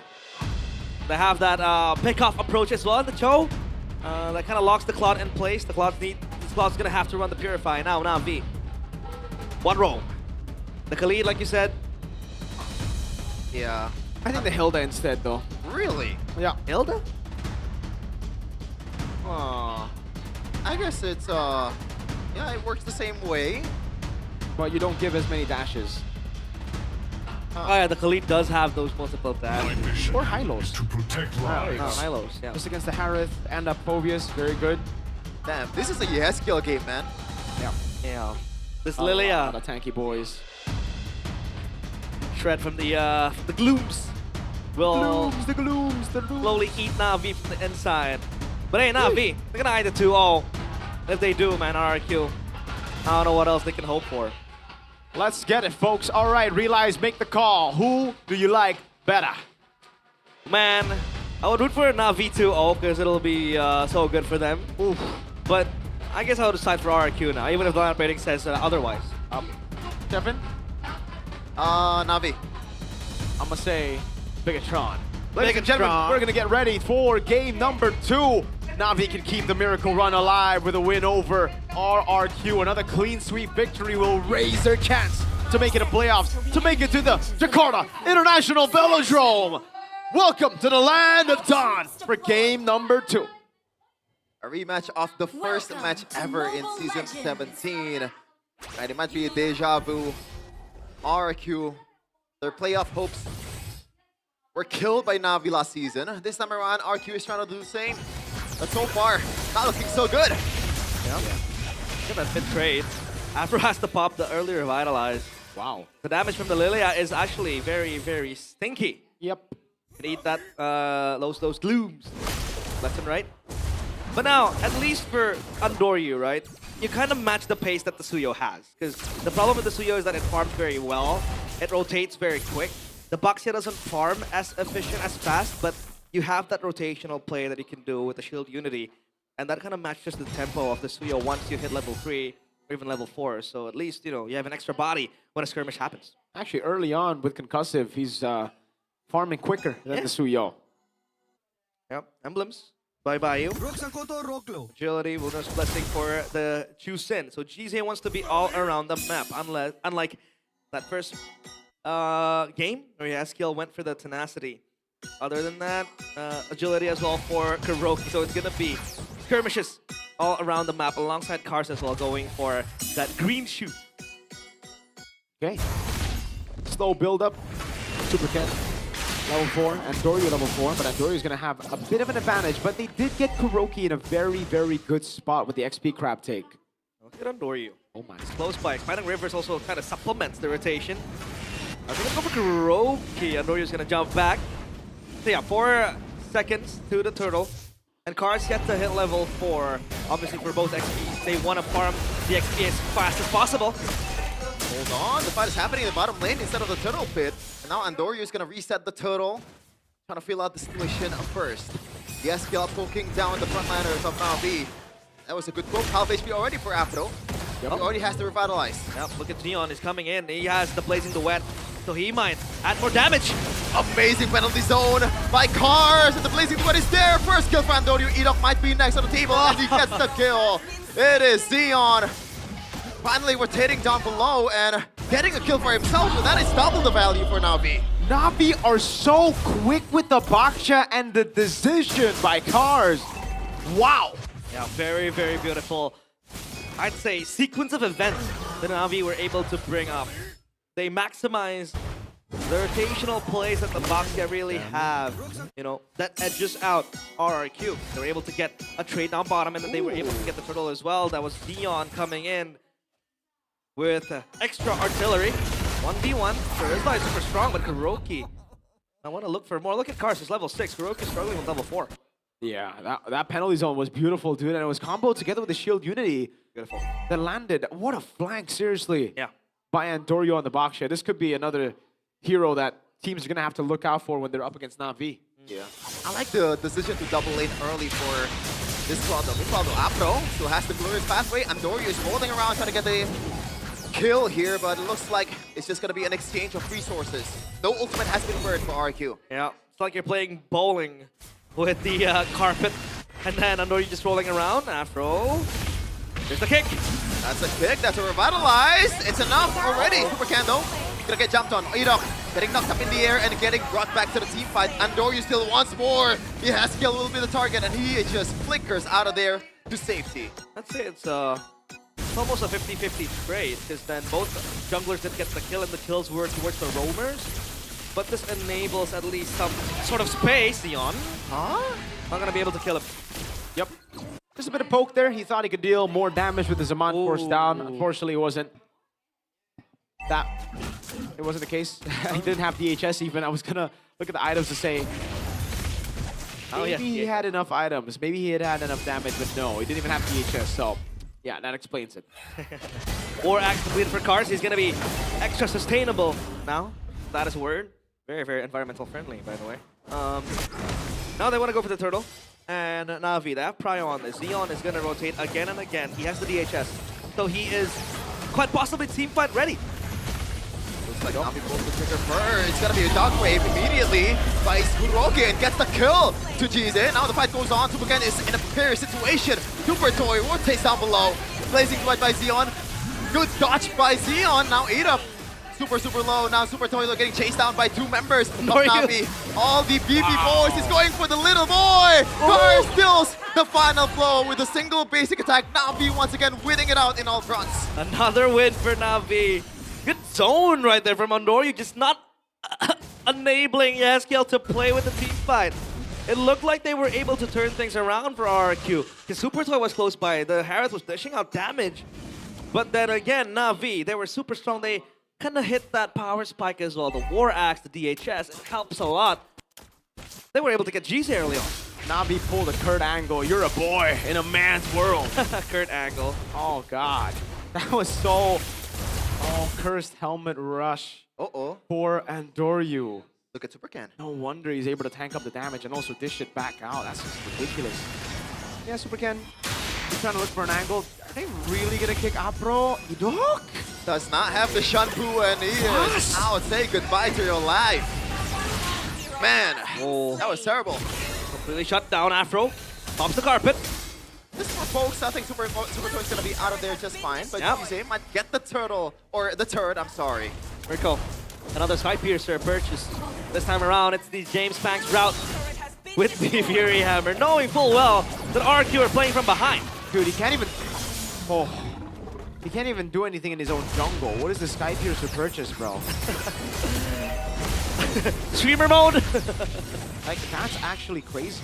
It is crazy. Edok? They're chasing! What? Yep. Is he trolling? Not sure.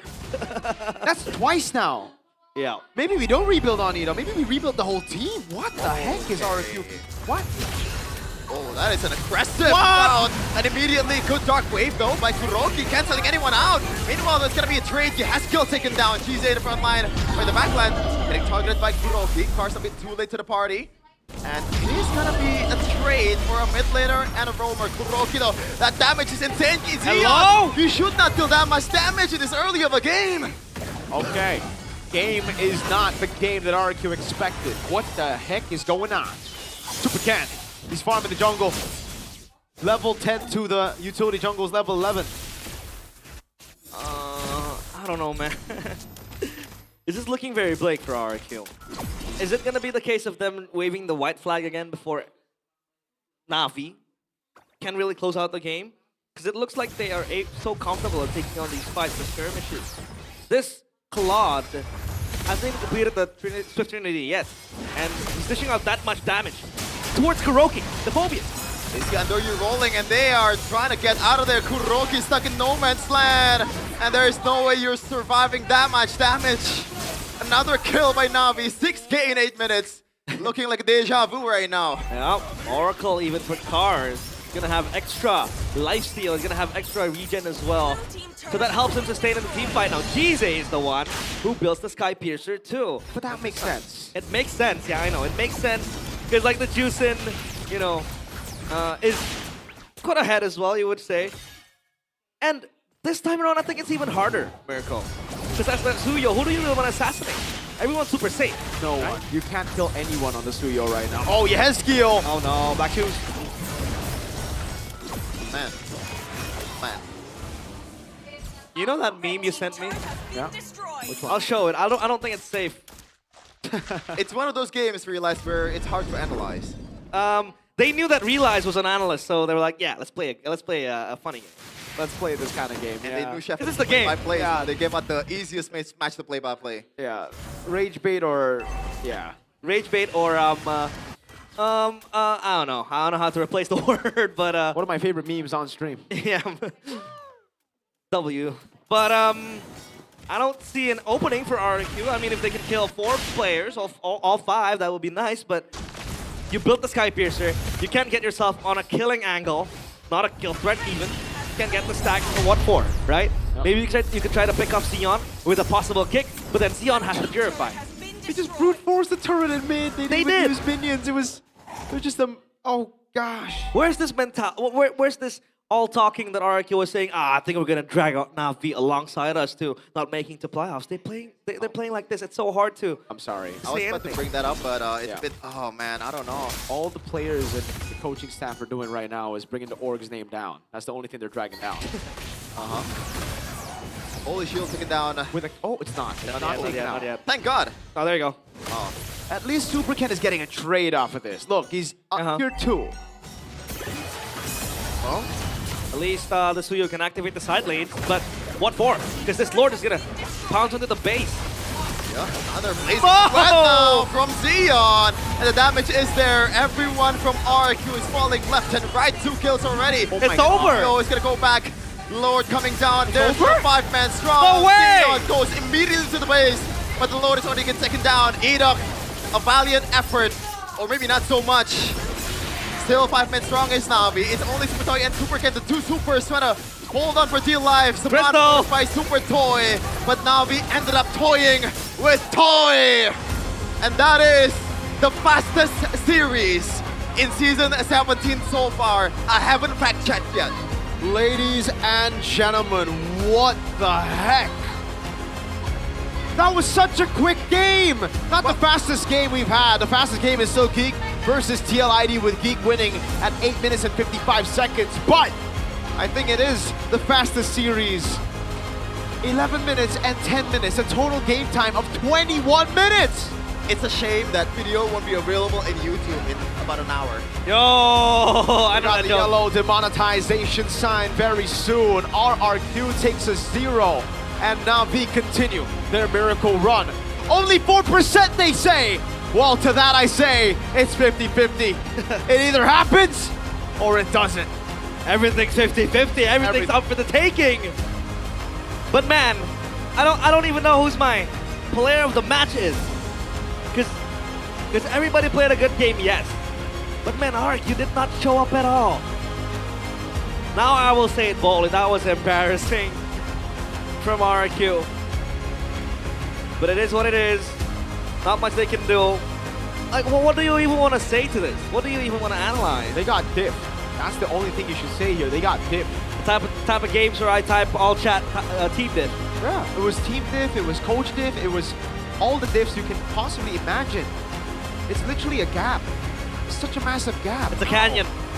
I mean, obviously Kuroki is not playing, like, he's playing XP and it's not his main role. Is that all it takes? They could have ended the game earlier, but yeah, They wanted no kills. minions. They wanted the stat pad. They wanted the stat pad, and the minion was stalled in the mid lane. Should I say this? What? Say it! I feel like we could have put up a better fight. That's crazy. Yeah, they could have. No, he said something, not they, he said... we!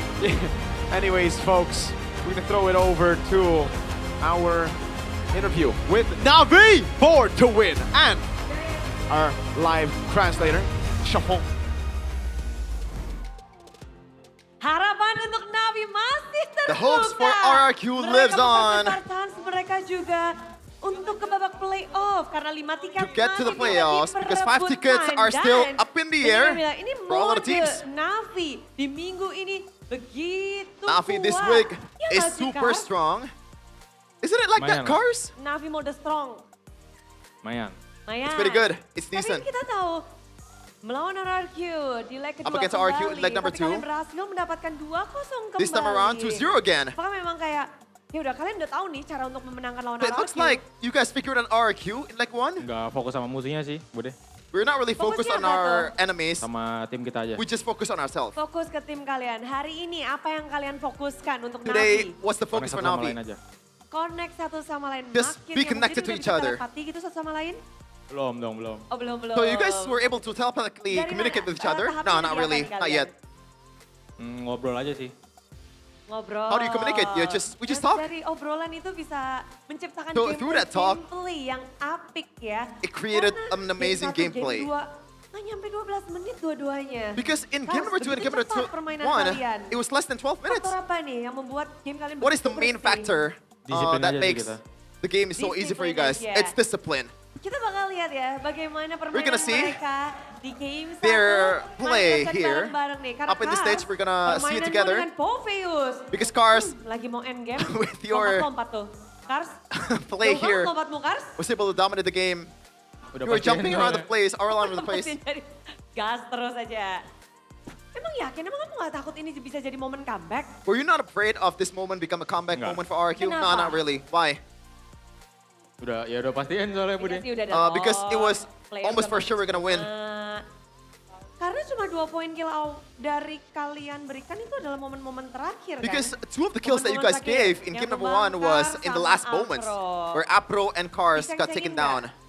Enggak. Oh enggak. Where you got, Karena kan tadi did kalian all your ambil teammates lantai scolded saja you because menyapu that? No, not bersih really. tanpa memberikan poin kill. Kalau ngelihat hari ini gameplay. Looking dari at today's Afro juga, gameplay, Afro. Apro. Halo Bude. Hello, Bude. Afro. Hello, Auntie. Leg kedua gimana, Afro? Leg 2, how was it? Seru-seru. It's pretty fun. It's pretty fun. Pakai burung, pakai kaja. Is it pretty fun because you guys won? Hero baru. Yeah, because I used a new hero Apa too. yang mendasari kamu tiba-tiba memunculkan Why hero did baru you pick untuk a new Afro? hero?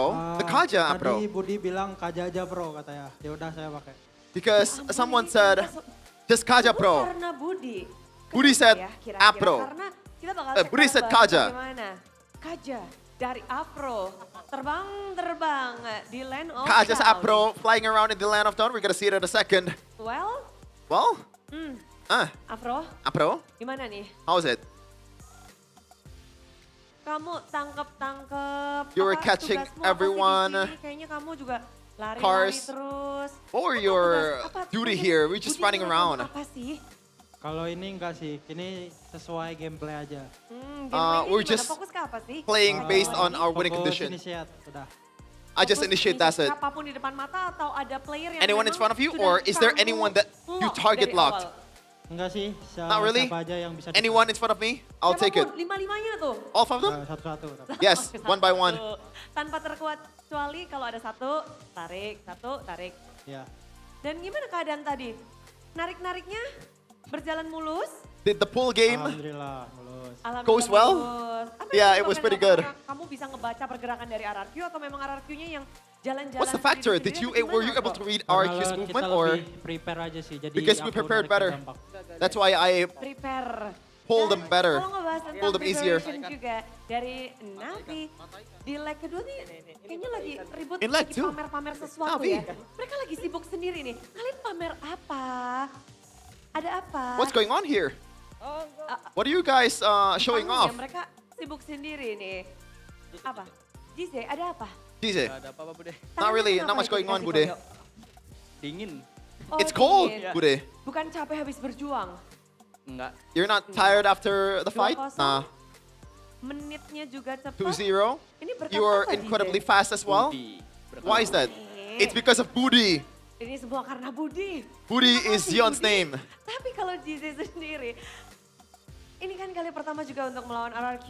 This is your Langsung first time berhadapan against dengan mereka. RRQ, Di leg Zion. 1 kamu nggak bermain. Leg number 1 you were not kedua playing. kamu bermain. Leg 2 you're Gimana? playing. Apakah ada bisikan-bisikan? How's it? Has Mungkin there any dari sebelumnya whispers Enggak ada sih. from the players before? No, not really. main aja. I'm just playing just as usual. Main aja. Jadi Ukir nggak ngomong apa-apa gitu, nggak kasih tahu bisik-bisik apapun. So there are no whispers Ngobrol or bareng. communication? Yeah, we just talk together. There's By the way, definitely some tadi ada communications. Papan bertuliskan happy birthday ya? Kemenangan ini buat Ukir, Bude. Oke. Oh, apparently there are people that said happy birthday, Ukir. Ukir. Yang ke-35. It's Ukir's 35th birthday. Happy birthday, Ukir. Usia bisa langsung diklarifikasi langsung nanti Ukir katanya kamu We'll 35, clarify Ukir. the actual age of Ukir Congratulations. after this. Congratulations. 35. Happy birthday sekali lagi. Wishesnya apa nih untuk Once again, happy birthday. Is there any birthday Wishnya. wishes for Ucapannya Ukir? atau mau nyanyi atau mau ngedance? Do you wanna sing? Do you wanna dance? Apa ya? Enggak ada sih. Not really. Nanti aja. Nothing. Ucapan ulang I'll tahun tell him bisik later. aja. Ya. Bisik-bisik aja itu. I'll just whisper to him. Karena udah ya? Belum. Did you get your gifts yet Tadi to him? katanya ini No, not kado. really, not yet. Oke, say Ukir this is for you kayak gitu. Ukir, buat this is for kamu. you. Just say that. Ini kemenangan ini buat Ukir. Ukir, Nah, ini this untuk one is for you. Ukir. Singkat pada jelas, mau pakai bahasa Tagalog? Do you wanna use Tagalog? Pakai bahasa Tagalog. Under you, under you. Tapi hari ini 2-0 lagi. Today 2-0 again. Dapat menang. Oke. You got a victory. Okay, okay. Tapi kamu gak kesentuh sama sekali loh, kayaknya But kok you were untouched in these 2 matches, ini 2 games. untouchable banget under you di match You were kali ini. untouchable this game. Gak ada yang orang bisa bunuh gua aja. There are no one bisa? that can kill me in that match earlier. jago banget Why ya? is that? You're really good. Oke aja gua. No, I'm just lucky, that's it. Kan ketika bisa bermain, karena kita lihat 2 game tanpa kematian satupun. Because Gimana kamu you saw sebagai 2 games with a 0 dari death. jungler kan seringnya dikejar-kejar. Usually sering when you're playing a ditangkap-tangkap. jungler, Kali you ini get dua target gamenya locked. Navi But this bebas time banget. around, you were able to be untouchable. Gimana ya? How is it? I don't know, Bude. Gara-gara Not sure. Budi.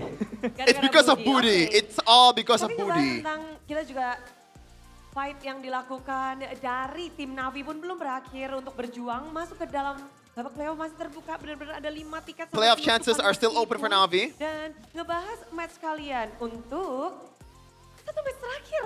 Navi ada Geek Fam, Under You. You guys are gonna be Dan up against dengan Geek Fam. Apa yang langsung tersirat? What do you think about this match? What do you Your think about last this match? match? Geek Pam, Geek Fam, kasih gua menang. Jadi kami give ada me win. chance. Langsung minta ya ternyata ya. I'll give you something in return. Geek Fam-nya langsung mereka juga butuh tiket playoff Under You. Tapi kalau ngebahas tentang kemenangan ini, siapa yang paling pusing nih? Preparing for your last match. Apa ya? What's the preparation for the last match? Kayak League 1 sih, yang Just like League main 1. aja. Benerin aja yang kurang, apa yang kurang. Apa yang kurang, apa yang kurang. We'll just fix Tapi what's sekarang wrong with us tambahnya ada in the Zion previous ya, week. Ada Budi ya. Ya. But now with Itu yang kurang Dion and ini. Budi, Ini yang kurang. this is the what we lack. Sudah terjawab ternyata. Missing puzzle dari Navi. Ada Zeon, Jize, Apparently, tapi Zion and Jize are the missing jadiin puzzles of alasan Navi. terus nih, Zeon. Iya, Secinta itu mereka sama kamu ya. cinta banget. Cinta banget. Kamu di GH dipijetin. Iya, jadi raja. jadi raja ternyata. Tapi hari ini kamu berhasil mengalahkan raja dari segala raja RQ. But you were Gimana, up Sion? against the King of Hoki. Kings. How were you able to win? Tapi ngebahas It's tentang just lucky. kehokianmu. Bisa nggak sih ini Talking about the berlanjut untuk luckiness. melawan tim Geek Fam? Will it continue against Bisa Geek dong. Fam? Bisa Of dong. course, of course. Hoki itu faktor selain hoki apa sih? What's the other factor besides luck? Apa ya? I don't know. Kasih tahu Zion. Karena kamu satu gol Let me laner know. yang muncul dan Because Zion, you are one of the Gara-gara up and coming gold Gara-gara- laner. Oke, It's because of saling Ando. satu sama lain. So you guys Dan are supporting each another dari awal kita lihat since the start. kedatanganmu di MPL, di Navi juga Your membawa arrival in angin segar Navi terus menerus melihat gave persaingan Navi ini gimana? win after Sampai win. detik ini 5 tiket loh. Seneng nggak sih masih bisa Are ngedapetin you 5 happy tiket yang bisa that your diperebutkan chances gitu? are still up in the air Senang for you banget guys to make it to the playoffs? Nyangka nggak sampai akhir Did you penutupan expect it? minggu ke-8 Until this late of the season, belum ada yang dapat tiket lagi. no Selain one Onyx. gets a ticket besides Onyx. Gak nyangka sih. Nggak I nyangka. didn't expect it. Gitu. Tapi oke, But okay. membahas tentang dari hari ini. Talking about kemenangan today, Navi, minggu Navi's ini win this week. bersih sekali. Super clean. Bagus banget. Amazing. Budi, boleh kasih pidatonya. Can you give us a speech? Budi. Itu tuh kamera untuk Budi. Spesial untuk The camera Budi. is for you, Budi. Makasih Special for buat you. Navi Nation yang udah Thank you for the dukung Navi kami Nation yang mau for supporting nonton us. online atau dukung Especially kami here. di sini. Makasih juga Keep supporting us. buat Thank you orang-orang yang for all the people dukung saya kayak keluarga saya. that's Makasih personally udah supporting dukung me back there, kita back sampai there, sekarang. until this point. Uh-huh. Who is this guy? Who's this guy? Langsung ya, Mas. Waduh, tapi oke. Inilah dia. Who's this guy? Who's this winner? Dan pemenangnya And the adalah winner of tim today's match Navi dengan 2-0. Navi is Nation Navi with a 2-0. Give it up Navi! for Natu Spencer. Yay! We run this!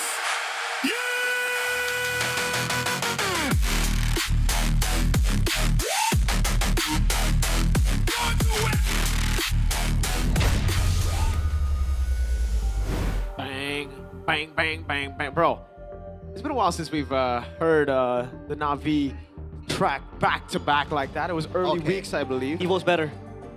Evo's better. Now I was about to say like it's been a while since. Oh, back to back. Yeah, Okay. back to back, like the early weeks. Because he was up against BCR, I believe. That's true. That is very true. So I can't believe you forget that. You know? That back to back. Yeah. Back to back. Calm down, Sheffin. Hold on now. Good recovery. Hold on. Navi, miracle run. Miracle run. It's always this way, you know? Like MPL ID's miracle run, Evo's miracle run, they go Onyx really miracle bad, run. but it starts very early in the season. But for Navi, it started very late. It was week 7? Like last week, right? Yeah. When they swapped out. Is it too late? Is it too late? 4% chance. Because they have to clean sweep all their games. So far, they've done it. I mean, I can relate. Usually, Trying to say something. Calm down, Chef. Never mind. Calm down. Hold on. Never mind. Never mind. Don't- Hold your horses. Oh. But it's better late than never, right? Yeah. I mean, sure. You want to make it to playoffs, but then you only have one more game. That is against Geekman, isn't it? Yeah. Ooh. Against Geekman. Their best. So, yeah. 7-9. Yeah. At least all the higher end competitions done. But if you want to be the best, you got to beat the best. With that mentality, they can make it to playoffs with a little bit of hope and being dependent to other teams. Here, listen, I don't like to depend on other people because all they did is disappoint me. But Navi, gonna hold on. That sounds a bit too personal, bro.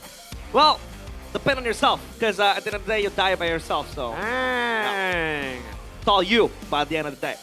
Some wise words from our analyst today. What about you? You got any wise words? Be like, I'll just... Indo.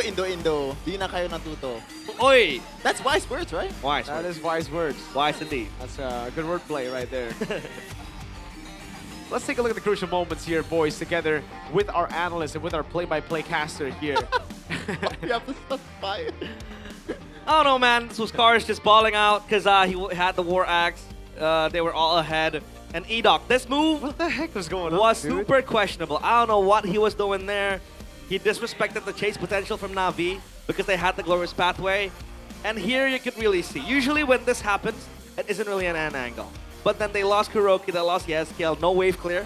I mean, you have Super Toy, but I think it was under-itemized, if I would say. But yeah, this guy, man. POTM, our player of the match, Apro! Dude, Apro, presented to you by the official gaming phone, by the way, Infinix GT50 Pro, but Apro, I was wrong about you, man. I thought earlier on in the weeks that maybe he was the problem. Turns out, well, I said him and Shive. Turns out it was Ukir and Shive because after Jize and Zeon stepped in, this guy looks completely different. I'm sorry, I'm just yapping. What a boring emblem choice. Yeah. Hey. It's all tank emblems. You gotta do what you gotta do to win. Yeah. It's all about getting wins. Yeah. Yeah. I'd rather have a Vitality, Tenacity, Tank Emblem, Concussive Blast, High-Lows than a Cho that dies randomly twice. Okay, Chefin, what's a fun emblem then to run? Master Assassin. Oh, very nice. Take a look at the replays here. Early on, you can see the way they layer the team fight. You go in with the penalty zone, and then you have Andori just rolling around.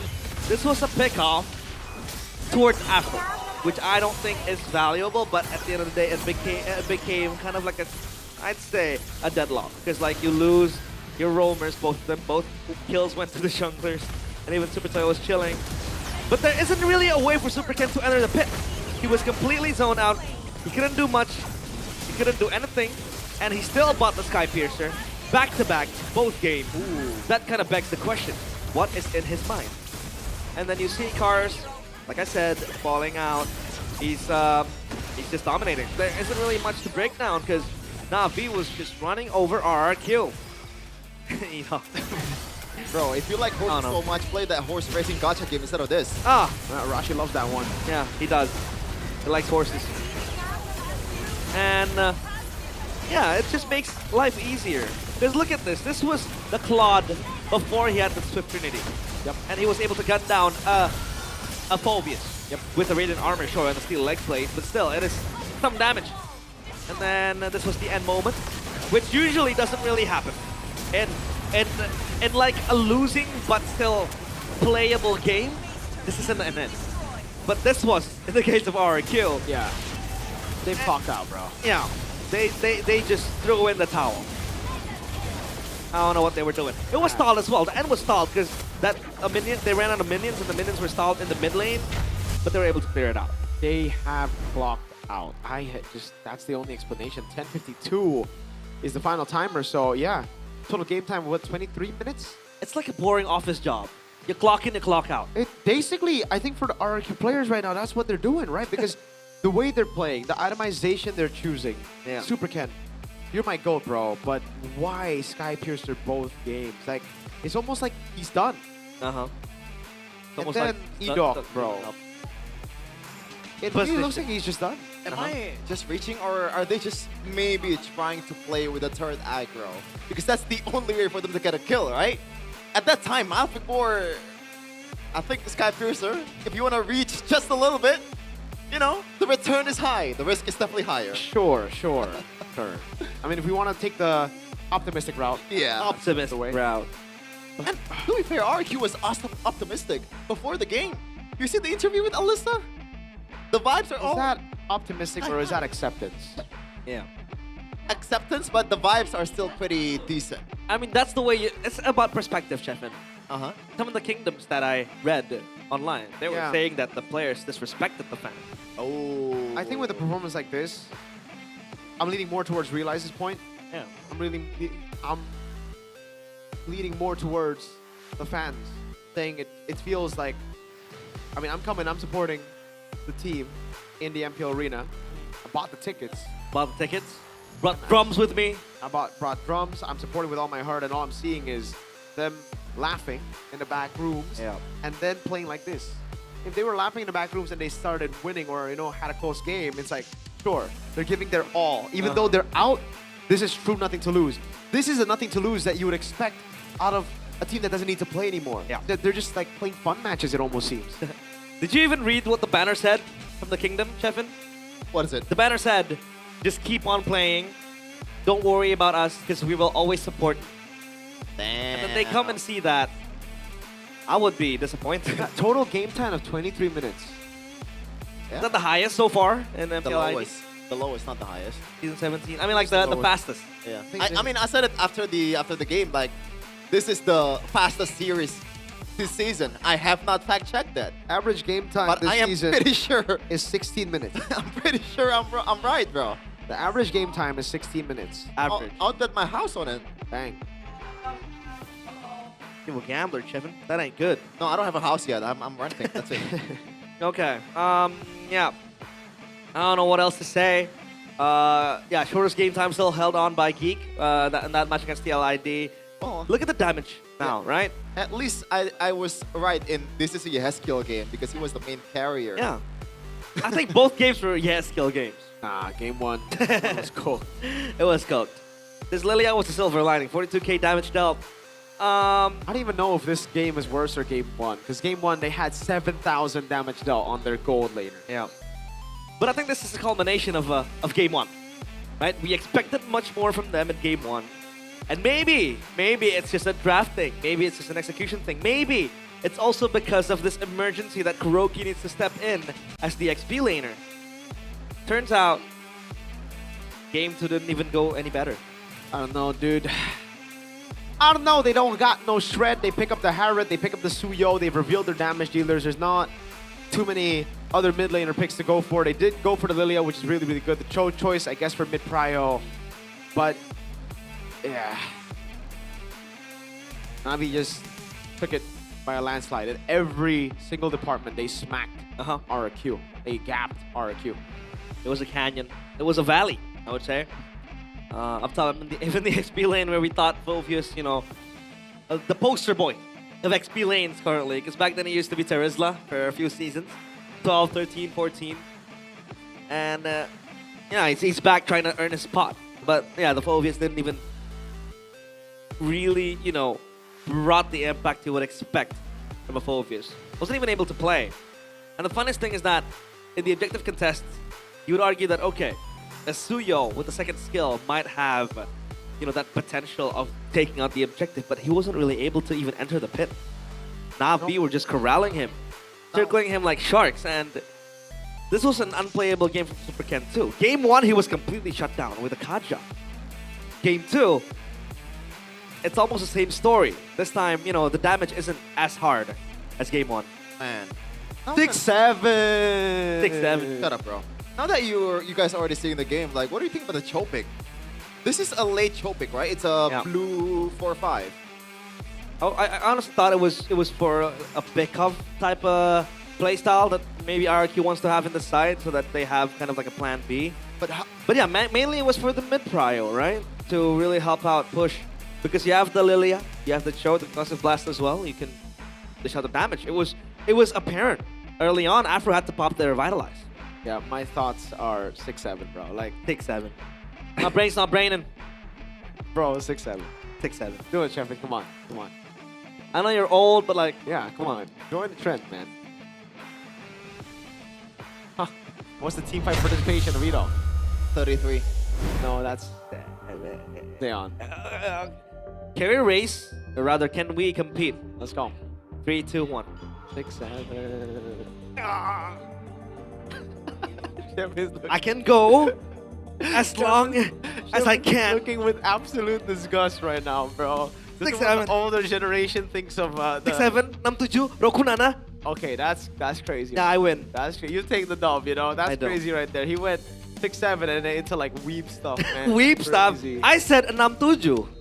No, but then you said Rokunana. Rokunana, because okay, 6-7. Oh man, producer, can you get me a bleach to cleanse my eyes? And also my ears as well. Here, I'll get you something even better. You know what? I'll just flash your eyes with the Infinix Flash. Disgusting! Wait, what do you mean? It's an Infinix GT50 Pro. Oh, the wallpaper. Not the Infinix, the wallpaper. You want to show them the wallpaper? Bro, you see the pores, man. The pores. I want to see that.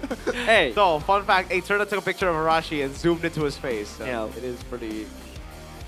Well, this is the most interesting part of End Day. Hey, look at that. The 6-7 position swap. 6-7 position. What else? Na'Vi, still number 8. Still have a chance to juke it out against GeekFam and hopefully, you know, bank on other teams to deliver the results for them. Arkeoshi there. Hey, Na'Vi 6-9. I'm sorry to point this out. The difference between Onyx and RQ in that game win is 41. Wow, you're right. Shout It out is- Dirk Nowitzki, I guess. Wow, minus 41. That's wow. Wow. And by the way, they will still have a chance to not make it a playoffs. That's how close it is. Yeah. 2 to 8 are still fighting for their lives right now. But one thing's for sure, Navi cannot overtake EVOS, Team Liquid, and Dewa because they are already at 8 match points. The maximum Navi can get is 7-9. Wait, so Onyx loss was only against Bigatron and Geekfam. Yep. Two teams who are now 5th and 6th. I rate those two teams. Is there a possibility that all the teams from 2nd to 7th goes 8 to 8? There is, and then there might be a tiebreaker for even upper brackets, you know? Yeah. Upper bracket. Rookie of the week, though, DJ. That ain't my quote. It is. A rookie on a mission to save Navi's playoffs chances. Like I said, you know, he was he was thrown out trying to test the waters, and he goes up against Onyx in his first match ever in MPL ID. And you know, against Onyx, obviously that's gonna be a one-sided result. But then he goes against EVOS. He faces up against Bigatron, and now against RQ, and he nails all the matches. And he played a very, very beautiful game. The Farsa game, like you mentioned multiple times, Chefin, you were a GZ Glazer. And your quote, you said, he has aim hacks. Yeah. That's just how it is with him, especially on a Farsa. We didn't really get to see the Farsa in this game, and to be honest, we don't need to. Don't need, but hey, POTW. Bro, it's crazy that both Navi players we are living in a weird timeline, bro. No shot against Navi, but I think this is the first time we see this ever. This is the first time we see a team that are 8th place secure ROTW and POTW, but I think it is 100% valid. They played so well. Yeah. Deserved, yeah. It's not even the last day bias. No, because they played early on in the week and then here today. Because again, hey folks, Apro played amazing. They beat EVOS and then they beat, okay, RQ not that impressed. EVOS. EVOS are coming on this week as one of the S tier teams, and then they just beat Dewa, which puts them still high there, right? Do you know what's funnier than 6-7? What? 7-8. Let's take a look at next week's schedules. Friday, Bigatron take on Dewa United. Oh my God. PLID versus Alter Ego. And then Saturday. Yep, Geeknam TLID, Alter Ego RQ, Bigatron and Onyx. Oh my God, Bigatron ain't going downhill for you guys. Sunday, Geek versus Navi. Amazing, man. Navi played the first ever. Wait, this is week 9, right? Week 9. Yeah, week 9. Navi played the first ever season 17, then last ever. Might be, you know, because there might be tiebreakers. You're right. Wait, Navi, they have to wait till the end of the day, like the week, to determine their destiny is a deep word. Their fate in the playoffs. For me, I mean, this is the decider right now. Bigatron, that's crazy. What a week. Dewa and Onyx back to back. Oh Man, you've never really watched you've never really watched party Bigatron matches, do you? No. It's usually on desk, right? Have you ever watched party in a Bigatron match? I think Snapdragon Pro Series. No. Yeah. But hey, we also have the updated standings for the GoPay Superfans League. Take a look at the standings for the Superfans League. RQ, oh, they broke their streak. They did. It's no longer the same, or the opposite rather, of the main team. It's 12-2. Might as well send this team to the playoffs. Yeah. They are going to go to the playoffs, the Kingdom, because they have done a really good job here. All the way to Anahewa. What happened to Bigatron, though? Oh, no. What? Dropping out to 5th. Do you want to actually participate in Superfans Cup? If your team's not there? Yeah.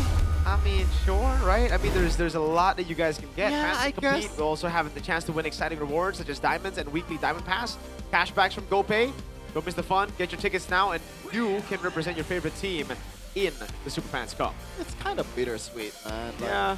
I guess there's still a lot of things that playoffs can offer. Good Mobile Legends, especially. Good MLBB. Good MLBB. Playoffs. Can't wait for And playoffs. we are in the final draw. We might see a Harry Kaja jungle. Ooh, that's true. That's Onyx realm. It's going to be red very, very soon. Anyways, if you guys want to get the MPL tickets for the last official week of the regular season, we are still selling those tickets, man. BTR versus Dewa, a heated match. And by the way, the first time ever, we only have 2 teams that are guaranteed out of playoffs and in playoffs in the final week. That's crazy. Usually, week 9, we decide the last team. Yeah. This week 9, we'll decide everyone's fate. Dewa, Evos, Alter Ego, Geek Fam, Bigatron, Navi. And that is thanks to Bigatron as well. Yep, for you're winning welcome. today. You're welcome for having a great season because of Bigatron. TLID versus Alter Ego, buy your tickets there. And also, if you're like, all right, I want to skip some of those matches, I want to just go straight to playoffs, that's fine too. Don't miss out the playoff ticket sales officially at id-mpl.com/ticket. Tickets will be available at affordable prices starting at 90,000 IDR for Legends and 110,000 IDR for Mythic. Can't wait for Bigatron to make it to Velodrome, and then they end up picking a Barat XP again. I just realized something. Like, someone said in the comments, what finalists in M7 is struggling to make it to playoffs? Yeah, Aurora barely made it to playoffs. I wonder if Alter Ego are going to barely make it to playoffs too. Aurora was able to secure the last ticket though. Yes. Yeah. That's fine. So Alter maybe Ego also do it. the same fashion. Who knows? M7 was a weird one. Why? Because both of them are now in dumps. Man, I miss that division. They were out in wildcard, dude. I know. They're not even here anymore. Like, they've disbanded. Yeah. Pretty But sad. Junichi is still playing. Junichi! My God. Mui Minette is going, though. So, Junichi lost to Mui Minette. Yeah. That's the ego king, Mui Minette. You know Mui Minette? He's a Bruno Global player. Yeah, I know. His Neymar. That's Mui Minette. Kicks the ball. Oh, he's Mitoma. Captain Tsubasa. Subawa. At least not Soboslai, because he doesn't slip. During the wild card, me, Arashi, and I forgot who the other guy is, but we said Ganbate to Zeta. Ganbate. And what did they say? Arigato. Arigato. Arigato. Arigato. Arigato. Thank you. I said. Arigato, thanks. Arigato is a crocodile, right? Yeah. Alligator. Well, folks, it's done for me, Mirko, play-by-play chefman, and analyst Realize here for week number 8. It's over. We're sending it over to host Budiklara Mongstar. Goodbye. Ke-8 telah berakhir. Hari ini 2-0 terus bergulir. Karena kita tahu semua tim sedang berjuang, semua tim ingin mengamankan diri untuk menuju babak playoff. Siapa sangka sampai detik ini kita hanya baru bisa memastikan dari nasib tim Onyx dan juga tim RRQ. 1 slot babak playoff, 1 slot untuk upper bracket, ditambah 1 slot tidak lolos playoff, 1 slot goal sudah terisi. Jadi bagaimana sisa tim akan berjuang untuk mendapatkan tiket playoff? Semuanya akan kita saksikan di minggu terakhir, minggu ke-9. So, udah juga mau mengingatkan untuk kalian semua, terus dukung tim favorit kalian dan harapan pun masih ada. Sementara ini Bude juga mau mengingatkan untuk kalian semua bahwa MPL Indonesia Season 17 powered by Munton, supported by PBSI, presented by Official Gaming Phone Infinix, Official e-wallet GoPay, Official Gaming Chair Toda, dan partner ini sports ada Garnier, Bayu, Dunia Games, Gamesmax, dan juga OnePlay. Ditambah supplier ada IndiHome, Click Indomaret, Yummy Choice, dan juga Aqua. Hari ini bahkan tim-tim masih harus berdebar-debar karena banyak sekali skenario yang sudah dibuat, yang sudah kita ketahui itu semua pun belum terlaksana. So, 5 tiket masih diperebutkan. Minggu berdarah akan terus berjalan sampai titik darah penghabisan di minggu depan. So, sekali lagi Bude mengucapkan selamat malam dan sampai jumpa di minggu depan, Minggu Berdarah MPL Indonesia Season 17. We on this.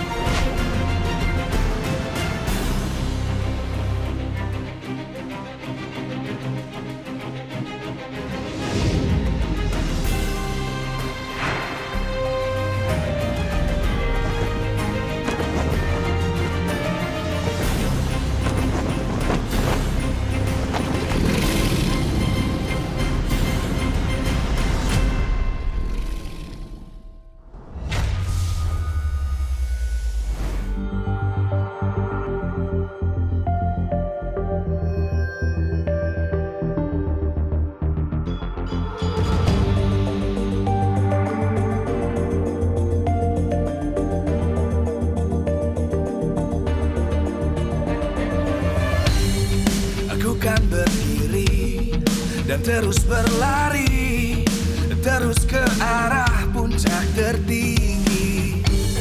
Ku takkan berhenti, hanya sampai di sini.